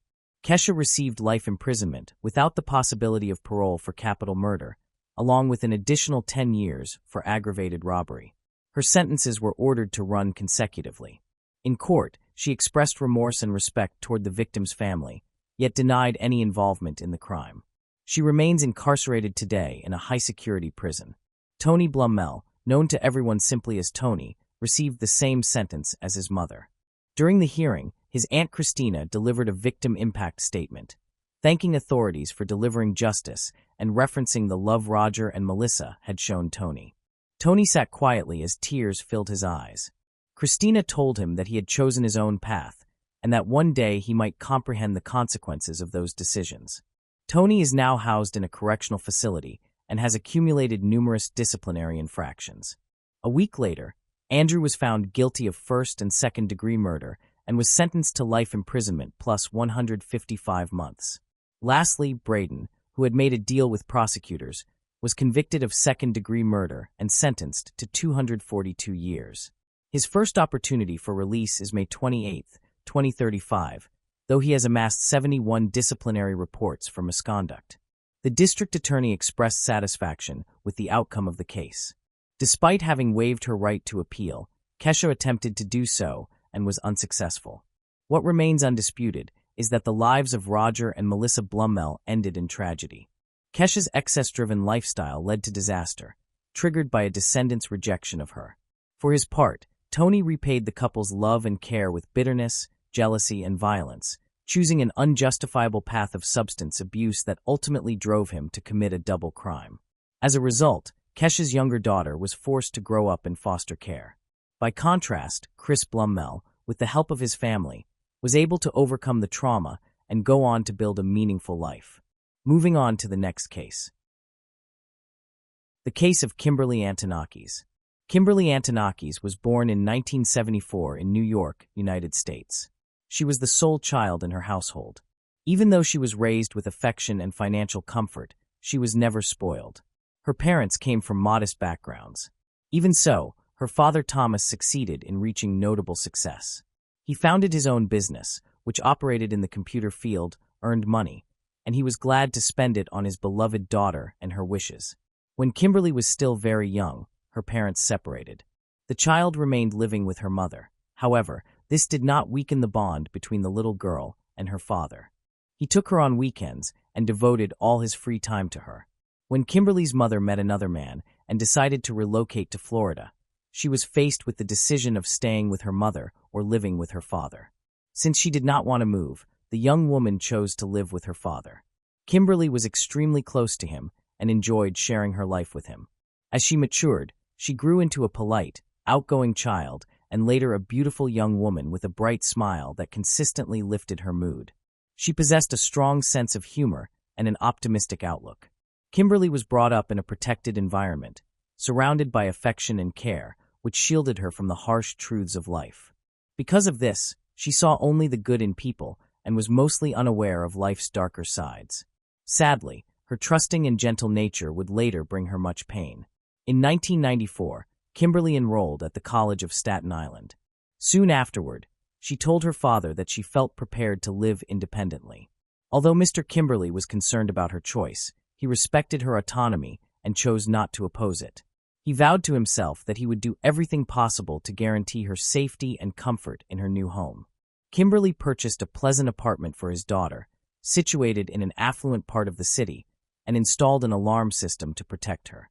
He also bought a parking spot in the garage across the street, so she would not need to park far away. To remain in contact, he supplied her with a cell phone and a pager. Kimberly did everything he could to safeguard his daughter's well-being. His worries about her safety were justified, considering his wealth and her lack of life experience.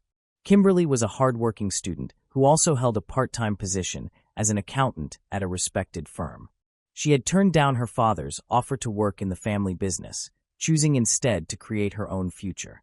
Kimberly lived a normal student life, attending parties and spending time with friends. She rejected her father's invitations to move back home, wanting to preserve her independence. This resulted in an unforeseen situation when she allowed her friend Liz Pace and Liz's family to stay with her while their apartment was under renovation in early 1995. Kimberly, being kind-hearted, welcomed the young people into her home. They spent their days enjoying themselves together. One day, Kimberly and a friend went to a party, getting dressed and ready. After an enjoyable evening of dancing, Kimberly drove them back but did not go upstairs, explaining that she had unfinished matters. They hugged goodbye, unaware it would be the last time they saw one another. After going to the police, Mr. Kimberly's father, went to the parking garage near her building, only to discover that her car was gone from its space. While searching the area, he noticed a shiny object on the ground near the wall, a small gold earring. He remembered giving his daughter earrings like it, and just to be safe, picked it up. However, Kimberly could not be found inside the apartment. Instead, he encountered her guests, including a friend, her boyfriend Joshua Torres, and their 2-year-old child. Although Kimberly knew about Kimberly's choice, he did not agree with it. The residents were concerned about the hostess's disappearance, and Joshua offered to help look for her. He said he was searching for Kimberly and would assist further later. Kimberly went back to the police station, stating that his daughter had likely been involved in an accident, but the officers were not convinced. Kimberly then chose to speak with Liz Pace, the last person who had seen Kimberly, and showed her the earring he had discovered. Liz Pace confirmed that she had seen Kimberly wearing those earrings on the night she vanished. Kimberly then visited locations his daughter often frequented, speaking with numerous people, but he did not obtain any meaningful information. Joshua proposed searching not only for Kimberly, but also for her distinctive car. Kimberly went to the police station for the third time, insisting that he would not leave until they started a search. A detective eventually answered his request, agreeing to take over the case despite standard procedure.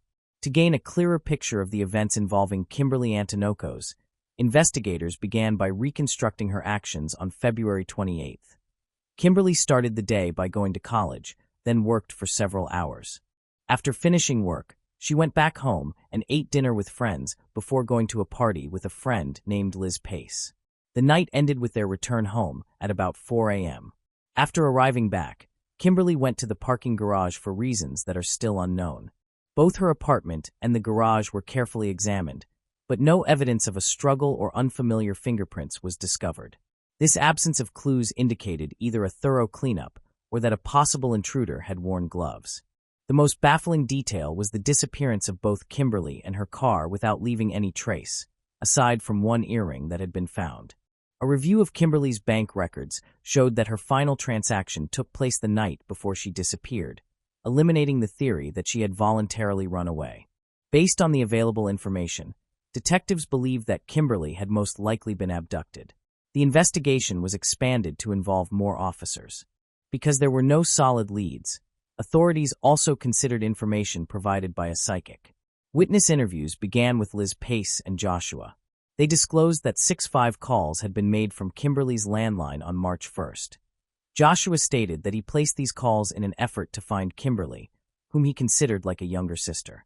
Liz Pace's statement helped establish what Kimberly was wearing, and a composite image was created, emphasizing her unique tattoos, including a scorpion and an infinity symbol.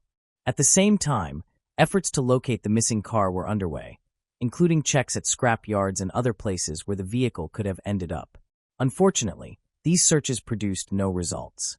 An examination of Kimberly's cell phone also led nowhere. Police advised Kimberly to remain alert for any letters or phone calls he might receive, as they could be from kidnappers seeking a ransom. The Kimberly family stayed in a state of uncertainty until March 4th. At around 2 a.m., emergency responders were called to a reported fire at a large, abandoned house located at 86 Woodhaven Avenue in Queens. Several fire crews worked to contain the flames until the fire was finally put out. During the investigation, a badly burned body was found in the building's basement.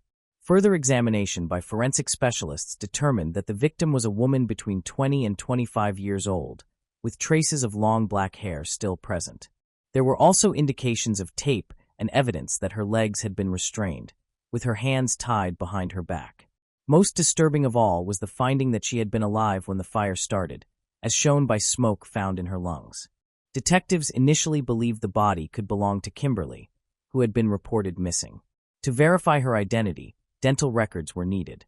At the same time, an analysis of the debris and air detected the smell of gasoline, strongly indicating that the fire had been deliberately set to eliminate evidence of a serious crime. Although little additional evidence was found, the burned body remained, and closer inspection revealed tattoos that matched those of the missing woman. Dental records later confirmed the investigators' suspicions, leading to the identification of Kimberly Antoniakis' body. As more information surfaced, an eyewitness came forward who regularly walked his dog in the area. The dog had behaved oddly in the days leading up to the fire, appearing anxious and repeatedly barking at the house without any clear reason. It was only after the fire and the discovery of the body that the cause of the dog's behavior was understood. She had tried to escape and cried out for help, but no people heard her. The dog's sharp hearing, however, allowed it to pick up sounds coming from the basement, which explained its unusual actions. When questioned by police, the property owner stated that he had visited the house several times in the days before. He was attempting to sell the property and would routinely check its condition, gather mail, and collect receipts. However, he stated that he only examined the house from the exterior and never entered the basement. The homeowner asserted that he did not hear any suspicious sounds, and if he had, he would have checked them out. Investigators chose to question Joshua again, as they had certain doubts about him. They also found it oddly coincidental that his name began with the letter J. This time, Joshua brought up someone he had been unable to reach on the day Kimberly disappeared, a young man known by the nickname Psycho, a Russian national who had previously been in a relationship with Kimberly. Detectives followed up on this new lead and learned that the Russian had moved to the United States with his parents at an early age. As he got older, he became involved in gang activity and had a record of illegal behavior. This resulted in the identification of the first suspect, who was soon apprehended. During questioning, Psycho was informed of the death of his former girlfriend, but his response stunned the investigators. The young man not only denied any role in the crime, but also displayed sincere emotional anguish. Detectives brought him to the crime scene to monitor his reactions, and it became apparent to everyone that they had detained the wrong individual. Later, his alibi was verified, once again bringing the investigation to a dead end. The victim's family turned to the psychic for assistance once more. This time, she claimed she saw 4 individuals involved in the crime. According to her, the abductors had originally planned to make contact, but were unsuccessful. The kidnapping did not appear to have been intended to end tragically. The psychic concluded that new details would soon come to light. A few days later, Mr. Kimberly, hoping to obtain some useful information, announced a $10,000 reward for any tips that could help identify the culprit. Mr. Kimberly could not stop thinking about the psychic's words. He reflected on her statement that the kidnappers had wanted to communicate. What did that imply, and what had stopped them from doing so? After returning home, he sat at the table and stared at his phone for some time. He suddenly remembered a small detail from the day Kimberly disappeared. He had listened to all the messages on the answering machine, expecting his daughter to reach out to him. However, there were no messages except for 2 blank recordings filled with complete silence. At first, he assumed it was a technical malfunction or an issue with the connection. But it later became evident that this was not the situation. 5 days after her body was discovered, police found her car in a quiet part of the city, not far from where her remains had been located. Investigators hoped to recover fingerprints from the vehicle, but it had been completely cleaned. The only evidence uncovered was her hair and a second earring inside the passenger area. Although this appeared to be a significant development, it did not lead to any new conclusions. Kimberly's father was connected to a local mob hit due to his wealth and business success. However, detectives found no proof to support these claims. Kimberly, devastated by the death of his daughter, denied any involvement and was shown to conduct his business in an open and lawful manner. In July 1995, a burglary suspect was arrested at a residence in New York City. Unexpectedly, he provided information related to the Kimberly case. The suspect stated that an acquaintance had told him that his friends had kidnapped and murdered her by setting her on fire. Upon hearing the unnamed individual's name, officers began to piece together the details of the crime. The man referred to was Joshua Torres, Kimberly's roommate who had taken part in the search for her. Detectives focused their attention on the young man and summoned him for additional questioning. Although he denied any participation in the crime, a long discussion exposed a possibly incriminating remark. He stated that if he had been the kidnapper, he would have fed the victim, Kimberly. This comment aroused suspicion because there had been no public reference to the victim being hungry, thirsty, or cold, and even her father did not know these details. To reinforce their case, investigators reviewed the suspect's background, uncovering a criminal history and a pattern of obsessive behavior. He was unemployed and financially reliant on his roommate, while also caring for her child, which gave him unsupervised time to plan the crime. Being familiar with Kimberly's daily routine enabled him to abduct her and conceal her in an empty house. It remained unclear why no ransom demands were initially made. An analysis of the suspect's phone calls showed that he had lied about contacting Kimberly's acquaintances. The numbers he dialed belonged to random people who had no connection to Kimberly. Suspicious messages on his pager further implicated the suspect, Joshua. He had long been viewed as a suspect by detectives, and they eventually collected enough evidence to arrest him. During questioning, they told him that Kimberly's former boyfriend was no longer considered a suspect.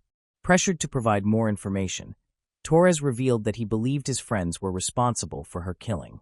Torres claimed he thought his friends only planned to kidnap Kimberly for ransom and then release her unharmed. He admitted to being an accomplice in the kidnapping, but insisted that he did not believe his friends would turn to violence. According to Torres, the plan was to demand a ransom and then free Kimberly, but events did not unfold as intended. The kidnappers grew frustrated when their ransom demands were met with silence from Mr. Kimberly. Unknown to them, their calls had been answered by Kimberly's father, and a ransom message had even been recorded. However, because of a technical malfunction, the recording was not saved on the answering machine. Feeling ignored and angered by the lack of response, the kidnappers decided to wait and see how the situation would develop. It later emerged that the group feared public exposure, and the psychic had claimed that the suspect's name began with the letter J.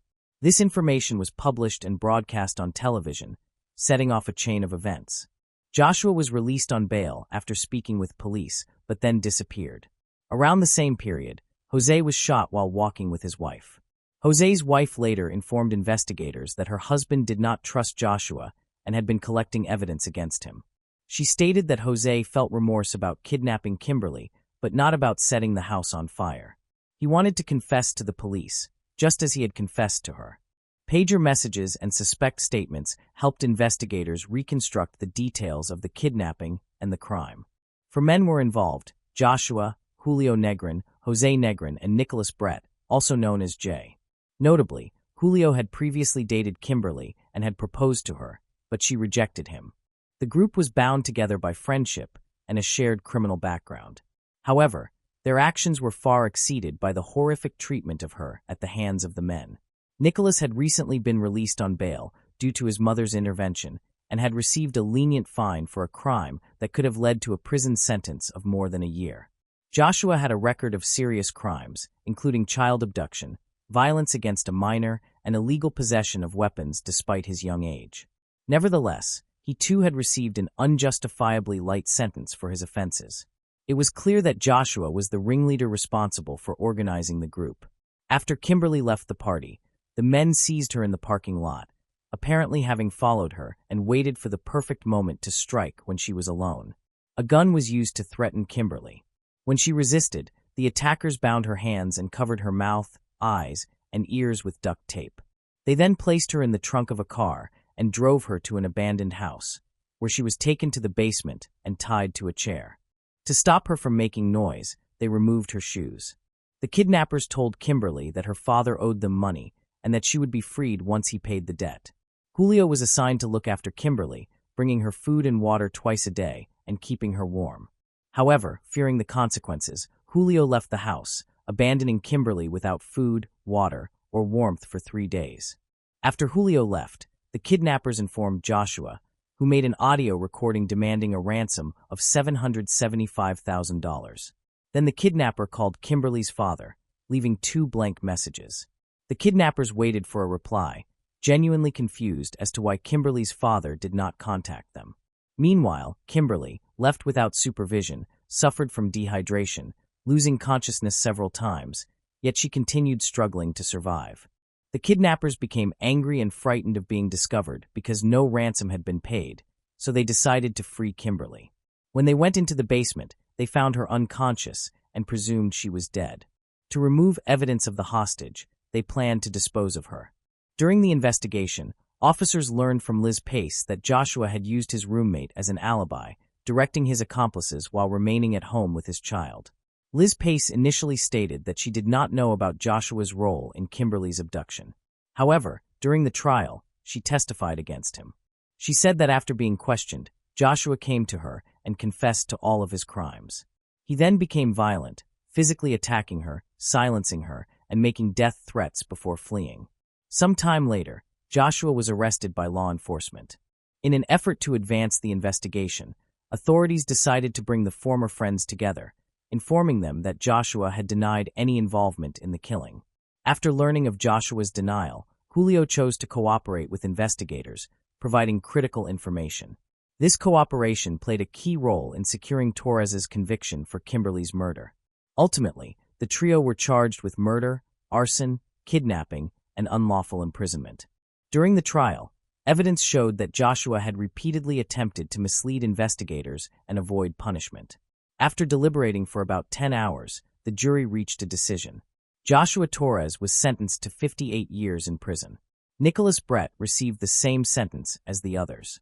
Julio Negrin was found guilty as an accessory after the fact and was sentenced to 2 to 6 years in prison.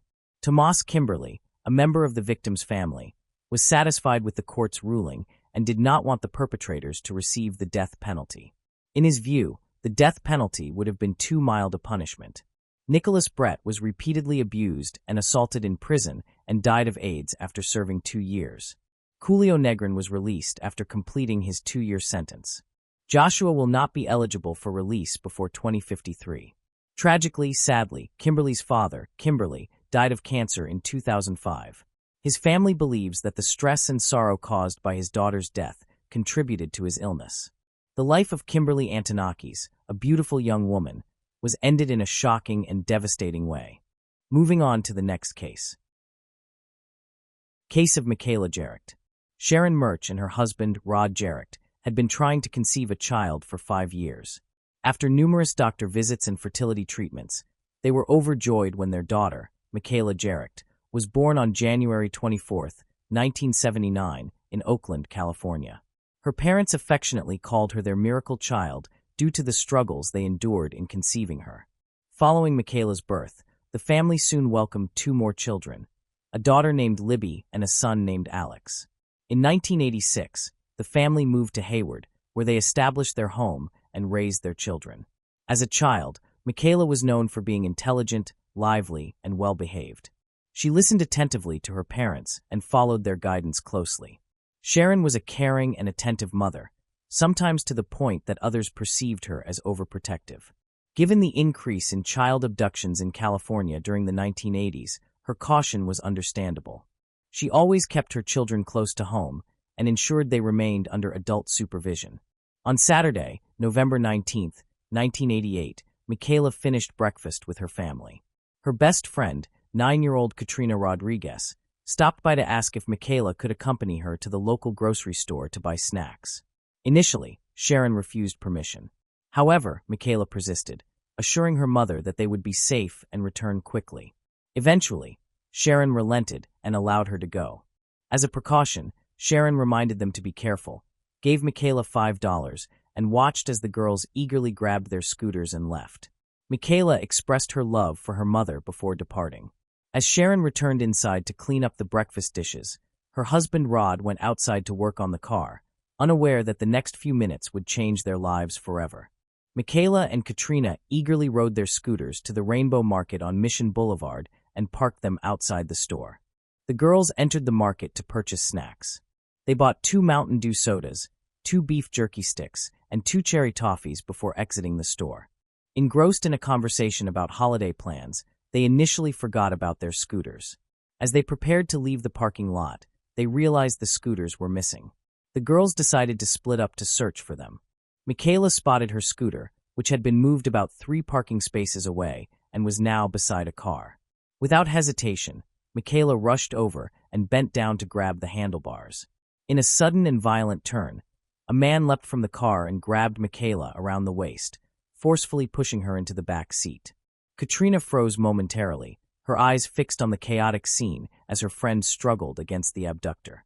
The car sped away, accelerating down Mission Boulevard toward Union City. Regaining her composure, Katrina ran back into the store and alerted the cashier, Rona Ronalyn, about the kidnapping. Rona immediately called the local police, who quickly arrived at the crime scene. She also contacted Katrina's father to inform him of the abduction. Sharon was in the kitchen doing dishes when she heard frantic shouting from outside. Rod burst through the front door, telling her that Michaela had been kidnapped outside the Rainbow Market. Along with Katrina's father, they rushed to the store and found police questioning customers and staff. Katrina, extremely upset, went home with her father. Rod and Sharon remained, hoping for information. As Sharon waited anxiously, a growing sense of fear gripped her. She recalled a poem Michaela had written and an unsettling incident from the previous week, both of which now weighed heavily on her mind. Specifically, Sharon had woken up early one morning to find Michaela sitting at the breakfast table, writing during the early hours. Michaela's mother asked her what she was working on, and Michaela vaguely responded that she was writing a poem. Sharon asked repeatedly what the poem was about. Michaela eventually explained that her poem was inspired by the noises she had heard coming from the attic that morning. She had been thinking about people who were kidnapped and held captive, and her poem described their experiences. She clarified that the poem actually referred to individuals who were being detained against their will, rather than those who had been kidnapped and killed. Sharon found Michaela's poem disturbing and out of character, as her daughter was usually a happy person. In hindsight, Sharon believes that Michaela may have written the poem as a type of prophecy or premonition. The police were given a description of the man who allegedly kidnapped Michaela. Rona, a cashier, reported that the suspect was a white male in his 30s with a mustache. She also stated that he drove a car that was either burgundy or maroon, but could not provide details about the make or model. According to Rona, the man had parked his car and gotten out, but instead of entering the store, he looked through the window, observing the girls and other customers without going inside. She suspected he might be planning to rob the store. A sketch artist produced a composite image, which was then distributed to local police stations and news outlets. Investigators found the scooter used in the abduction and collected it as evidence. They obtained a handprint from the scooter handle, which was added to their database to identify the kidnapper, but it did not generate any leads. The day after the kidnapping, the Federal Bureau of Investigation, FBI, joined the investigation, suspecting a connection to a series of local child kidnappings, although this was ultimately unconfirmed. Police soon realized that Katrina could provide more information about the suspect, as she was the main witness to the abduction. 2 days after the incident, investigators visited her home. They spoke with her and her parents, and the information she provided shocked them. Her description of the kidnapper differed significantly from that given by the store cashier. Katrina described him as a young white male in his early 20s with dirty blonde hair, severe acne scarring, and blue eyes. Katrina vividly remembered the suspect's eyes, describing them to investigators as fox-like. She explained that despite him looking directly at her, he did not seem to recognize her. Additionally, she told investigators that the suspect's car was beige or tan, box-shaped, and had noticeable body damage. The new description raised concerns because it meant the crucial 48 hours to find a suspect had been spent pursuing the wrong person. Investigators reprinted posters with the new suspect description and redistributed them throughout the area. Armed with this updated information, they began visiting local sex offenders, inquiring about potential leads. Many volunteers joined, going door to door and distributing posters that detailed Michaela's clothing: a white Metro t-shirt, rolled-up blue denim jeans, black Mary Jane shoes, and pearl-colored feather-shaped earrings. After searching nearby suburbs without finding Michaela, police expanded their search to include Garin National Park and Niles Canyon, which were a short distance from the home. This decision was prompted by a tip from 3 hikers who claimed to have found footprints in the forest belonging to 1 adult and 1 child. Following the tracks, the hikers discovered a blanket and empty fast food containers. A psychological analysis of the kidnapper suggested they would likely take Michaela to a secluded location. To aid the search, helicopters were equipped with infrared thermal cameras to detect heat signatures in dense wooded areas. Police officers also combed the area on horseback and on foot, but these efforts produced no results. Unfortunately, Michaela and her kidnapper appeared to have vanished without a trace. The search for Michaela made national headlines, and her case was featured on prominent television programs such as Unsolved Mysteries and America's Most Wanted. Her photo was also distributed on milk cartons, and the Missing Children's program sent over 50 million mailing cards to homes across the country. These cards included a picture of Michaela, a description of her clothing, and a composite sketch of the kidnapper. San Francisco 49ers quarterback Joe Montana publicly expressed his support for the Michaela family and urged the public to provide any information. A $70,000 reward was offered for any information related to Michaela's disappearance. Within the first year, the police received over 5,000 tips, the majority of which proved to be unfounded rumors. Despite this, the community remained committed to finding Michaela. Sharon conducted her own investigation and uncovered some leads, some taking her as far as Russia, but none produced results. A significant break in the case occurred between 1991 and 1992 when an inmate in Indiana provided authorities with crucial information regarding Michaela's disappearance. Roger Haggard, serving an 11-year sentence for burglary, claimed to have helped a friend bury Michaela's body in a gladiolus field in Union City. Initially, investigators were skeptical and did not consider his claims credible enough to pursue further. Undeterred, Roger reached out to the media for assistance. In 1992, he wrote a letter to the San Francisco Chronicle, stating that he knew who had kidnapped Michaela and where her body was buried. He offered to lead investigators to the location. Investigators brought Roger to California to testify before a grand jury. Roger repeated his previous claims under oath and promised to lead authorities to Michaela's burial site and the home of her killer. The following day, a team of investigators accompanied Roger to the field where he claimed Michaela's body was buried. After 8 hours of searching, Roger admitted that his claim was false. He explained that his intention had been to give the Michaela family a sense of peace after all these years. This confession had serious consequences for Roger. He was charged with perjury and received an additional 6-year prison sentence, along with an order to pay $6,000 in damages to Michaela's family for giving them false hope. This development would not be the only one to shake the investigation. Authorities also monitored another individual, Lawrence Binder, 43, a wastewater treatment plant worker who appeared to be an ordinary man, married with a family. However, suspicions arose when investigators received a tip from East Bay area parents regarding his disturbing behavior. These parents claimed he had been sending gifts and money to young girls to befriend them. Furthermore, some of the letters he wrote were written in reverse, requiring recipients to use a mirror to read them. As investigators examined Lawrence's past, they discovered he drove a distinctive light blue van with the license plate, "Love You." The van's interior was unusually decorated with photos of small children, children's drawings, and biblical verses. Additionally, Lawrence had a prior arrest for attempting to lure 2 young girls into his van, although the charges were ultimately dropped. Lawrence often inserted himself into investigations of missing children. For example, following Michaela's 1988 disappearance, he contacted her mother, Sharon. He also reached out to Kim Schwartz, the mother of 7-year-old Amber Schwartz, who went missing in June 1988. In both cases, the mothers eventually told police that they felt uneasy about Lawrence's persistence in contacting them and trying to stay informed about developments regarding their daughters. After uncovering a series of unusual circumstances, investigators began to suspect Lawrence of being involved in a series of child abductions. When Amber disappeared, Lawrence wrote to the police predicting that the next victim would be a 9-year-old girl. This prediction proved accurate when Michaela went missing. Lawrence further raised suspicions when he sent a Christmas card depicting a girl holding up 4 fingers to an FBI profiler. This incident took on a more ominous tone when 4-year-old Amanda Campbell went missing on December 27, 1991, and it was later linked to the disappearance of Eileen Michalhoff, a 13-year-old girl from Dublin, California. As Lawrence's name became associated with the string of child abductions, he faced intense media scrutiny.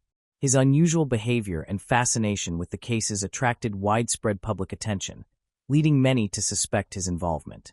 As a result, Lawrence and his family endured harassment and public backlash.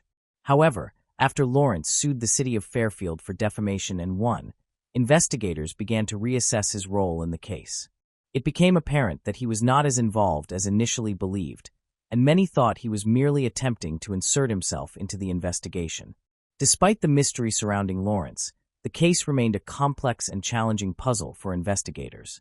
In addition, a new suspect emerged, Curtis Dean Anderson. He was arrested in August 2000 and subsequently linked to a series of heinous crimes. Following his arrest, Anderson confessed to the 1999 abduction and murder of 7-year-old Ziana Fairchild from Layhook, California. During a 2007 FBI interview, Anderson made a shocking claim. He admitted to murdering 13 additional women and girls. He also confessed to abducting and killing 7-year-old Amber Swartz, whom he had seen standing on a street corner. However, Curtis's life ended abruptly on December 9, 2007, when he died from kidney and liver failure. This untimely death prevented investigators from obtaining further information about Curtis's past crimes. Following his confession, authorities examined Curtis's background and discovered a coincidence. In 1989, he had been pulled over in a brown 1977 Chevy sedan, matching the vehicle description provided by a witness named Katrina. Despite Curtis's death, his confession reignited interest in a more notorious case, the kidnapping of Michaela.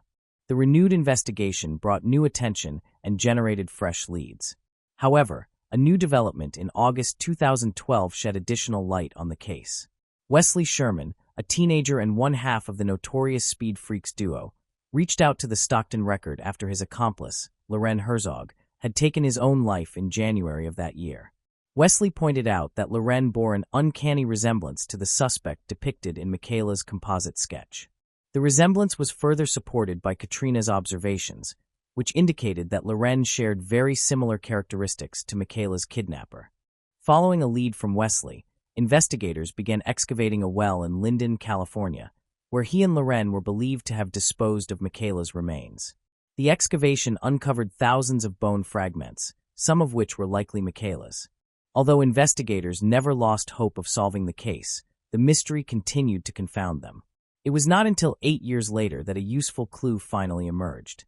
The circumstances surrounding Michaela's disappearance were horrifying and had a profound effect on the public. However, even more shocking revelations were yet to come. On December 21, 2020, the Hayward Police Department and FBI announced a significant development in the Michaela case, revealing a surprising breakthrough.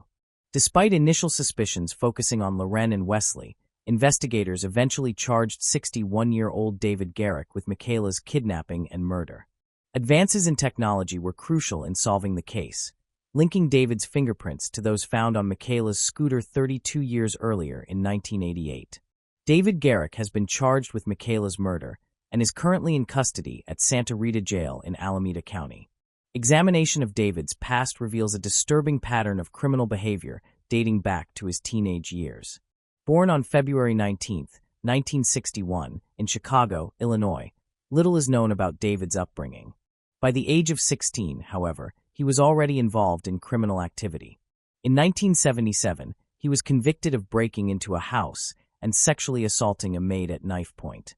He was arrested and sentenced but was paroled just a year later, in 1978.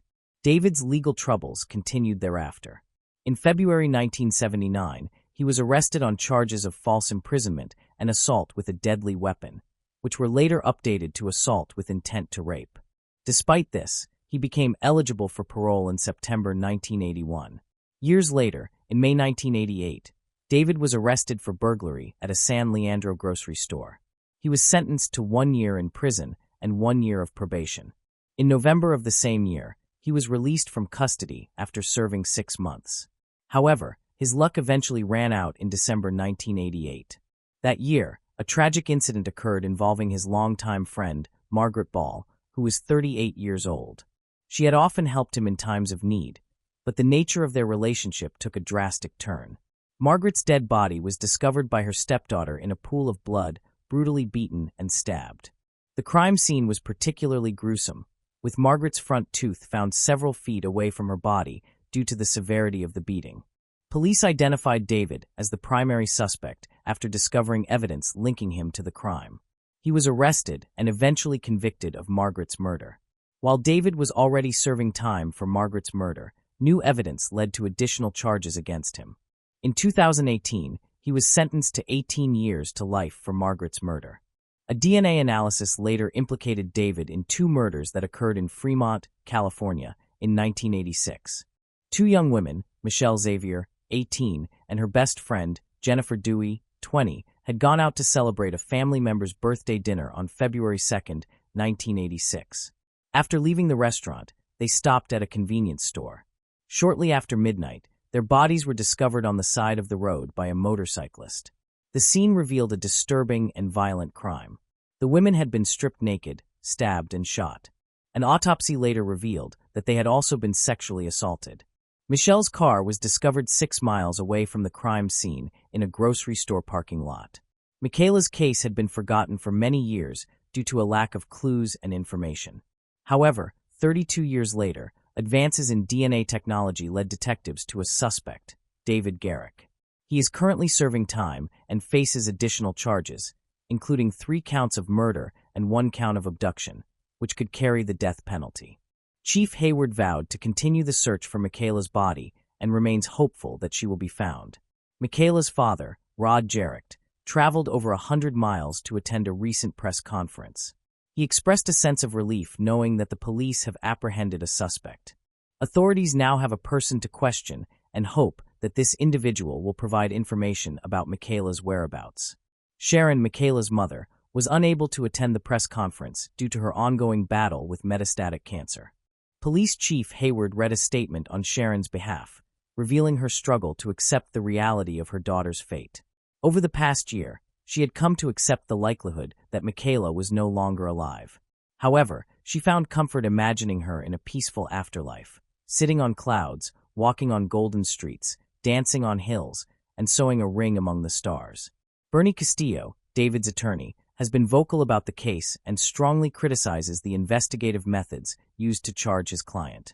He dismisses the evidence as junk science and finds it implausible that a handprint match could be discovered after 32 years. Bernie believes that the police are attempting to pin the blame solely on David as a convenient means of closing the case.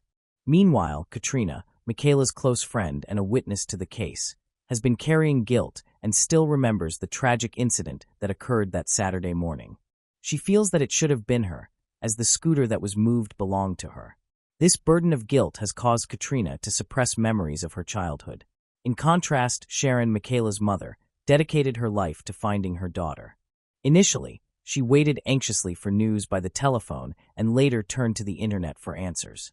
However, after David was charged with Michaela's murder, Sharon's fight for justice began to wane due to her cancer diagnosis. She eventually passed away in May 2022, finding solace in the belief that she would soon be reunited with her daughter. A new twist has emerged in the complicated case of David, who is currently awaiting trial for his alleged involvement in the kidnapping and murder of Michaela, as well as the murders of Michelle and Jennifer. The search for justice for Michaela has been ongoing for decades, but it now faces a significant obstacle. It appears that David, the suspect, might not face the full severity of the punishment for the allegations against him. In contrast, David's defense attorney, Ernie, viewed the development as validation, stating that each case against David relies on questionable forensic tactics.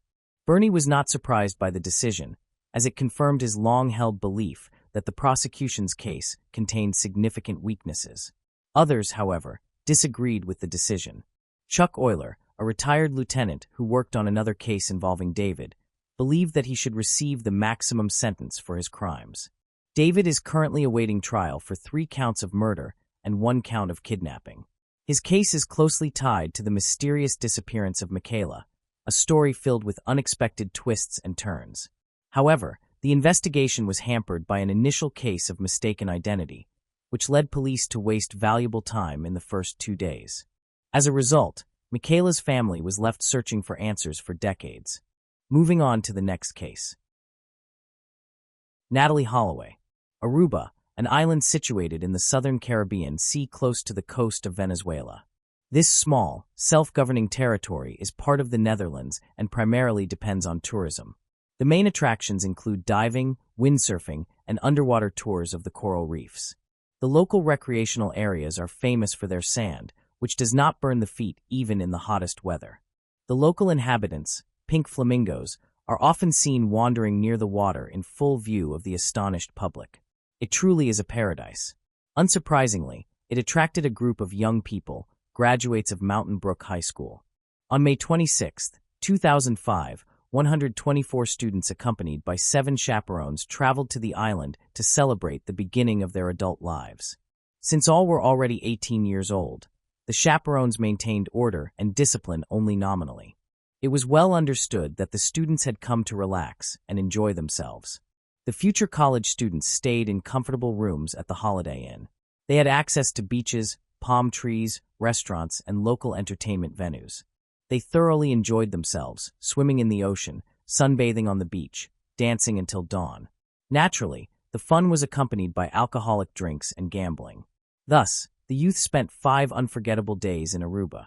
On May 30th, the day of their return, the only one who did not arrive at the national airport was Natalie Holloway. In the first hours, everyone searched for her.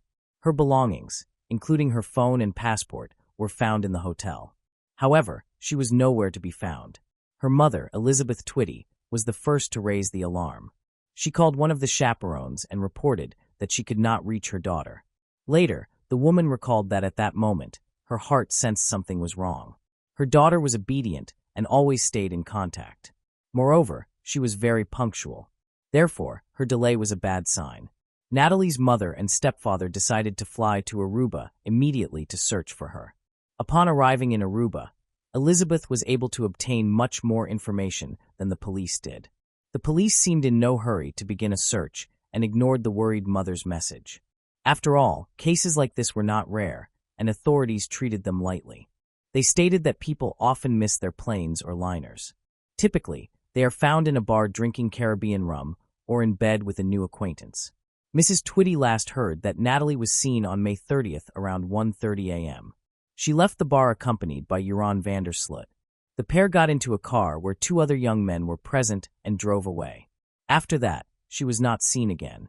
During the vacation, her daughter's group often visited Carlson Charlie's nightclub and the associated casino. Known for their bad reputation, these venues were quite popular. It was there that Natalie met local regular, 17-year-old Jeroen, who offered her a drink. Afterwards, he invited her to see the lighthouse and the sharks living nearby. She agreed. As they left the club, a silver Honda car with the Calpo brothers inside was waiting for them. For hours later, Elizabeth contacted the police again. This time, she had information that caused concern. After that, the trio was detained. Initially, van der Sloot denied knowing Natalie, but later admitted he had indeed left the bar with her. According to him, they drove around for a while, visited the beach, and later dropped her off near the hotel. The 18-year-old Deepak and 21-year-old Satish Kalpo confirmed their friend's account. It is worth noting the young men were interrogated together, which seemed quite unprofessional on the law enforcement side. Later, their statements were repeatedly changed. Natalie was born on October 21, 1986, in Clinton, Mississippi. She was the eldest child of Elizabeth and David Edward Holloway. Her father worked as an insurance agent while her mother was a speech therapist. The parents loved each other deeply and had been together since their youth. However, domestic life eventually took its toll on their marriage. After 13 years, the couple divorced. Following the divorce, Natalie and her brother, Matthew, stayed with their mother. Despite this, Mr. Holloway did not lose contact with his family, providing them with emotional and financial support. In 2000, Elizabeth remarried an Alabama businessman named George Twitty, which brought Natalie to Mountain Brook. The transition was smooth and uneventful. The children continued to see their father frequently, visiting him during holidays. Natalie was very sociable, which made it easy for her to make new friends. Her family was quite devout, spending every Sunday in church. This strongly influenced Natalie's upbringing. Relatives remembered her as very kind and modest. She did not attend parties or go on dates, even though she was quite popular. Her beauty was striking, and her smile radiant. At the same time, she was an excellent student, engaged in dance, and participated in various clubs. She dreamed of pursuing a career in medicine and had chosen a local university where she hoped to receive a substantial scholarship. Clearly, she had promising prospects in life. At that time, she was especially excited about an upcoming trip. Although her parents were hesitant to let her go, she managed to persuade them. Unfortunately, what was meant to mark a new beginning for Natalie turned out to be the end of her life. Elizabeth maintained that her daughter would be unlikely to trust a stranger, let alone get into a car and go somewhere with him. It seemed that something had been slipped into her cocktail, clouding her judgment. Surveillance footage from the bar confirmed the mother's suspicions. On the night of May 29th to 30th, Natalie had been sober. She was dancing and socializing, and her behavior was neither provocative nor compromising. However, after drinking a beverage offered by Joran, her gait and facial expression changed, indicating she was indeed under the influence of some substance. The young woman's mother also spoke with the staff of Carlos and Charlie's. Employees spoke highly of the young woman, which could not be said for van der Sloot. He was a person of interest.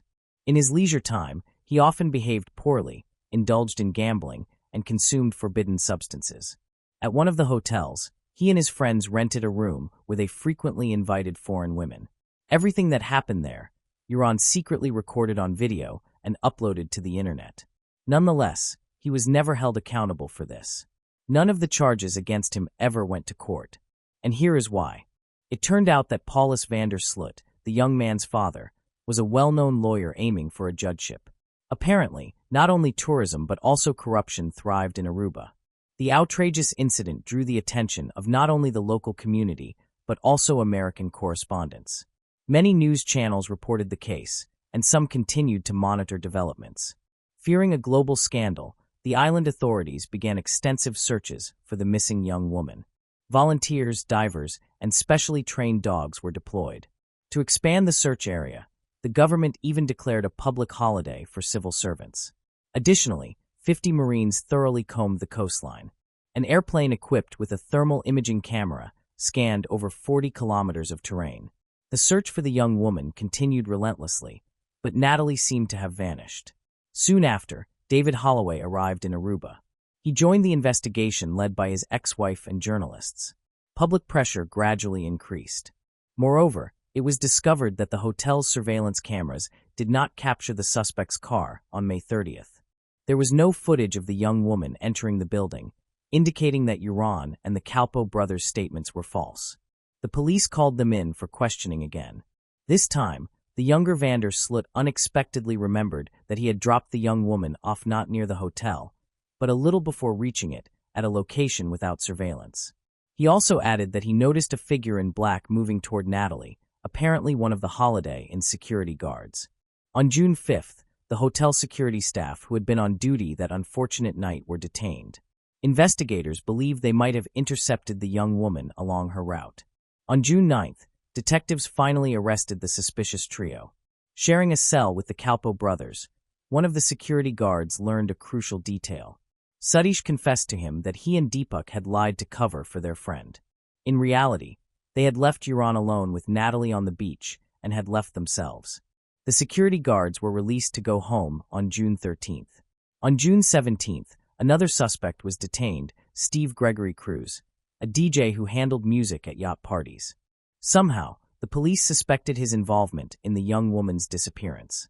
On June 22nd, Paulus van der Sloot was also brought in for questioning and was detained that same day. However, by June 26th, he was released along with Steve Cruz due to insufficient evidence. Days later, during another conversation, Joran offered a third version of the events. Learning that the Calpo brothers had told their version, he tried to shift the blame onto them. He claimed that he had parted with Natalie near his home, and she had left with the brothers. However, his story was not taken seriously. In defense of Satish and Deepak, a lawyer provided a rebuttal. As a result, on July 4th, after a brief trial, the Calpo brothers were released. Meanwhile, the custody period for Joran van der Sloot was extended by another 2 months. All leads pointed to him, yet the police seemed blind. Little is known about the young man. Joran van der Sloot was born on August 6, 1987, in Arnhem, Netherlands. His father, Paulus van der Sloot, was a lawyer, and his mother, Anita van der Sloothugen, was an art teacher. Jeroen was one of 3 brothers in a large family. In 1990, the family moved to the island.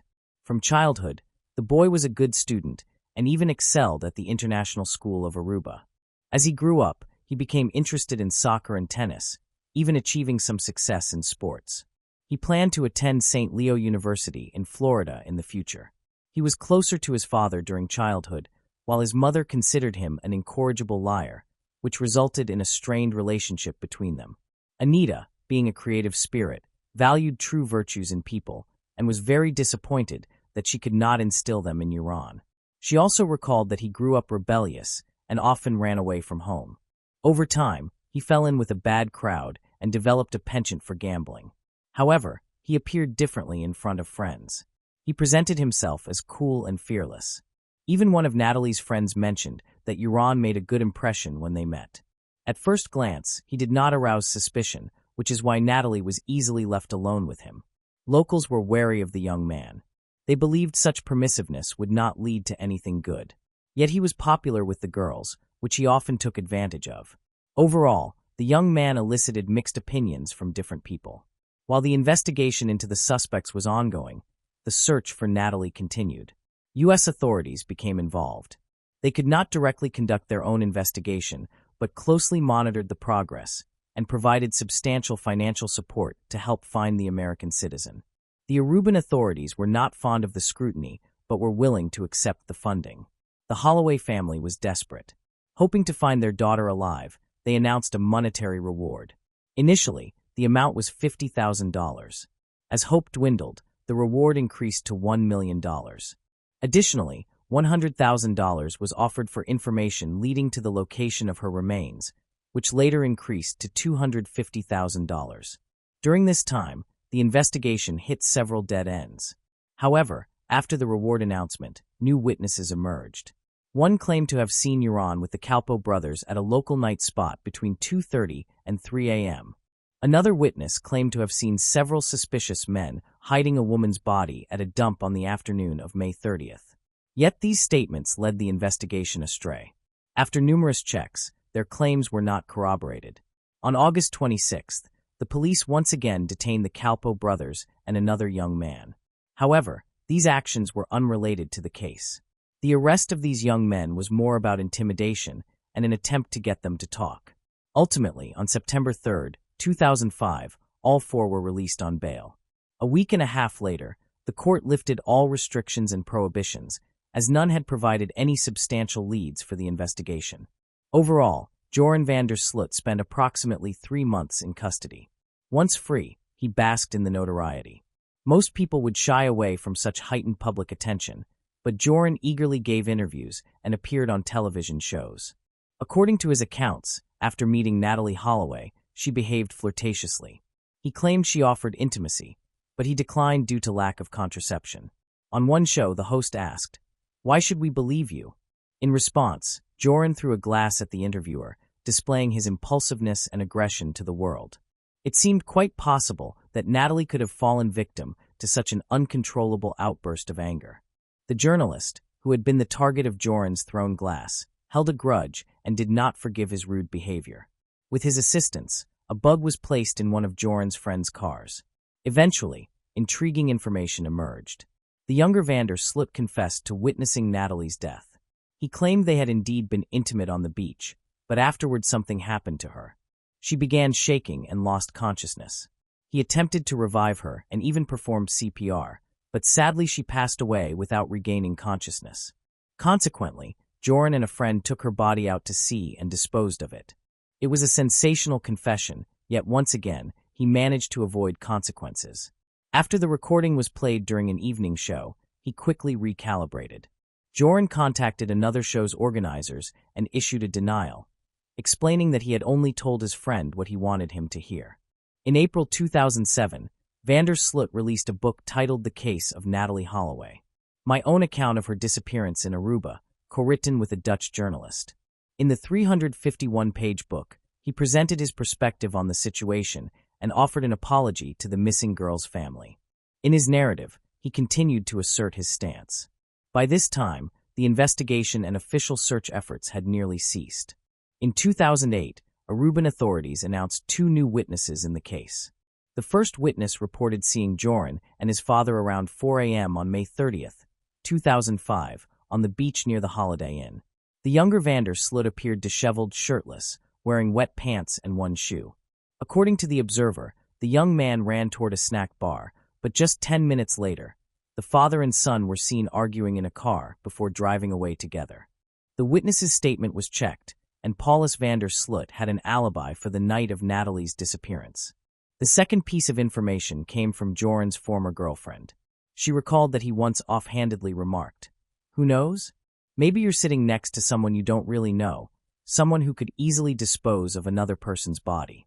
However, this was hardly a solid lead, as the young man was known for his lies and exaggerations. Amid these developments, Joran and the Kalpoe brothers were detained a few more times, but were eventually released after each questioning. Seeing no breakthrough in the investigation, the Holloway family hired a private investigator, Tim Miller, who, along with Natalie's father, interviewed local residents and searched the entire landfill. During this time, they uncovered numerous oversights by the island's police, including the failure to interview Natalie's classmates or even her hotel room neighbors. It was later discovered that someone had used Natalie's electronic room key multiple times on the night of her disappearance. It was also unusual that she had left behind her mobile phone, a rare and expensive item back in 2005. Male DNA was found on her toothbrush after examining her personal belongings. Mr. Miller's involvement demonstrated that the Aruban authorities had been negligent in their investigation. Paulus Vander Sloot never achieved his ambition to become a judge. He succumbed to the immense shame and stress and died from a heart attack in February 2010. After burying his father, Joran took another appalling step. He contacted Mr. Holloway, offering to reveal the truth in exchange for a reward of $250,000. He framed his blackmail and extortion as a desire to help and ease his conscience. The family clung to this new opportunity. Subsequently, the family's lawyer, John Kelly, met with Joran in Aruba. Moving on to the next case. The case of Nikita Bergenstrom. Nikita Bergenstrom, born on June 13, 1965, in Pori, Finland, experienced a difficult childhood. His mother struggled to manage his behavior, especially at school where he was recognized as a bully. He possessed a very hot temper, and he frequently clashed with those around him. By the time Nikita reached young adulthood, he was already facing problems with the law. This included encounters with the police and a prison sentence at just 19 years old. It was during this period that Nikita met 17-year-old Marita Radulami. Marita also endured a miserable life. The two of them committed crimes together, breaking into houses and stealing from stores across Finland, Sweden, and Denmark. The couple's dynamic was turbulent, with Marita describing Nikita as controlling and violent. After serving time, 22-year-old Nikita was released from a prison in Turku, Finland, on May 1, 1988. Marita had been eagerly awaiting his release. The couple soon focused on traveling to the Mediterranean, a long-held dream of Nikita's. Before embarking on their journey, the couple took 2 Angora rabbits with them, which Marita was particularly fond of and took special care to protect while traveling. On July 3rd, they arrived in a mall in Sweden, near the Finnish border. During the evening, Nikita committed a burglary and stole a shotgun from a house, intending to use it for an armed robbery. Following the burglary, they broke into another nearby home and were later observed fleeing the scene on a bicycle they had stolen from the homeowner. Stan Nielsen, 40 years old and father of the family, had his house broken into, and his 15-year-old son, Frederick, pursued Nikita into a nearby cemetery after he stole their bicycle. When Stan demanded that Nikita return the bicycle, Nikita refused. Instead, he pulled out a shotgun he had stolen moments earlier and aimed it at Stan. With the shotgun pointed at Stan, Nikita pulled the trigger, and Stan fell to the ground, dying instantly from a single gunshot wound. Frederick, standing beside his father, cried out in horror alongside Marita and pleaded with Nikita not to fire again. However, Nikita ignored their pleas and fired the shotgun a second time, killing Frederick instantly. Then Ewer, Stan's wife and Frederick's mother, went to search for the pair. She came upon an old car that Nikita and Marita had stolen and were now using as shelter. Ewer approached the car and tapped on the window. Nikita responded violently, seizing Ewer and killing her with a knife. The precise manner of Ewer's death, whether stabbed or having her throat slit, remains unclear due to conflicting sources. An 11-year-old boy who was camping in the backyard with his friend was the only family member to survive the attack, remaining unaware of the horror unfolding just a short distance away. After committing the murders, Marita and Nikita fled the scene. Their getaway car eventually broke down, prompting them to steal a replacement vehicle. Marita was determined to keep the rabbits they had with them as they continued their escape. They discarded the shotgun used in the crime and the clothing they had been wearing. The murder weapon was later discovered by the authorities. As news of the crime rapidly spread across the country, local law enforcement urged anyone with information to come forward and report. Marita felt overwhelmed and expressed her desire to return home to Nikita, but he threatened to harm her rabbits and then herself if she refused to follow his orders. However, it is reported that the trail of rabbit droppings left at each abandoned vehicle the couple used played a key role in their identification. Because the authorities were aware of Marita and Nikita, they were eventually charged. Their photographs were distributed nationwide. Marita and Nikita managed to evade capture for about a week by slipping past roadblocks and police patrols. Eventually, they were apprehended in Denmark just over a week after the murders. During their trial, Nikita refused to confess, but Marita gave a full confession, ultimately incriminating herself. Both Marita and Nikita shifted blame onto each other, but the court found Marita's account more credible. A psychiatric evaluation initially deemed both Marita and Nikita fit to stand trial. However, a forensic psychiatrist later diagnosed Nikita with antisocial and narcissistic personality disorders.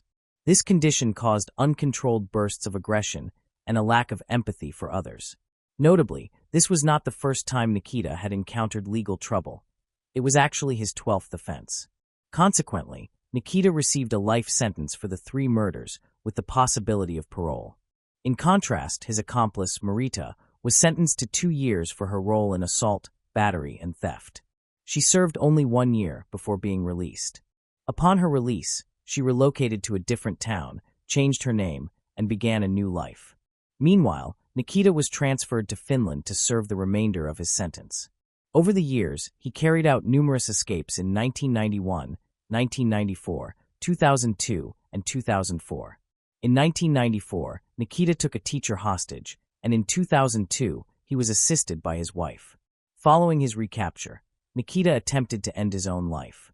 He also briefly escaped in 2006, evading capture for 2 days before being apprehended in Helsinki. Despite his repeated attempts to flee, Nikita was ultimately granted parole in February 2008 after spending 19 years behind bars. That same year, he changed his name, moving from his birth name Juha Valiaka to Nikita Fokinton. He later changed his name again in 2013, adopting the surname Bergenström and becoming Nikita Bergenström. 2 months after his release, Nikita was arrested once more for violating the terms of his parole. The reasons for his rearrest included drunk driving, operating a vehicle without a license, and running a taxi service without a license. He was later released in February 2009. After 2009, Nikita's life became unstable and fragmented, as he repeatedly found himself in and out of prison due to various minor offenses.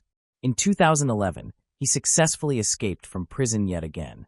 3 years later, in 2014, Nikita was allegedly involved in a violent altercation with 2 inmates who were possibly instructed or bribed by a prison guard. However, an investigation failed to uncover sufficient evidence to confirm this claim.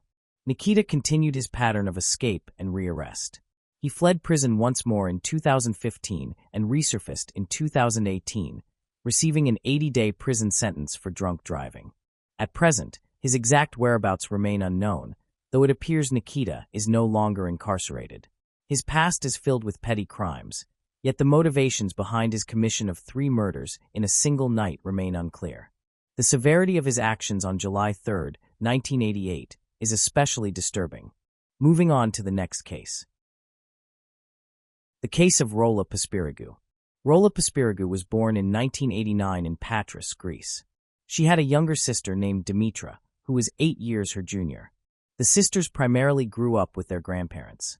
Rolla was known for her spirited personality and was often described as a mischievous girl. She pursued a medical education to become a nurse, but never worked in that field. Throughout her life, she tried various professions, but her true passion was football. While working as a football referee, Rolla met her future husband, Manos Daskalaki, who was a goalkeeper at the time. Rolla, 22 years old, was deeply in love with 19-year-old Manos. They began dating, and soon after, Rolla became pregnant and they decided to marry. Manos' parents opposed their relationship, feeling embarrassed by Rolla's unusual behavior and the fact that she was 3 years older than him. However, this did not stop Manos. They got married in 2012, and soon after, their daughter Georgina was born.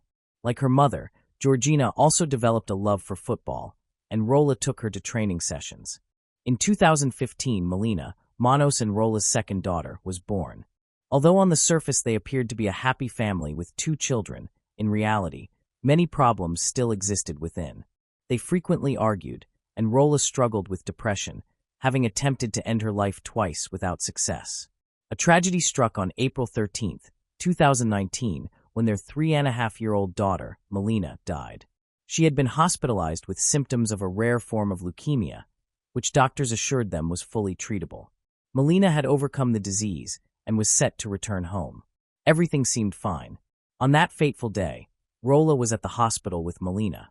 The little girl was in a cheerful mood, enjoying shashlik that her parents had brought.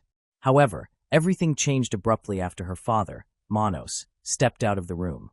According to Rolla, they settled down for a nap shortly after he left. About an hour later, a nurse came in to administer medication, and just 10 minutes after that, at 4:40 p.m., Melina began trembling, wheezing, and having a seizure. Rolla cried out for her daughter, but when that did not help, she ran to summon the nurses. They rushed to assist Melina, but it was too late. A forensic expert later determined that the cause of death was liver failure and pulmonary edema. The family was deeply affected by their grief. Manos and Rolla reunited, and their marriage grew stronger. In 2021, they welcomed their third child, Irita, and they felt happy again, believing that nothing could disrupt their joy. Tragically, just 6 months later, the baby passed away. She died in her sleep at their home in March 2021 while sharing a room with her mother, Rolla. According to the forensic examination, she died of sinus nodoplasia and heart cell degeneration, leading to cardiac arrest. This disease usually occurs in the elderly and is rarely seen in children. However, doctors believe that this was a congenital disease. On that tragic night, Rolla's sister Dimitra was not staying over, leaving Rolla alone with the baby. Around 7:30 a.m., Irita woke up, and Rolla gave her a pacifier before they both tried to go back to sleep. When they checked on Irita at 11 a.m., she was unresponsive. In a panic, Rolla called Manos for help and attempted to perform CPR. After several unsuccessful attempts, she decided to call an ambulance. An hour later, the paramedics arrived and confirmed Irita's death. Her body had already begun to cool and stiffen. The loss of their second child, Irita, raised many questions about Rolla's actions. Why did she not call an ambulance right away instead of trying to resuscitate her child and contacting Manos? Valuable time was lost, and there were concerns that Irita might have been saved. Rolla explained that she was in shock and realized an hour later that she needed to call an ambulance. The family was left with one child, their eldest daughter Georgina. Before Irita's death, the relationship between Manos and Rolla was already strained, and the loss only increased the emotional distance between them. Their problems became increasingly stressful, and divorce seemed imminent. Georgina also suffered from many health problems. Just 15 days after Irita's passing, she was hospitalized due to convulsions. The medical team tried their best to resuscitate her, and thanks to their efforts, she survived.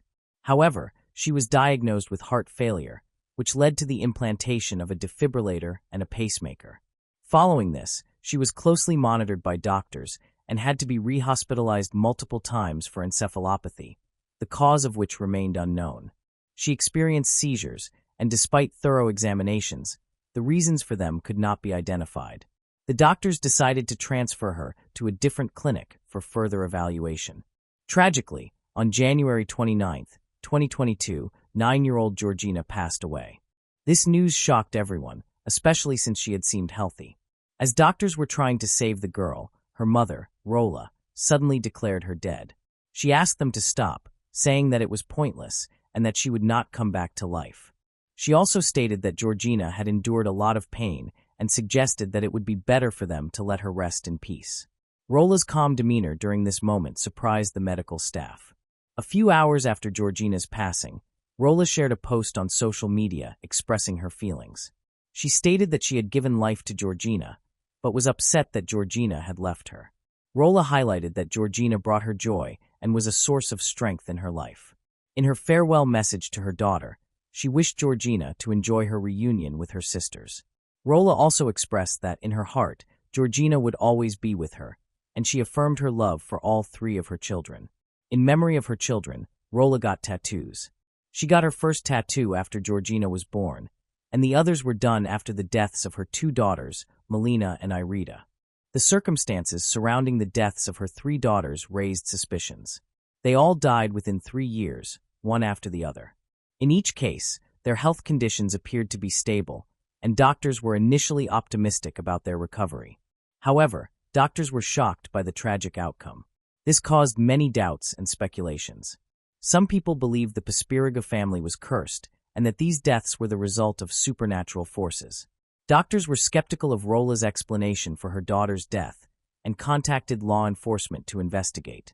The focus was on the eldest daughter, Georgina, as they had her medical records and her body for further examination. Investigators interviewed 20 doctors from 5 hospitals in Athens and Patras who had treated Georgina. A discrepancy arose between what the doctors reported and what Rolla claimed. Initially, doctors suspected Georgina had heart problems, but later tests revealed that the little girl did not have any heart issues. Rolla frequently reported seizures and neurological issues, but examinations did not show any evidence of these conditions. Instead, Georgina was diagnosed with gastroenteritis and psychological issues stemming from the deaths of her 2 younger sisters, and the little girl was discharged. However, the little girl was readmitted due to seizures, and her condition remained unclear. Plans were made to transfer her to a hospital with better monitoring capabilities, but unfortunately, she died before that could happen, despite appearing healthy at the time. Before her death, Georgina told doctors she felt as if there was a bomb in her stomach about to explode. She was concerned and tried to understand the deaths of her younger sisters, Melina and Irida, fearing something similar might happen to her. She shared her concerns with the doctors at the hospital. Manos and Rolla initially denied any involvement in the children's deaths. They did some interviews and finally cleared the doubts about them. They spoke of the traumatic experience they faced, often using the word suddenly, to stress that their children died unexpectedly and without warning, even though there were no signs that anything bad was imminent. According to Rolla, Georgina had difficulty breathing. However, toxicology tests revealed no issues. The doctor confirmed that Georgina had no heart problems and mentioned her sudden death. However, the investigation is still ongoing. It was discovered that Rolla was present with her 3 children at all 3 incidents, but she asserted that this said nothing. Rolla declares that she is the children's mother and that she has always been there for them. She did not understand why that surprised everyone and told them to stop talking nonsense. Manos blamed the doctors and was confused because all tests showed the children were healthy before their sudden deaths. He believed the treatment may have been wrong. Although toxicological tests performed after the girls' deaths yielded no findings, they were only conducted for the most common substances. It was therefore decided to perform more extensive testing that would not normally be done. In the case involving Irida's death, Rolla called an ambulance too late. Similarly, in the case of Melina, Rolla delayed seeking help and only contacted the nurses 35 minutes after Melina had died, by which point her body had started to cool. Why did it take Rolla so long to ask for help? A forensic expert observed small scratches on Melina's nose, indicating that there might have been a struggle. In addition, tests showed that the concentration of ketamine in Georgina's body was very high, 6 times the normal amount used for anesthesia. Ketamine is not available at regular pharmacies and is hard to obtain, indicating that it could not have entered her system by accident. The drug was injected into Georgina's body just 20 minutes before her death. The question arises, who could have administered the ketamine if the doctors did not? The medical staff had last checked on her shortly before she died. Since Rolla was the only person present in the hospital room when the little girl passed away, Rolla became a suspect in the murder. Later, the bodies of the two other girls, Melina and Irita, were exhumed. While no ketamine was found, experts concluded that both Melina and Irita died of suffocation, and their deaths were classified as murder. A bloody handkerchief was discovered next to the baby's body. This handkerchief had been taken from the house. Rolla had requested its return, but was denied. On March 30, 2022, police arrested 33-year-old Rolla Paspiragou at her younger sister's house in Patras. Rolla had a medical degree and was capable of obtaining the drug. She knew her actions well and did them consciously. Investigators established that several years ago, she attended seminars related to criminology. Rolla's younger sister, Dimitra, refused to believe that Rolla could be responsible for the children's deaths. She stated that she did not believe Rolla would have harmed her daughters, and that if they did not die of natural causes, then someone else was to blame and should be punished. Dimitra confirmed that she did not see anything unusual while in the house during the time of Irita's death. However, others described Rolla as cold and emotionless, suggesting she could potentially be responsible for the tragedy. During the investigation of Georgina's notebook, a piece of paper was discovered that said her mother, Rolla, is very evil. Neighbors reported witnessing Rolla physically abuse Georgina when the little girl was just a baby. They informed the police, and the complaint was forwarded to social services, which monitored the family by making regular visits to their home. A message was found on Rolla's phone that she sent the day before Georgina's death, stating, "See what happens tomorrow." This message became a crucial piece of evidence against her. After Rolla's arrest, her husband, Manos, learned about the evidence and became convinced of her guilt, leading him to file for divorce. He was shocked by her actions and did not understand what her motive was. Manos mentioned that she was pregnant at the time of Georgina's death, but he suspected the child was not his since they had not been intimate for a long time. Following Georgina's death, Rolla quickly ended her pregnancy. Manos believed she might have been seeing another man to provoke jealousy, and he also questioned whether their middle daughter, Melina, and youngest daughter, Irita, were his biological children. When Rolla learned about the divorce, she became very angry. She sent a message to her friend, expressing her desire to cast a spell on her husband, Manos, to prevent him from leaving her. 2 weeks before Georgina's death, Manos proposed a divorce, prompting her to consult fortune tellers in hopes of keeping him. Unfortunately, this did not help. So what could Rolla's motives be? Initially, there was speculation that she might have Munchausen syndrome. This is a condition in which caregivers intentionally harm or create health problems for the person they care for in order to gain attention or sympathy. However, this theory was later dismissed. It was then revealed that Manos had a mistress. Rolla was aware of the infidelity and was contemplating divorce herself. She desperately attempted to hold on to her husband, possibly seeking to regain his attention and rebuild the family. Rolla's younger sister, Dimitra, does not accept this hypothesis. She asserts that she advised Rolla to divorce Manos due to issues in their marriage. Although Rolla understood the problems, she hesitated to divorce for the sake of their children. Dimitra found it hard to believe that Rolla could be capable of such actions. A psychiatrist who evaluated Rolla concluded that her thoughts were entirely centered on her husband. She was obsessed with him, exhibiting intense jealousy towards other women. After Rolla was arrested, about 500 people gathered outside her home, expressing outrage and demanding the death penalty for killing her 3 children. At that time, her mother, younger sister, and other relatives were inside the home. The trial in this case is still in progress. Rolla is currently in custody, housed in a solitary VIP cell that includes various amenities. She does not interact with other inmates, and for her safety, she is under constant surveillance due to concerns that she may attempt to take her own life. Rolla is charged with the murder of 3 children, but she continues to deny all allegations. She insists that she is a victim who has lost both her children and her freedom. She believes this is a misunderstanding and is confident that she will be acquitted, released from prison, and able to repair her relationship with Manos. She has not yet accepted the reality of her divorce. Rolla's ex-husband, Manos, wants nothing to do with her. He is in a new relationship, planning a wedding, and hoping to have children. On March 29, 2024, Rolla Paspiragou was sentenced to life in prison by a jury in Athens. The jury unanimously found her guilty of the murder of her eldest daughter, Georgina. The court agreed with the prosecutor's recommendation for the sentence. Moving on to the next case. The case of Sharon Collins. On September 26, 2006, police were notified of a burglary at a business located in Westgate Business Park, Ennis, County Clare. The office was owned by Downs and Howard, a property investment company run by Howard Howard and his sons. He was thought to be a wealthy man. Police received a report of a robbery in rural Ireland, which was sadly not unusual. However, when officers arrived, they discovered the scene was atypical. There were no indications of forced entry, such as smashed doors or windows. The office locks had been opened using keys, and the alarm had been disabled using the correct code the previous night at 9:24 p.m. Items taken included a laptop, a desktop computer CPU, computer cables, and an old Irish currency poster.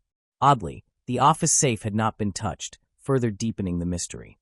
Later that same evening, police received a call from Robert Howard, one of Howard's sons, stating that an unfamiliar man had appeared at his home and demanded money.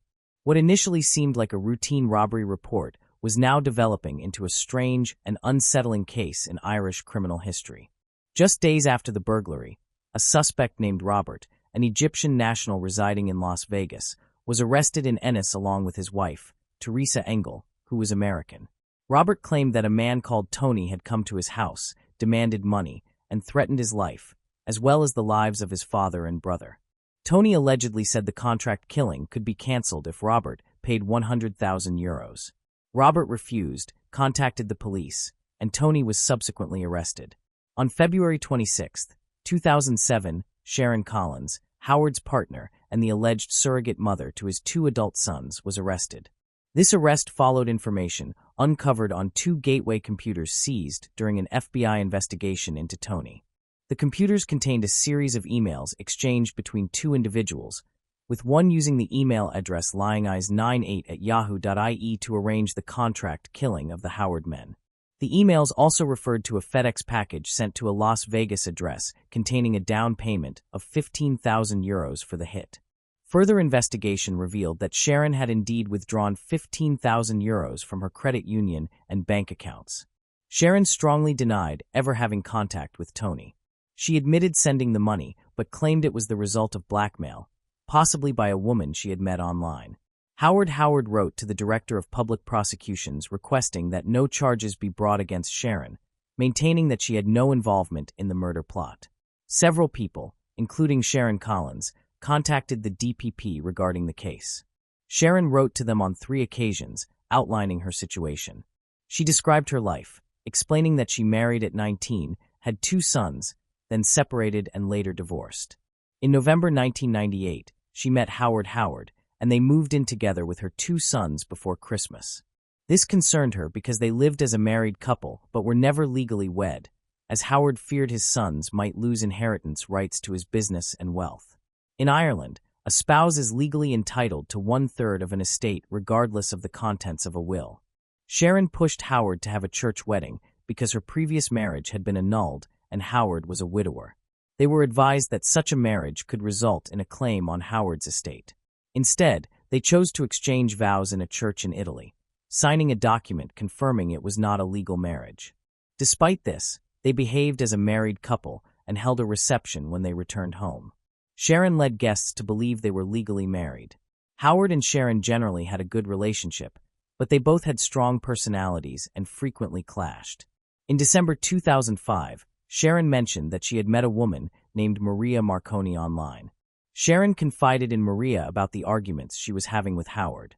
Their initial contact occurred when Sharon completed an online form about working from home.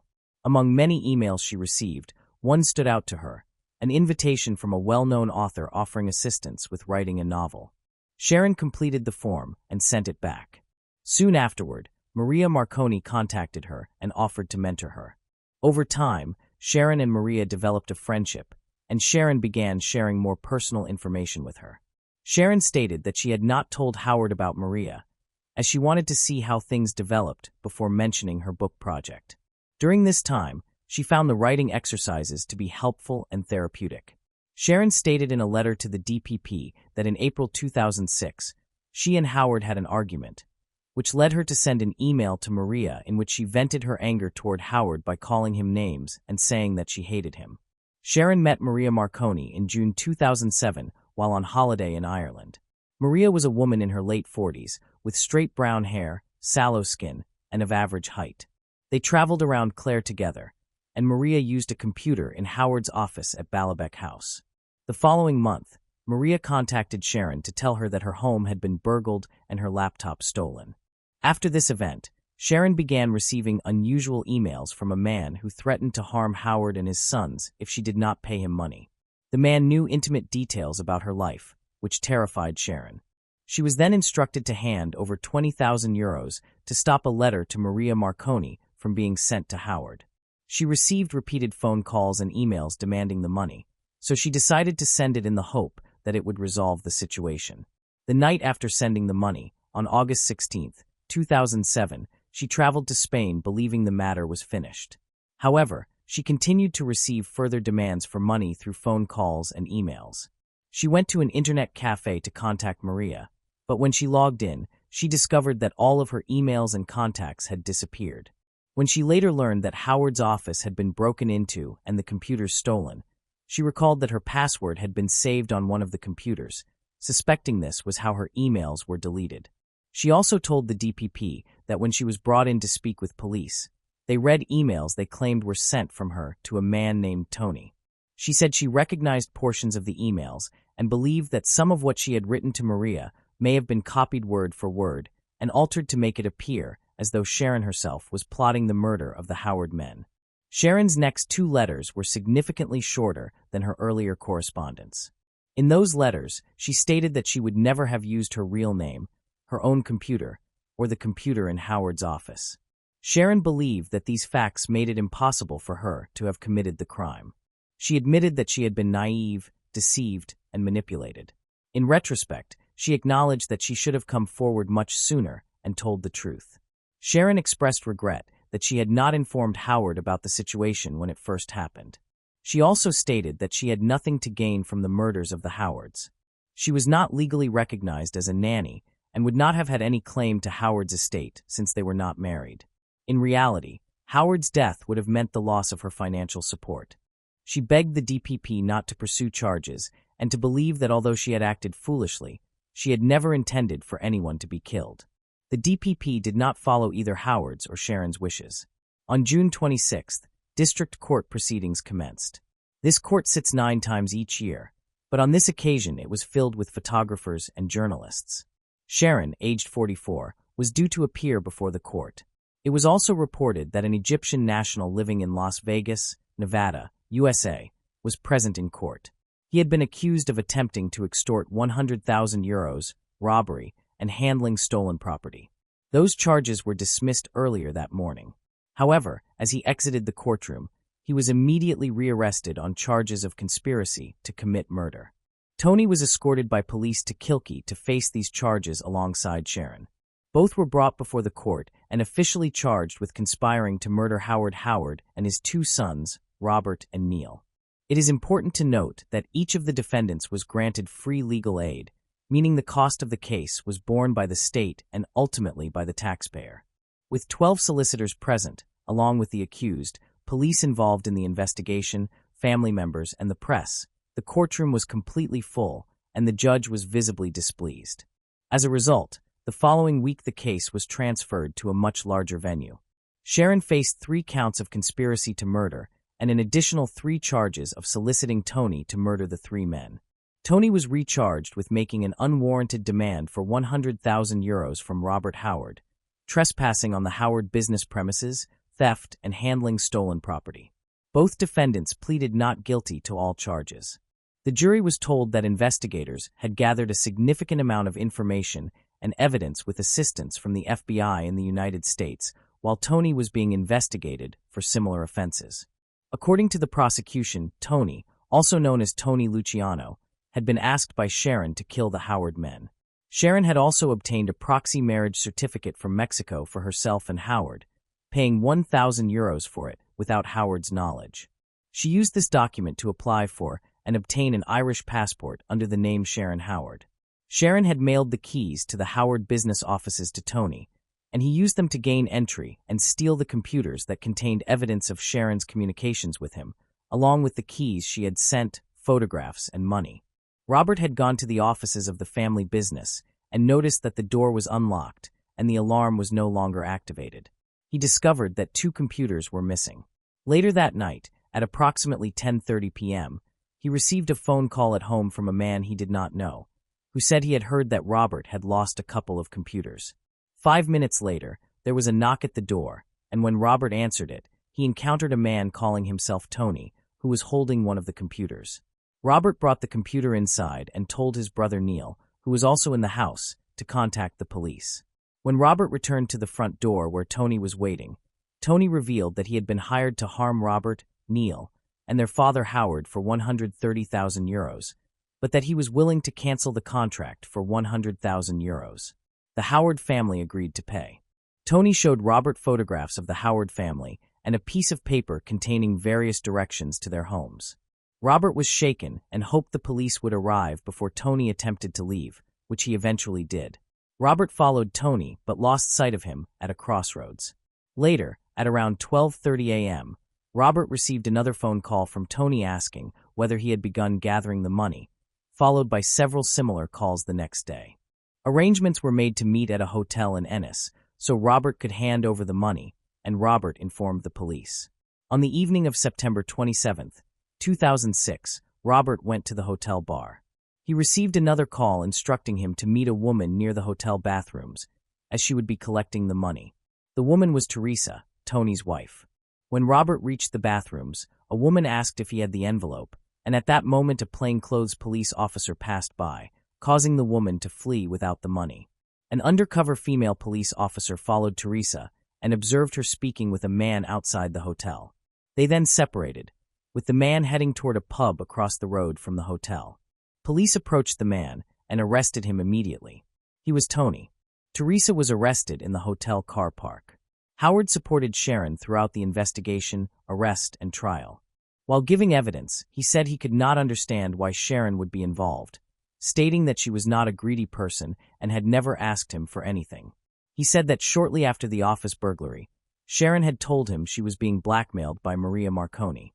Howard explained that he had asked Sharon to travel to Las Vegas to hire a private investigator to locate Maria Marconi, but she was unsuccessful. He also stated that he did not book the 2 flights from Las Vegas to Shannon Airport that were charged to his American Express credit card, which coincided with flights taken by Tony and Teresa. Howard said Sharon had access to his credit card details and managed the payments. However, her purse containing those details was stolen in Spain, either in August or September 2006. He suspected that Teresa was responsible. After completing his testimony, Howard stepped down from the witness stand, crossed the courtroom, and kissed Sharon on the lips. This created a sensation in the media. He then exited the courtroom and did not attend the remainder of the trial. On Thursday, June 12th, Teresa Engel took the stand, and it was confirmed that she had been granted immunity for her testimony. Her background was reviewed, revealing that she had met Tony in 2003 or 2004 at a casino in Detroit where she lived at the time. In June 2006, she moved to Las Vegas to live with Tony, and they were married. She, Tony, and another woman named Lisa, Tony's first wife, all lived together. Teresa stated that she had visited Ireland before, explaining that Tony had sent her there in response to emails he received from a woman seeking 3 men to be killed. She recalled receiving a cash payment of 15,000 euros delivered via FedEx. While in Ireland, she met Tony's friend Ash in Ennis, who was supposed to poison the alcohol in Howard's office to kill the Howard sons. However, Ash ultimately chose not to carry out the plan and left. When the FBI were investigating Tony in the United States for fraud and extortion, they discovered evidence related to racing being conducted in the house where he lived. This information was presented in the Irish court. The fraud and extortion case in the U.S. bore similarities to the one in Ireland involving Sharon. Teresa explained that a woman had told her that her partner's ex had arranged a hit on her, threatening her life if she did not send $20,000. Rather than pay the money, Teresa went to the police. It was revealed that the ex-girlfriend had actually paid $17,000 after finding Tony listed as a hitman on a website he had set up. Teresa pleaded guilty and was eventually sentenced in 2008 to 8 months in prison. The next part of the story involved a well-known radio personality, Jerry Ryan, who has since passed away, and the producer of his show, Sierra Ben Hoff. Sharon had sent an email to the show outlining her relationship with Howard. Only part of this email was recovered, so Jerry Ryan and Sierra Ben Hoff were called to testify. They stated that they received over 2,000 emails a month and did not remember seeing the one from Sharon. The email claimed that Howard visited prostitutes and individuals Sharon described as transvestites. It also stated that he asked her to engage in sexual acts that made her uncomfortable. Sharon mentioned his terrible moods when he did not get his way and said she could no longer tolerate it, though she was afraid to leave. Personally, I think she was reluctant to abandon the lifestyle she was accustomed to, though that may be a cynical view. In her letter to the show, she said she wanted to create a situation that would allow her to end her current relationship. The email suggested two possibilities. Either Sharon was genuinely unhappy in her relationship, which could provide a motive for murder, or she was fabricating the story to damage her partner's reputation and gain sympathy. Perhaps Sharon was concealing her true nature. The prosecution argued in their closing statement that calling Jerry Ryan to testify was unnecessary and irrelevant, claiming it was simply a tactic by Sharon to attract attention. On July 1st, the day everyone had been waiting for arrived, and Sharon was called to the witness box. Next, the prosecution cross-examined Sharon. She denied everything put to her, including organizing the break-in at Howard's office, paying the €15,000 down payment for the hit, claiming the money was for a blackmailer, and that the Lying Eyes 98 email address did not belong to her. She was accused of inventing Maria Marconi to cover her tracks. Sharon insisted that the phone calls she had were with a woman, not a man. She remained composed throughout the cross-examination, smiling at the jury and presenting herself as innocent. However, the following day, Sharon appeared as a different woman in court. She looked drawn and lacked the confidence she had shown the previous day. The prosecution rigorously questioned her, examining her actions in detail. Sharon struggled to provide clear explanations regarding the communications between the Lying Eyes account and the hitman, followed by the rapid switch to her personal email from the same computer. She was also unable to clarify the searches conducted on her laptop at Balabec House relating to inheritance, mortgages, and women's aid. Furthermore, she had no explanation for the €15,000 tracking number used immediately after interactions between the Lying Eyes 98 account and the Hitman account. The defense contended that the police had been biased in their investigation, selectively seeking evidence to portray Sharon as guilty. They pointed to phone data and records that were never thoroughly examined, which might have shown that someone else was in the house while Sharon and Howard were away. After the judge summarized the case, the jury deliberated for hours. Each counsel made requests to the judge. The jury discussed the case and was then sent to a hotel. The following day, the judge recalled the jury and deliberations continued. On the third day, a verdict was finally reached. Early in the afternoon, the jury returned to the courtroom and delivered their decision on 7 charges. Sharon was found guilty on 3 counts related to soliciting the murder of the 3 men, Howard, Robert, and Neil. She was also found guilty of charges relating to demanding €100,000 from Robert to cancel the contract to kill all 3 men, but was acquitted of the robbery of the Howard offices. Sharon broke down in tears as the jury retired to deliberate further on the remaining charges. By 3 p.m., the jury returned and found her guilty of the conspiracy to murder counts. By 6 p.m., they returned once more, unable to reach a verdict regarding Tony's guilt or innocence on those counts. Both were reminded to remain in custody awaiting sentencing, and for the first time, Sharon faced prison. On Monday, November 5th, Sharon and Tony appeared in court for sentencing. Sharon maintained her innocence before the judge. Howard also spoke, expressing continued support for Sharon and insisting that he did not believe she could have plotted to kill him. It was noted that Sharon had no prior criminal record, though it was also clear that she had never admitted guilt. Sharon was sentenced to 6 years in total, with 4 years and 9 months to be served. Tony also received a 6-year sentence and accepted it with composure. Comparatively, our prisons seemed, in his view, almost like holiday camps. The sentence was backdated to 2006. Howard spent nearly €200,000 hiring a private investigator to gather fresh evidence for Sharon's appeal, but these efforts proved unsuccessful. Sharon was released in September 2012, and in 2015, after moving to Belfast, Northern Ireland, she gave an interview to the Irish Independent. Throughout, she continued to assert her innocence and considered writing a book to share her perspective, but ultimately chose a quieter life, aiming for peace. While in prison, she obtained certification in sports massage therapy and now works professionally as a dog walker.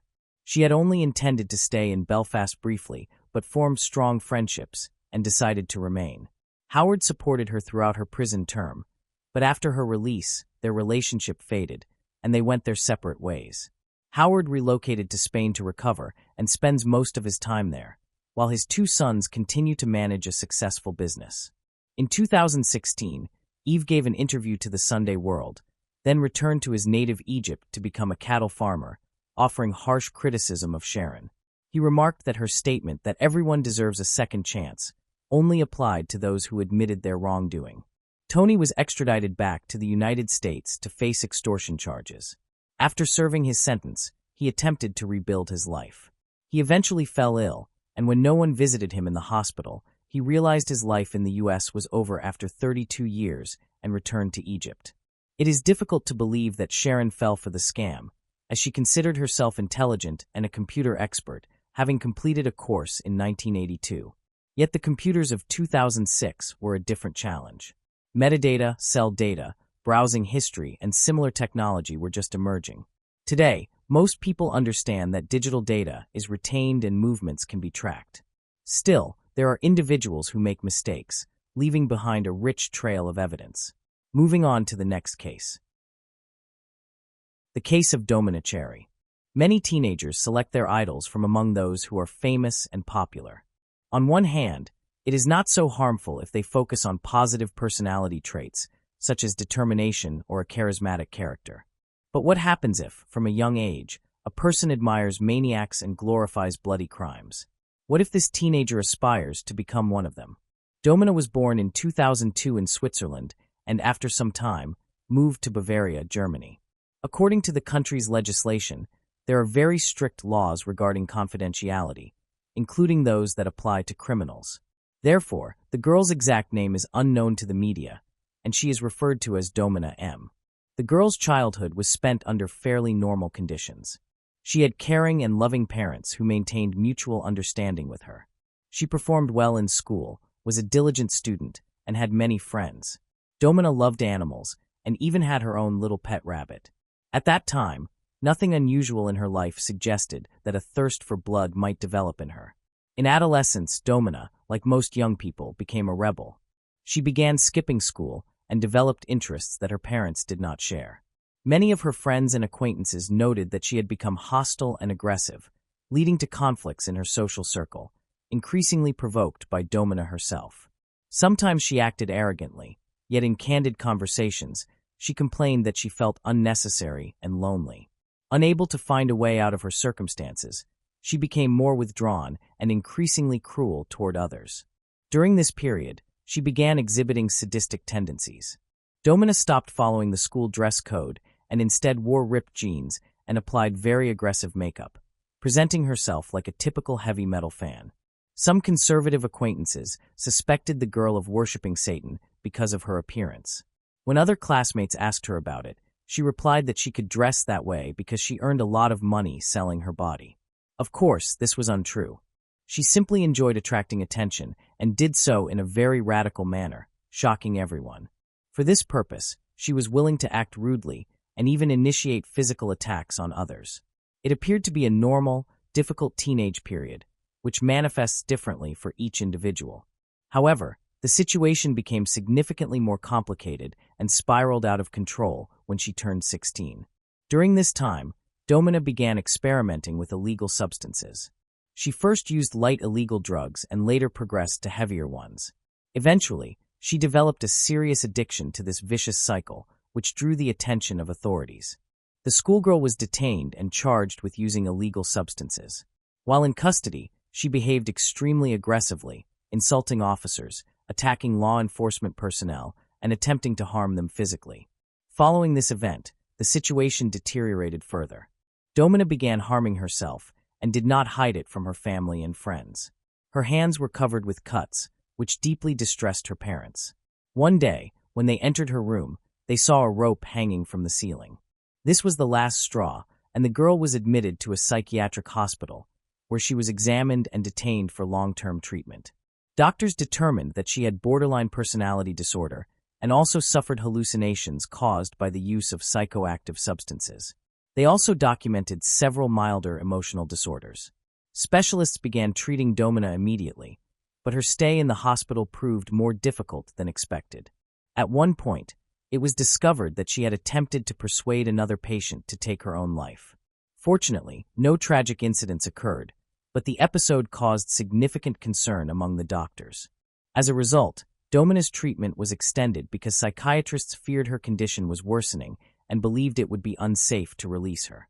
Domina spent months in a specialized institution due to her dangerous tendencies. Unfortunately, no form of treatment appeared to be effective for her. Instead, she developed a disturbing fixation on serial killers. She devoted all her free time to studying them, particularly Ted Bundy and Richard Ramirez. She focused especially on Ramirez, covering her bedroom walls with his portraits, using his image as her phone wallpaper, and selecting a photograph of Ted Bundy as her computer wallpaper. On her social media accounts, Domina frequently posted about serial killers, expressing an intense fascination with them.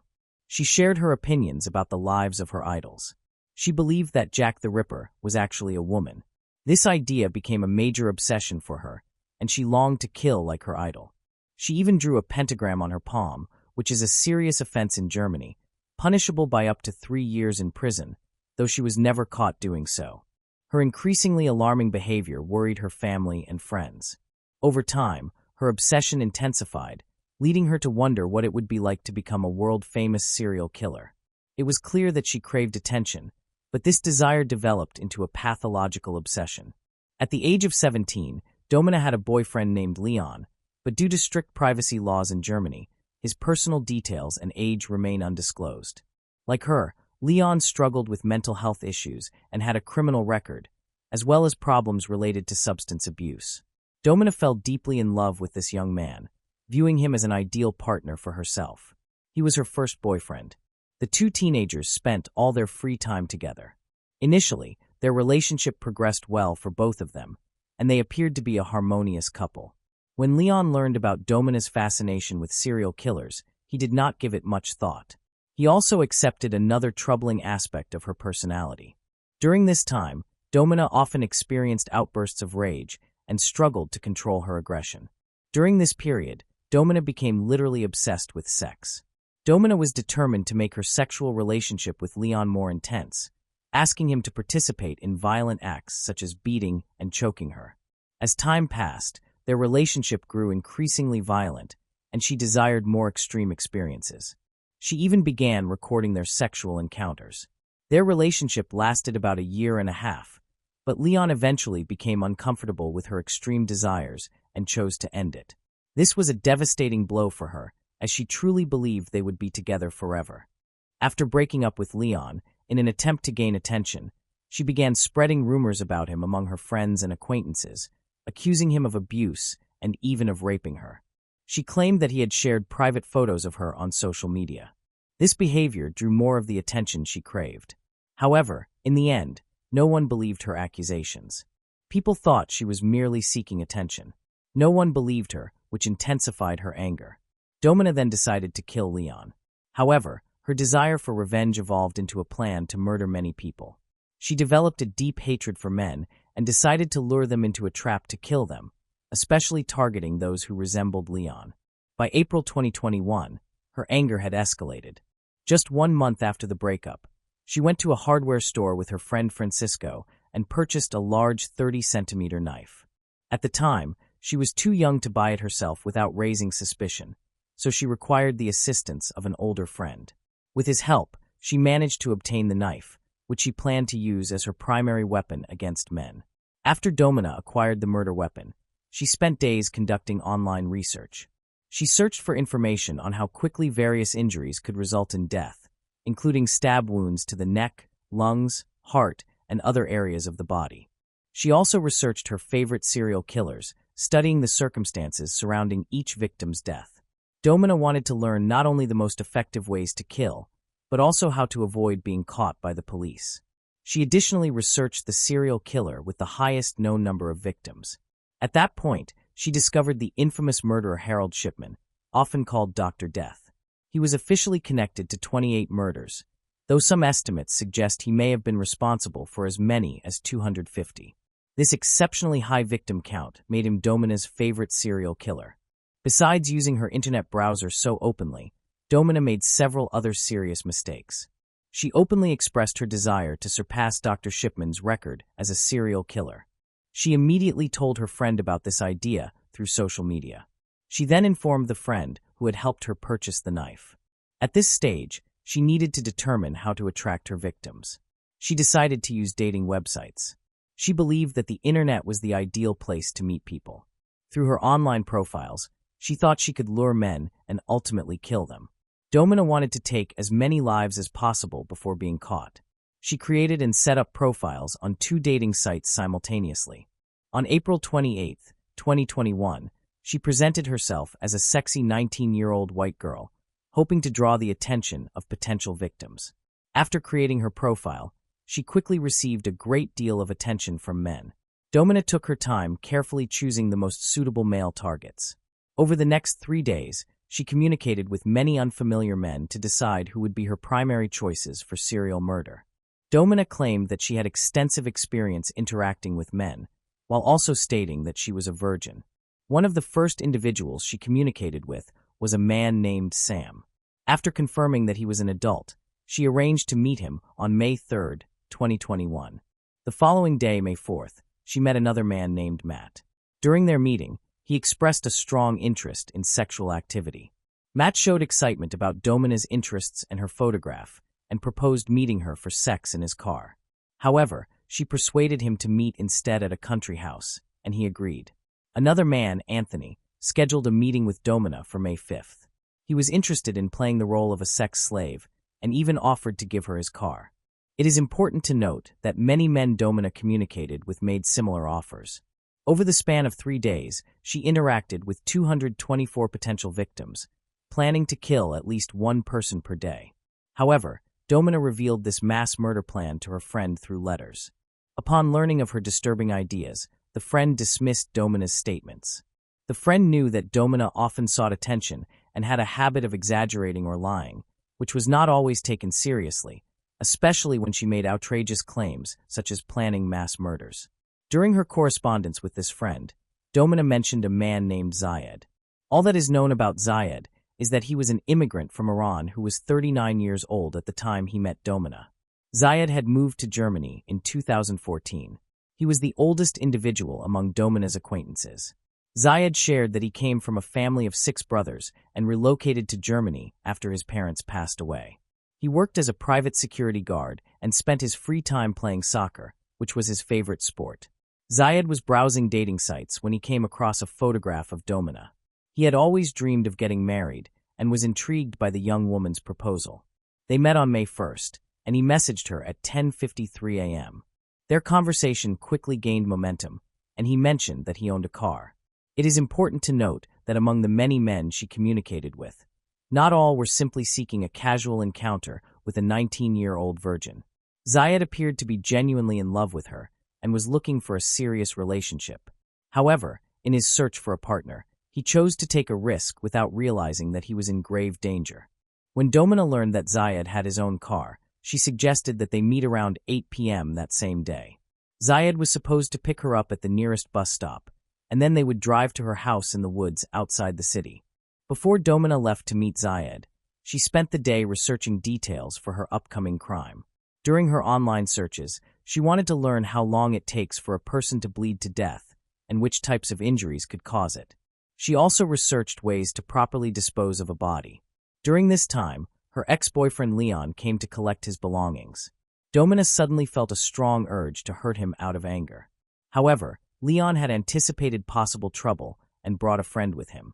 That friend stayed outside and was instructed that if Leon did not come out within 10 minutes, it would mean something had happened to him. When Domina saw Leon's friend in the yard, she decided not to harm Leon.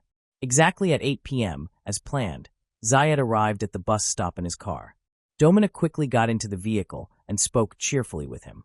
They began flirting, and she did everything she could to make him feel comfortable and lower his guard. She told him that it would take about half an hour to drive to her house in the woods. In reality, she did not own any cabins or houses in the forest.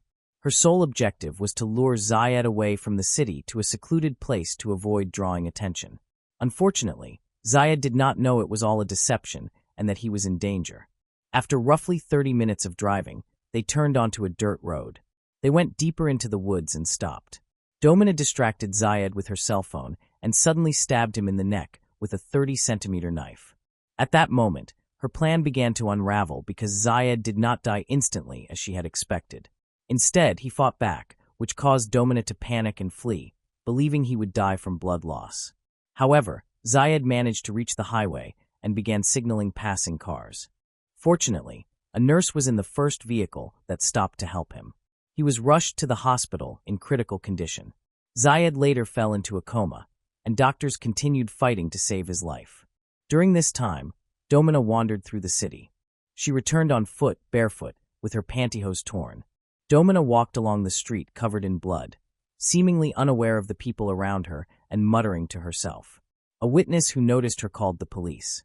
The incident occurred just 37 minutes after Domina attempted to kill her first victim, Zayed.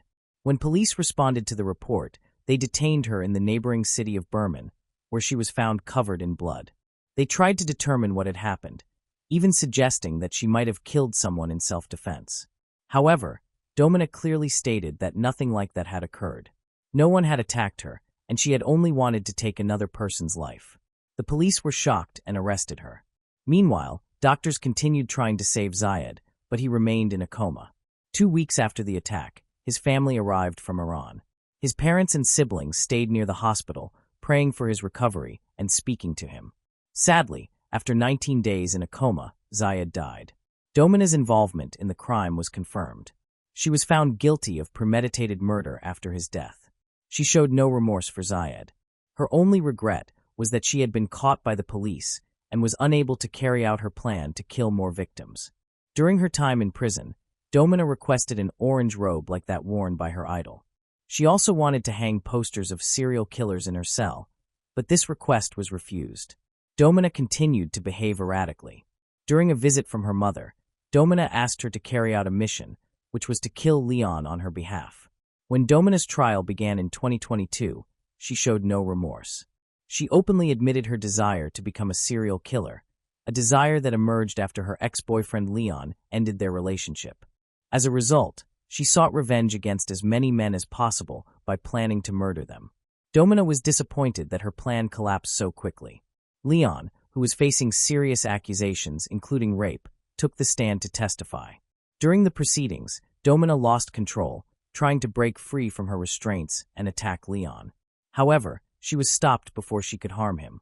The prosecution argued that Domina posed a threat to society, as she had openly expressed a desire to kill innocent people. This claim was supported by her actions in killing Zayed, an Iranian immigrant. The court considered her circumstances, and Domina Cherry was found guilty of murder and sentenced to only 12 years in prison. After the verdict was announced, she displayed a pentagram on her hand to everyone in the courtroom, imitating a well-known photograph of her idol, Richard Ramirez. The judge interpreted this gesture as clear evidence of her ongoing desire for violence, reinforcing the seriousness of her case. The next person to appear in court was Domina's friend, Francisca. She chose not to inform the police about Domina's plans. Had she alerted the authorities, the murders could have been prevented. Although she could have faced a maximum sentence of 5 years, all charges against her were inexplicably dropped, leaving her without any consequences. Domina is not serving her sentence in prison. Instead, she has been sent to a psychiatric hospital. She will remain there until her treatment is completed. This means she could potentially stay there far longer than the original sentence imposed by the court, but only if her treatment proves to be ineffective. Moving on to the next case. The case of Hannah Anderson. The Anderson family was a typical American household. Parents Christina and Brett worked diligently to provide their children, Ethan and Hannah, with a comfortable life. Ethan liked activities such as fishing and playing racing video games with his friends, while Hannah, who was 16 years old, was interested in dancing, social media, and cheerleading. Like many teenagers, Hannah was carefree and unaware of the dangers of the world, never imagining that harm could come to her or her family. However, their lives were about to encounter a tragic event, as a sinister individual was secretly observing them and waiting for the ideal moment to act. Christina had been married briefly before meeting Brett. After her first marriage ended, she was energetic and lively, enjoying dance and fitness. She loved trying new activities and was searching for someone special to share her adventures with. Brett was intelligent, hardworking, friendly, and kind, and the two formed a quick connection. Their friendship soon developed into a romantic relationship. At the time they married, Brett worked in the telecommunications field. By the fall of 1996, Christina was expecting their first child. As the due date grew closer, the Andersons' three-bedroom townhouse filled with anticipation and excitement from friends and family. On July 22, 1997, Hannah Anderson was born, immediately winning everyone over with her bright blue eyes and light-colored hair. Her birth was a joyful moment for the Andersons and their loved ones, marking an important milestone, and Christina, who was known for hosting gatherings and barbecues, had built a close-knit circle of friends and family. Brett's best friend, James Lee DiMaggio, was an important part of the family, sharing many outdoor adventures with Brett. In the beginning, Hannah would join her father and Uncle James, but as she grew older, she began spending more time with her mother and friends. Ethan, however, enjoyed going along with his dad and Uncle James on these outings. Born on October 8, 2004, Ethan was a brave boy who loved learning about sports and fishing from his father. During a difficult divorce, James found comfort and support in the kindness of the Andersons, who were always willing to help people in need. In 2009, he purchased a property in the Mountain Empire area of San Diego, California, about an hour away from where the Anderson family lived. It was a scenic two-story log cabin with a private three-car garage. The area was rural, with fewer than 400 residents, making it an ideal hunting retreat. After James fully furnished and decorated the cabin, he invited Brett, Christina, and their children to use it as a vacation home whenever they wished. Brett was dedicated to his job, often working long hours to support his family, which frequently kept him away from home. Likewise, Christina was busy with her work and caring for their children, leaving little time for other activities. Meanwhile, their teenage daughter Hannah was going through a stage where she wanted more independence and spent most of her time on her phone, deeply involved in social media. Despite Brett's demanding schedule, he always made sure to closely watch over Hannah, ensuring she stayed away from bad influences and remained within his safe limits. Hannah's best friend was Marissa Chavez. They shared many interests and were nearly inseparable, enjoying activities such as dance, cheerleading, hairstyling, fashion, makeup, and talking about boys. They loved being the center of attention. Hannah was intelligent, adventurous, cheerful, and outgoing, living life without worry. Her parents, Brett and Christina, supported her as she grew more independent and followed her interests. Hannah spent her time coaching young cheerleaders and enjoying quality moments with her younger brother, Ethan. In 2013, Hannah was in her sophomore year of high school in Lakeside, while her brother Ethan was attending Linda Lake Elementary School. During this period, Brett was experiencing difficulties at work and began searching for a new job.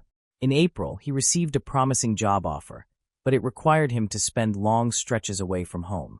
After discussing the opportunity with Christina, they agreed it was the best decision for the family. He moved to Tennessee, but promised to return home to celebrate Hannah's 16th birthday, an occasion he was determined not to miss. While Brett was away, Christina relied more heavily on their circle of friends and family for support.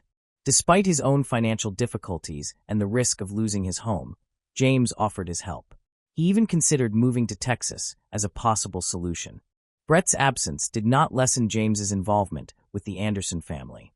James frequently drove Hannah and Ethan to their activities and kept them occupied, effectively becoming a second father figure to them.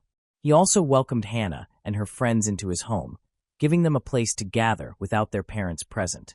James set firm rules to maintain a safe environment for the teenagers while Brett was gone. No boys were allowed in the house, and his bedroom was strictly off-limits.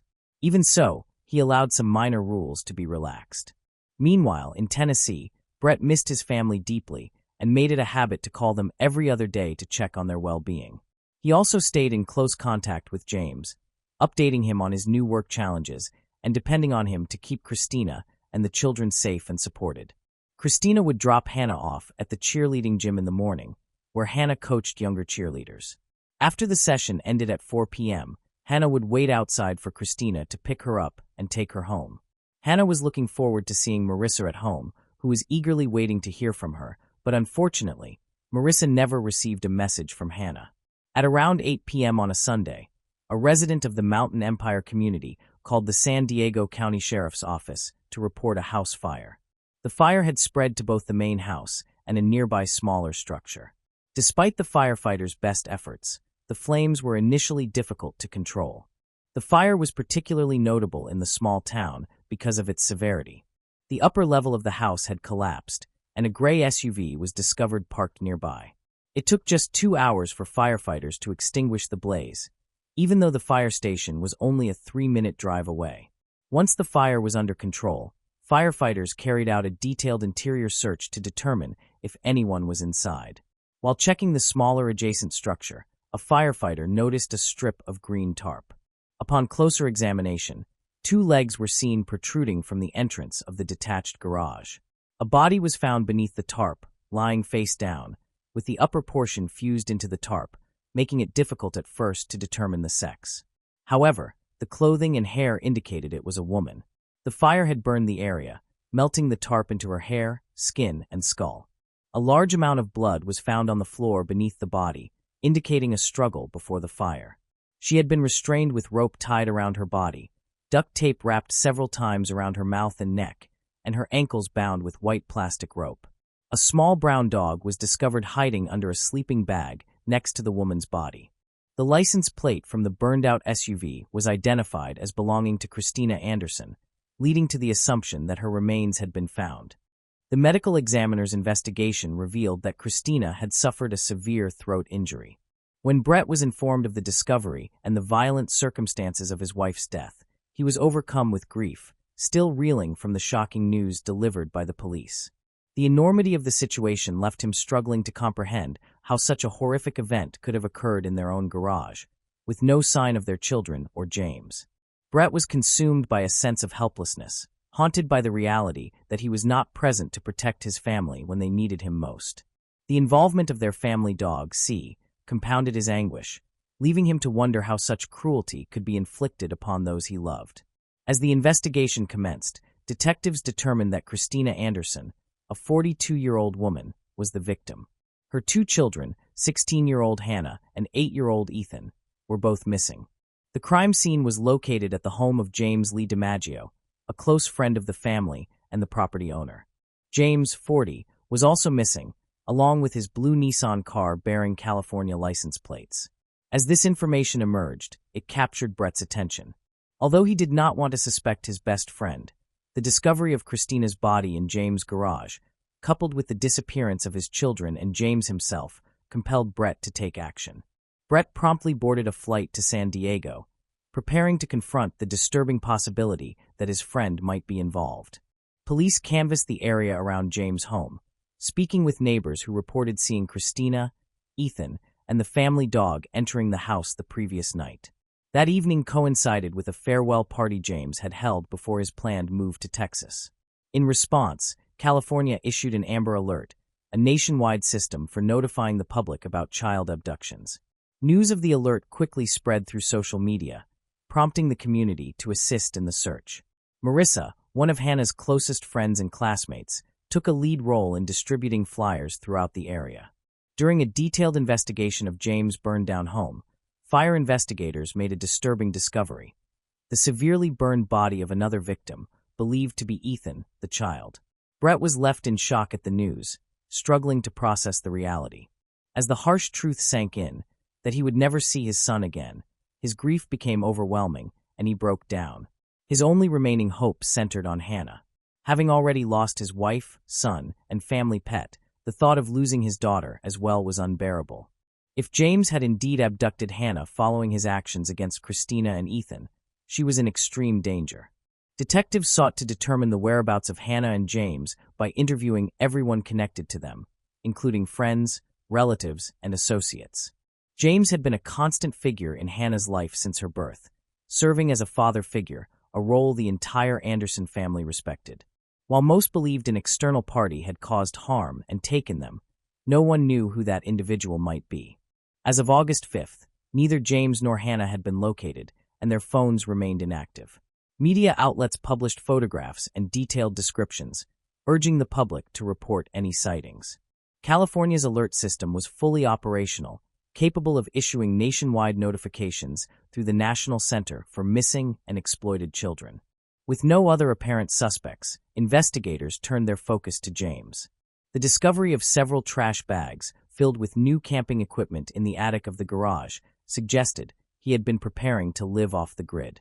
Among the seized items were a portable stove, packaging from a hunting knife, and a box of handcuffs, leading authorities to suspect that James had taken Hannah to a remote location, possibly intending to flee to Mexico or Canada. The search also revealed additional concerning items, including explosives, gasoline containers, and a tarp.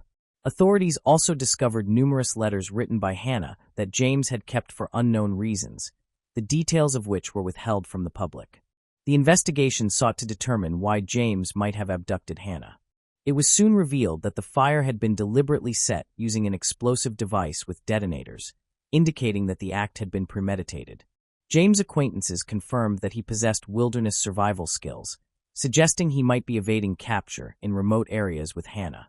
The case drew international attention in 2013, sparking a global search for James. At a press conference, Brett directly addressed James, pleading with him to release his daughter. He implored his former friend to spare Hannah's life, noting that he had already suffered tremendous losses. Investigators reviewed surveillance footage from the Pine Valley checkpoint near James' home, which showed James' vehicle with Hannah sitting beside him on August 4th. This sighting occurred after Hannah was last seen but before the fire, offering some hope regarding her condition. By the time James picked Hannah up from middle school at 4 p.m., both of their phones had been turned off. Nevertheless, records showed that James and Hannah had exchanged 13 phone calls prior to that. The discovery of Hannah's letters in James' attic, along with evidence of their shared outings, fueled media speculation about a possible inappropriate connection between James and Hannah. Marissa provided investigators with a crucial lead, recounting a car trip during which James' behavior seemed unusual. During this trip, he revealed strong feelings for Hannah, suggesting he wanted to pursue a romantic relationship with her.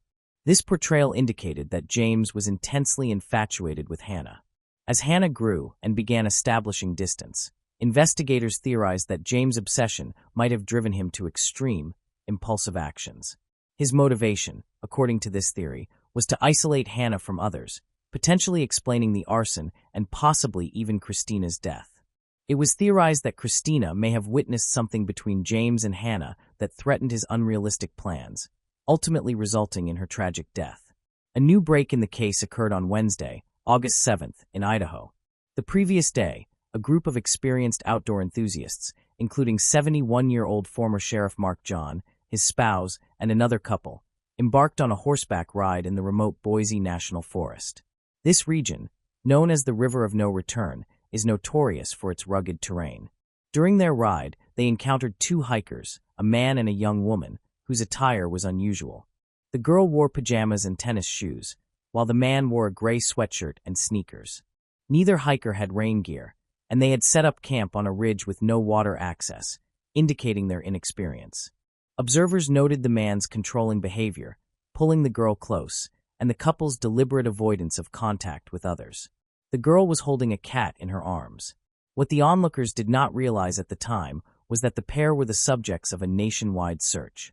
It was only after returning home and seeing a news report about James and Hannah that they recognized the couple and immediately contacted law enforcement. The detail of the girl holding a cat was particularly significant, as it matched reports of a missing pet from James' household following the fire, a cat shared between Hannah and him. On Friday, a large law enforcement contingent assembled in Cascade, Idaho, to search a rugged area near the River of No Return. The terrain, difficult to access, spans dense forests, towering mountains, and deep valleys where cell phone signals are undetectable, making it an ideal hiding place. A search team composed of state police, FBI agents, and local law enforcement scoured over 400 miles of this challenging landscape and discovered a blue Nissan, easily identifiable due to its missing license plates. The vehicle was quickly identified as James despite being camouflaged with branches, leaves, and other natural materials. On Saturday, August 10, 2013, a U.S. Marshals Service aircraft conducting an aerial reconnaissance over the forest north of McKay Lake made a critical discovery. The crew spotted a two-person blue tent and two individuals nearby. A man was removing his shirt while a woman stood close by. Notably, the woman drew the pilot's attention by frantically signaling for help with a piece of fabric during the flyover. The two were later confirmed to be James and Hannah, marking a pivotal moment in the search operation. The FBI's hostage rescue team carefully positioned themselves in the area, awaiting the optimal moment to rescue Hannah from her captor. As the sun began to set, the team saw their opportunity. When James, Hannah's abductor, entered the forest to gather firewood, the team acted. Hannah quickly spotted her rescuers and ran toward them. However, James also noticed the team and fired his gun. The team returned fire, striking James multiple times. Despite efforts to save him, he succumbed to his injuries. Once Hannah reached the safety of the rescue team, she appeared physically unharmed but visibly shocked, clinging tightly to the agents, her body trembling and eyes wide. The rescue team immediately transported Hannah to a nearby Idaho hospital, where her father was waiting. Before Brett arrived, the FBI delivered devastating news to Hannah. Her mother and brother had not survived the fire. Hannah was now prepared to give a statement to authorities about the events, but with James deceased, some details remained unclear. She recalled that the incident began on August 3rd, when James hosted a farewell gathering at his home before leaving for Texas. Christina, Ethan, and the family dog attended, but Hannah was not invited. When she learned James would be picking her up instead of her mother, she felt uneasy. During the car ride, James got lost, forcing Hannah to call him multiple times to guide him. At first, she felt at ease, sharing laughs and jokes with him.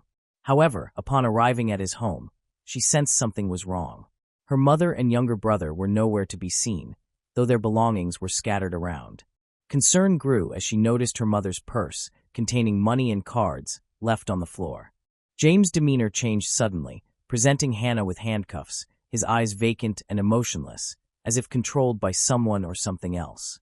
She had never seen him behave this way before, and the sudden change was deeply unsettling. James claimed her mother and brother were safe in the garage with the dog, urging her not to worry.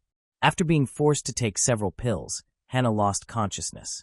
She later woke up in James' car surrounded by empty Red Bull cans, soon falling asleep again, likely due to a sedative. Earlier, James had threatened retaliation if she attempted to signal for help, keeping her fearful. Even in private moments, he closely monitored her in the forest. Hannah found escape nearly impossible due to heavy rain, inadequate clothing, and the burden of a heavy backpack. Lacking wilderness survival skills, she felt utterly hopeless and unsure how to flee. However, when James moved out of sight behind trees, she seized the opportunity to signal a passing U.S. Marshals Service plane for help. Questions remained about why Hannah was still wearing pajamas, given she had attended school earlier that day. She spent several days recovering in the hospital before returning to San Diego with her father. The Anderson family struggled to shield Hannah from intrusive media attention. Despite his immense grief and loss, Brett Anderson displayed remarkable resilience, finding comfort in watching his daughter grow, heal, and move forward to a happy, fulfilling life.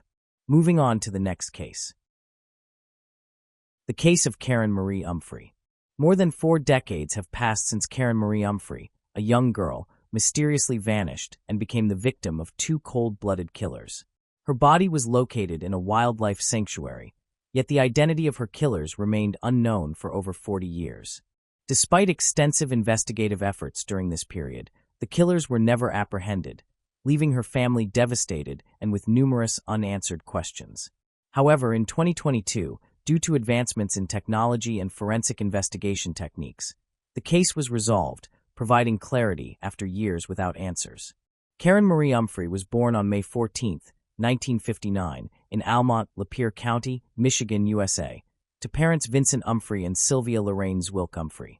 She graduated from Marysville High School in 1977 and subsequently worked as a secretary for Marysville Marine Distributors. Karen's life encountered tragedy on November 2, 1980, when she was only 21 years old. That evening, she and her boyfriend, Fred Hill, were driving home from a party in Port Huron. Between 12:30 and 2:30 a.m., the two had an argument. As a result, Fred exited the car and began walking home, prompting Karen to park the car and follow him on foot.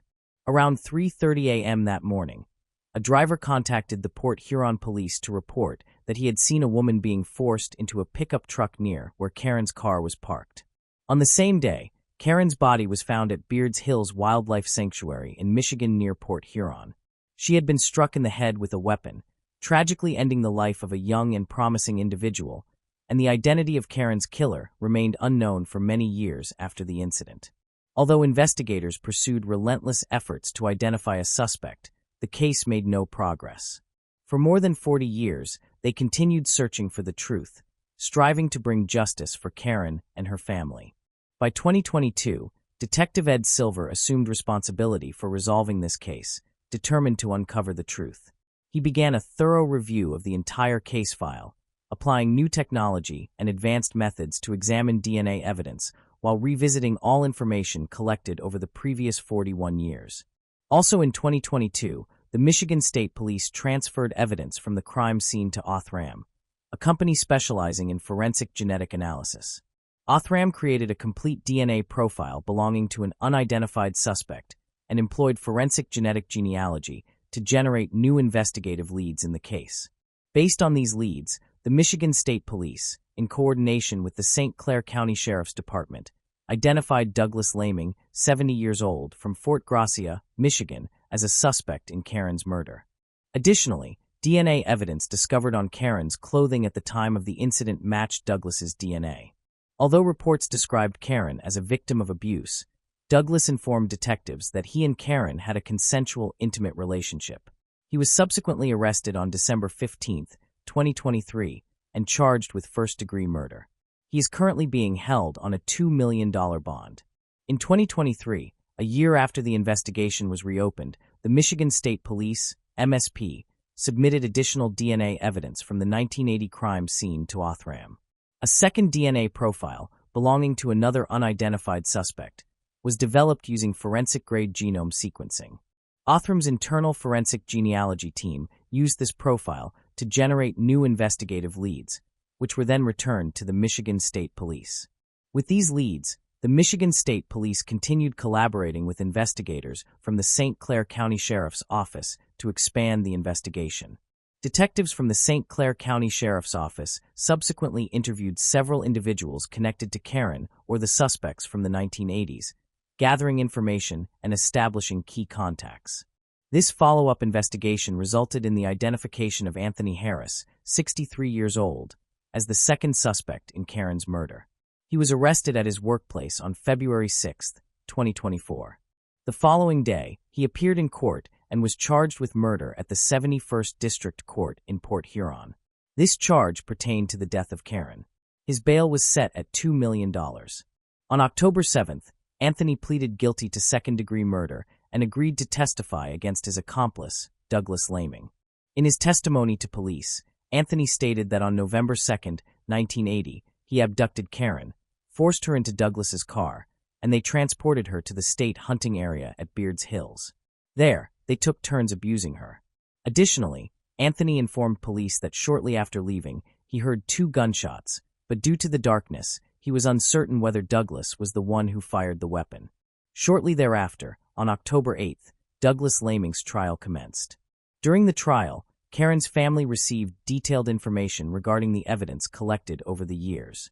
This included photographs, testimonies, and other pieces of evidence presented in the case. Notably, there was information concerning DNA evidence discovered on Karen's body, which matched the DNA of Anthony and Douglas. This evidence demonstrated their involvement in her death. After a 2-day trial, on Thursday, October 10, 2024, the jury convened to deliberate, and within an hour, they returned a guilty verdict.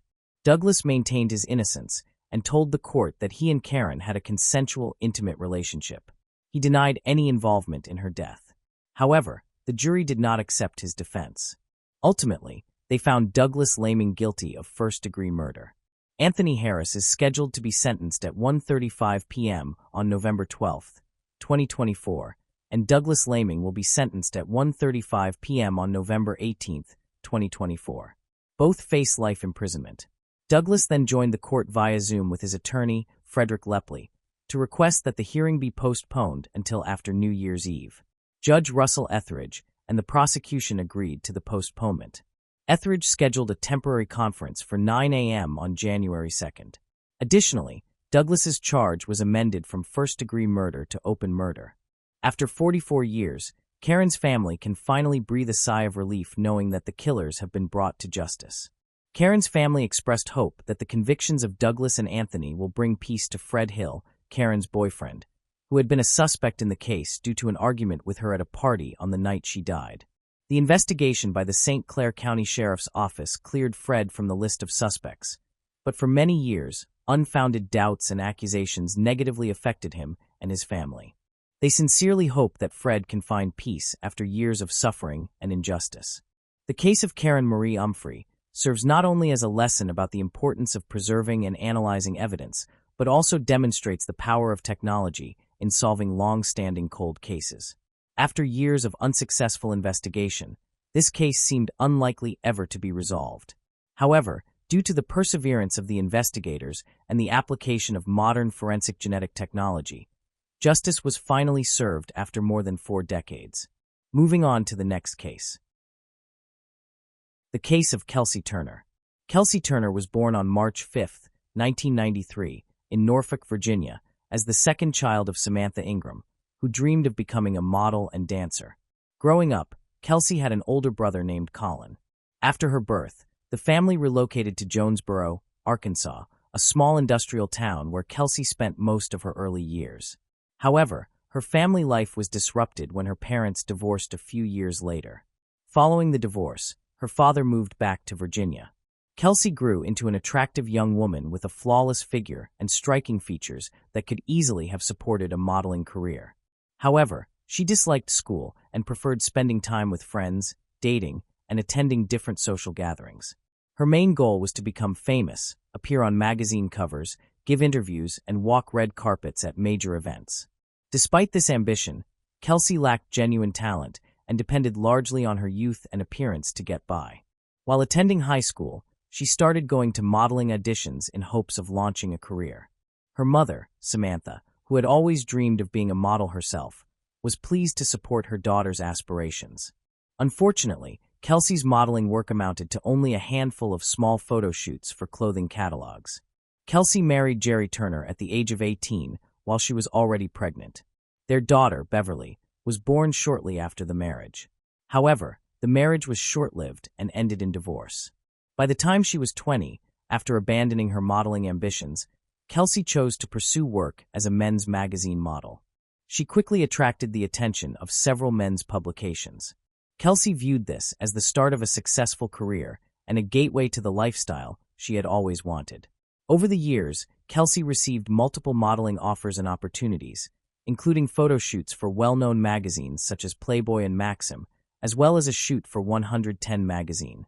She often traveled to major cities like Los Angeles and Las Vegas to chase these opportunities. In an interview, Kelsey described herself as a curvy blonde with a slim waist and reflected on her carefree nature, explaining that she enjoyed having fun, partying with friends, and living life to the fullest.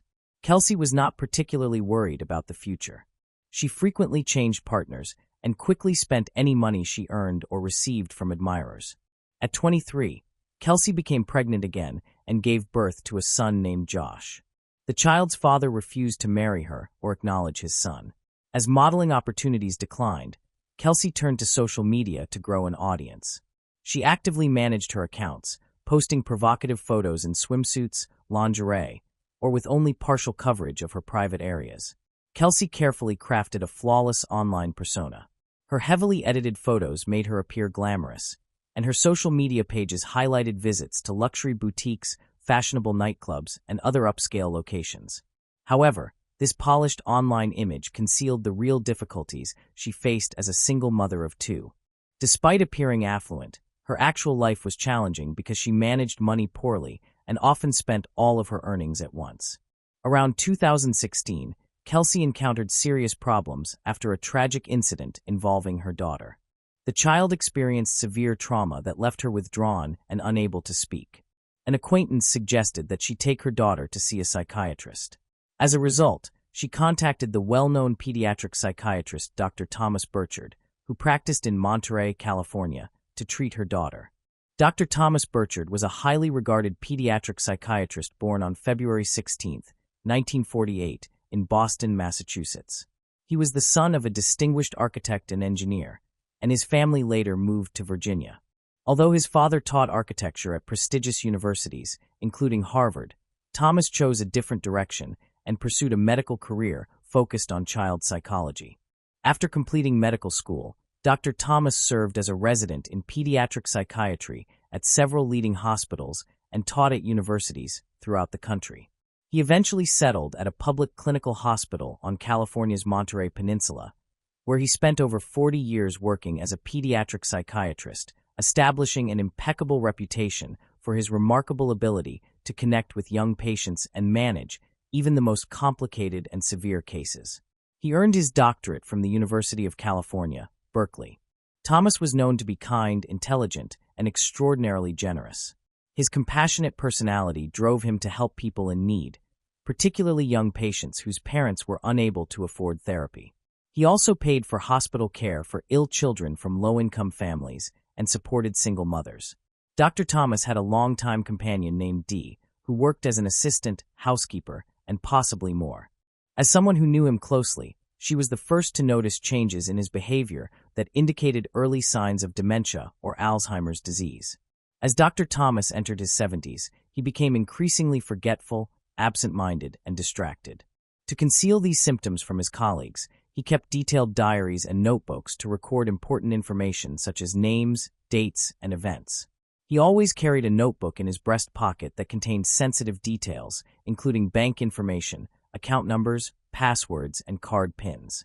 When Kelsey first visited Dr. Thomas with her daughter, she shared her struggles as a single mother and explained that she could not afford his services. However, the doctor offered to treat her for free and even gave Kelsey $300 to help support her children. Kelsey was shocked at first, but soon realized that by telling emotional stories about her difficult life, she could extract more money from the elderly doctor. Kelsey prepared a detailed plan for her next visit with Dr. Thomas. During that appointment, she told a heartbreaking story about her youngest son's illness and her lack of money to buy costly medication for him. She named a specific amount of money that she needed, and to her surprise, she received the full sum from Dr. Thomas. Kelsey continued to invent false and emotional stories during subsequent visits. She would describe various hardships and receive increasingly large amounts of money from this trusting doctor. Of course, she did not spend the money on her children, but instead used it for her own enjoyment and designer clothing. Not wanting to return to her hometown of Virginia, Kelsey asked Thomas to pay for her rent in California, claiming that she could find work there more easily and that the climate was better for her children. Thomas agreed and paid for the apartment she selected. Some people suspected that the doctor was having an affair with Kelsey, a young blonde model, and that this was why he continually granted her requests. However, Kelsey insisted that Thomas treated her and her children like family and acted out of kindness rather than love. Thomas provided Kelsey and her children with housing, paid their expenses, and gave them a substantial amount of money for their needs. He also leased her a luxury Mercedes-Benz convertible. Over time, Kelsey realized that her modeling career had ended and that her youth was fading. Despite this, she made no attempt to find another job and instead depended entirely on Dr. Thomas for financial support. During this period, he spent approximately $500,000 on Kelsey and her children. However, she squandered that money on personal indulgences such as breast augmentation and liposuction, hoping to revive her modeling career. Kelsey's excessive spending and party-centered lifestyle resulted in her neglecting her children. This ultimately led to her ex-husband, who obtained sole custody of their daughter through the courts, having Kelsey stripped of her parental rights. As a result, Kelsey was left with only her youngest son. Thomas was enraged when he learned about the situation, but his anger was directed at Kelsey rather than at her ex-husband. It was evident that Kelsey had neglected her children and had used money intended for their care to support her extravagant lifestyle. Dr. Thomas chose to confront the issue with Kelsey, telling her that he would no longer finance her extravagant and unproductive lifestyle. However, Kelsey responded by threatening to spread false allegations that Dr. Thomas had inappropriate feelings toward his young patients. Although he knew these claims were untrue, Dr. Thomas understood that any rumors of this nature could severely harm his reputation as a respected pediatric psychiatrist and academic. Confronted with this threat, Dr. Burchard reluctantly gave in to Kelsey's demands and continued providing her with financial support. In 2019, Kelsey relocated to Las Vegas with her son in an attempt to revive her modeling career, and she expected Thomas, whom she was blackmailing, to pay for the effort. As directed, Thomas rented a house for her and supplied the requested money. However, after receiving the financial assistance, Kelsey vanished for 2 months, and her whereabouts were unknown. Later that year, in February, Kelsey resurfaced and contacted Thomas in an emotional state, claiming that she was seriously ill, unable to work, and facing extreme financial hardship. When Thomas refused to help, Kelsey's demeanor changed entirely, and she continued to threaten and blackmail him. Judy, who was close to Thomas, urged him to report Kelsey's behavior to the police and to contact Child Protective Services because of concerns about Kelsey's ability to care for her younger son, especially given that she had previously lost parental rights to her older daughter. Dr. Thomas began preparing in case the dispute with Kelsey escalated into a legal battle. He informed his colleagues about the situation, and they agreed to support him. Judy had earlier tried to resolve the matter by speaking directly with Kelsey, but her attempts only led to Kelsey issuing threats of retaliation. Thomas decided to travel to Las Vegas to verify Kelsey's claims. Judy tried to discourage him, but he was determined to go to Las Vegas to meet with Kelsey. Judy also offered to go with him for support as a friend, but Dr. Thomas insisted on dealing with the situation on his own. He finally departed on March 1, 2019.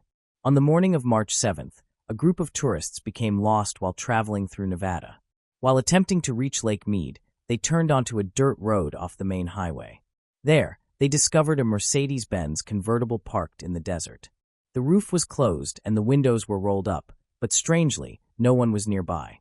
Curious, the tourists cautiously approached the vehicle and noticed that one of the windows was broken.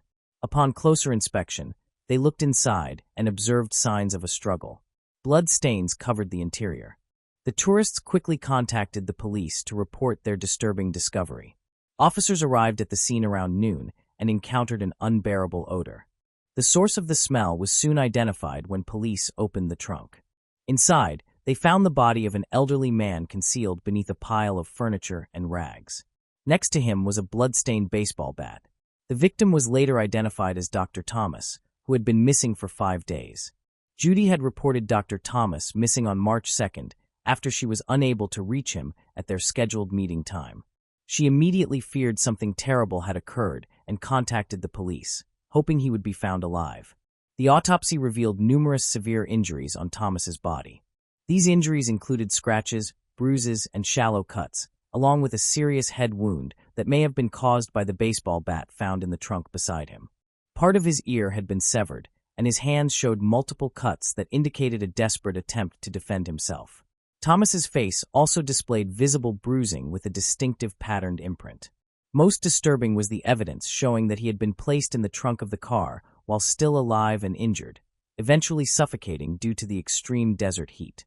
The investigation centered on Kelsey Turner as the primary suspect, since the car at the crime scene had been rented in her name. Judy had provided police with Kelsey's address, which matched the location Dr. Thomas had visited.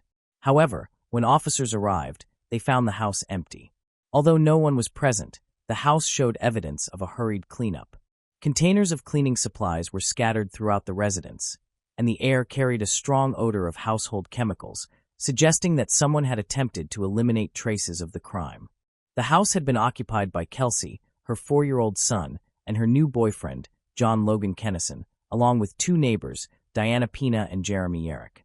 All of them had fled, making them suspects, as Kelsey could not have inflicted such injuries on the doctor or placed his body in the trunk of her car by herself. Jeremy Yerrick was the only individual interviewed by police. He stated that he and his girlfriend had left Kelsey's house while the doctor was still alive. According to Jeremy, his girlfriend had been drinking heavily and began flirting with Thomas, attempting to extort money from him in a manner similar to Kelsey's tactics. This enraged Kelsey, who accused Jeremy's girlfriend of trying to take Thomas away from her.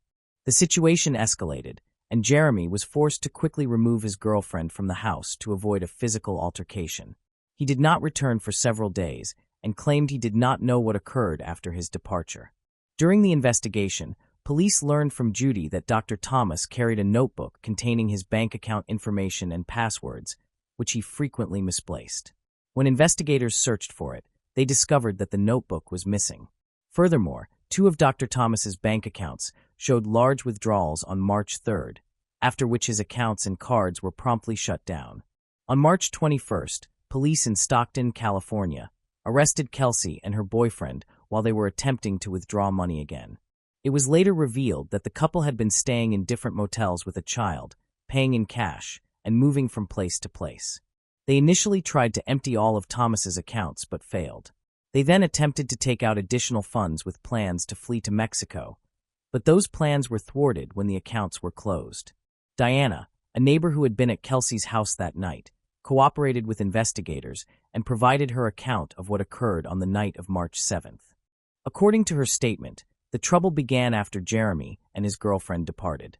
Kelsey became involved in a heated argument with Dr. Thomas, who refused to give her any money. Kelsey threatened to destroy the doctor's reputation by spreading rumors about inappropriate behavior with young patients. As the confrontation intensified, Kelsey grew aggressive. Dr. Thomas, feeling endangered, locked himself in his room. However, John forced the door open with a powerful shoulder strike and then struck Thomas forcefully with a baseball bat. This caused a serious injury, producing a large hematoma and a nosebleed. Diana ran in, begging everyone to calm down. Seeing the doctor's condition, she urged them to take him to the hospital, fearing the consequences of what they had done. After Thomas stated that he would report to the police that he had been attacked and robbed by strangers, the 4 went to the garage. Diana was ordered by Kelsey to go back into the house and clean up, removing all traces of blood. Diana followed these orders and began cleaning, but soon heard screams and the sounds of a struggle coming from the garage. She rushed back and found the couple viciously attacking Dr. Thomas inside the car. The doctor was trapped and unable to escape or defend himself. It became evident that Kelsey and John had no intention of taking Thomas to the hospital. Instead, they planned to kill him using a baseball bat, a small knife, and John's unloaded pistol, leaving distinctive bruises on the doctor's face. Diana was then told to return to the house and continue cleaning. Afraid for her own safety, she obeyed and left the garage. While Diana was still cleaning, she heard the couple's vehicle drive away. Several hours later, John's car returned with Kelsey, but the other vehicle, a convertible, was missing. Diana did not know where the convertible was until she later learned about a car discovered in the desert with a body in its trunk. From the beginning, Diana chose to cooperate with law enforcement by accepting a plea deal and sharing all the relevant information she had. As a result, she received a reduced sentence for tampering with evidence and served only 3 years in prison. John Logan Kennison was convicted of murder and sentenced to 45 years in prison, with the possibility of parole after 18 years. Kelsey Turner's case was more complex. After her arrest, she announced that she was pregnant, which caused significant delays in the legal proceedings. While incarcerated, she gave birth to a baby girl who, along with her son, was placed in the care of social services, as none of Kelsey's relatives were willing to assume responsibility. In January 2023, Kelsey Turner was sentenced to 25 years in prison with the possibility of parole after serving at least 10 years. She is currently serving her sentence at the Florence McClure Correctional Center for Women in Las Vegas. Moving on to the next case. The case of Margaret Rudin. Margaret Rudin was born on May 31, 1943, in Memphis, Tennessee. She is one of 3 daughters in her family. Her family moved frequently, and before finishing high school, she had lived in 15 different states. Ronald Rudin, born on November 13, 1930, in Chicago, rose to become a construction magnate during the Las Vegas real estate boom of the 1980s and 1990s. With an estimated net worth of $11 million, he was a powerful figure in the community. As Ronald's business ventures in Las Vegas prospered, he noticed that his romantic life was not going well. His third wife, Peggy June Lee Rudin, suffered from depression and was found dead at their home due to head trauma. Although police initially suspected Ronald's involvement in the case, they ultimately confirmed that she had taken her own life. After divorcing his fourth wife, Ronald met Margaret in 1987 at the First Church of Religious Science in Las Vegas. Margaret shared that she was drawn to his charm, intelligence, and sophistication. She had been through 4 previous marriages. After meeting Ronald, they quickly fell in love and married on September 11, 1987. However, their marriage was far from smooth. Margaret stated that her husband Ronald had once confessed to killing Peggy. Furthermore, there were rumors about Ronald's infidelities, which she denied. Their relationship became even more strained when she accidentally overheard him talking with an ex-girlfriend. By 1991, Ronald accused Margaret of becoming increasingly aggressive and violent. He warned that if he were murdered, a thorough investigation should be conducted. In that case, anyone named in his will would not inherit his estate. However, 2 years later, their marriage seemed to have improved as Margaret's share of the estate increased from 40% to 60%. Suddenly, on December 18, 1994, Ronald went missing. Margaret stated that the last time she saw him was at the opening of an antique store in the shopping center he owned. When she returned home around 2 a.m. on December 19th, she discovered that her husband and his car were no longer there and the alarm was off. Although she found this unusual, she did not pay much attention and went to bed. The next morning, when Ronald did not show up for work, Margaret sensed that something was wrong with her husband. She contacted colleagues and family before attempting to report Ronald's disappearance to the police. However, the police requested that she wait 48 hours before filing a report. 4 days later, on December 22, 1994, the police found Ronald's Cadillac at the Crazy Horse 2 Club on the Las Vegas Strip. The car was covered in dust and mud, with muddy footprints inside. However, none of the footprints belonged to Ronald. Furthermore, neither his nor Margaret's fingerprints were found in the vehicle. Weeks passed with no new information about the case. On January 3, 1995, Ronald's estate managers announced a $1.25 million reward for anyone who provided information leading to his whereabouts. On the night of January 21, 1995, there was a major breakthrough in the case. Fishermen returning from a nearby river discovered Ronald's skull 60 miles from Las Vegas. The skull had 4 bullet holes in it, and a diamond bracelet belonging to Ronald was also found. Nearby, investigators soon located the rest of his remains scattered around, as well as hidden inside a charred old trunk. Some began to speculate that the trunk belonged to Margaret because she owned an antique shop. 2 days later, the police received a call from a repairman named Augustine Lovato. He reported that Margaret had hired him to work at her home just days after her husband went missing. During the job, he discovered traces of blood in both the bedroom and the bathroom. This testimony further increased suspicions about Margaret. During the interrogation, Margaret stated that she had hired Augustine, but not to renovate her house. However, Augustine's call led police to believe that Margaret may have attacked and killed Ronald in their bedroom. Ultimately, Augustine received a $1.25 million reward posted by Ronald's estate managers. Although police discovered blood in the room, an expert indicated that the quantity of blood was minimal. Additionally, a defense expert claimed there was no evidence of any cleanup following the incident. If Ronald had indeed been killed in the bedroom, there would certainly have been more evidence. Currently, police continue their investigation, which includes testing semen found on the floor. Even without forensic evidence linking Margaret to her husband's death at that time, she remained a suspect. In January 1996, nearly 2 years after the discovery of Ronald's remains, Margaret fought with her husband's trustees to obtain his share of the estate under his will. Of her husband's $1 million assets, Margaret agreed on $600,000, but after deducting legal fees, she only received $179,000.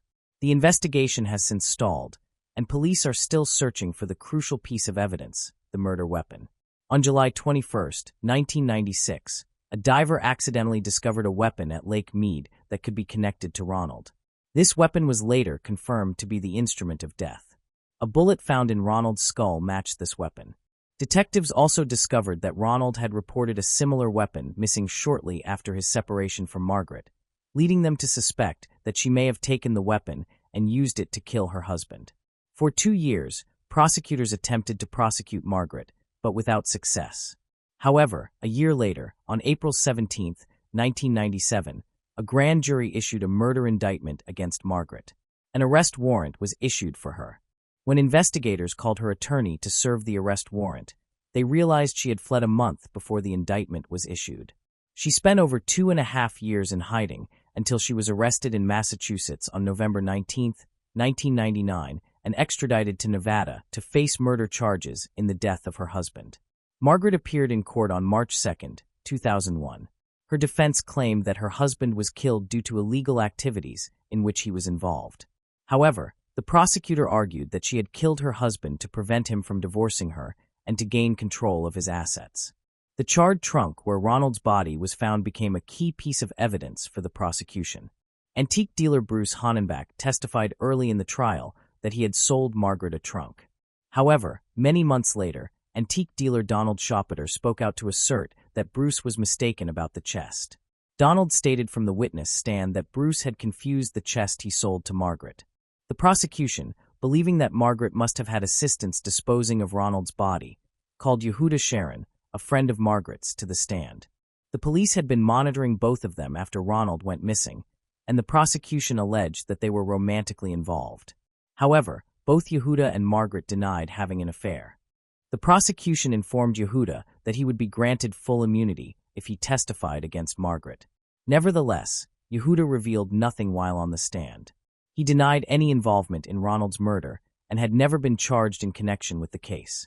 After hearing the arguments of both sides, the jury found Margaret guilty on May 2, 2001.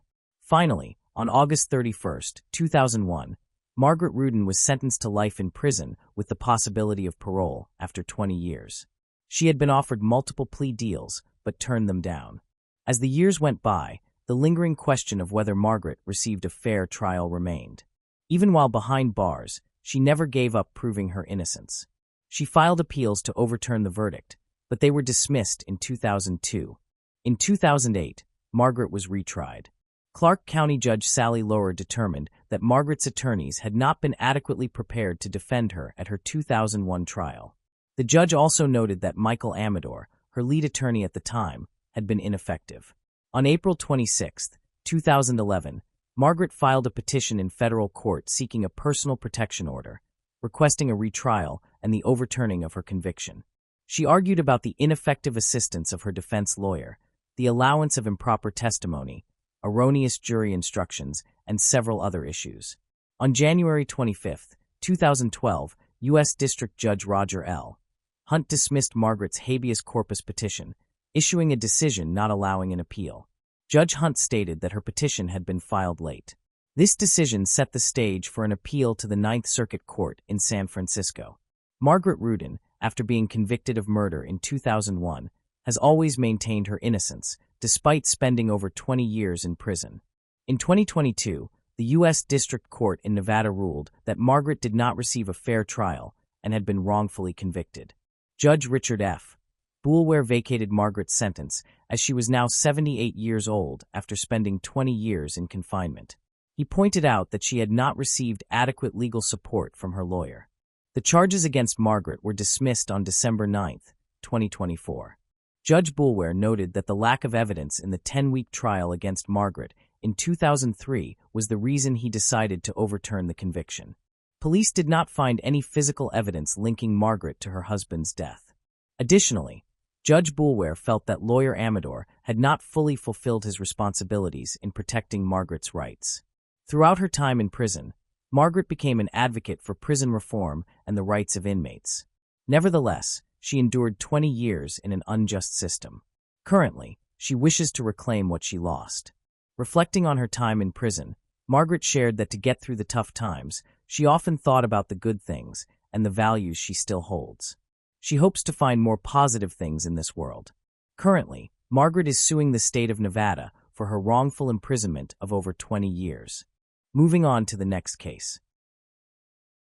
The case of Maria Kitabe. In 2003, Dr. Paul Jarrett was 82 years old. Despite his advanced age, he remained strong and healthy. He was a respected professor of psychiatry, well known in the region. From a young age, he had aspired to succeed in this field. He pursued education, secured a position at a clinic, and eventually, after gaining experience, established his own practice. His successful career enabled him to purchase his dream home and enjoy a comfortable life for many years.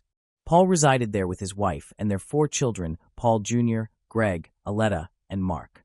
Together, they built a happy life into their later years. In 2002, the family endured a tragedy when his beloved wife passed away. It was a significant loss for Paul, but he persevered. He planned to continue working at his clinic as long as he was able. His calm and balanced personality drew people to him. By 2003, Paul was still managing his private practice and maintained a close relationship with his youngest son, Greg. Greg visited frequently and took care of him often. They went fishing and ran marathons together. Greg had followed in his father's footsteps and become a doctor. He was employed at a hospital in Miami while also pursuing further medical education. Before moving to live with his father, Greg had married his assistant at the clinic and they had a child together. However, his marriage did not endure. A few years after their child's birth, he divorced his wife and returned to care for his father, who required support and attention. Although Greg's father was cheerful and desired an active life, he needed assistance in his old age, and Greg was willing to help him. On July 16, 2003, Greg did not appear for work. He was expected at the hospital by 7 a.m. to work until 3:30 p.m., but even by 7:30 a.m., he still had not arrived. This concerned his colleagues, as he was known for his punctuality and responsibility. They attempted to contact him by phone, but he did not answer. At that time, Greg was dating a nurse named Monica. His colleagues reached out to her to inquire about Greg's whereabouts, but she told them that she had not seen him since the previous evening when he had left to go home and care for his father. They tried to call Paul, Greg's father, but he did not answer his phone. Next, they contacted Paul's workplace, where his assistant informed them that Paul had not appeared there either. She did not know his whereabouts and mentioned that her calls to him also went unanswered. The situation grew increasingly worrying. Concerned, Monica decided to visit Paul's home to investigate further, fearing that, given his age, he might have had an accident and required assistance. When she arrived at the house, she immediately noticed that Paul's car was missing from the driveway. There were no other signs of alarm. She knocked on the door, but it was locked. Monica entered the house. It was messy and quiet. Feeling uneasy and fearful that there might be an intruder inside, she did not dare to go further. She called 911 to report Paul missing. The dispatcher found the situation suspicious, suspecting that a crime might have occurred. Monica agreed and decided to wait for the police to arrive. When the officers arrived, they made a horrifying discovery. Inside, they found Paul Jarrett lying lifeless on the floor, having been shot in the head. There were no signs of a struggle, suggesting he had likely been shot while asleep and died instantly. During the initial inspection, officers noticed black spots around the gunshot wounds and on the bed linen, indicating traces of gunpowder gases that had burned his skin. It was evident that the attacker had been very close to Paul when he was shot. In the next room, Greg was found, and his death had been far from peaceful. The noise of the shooting likely woke him. He got up to investigate and encountered the attacker. There were likely 2 criminals involved. Greg had been shot 4 times. He attempted to defend himself, initially attacking the shooter, but was immediately wounded in the arms. Realizing he was outmatched, he tried to escape, prompting the criminal to fire wildly. The police found several bullet holes in the walls. Furniture in the rooms was overturned, and items from shelves were scattered on the floor. At first glance, it appeared to be a robbery gone wrong. Typically, thieves target homes when the owners are absent, but sometimes they encounter them. If the criminals are armed, they might use their weapons to eliminate unwanted witnesses. However, in this case, the victims were deliberately targeted. Paul had clearly been killed in his sleep and never saw the criminals' faces, posing no threat to them. Greg was also asleep during the invasion, and if the intruders had not made noise with gunfire, he would not have been a problem for them. Robbers do not usually behave in this manner. They only open fire if the homeowner discovers them during the robbery and recognizes them. The police soon realized that the attackers had arrived with the intent to kill, and that the rearrangement of the furniture was merely an attempt to mislead the investigation. Furthermore, the locks showed no signs of damage, suggesting that the perpetrator knew the victims, either breaking into the house with knowledge or being let in involuntarily. The presence of numerous visible valuables and cash left untouched in the house suggested that it was not a typical robbery, as a real thief would have likely taken them. It was possible that the criminal was targeting specific valuables, but that remained speculation. Many neighbors later described the area as peaceful, safe, and a place where incidents were rare. The deceased maintained good relationships with neighbors and apparently had no enemies. Typically, Paul, like many residents, did not lock his doors, trusting those around him as friends rather than foes. Paul was well liked by his neighbors and was a respected physician. Police could not determine a specific motive for the crime. Strangely, Paul's car was missing, as was a gun from Greg's safe. Greg had a weapon for self-defense, but ballistics tests showed that the men had been shot with different guns. None of the neighbors reported hearing gunshots, which was highly unusual, suggesting the possible use of a silencer. Although several small houses were located near Paul's home, no one saw anything unusual. Forensic experts had not found any useful evidence inside the house. Paul's car was located about 20 kilometers from the crime scene. The car had been reported missing. The doctor's car was left in a parking lot near a dry cleaner, with the doors unlocked and keys still in the ignition, as if the criminal had expected it to be stolen. Fortunately, the police recovered the car. After a thorough examination, forensic scientists could not detect any DNA or fingerprints inside. The criminal had either worn gloves or wiped away any traces. Nothing appeared on the surveillance footage. The killer acted professionally and avoided being caught on camera. With no leads, the police were left with limited options. They had no choice but to start checking the immediate surroundings of the doctors in search of suspects. The first person they focused on was Monica, who had called 911. Although she had done the right thing by notifying the police and not entering the house herself, the authorities questioned whether she had known what she would find inside and deliberately avoided going further. After reviewing the evidence, they determined that Monica had no motive for Greg and Paul's deaths and had actually suffered a loss, as she and Greg were dating and planning to get married. Monica had a verified alibi and was eliminated as a suspect. Likewise, Greg's ex-wife also had an alibi and was not considered a suspect. The investigation then shifted focus to his father, Paul Jarrett, a renowned psychiatrist. Although he could have difficult clients and everyone experienced bad moods from time to time, people with problems could easily feel resentment. However, Dr. Paul's practice was impeccable. He was highly regarded by colleagues and patients, and no dissatisfied clients were identified. While police investigated various leads, searches continued at the victims' homes. A forensic scientist discovered a letter from a credit union addressed to Paul, sent shortly before his death. The letter warned him of some suspicious transactions on his bank account, which drew the attention of the police. They learned that access to Paul's account had been granted to his trusted assistant, Maria Katabi. This raised suspicions about her potential involvement in the tragedy. Police found that Maria had repeatedly attempted to cash counterfeit checks at banks, involving embezzlement of tens of thousands of dollars. However, despite her repeated attempts, the credit union had not approved the fraudulent transactions. Maria had no issues with her salary. She earned a substantial income, and Paul valued her work. However, it appeared that she had been stealing money from him, a fact discovered by a strange coincidence. Just a few days later, Paul was found dead in his home, which made it seem that Maria had a strong motive for the crime. Consequently, Maria became the prime suspect. She was summoned to the police station to discuss the use of her boss's money. Maria denied any involvement in the murder, asserting that there was no reason to kill Paul since they had long resolved all financial matters.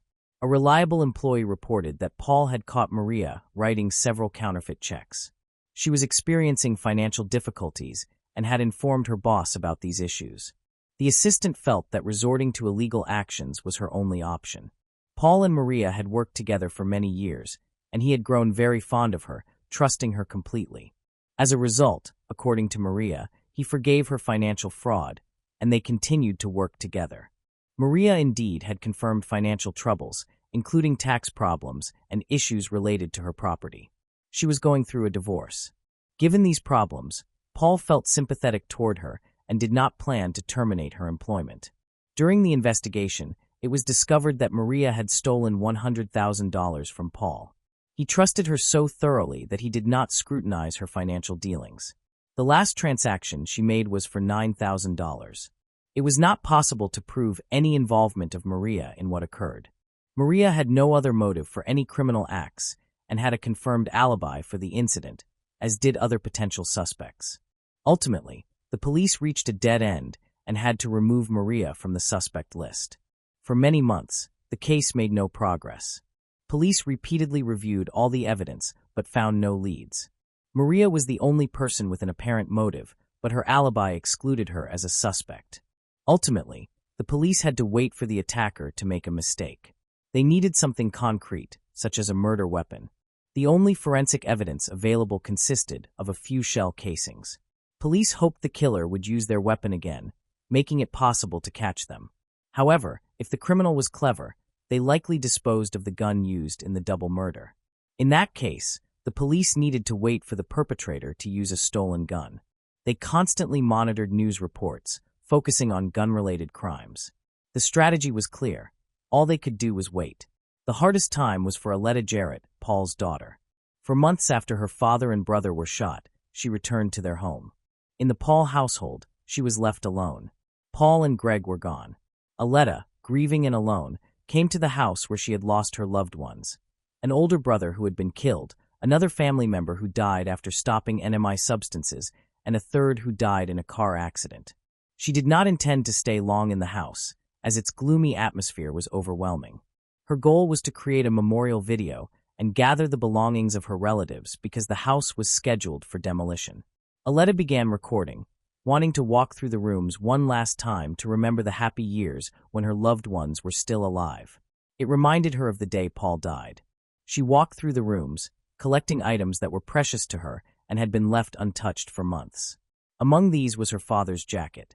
While checking its pockets, she discovered a letter from her father's assistant, Maria Katabi. In the letter, Maria apologized profusely to her boss and elaborated on her family issues, struggles with redeeming the house, and tax debts. She confessed to embezzlement and promised to return the money once her problems were resolved. Aletta turned to the police for assistance. They had several questions about the letter. They wondered why Maria would write an apology letter if she claimed that Paul knew about her actions. It became clear that she had lied about her boss being aware of her financial fraud. During the first interrogation, Maria had not mentioned the letter, so the police asked her to come to the station again to explain. Maria, a trusted employee, admitted that she had forgotten about the note. She explained that she had initially been afraid to admit to the embezzlement, fearing that her boss would fire her. Therefore, she decided to write a confession letter first, and then speak to him in person. Maria left the note on her boss's desk at the end of the workday when he was absent, but planned to retrieve it the next morning, having changed her mind and wanting to discuss the matter face to face. Unfortunately, the note was no longer on the desk the following morning, indicating that Paul had already taken it. In any case, she spoke with her boss, and they reached an agreement on repaying the debt. Maria's story seemed unconvincing, particularly since the police had already caught her in a lie, which made them suspect her involvement in the case once more. However, there was no concrete evidence proving her guilt. 8 months after the murder, there was a real breakthrough in the investigation. A man was arrested for an unrelated crime. The most notable detail was that he used a similar firearm, a .22 caliber pistol. Upon examination, it was found that his shell casings matched those discovered in the Jarrett residence. Meanwhile, a confidential informant alerted the police to a planned armored car robbery. The criminals intended to recruit one of the security guards to assist in their scheme, which involved killing the other guards and stealing the transported cash. However, the approached security guard decided to outsmart them and informed the police, leading to the successful apprehension of the suspects. The individuals were identified as Jose Barca and Ruben Fernandez. Notably, one of them possessed the same pistol used in the shootings of Paul and Greg. Furthermore, a pistol stolen from the Jarrett residence was also found in their possession, eliminating any possibility of coincidence. This evidence confirmed their involvement in the double murder. The reason that no neighbors had heard gunshots during the attack became clear. The perpetrators had used silencers on their weapons. During interrogation, the police discovered that they had another accomplice, Juan Carlos Fernandez. He admitted to knowing Maria Katabi, with whom he had a romantic relationship that Maria had hidden from the authorities. Juan confessed that Maria had asked him to break into her boss Paul's house to retrieve a letter. Maria had previously stolen money from Paul and had written a confession of embezzlement, which she had left on Paul's desk. She later regretted this action, but was too afraid to ask the doctor to return the letter. Maria wanted to destroy the note, but had no opportunity, so she begged Juan to help her recover it. The consequences could have been severe, potentially costing her both her job and her freedom if her boss had contacted the police. Not wanting to go to jail, Maria asked her boyfriend to assist her in taking the letter. Juan agreed and enlisted his brother Ruben and his friend Jose to carry out the task. Maria provided them with information about the house. All she requested was the letter admitting her embezzlement. She did not order the killings. She also mentioned that Paul's house rarely locked its front door, so accessing the home posed no difficulty, allowing the criminals to break in easily. However, they did not know where to find the small note in such a large house. Fearing that searching might wake the homeowner, they decided to kill the occupants first and then search the house without being discovered. That is what they did. They shot Paul first, followed by his son Greg. Surprisingly, even after thoroughly searching the house, they could not locate the note they had been seeking. The robbers then fled, taking the gun with them. Despite a thorough police search, the note was never recovered. Paul's attentive daughter accidentally discovered this crucial piece of evidence. All three accomplices involved in Greg's shooting were arrested. They attempted to prove their innocence in the murders of the doctors. Jose Barca was found guilty of 2 counts of first-degree murder and was sentenced to life imprisonment without the possibility of parole. Juan Carlos' trial took much longer than those of the other defendants. He underwent mental evaluations and claimed that he had been unaware of the true nature of events. He had struggled with significant mental health issues for many years, casting doubt on his ability to perceive reality accurately. It was known that he had suffered a serious head injury, which had been exacerbated by a fall from a great height, worsening his mental problems. This was considered the main cause of the incident. Questions quickly arose as to whether the renowned psychiatrist, Paul Jarrett, had a grudge against him, which could have been the real motive for the crime. However, these speculations could not be confirmed. In the end, he still had to stand trial. In 2016, nearly 13 years after the crime, he confessed to the murders of Paul Jarrett and Greg.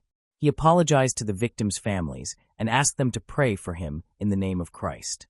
He was sentenced to 30 years in prison. His brother, Ruben Fernandez, also admitted to being an accomplice in the robbery because he had been the driver. Ruben stated that he had not known about Juan and Jose's murderous intentions. They had originally come to the house to retrieve a letter. When the shooting began, Ruben feared that the homeowners were shooting at the robbers, so he fled the scene. As a result, he was sentenced to 7 years of probation. This light sentence was due to a lack of evidence linking him directly to the murders. Maria Katabi was arrested and had to stand trial. She had a troubled past, but her situation had improved when she got a job at Floordrop. She had been desperate to find the letter, as losing it could have endangered both her life and job security. Maria had no previous convictions, so her lawyer was optimistic about securing a suspended sentence. Maria Katabi went to trial. The prosecution insisted on a harsh sentence for the double murder, arguing that she had orchestrated the crime by directing the perpetrators to Paul's home. If Maria had not attempted to retrieve the letter she had written and given to Paul, it was possible that both victims would still be alive. The prosecutor's office needed evidence. In the meantime, Maria was in jail, talking to another inmate. During one conversation, Maria made a surprising confession to the inmate. She revealed that the doctor had no intention of firing her or contacting the police. He only wanted his money returned. However, Maria was broke and in danger of losing her home due to mounting debt. She had no intention of returning the stolen money. As a trusted employee, she knew the doctor well and was aware of the valuables in his home, which she saw as an opportunity to make more money. Maria staged the robbery and implicated her boyfriend to avoid incriminating herself and reduce her sentence. Her lawyer insisted that Maria could not be charged with double murder. She did not shoot the victims, did not plan the murders, and never even entered their house. The defense argued that Maria's primary objective had been the note, which could have been crucial evidence in serious legal matters, not murder. It was reasonable for her to attempt to retrieve such potentially damaging evidence. In her statement, Maria reiterated her testimony. She had given the doctor the note with the intention of retrieving it the following day and discussing the matter directly with her boss. However, when she returned, the note was no longer on the table. She admitted that she had involved her boyfriend and his friends in the robbery, not realizing that they were dangerous and potentially violent. During the trial, she tearfully recounted tragic episodes from her life. She testified that she had been raped at the age of 18 and had suffered abuse from her father. Later, she was regularly beaten by her husband. She had hoped to escape this vicious cycle of abuse with her boss's money, but that plan had failed. The jury found Maria Katabi not guilty of double murder, but guilty of armed robbery, sentencing her to 30 years in prison. During the trial, Aletta stated that she had let go of her anger and hostility toward the defendants. Instead, she chose to focus on the good memories of her loved ones and seek justice. Aletta now plans to honor Juan Carlos' request by praying for him. Moving on to the next case. Case of Natalia Melman. Natalia Melman was born in Argentina in 1986 to her parents, Gustav and Lava. In 1992, the family relocated to Miramar, a seaside city southwest of Buenos Aires, seeking better opportunities. After the move, the family faced financial hardship as a result of a failed business investment. Despite these obstacles, Natalia remained optimistic and found ways to help financially. She sold newspapers, lottery tickets, and various other items to support her parents and save money for a bicycle. Natalia was extremely close to her family and was known as an exceptional student. Her mother recalled that Natalia woke up every day at 4 in the morning to study. This commitment led to her earning top grades in almost all her subjects, and she was often chosen as a class monitor. Natalia dreamed of becoming an obstetrician-gynecologist and planned to study in Cuba, with the goal of returning to Argentina to help women with limited resources. This was her main ambition. In addition to her studies and family life, Natalia enjoyed having fun like any young girl. She loved spending time with friends and visiting different public places in Miramar, a tourist city with many attractions. In 2001, when Natalia was 15 years old, a tragic incident took place. On the night of February 3rd, she went out for a walk with friends.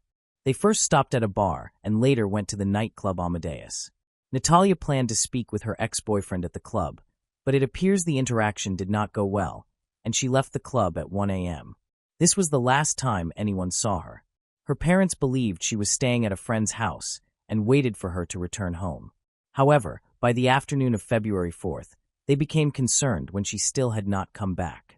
Around 6 p.m., their worry increased, and they went to the friend's house where Natalia was thought to be. The friend stated that Natalia was not there.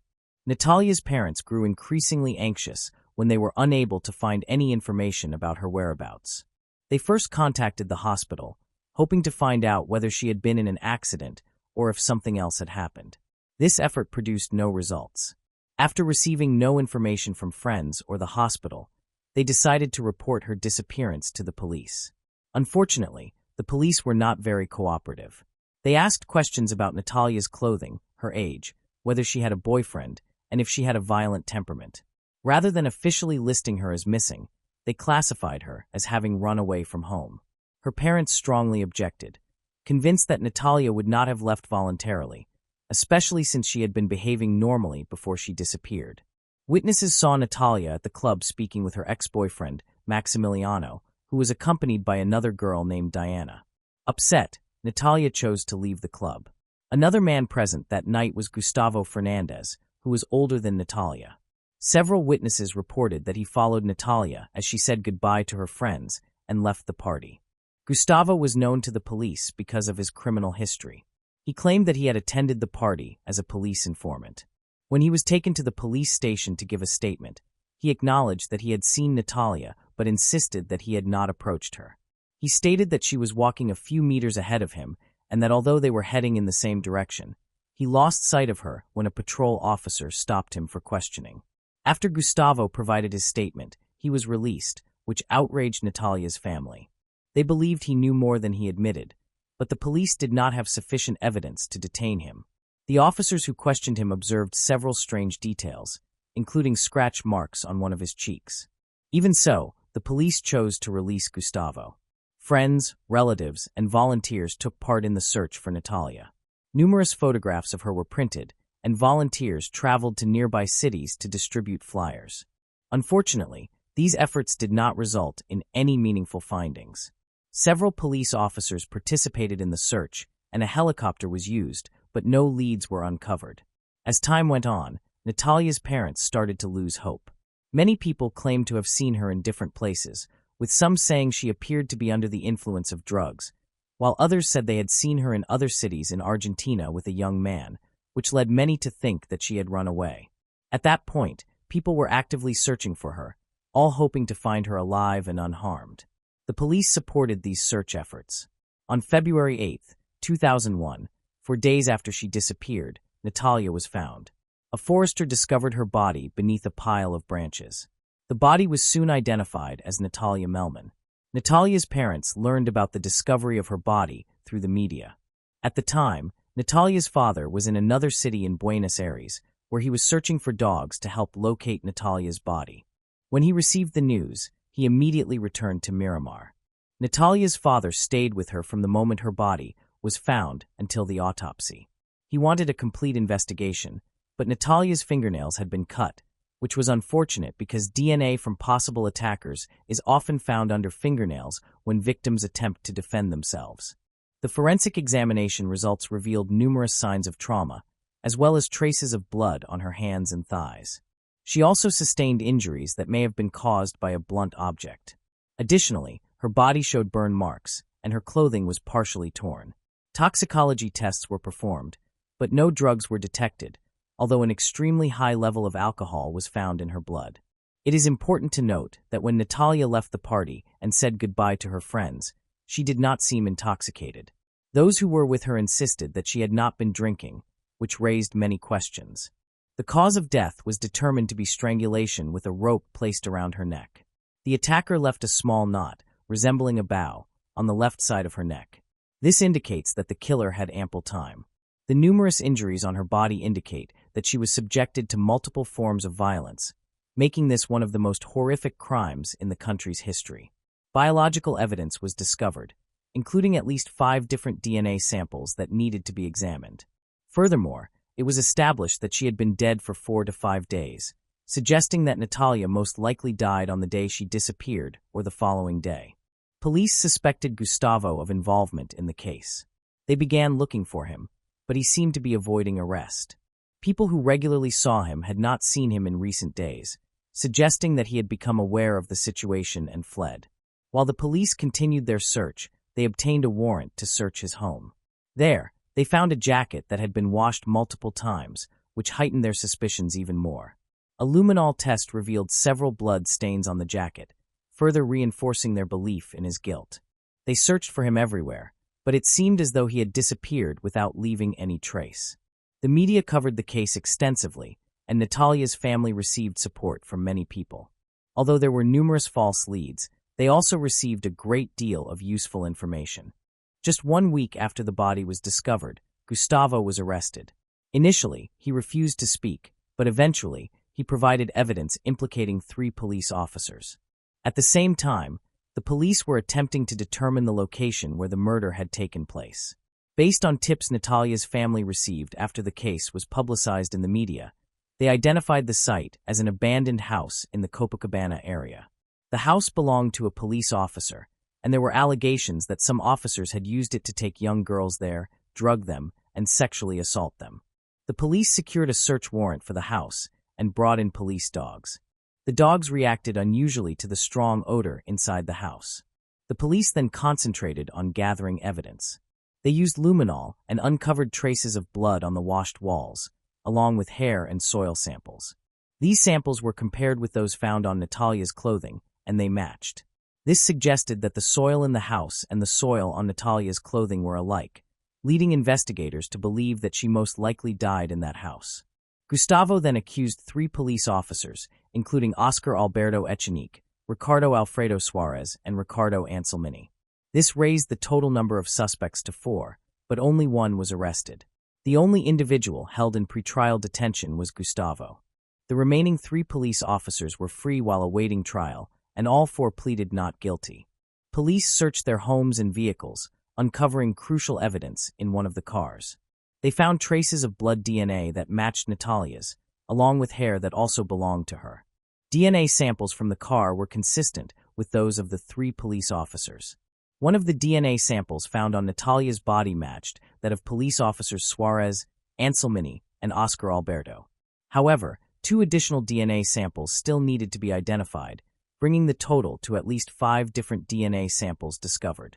Despite this substantial evidence, the only person arrested was Gustavo. 1 year later, in 2002, a verdict was delivered. Oscar Alberto Echenique, Ricardo Alfredo Suarez, and Ricardo Anselmini were sentenced to life imprisonment for murder, while Gustavo Daniel Fernandez received a lesser sentence of 25 years. It remains unclear whether Gustavo used physical violence. It is only known that he abducted Natalia. Gustavo's original sentence was 25 years in prison, but after several years, it was reduced to 15 years. In Natalia's case, a pubic hair found at the crime scene was sent for testing and was determined to belong to Ricardo Panadero, a former police chief in Miramar. An effort was made to bring Panadero to trial using additional evidence, which was ultimately achieved. However, during Panadero's trial, the judge ruled that the small DNA sample was insufficient to secure a conviction, and Ricardo Panadero was acquitted. Later, in 2019, Ricardo Panadero's earlier acquittal was overturned, and he is currently awaiting trial. It is important to note that Panadero's DNA evidence is not the only element in Natalia's case. Several witnesses reported seeing Panadero in the car that abducted Natalia on the night of the incident. However, the judge decided to disregard this testimony, stating that some of the witnesses were homeless and therefore viewed as less reliable. A new judge has since assumed the case and stated that he will take into account all testimony and evidence. Despite receiving life sentences, the defendants were still granted certain privileges. They were allowed to leave prison for 2 hours every 15 days to preserve family connections and support reintegration into society. Following public demonstrations, this privilege was revoked. However, in 2017, they requested permission to leave again, and the court approved it. In October 2018, this privilege was revoked once more, but it was reinstated in December 2018.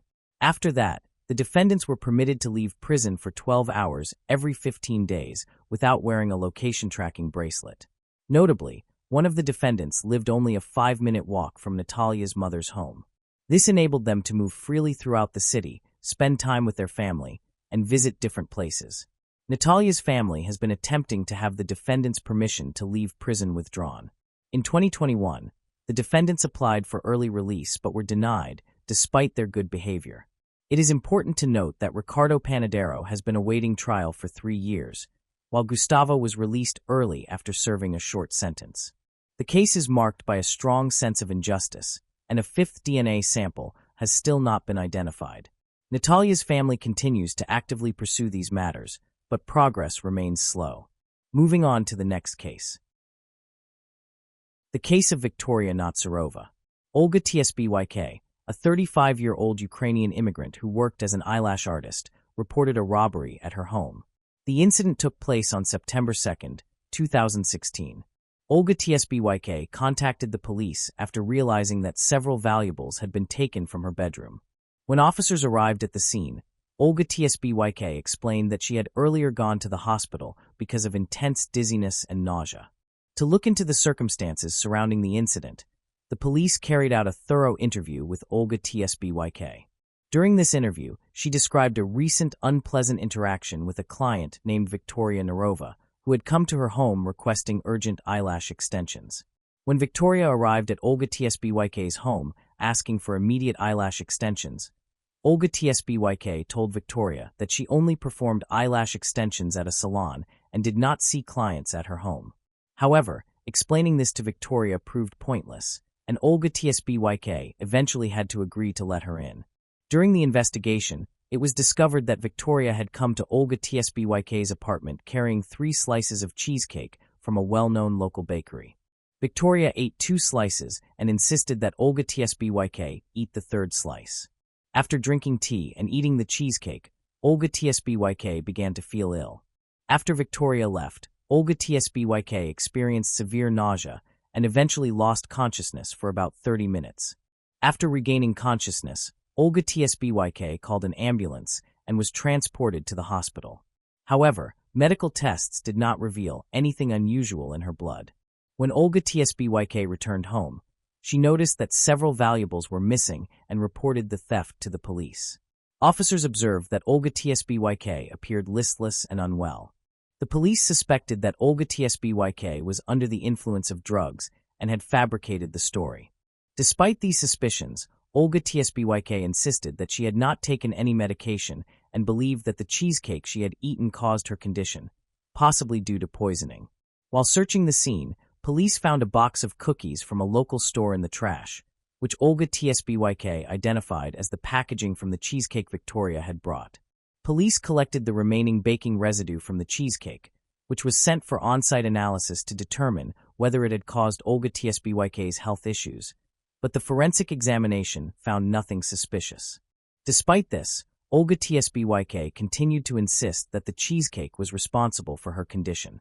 Olga Tsbyk stated that she had been to the hospital and that doctors had examined her body when she was admitted, and the police contacted the medical facility to inquire about her condition and test results. However, the doctors refused to provide information, citing patient confidentiality. The police viewed this as a reason to doubt Olga Tsbyk's account. The client Olga Tsbyk had mentioned could not be located, so the case was postponed. These details were later shared by a neighbor who, the very next day, noticed a suspicious woman at Olga's apartment. The woman came and went several times, lingering around the beauty specialist's apartment until she encountered the neighbor face to face. The strange woman claimed that her friend Olga was sick and then hurriedly left the building. The neighbor noticed that the door to Olga's apartment was open and looked inside to check on her. The apartment was unbearably stuffy. The heating was turned on full blast despite the 30-degree summer heat. Olga was alive, but she was unconscious. She was lying on her bed, wearing an unusual combination of clothing that included revealing underwear and warm athletic pants. When detectives learned about this, they suspected that someone had deliberately tried to change the victim's clothes. Pills containing a powerful drug were scattered around Olga. It appeared as though Olga had taken the pills with the intention of ending her own life. A neighbor immediately called 911, describing the strange woman as dark-haired, attractive, and very similar in appearance to Olga. After learning new details, investigators became convinced that the doppelganger woman was not a product of Olga's imagination. Following this realization, detectives began to pursue the case more actively. Everything they observed in the apartment appeared to resemble a crime scene that someone wanted to stage as a voluntary death. Detectives suspected that the persistent cheesecake client named Victoria Nerova was involved. Police began searching for Victoria, but they had no leads, no information about her identity, and no photograph. Later, however, the department was contacted by a private investigator, a former police officer who had been tracking the violent activities of con artists for a long time. He had already located Victoria online, where she advertised escort services on a dating website and through social media. The private investigator believed that she used online promotion to locate victims for her crimes, and that the scheme worked flawlessly. Victoria would arrive at the home of her next victim, then drug the person with psychoactive substances until they lost consciousness. After that, she would steal everything of value and then disappear. This activity could have continued unnoticed indefinitely if not for these tragic circumstances. Meanwhile, Olga Tsbyk eventually recovered from the disturbing events. After being discharged from the hospital, she shared the story of her poisoning on her social media page. After that, one of her clients unexpectedly said that she knew a man named Ruben Barakov who had experienced a similar incident. Ruben owned a dry cleaning business and had met Victoria Nazarova on a Russian dating site a couple of months before Olga's cheesecake poisoning. The new acquaintance invited Ruben to her home and bragged about being an excellent cook. He agreed and went to her place, but as soon as he tasted the food, he lost consciousness. The woman emptied his pockets, taking expensive watches, money, and cards. The man was under the influence of a very powerful psychoactive substance and sincerely believed that it had almost killed him. Later, when he started to regain consciousness, Victoria brought him to the dry cleaners, handed him over to his co-workers, told them that he was drunk, and then left. Only after that did Ruben realize that he had been robbed. The private investigator believed the situation was far more serious, and that the two poisoning victims were extremely fortunate to have survived. In 2017, he worked with a client from Russia to help track down the elusive criminal. Nadia Ford contacted the private detective after the disappearance of her mother, Alla Alexenko. Nadia herself lived in New York, USA, but had been born in Russia. Nadia was originally from Kotar. Her mother, Alla Alexenko, raised her daughter and son on her own and struggled greatly. She worked 5 jobs to support her children. Nadia had dreamed of living in the United States since childhood, and that dream came true when she moved to America to study in 2007. There, she met a man whom she married and took his surname, Ford.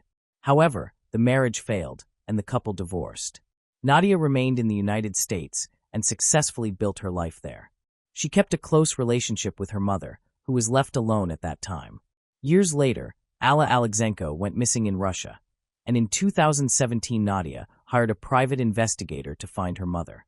In the effort to locate her, the private investigator discovered that Victoria had rented a car on the day Nadia's mother disappeared. He examined the vehicle's records and obtained surveillance footage dated October 5, 2014. The footage showed the car driving along a highway with 2 people inside. The driver, Victoria, and an emotionless woman in the front passenger seat who resembled the missing 54-year-old Alla Alexenko. Nadia believed that the woman in the footage was her mother. Nadia went to the police, who confirmed that Victoria had indeed rented the car. As a result, police summoned Victoria for questioning. During her interview, Victoria admitted that she had driven the rental car on October 5, but claimed that she had been alone. Victoria agreed to undergo a lie detector test.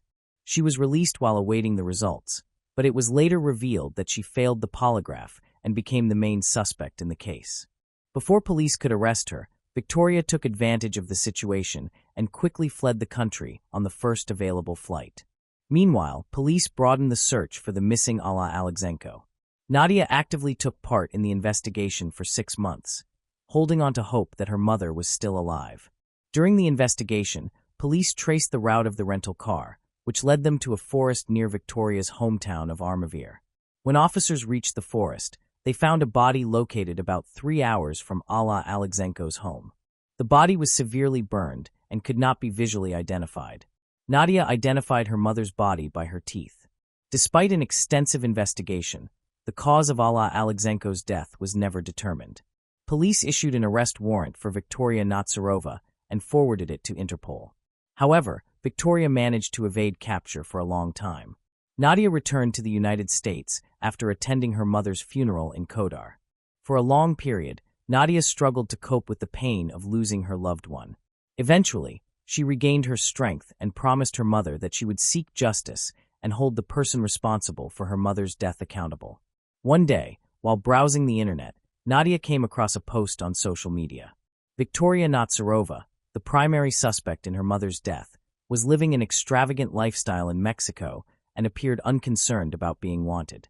Nadia informed U.S. authorities about Victoria's location, prompting an investigation. Nadia then hired a highly regarded American private investigator to accelerate the process. A wealthy friend covered the cost of the investigator's services because Nadia could not afford them herself. At that time, Nadia had been unemployed for several months while searching for her mother. The private investigator reviewed Victoria's social media images, including her most recent posts. Through this analysis, the investigator determined that Victoria was in the United States. In one selfie, the reflection in her sunglasses showed a car dashboard. After reviewing multiple vehicle models, the investigator identified the car as a Chrysler 300. Detectives were able to trace Victoria's recent photos to the Russian neighborhood of Sheepshead Bay in Brooklyn. By examining a database of similar vehicles in the area, police narrowed the search and identified the suspect. Despite various obstacles, authorities located Victoria and learned that she was living with her boyfriend in a residential complex where the Chrysler was registered in his name. Unaware that Interpol was searching for her internationally, Victoria continued to post photos online without concern. Detectives identified her boyfriend and contacted him. It was revealed that the boyfriend had been poisoned by Victoria and was seeking assistance. In addition, Victoria had poisoned her boyfriend's beagle, which resulted in the dog's death. On March 20, 2017, 41-year-old Victoria Nazarova was finally located and arrested. Nadia, the private investigator, and the police were able to feel a sense of relief. Allowing Victoria to remain free posed a serious danger, as she could have harmed many more people. During a search of Victoria's apartment, police found Olga Tsbyk's identity card. Victoria's primary motive for targeting Olga Tsbyk was not only her desire for money and valuables, but also her need for a passport. Victoria's temporary visa was close to expiring, and she needed a new form of identification to stay in the country and avoid prosecution in Russia. The face on Olga Tsbyk's passport closely resembled Victoria's. Police believed that Victoria planned to kill Olga Tsbyk and assume her identity. Fortunately, Olga Tsbyk's neighbor intervened and saved her life. When the poisoned cheesecake was later examined in a laboratory, investigators discovered a banned sedative that Victoria had added to the dessert. The investigation showed that Victoria used this sedative to carry out her plan. She increased the dosage to render the victim unconscious. Olga Tsbyk was fortunate to survive the incident. The extremely high temperature in her apartment was not accidental. Victoria deliberately raised the temperature to intensify the effects of the sedative, which could have been fatal. It was clear that Victoria had planned the situation in advance. To avoid suspicion, she attempted to conceal her actions by increasing the heat in the apartment and dressing Olga Tsbyk in warm clothing. After her arrest, Victoria denied all accusations, including involvement in the disappearance and murder of Nadia's mother, as well as the attempted murder of Olga Tsbyk and other victims. Police stated that Victoria was also a suspect in the theft of 2 fur coats in May 2016, although that case was never resolved. Following several additional incidents, it became clear that Victoria had been involved in multiple thefts, meeting men online, visiting their homes, drugging them, and stealing their belongings. Most of the men did not report the crimes to police due to fear of publicity, allowing Victoria to avoid conviction. The trial was delayed for approximately 6 years because of the pandemic and the lengthy preparation of the case materials.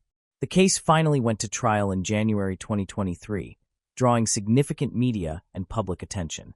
Throughout the proceedings, Victoria chose to remain silent.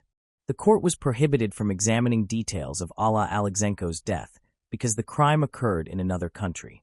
Victoria's defense attorney argued that there was no direct evidence or testimony linking her to the crime, specifically the poisoning of the cheesecake and forcing Olga Tsbyk to consume it. According to Olga Tsbyk's testimony, Victoria brought 3 slices of cheesecake to Olga Tsbyk's apartment, ate 2 of them in front of Olga Tsbyk, and then Olga Tsbyk ate the 3rd slice without any hesitation.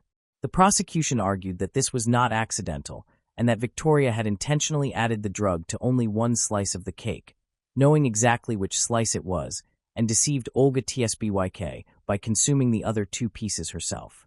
After a comprehensive review of the case, the jury found Victoria Nazarova guilty of second-degree intentional homicide. Although the maximum sentence for this offense was 25 years in prison, the judge reduced the sentence to 21 years. However, under the law, Victoria would be eligible for parole after serving 15 years in prison. Victoria Nazarova had once been a refined and fashionable woman, but her life changed entirely after she was sentenced to prison. The harsh conditions of prison life affected Victoria significantly, including inadequate and poor nutrition.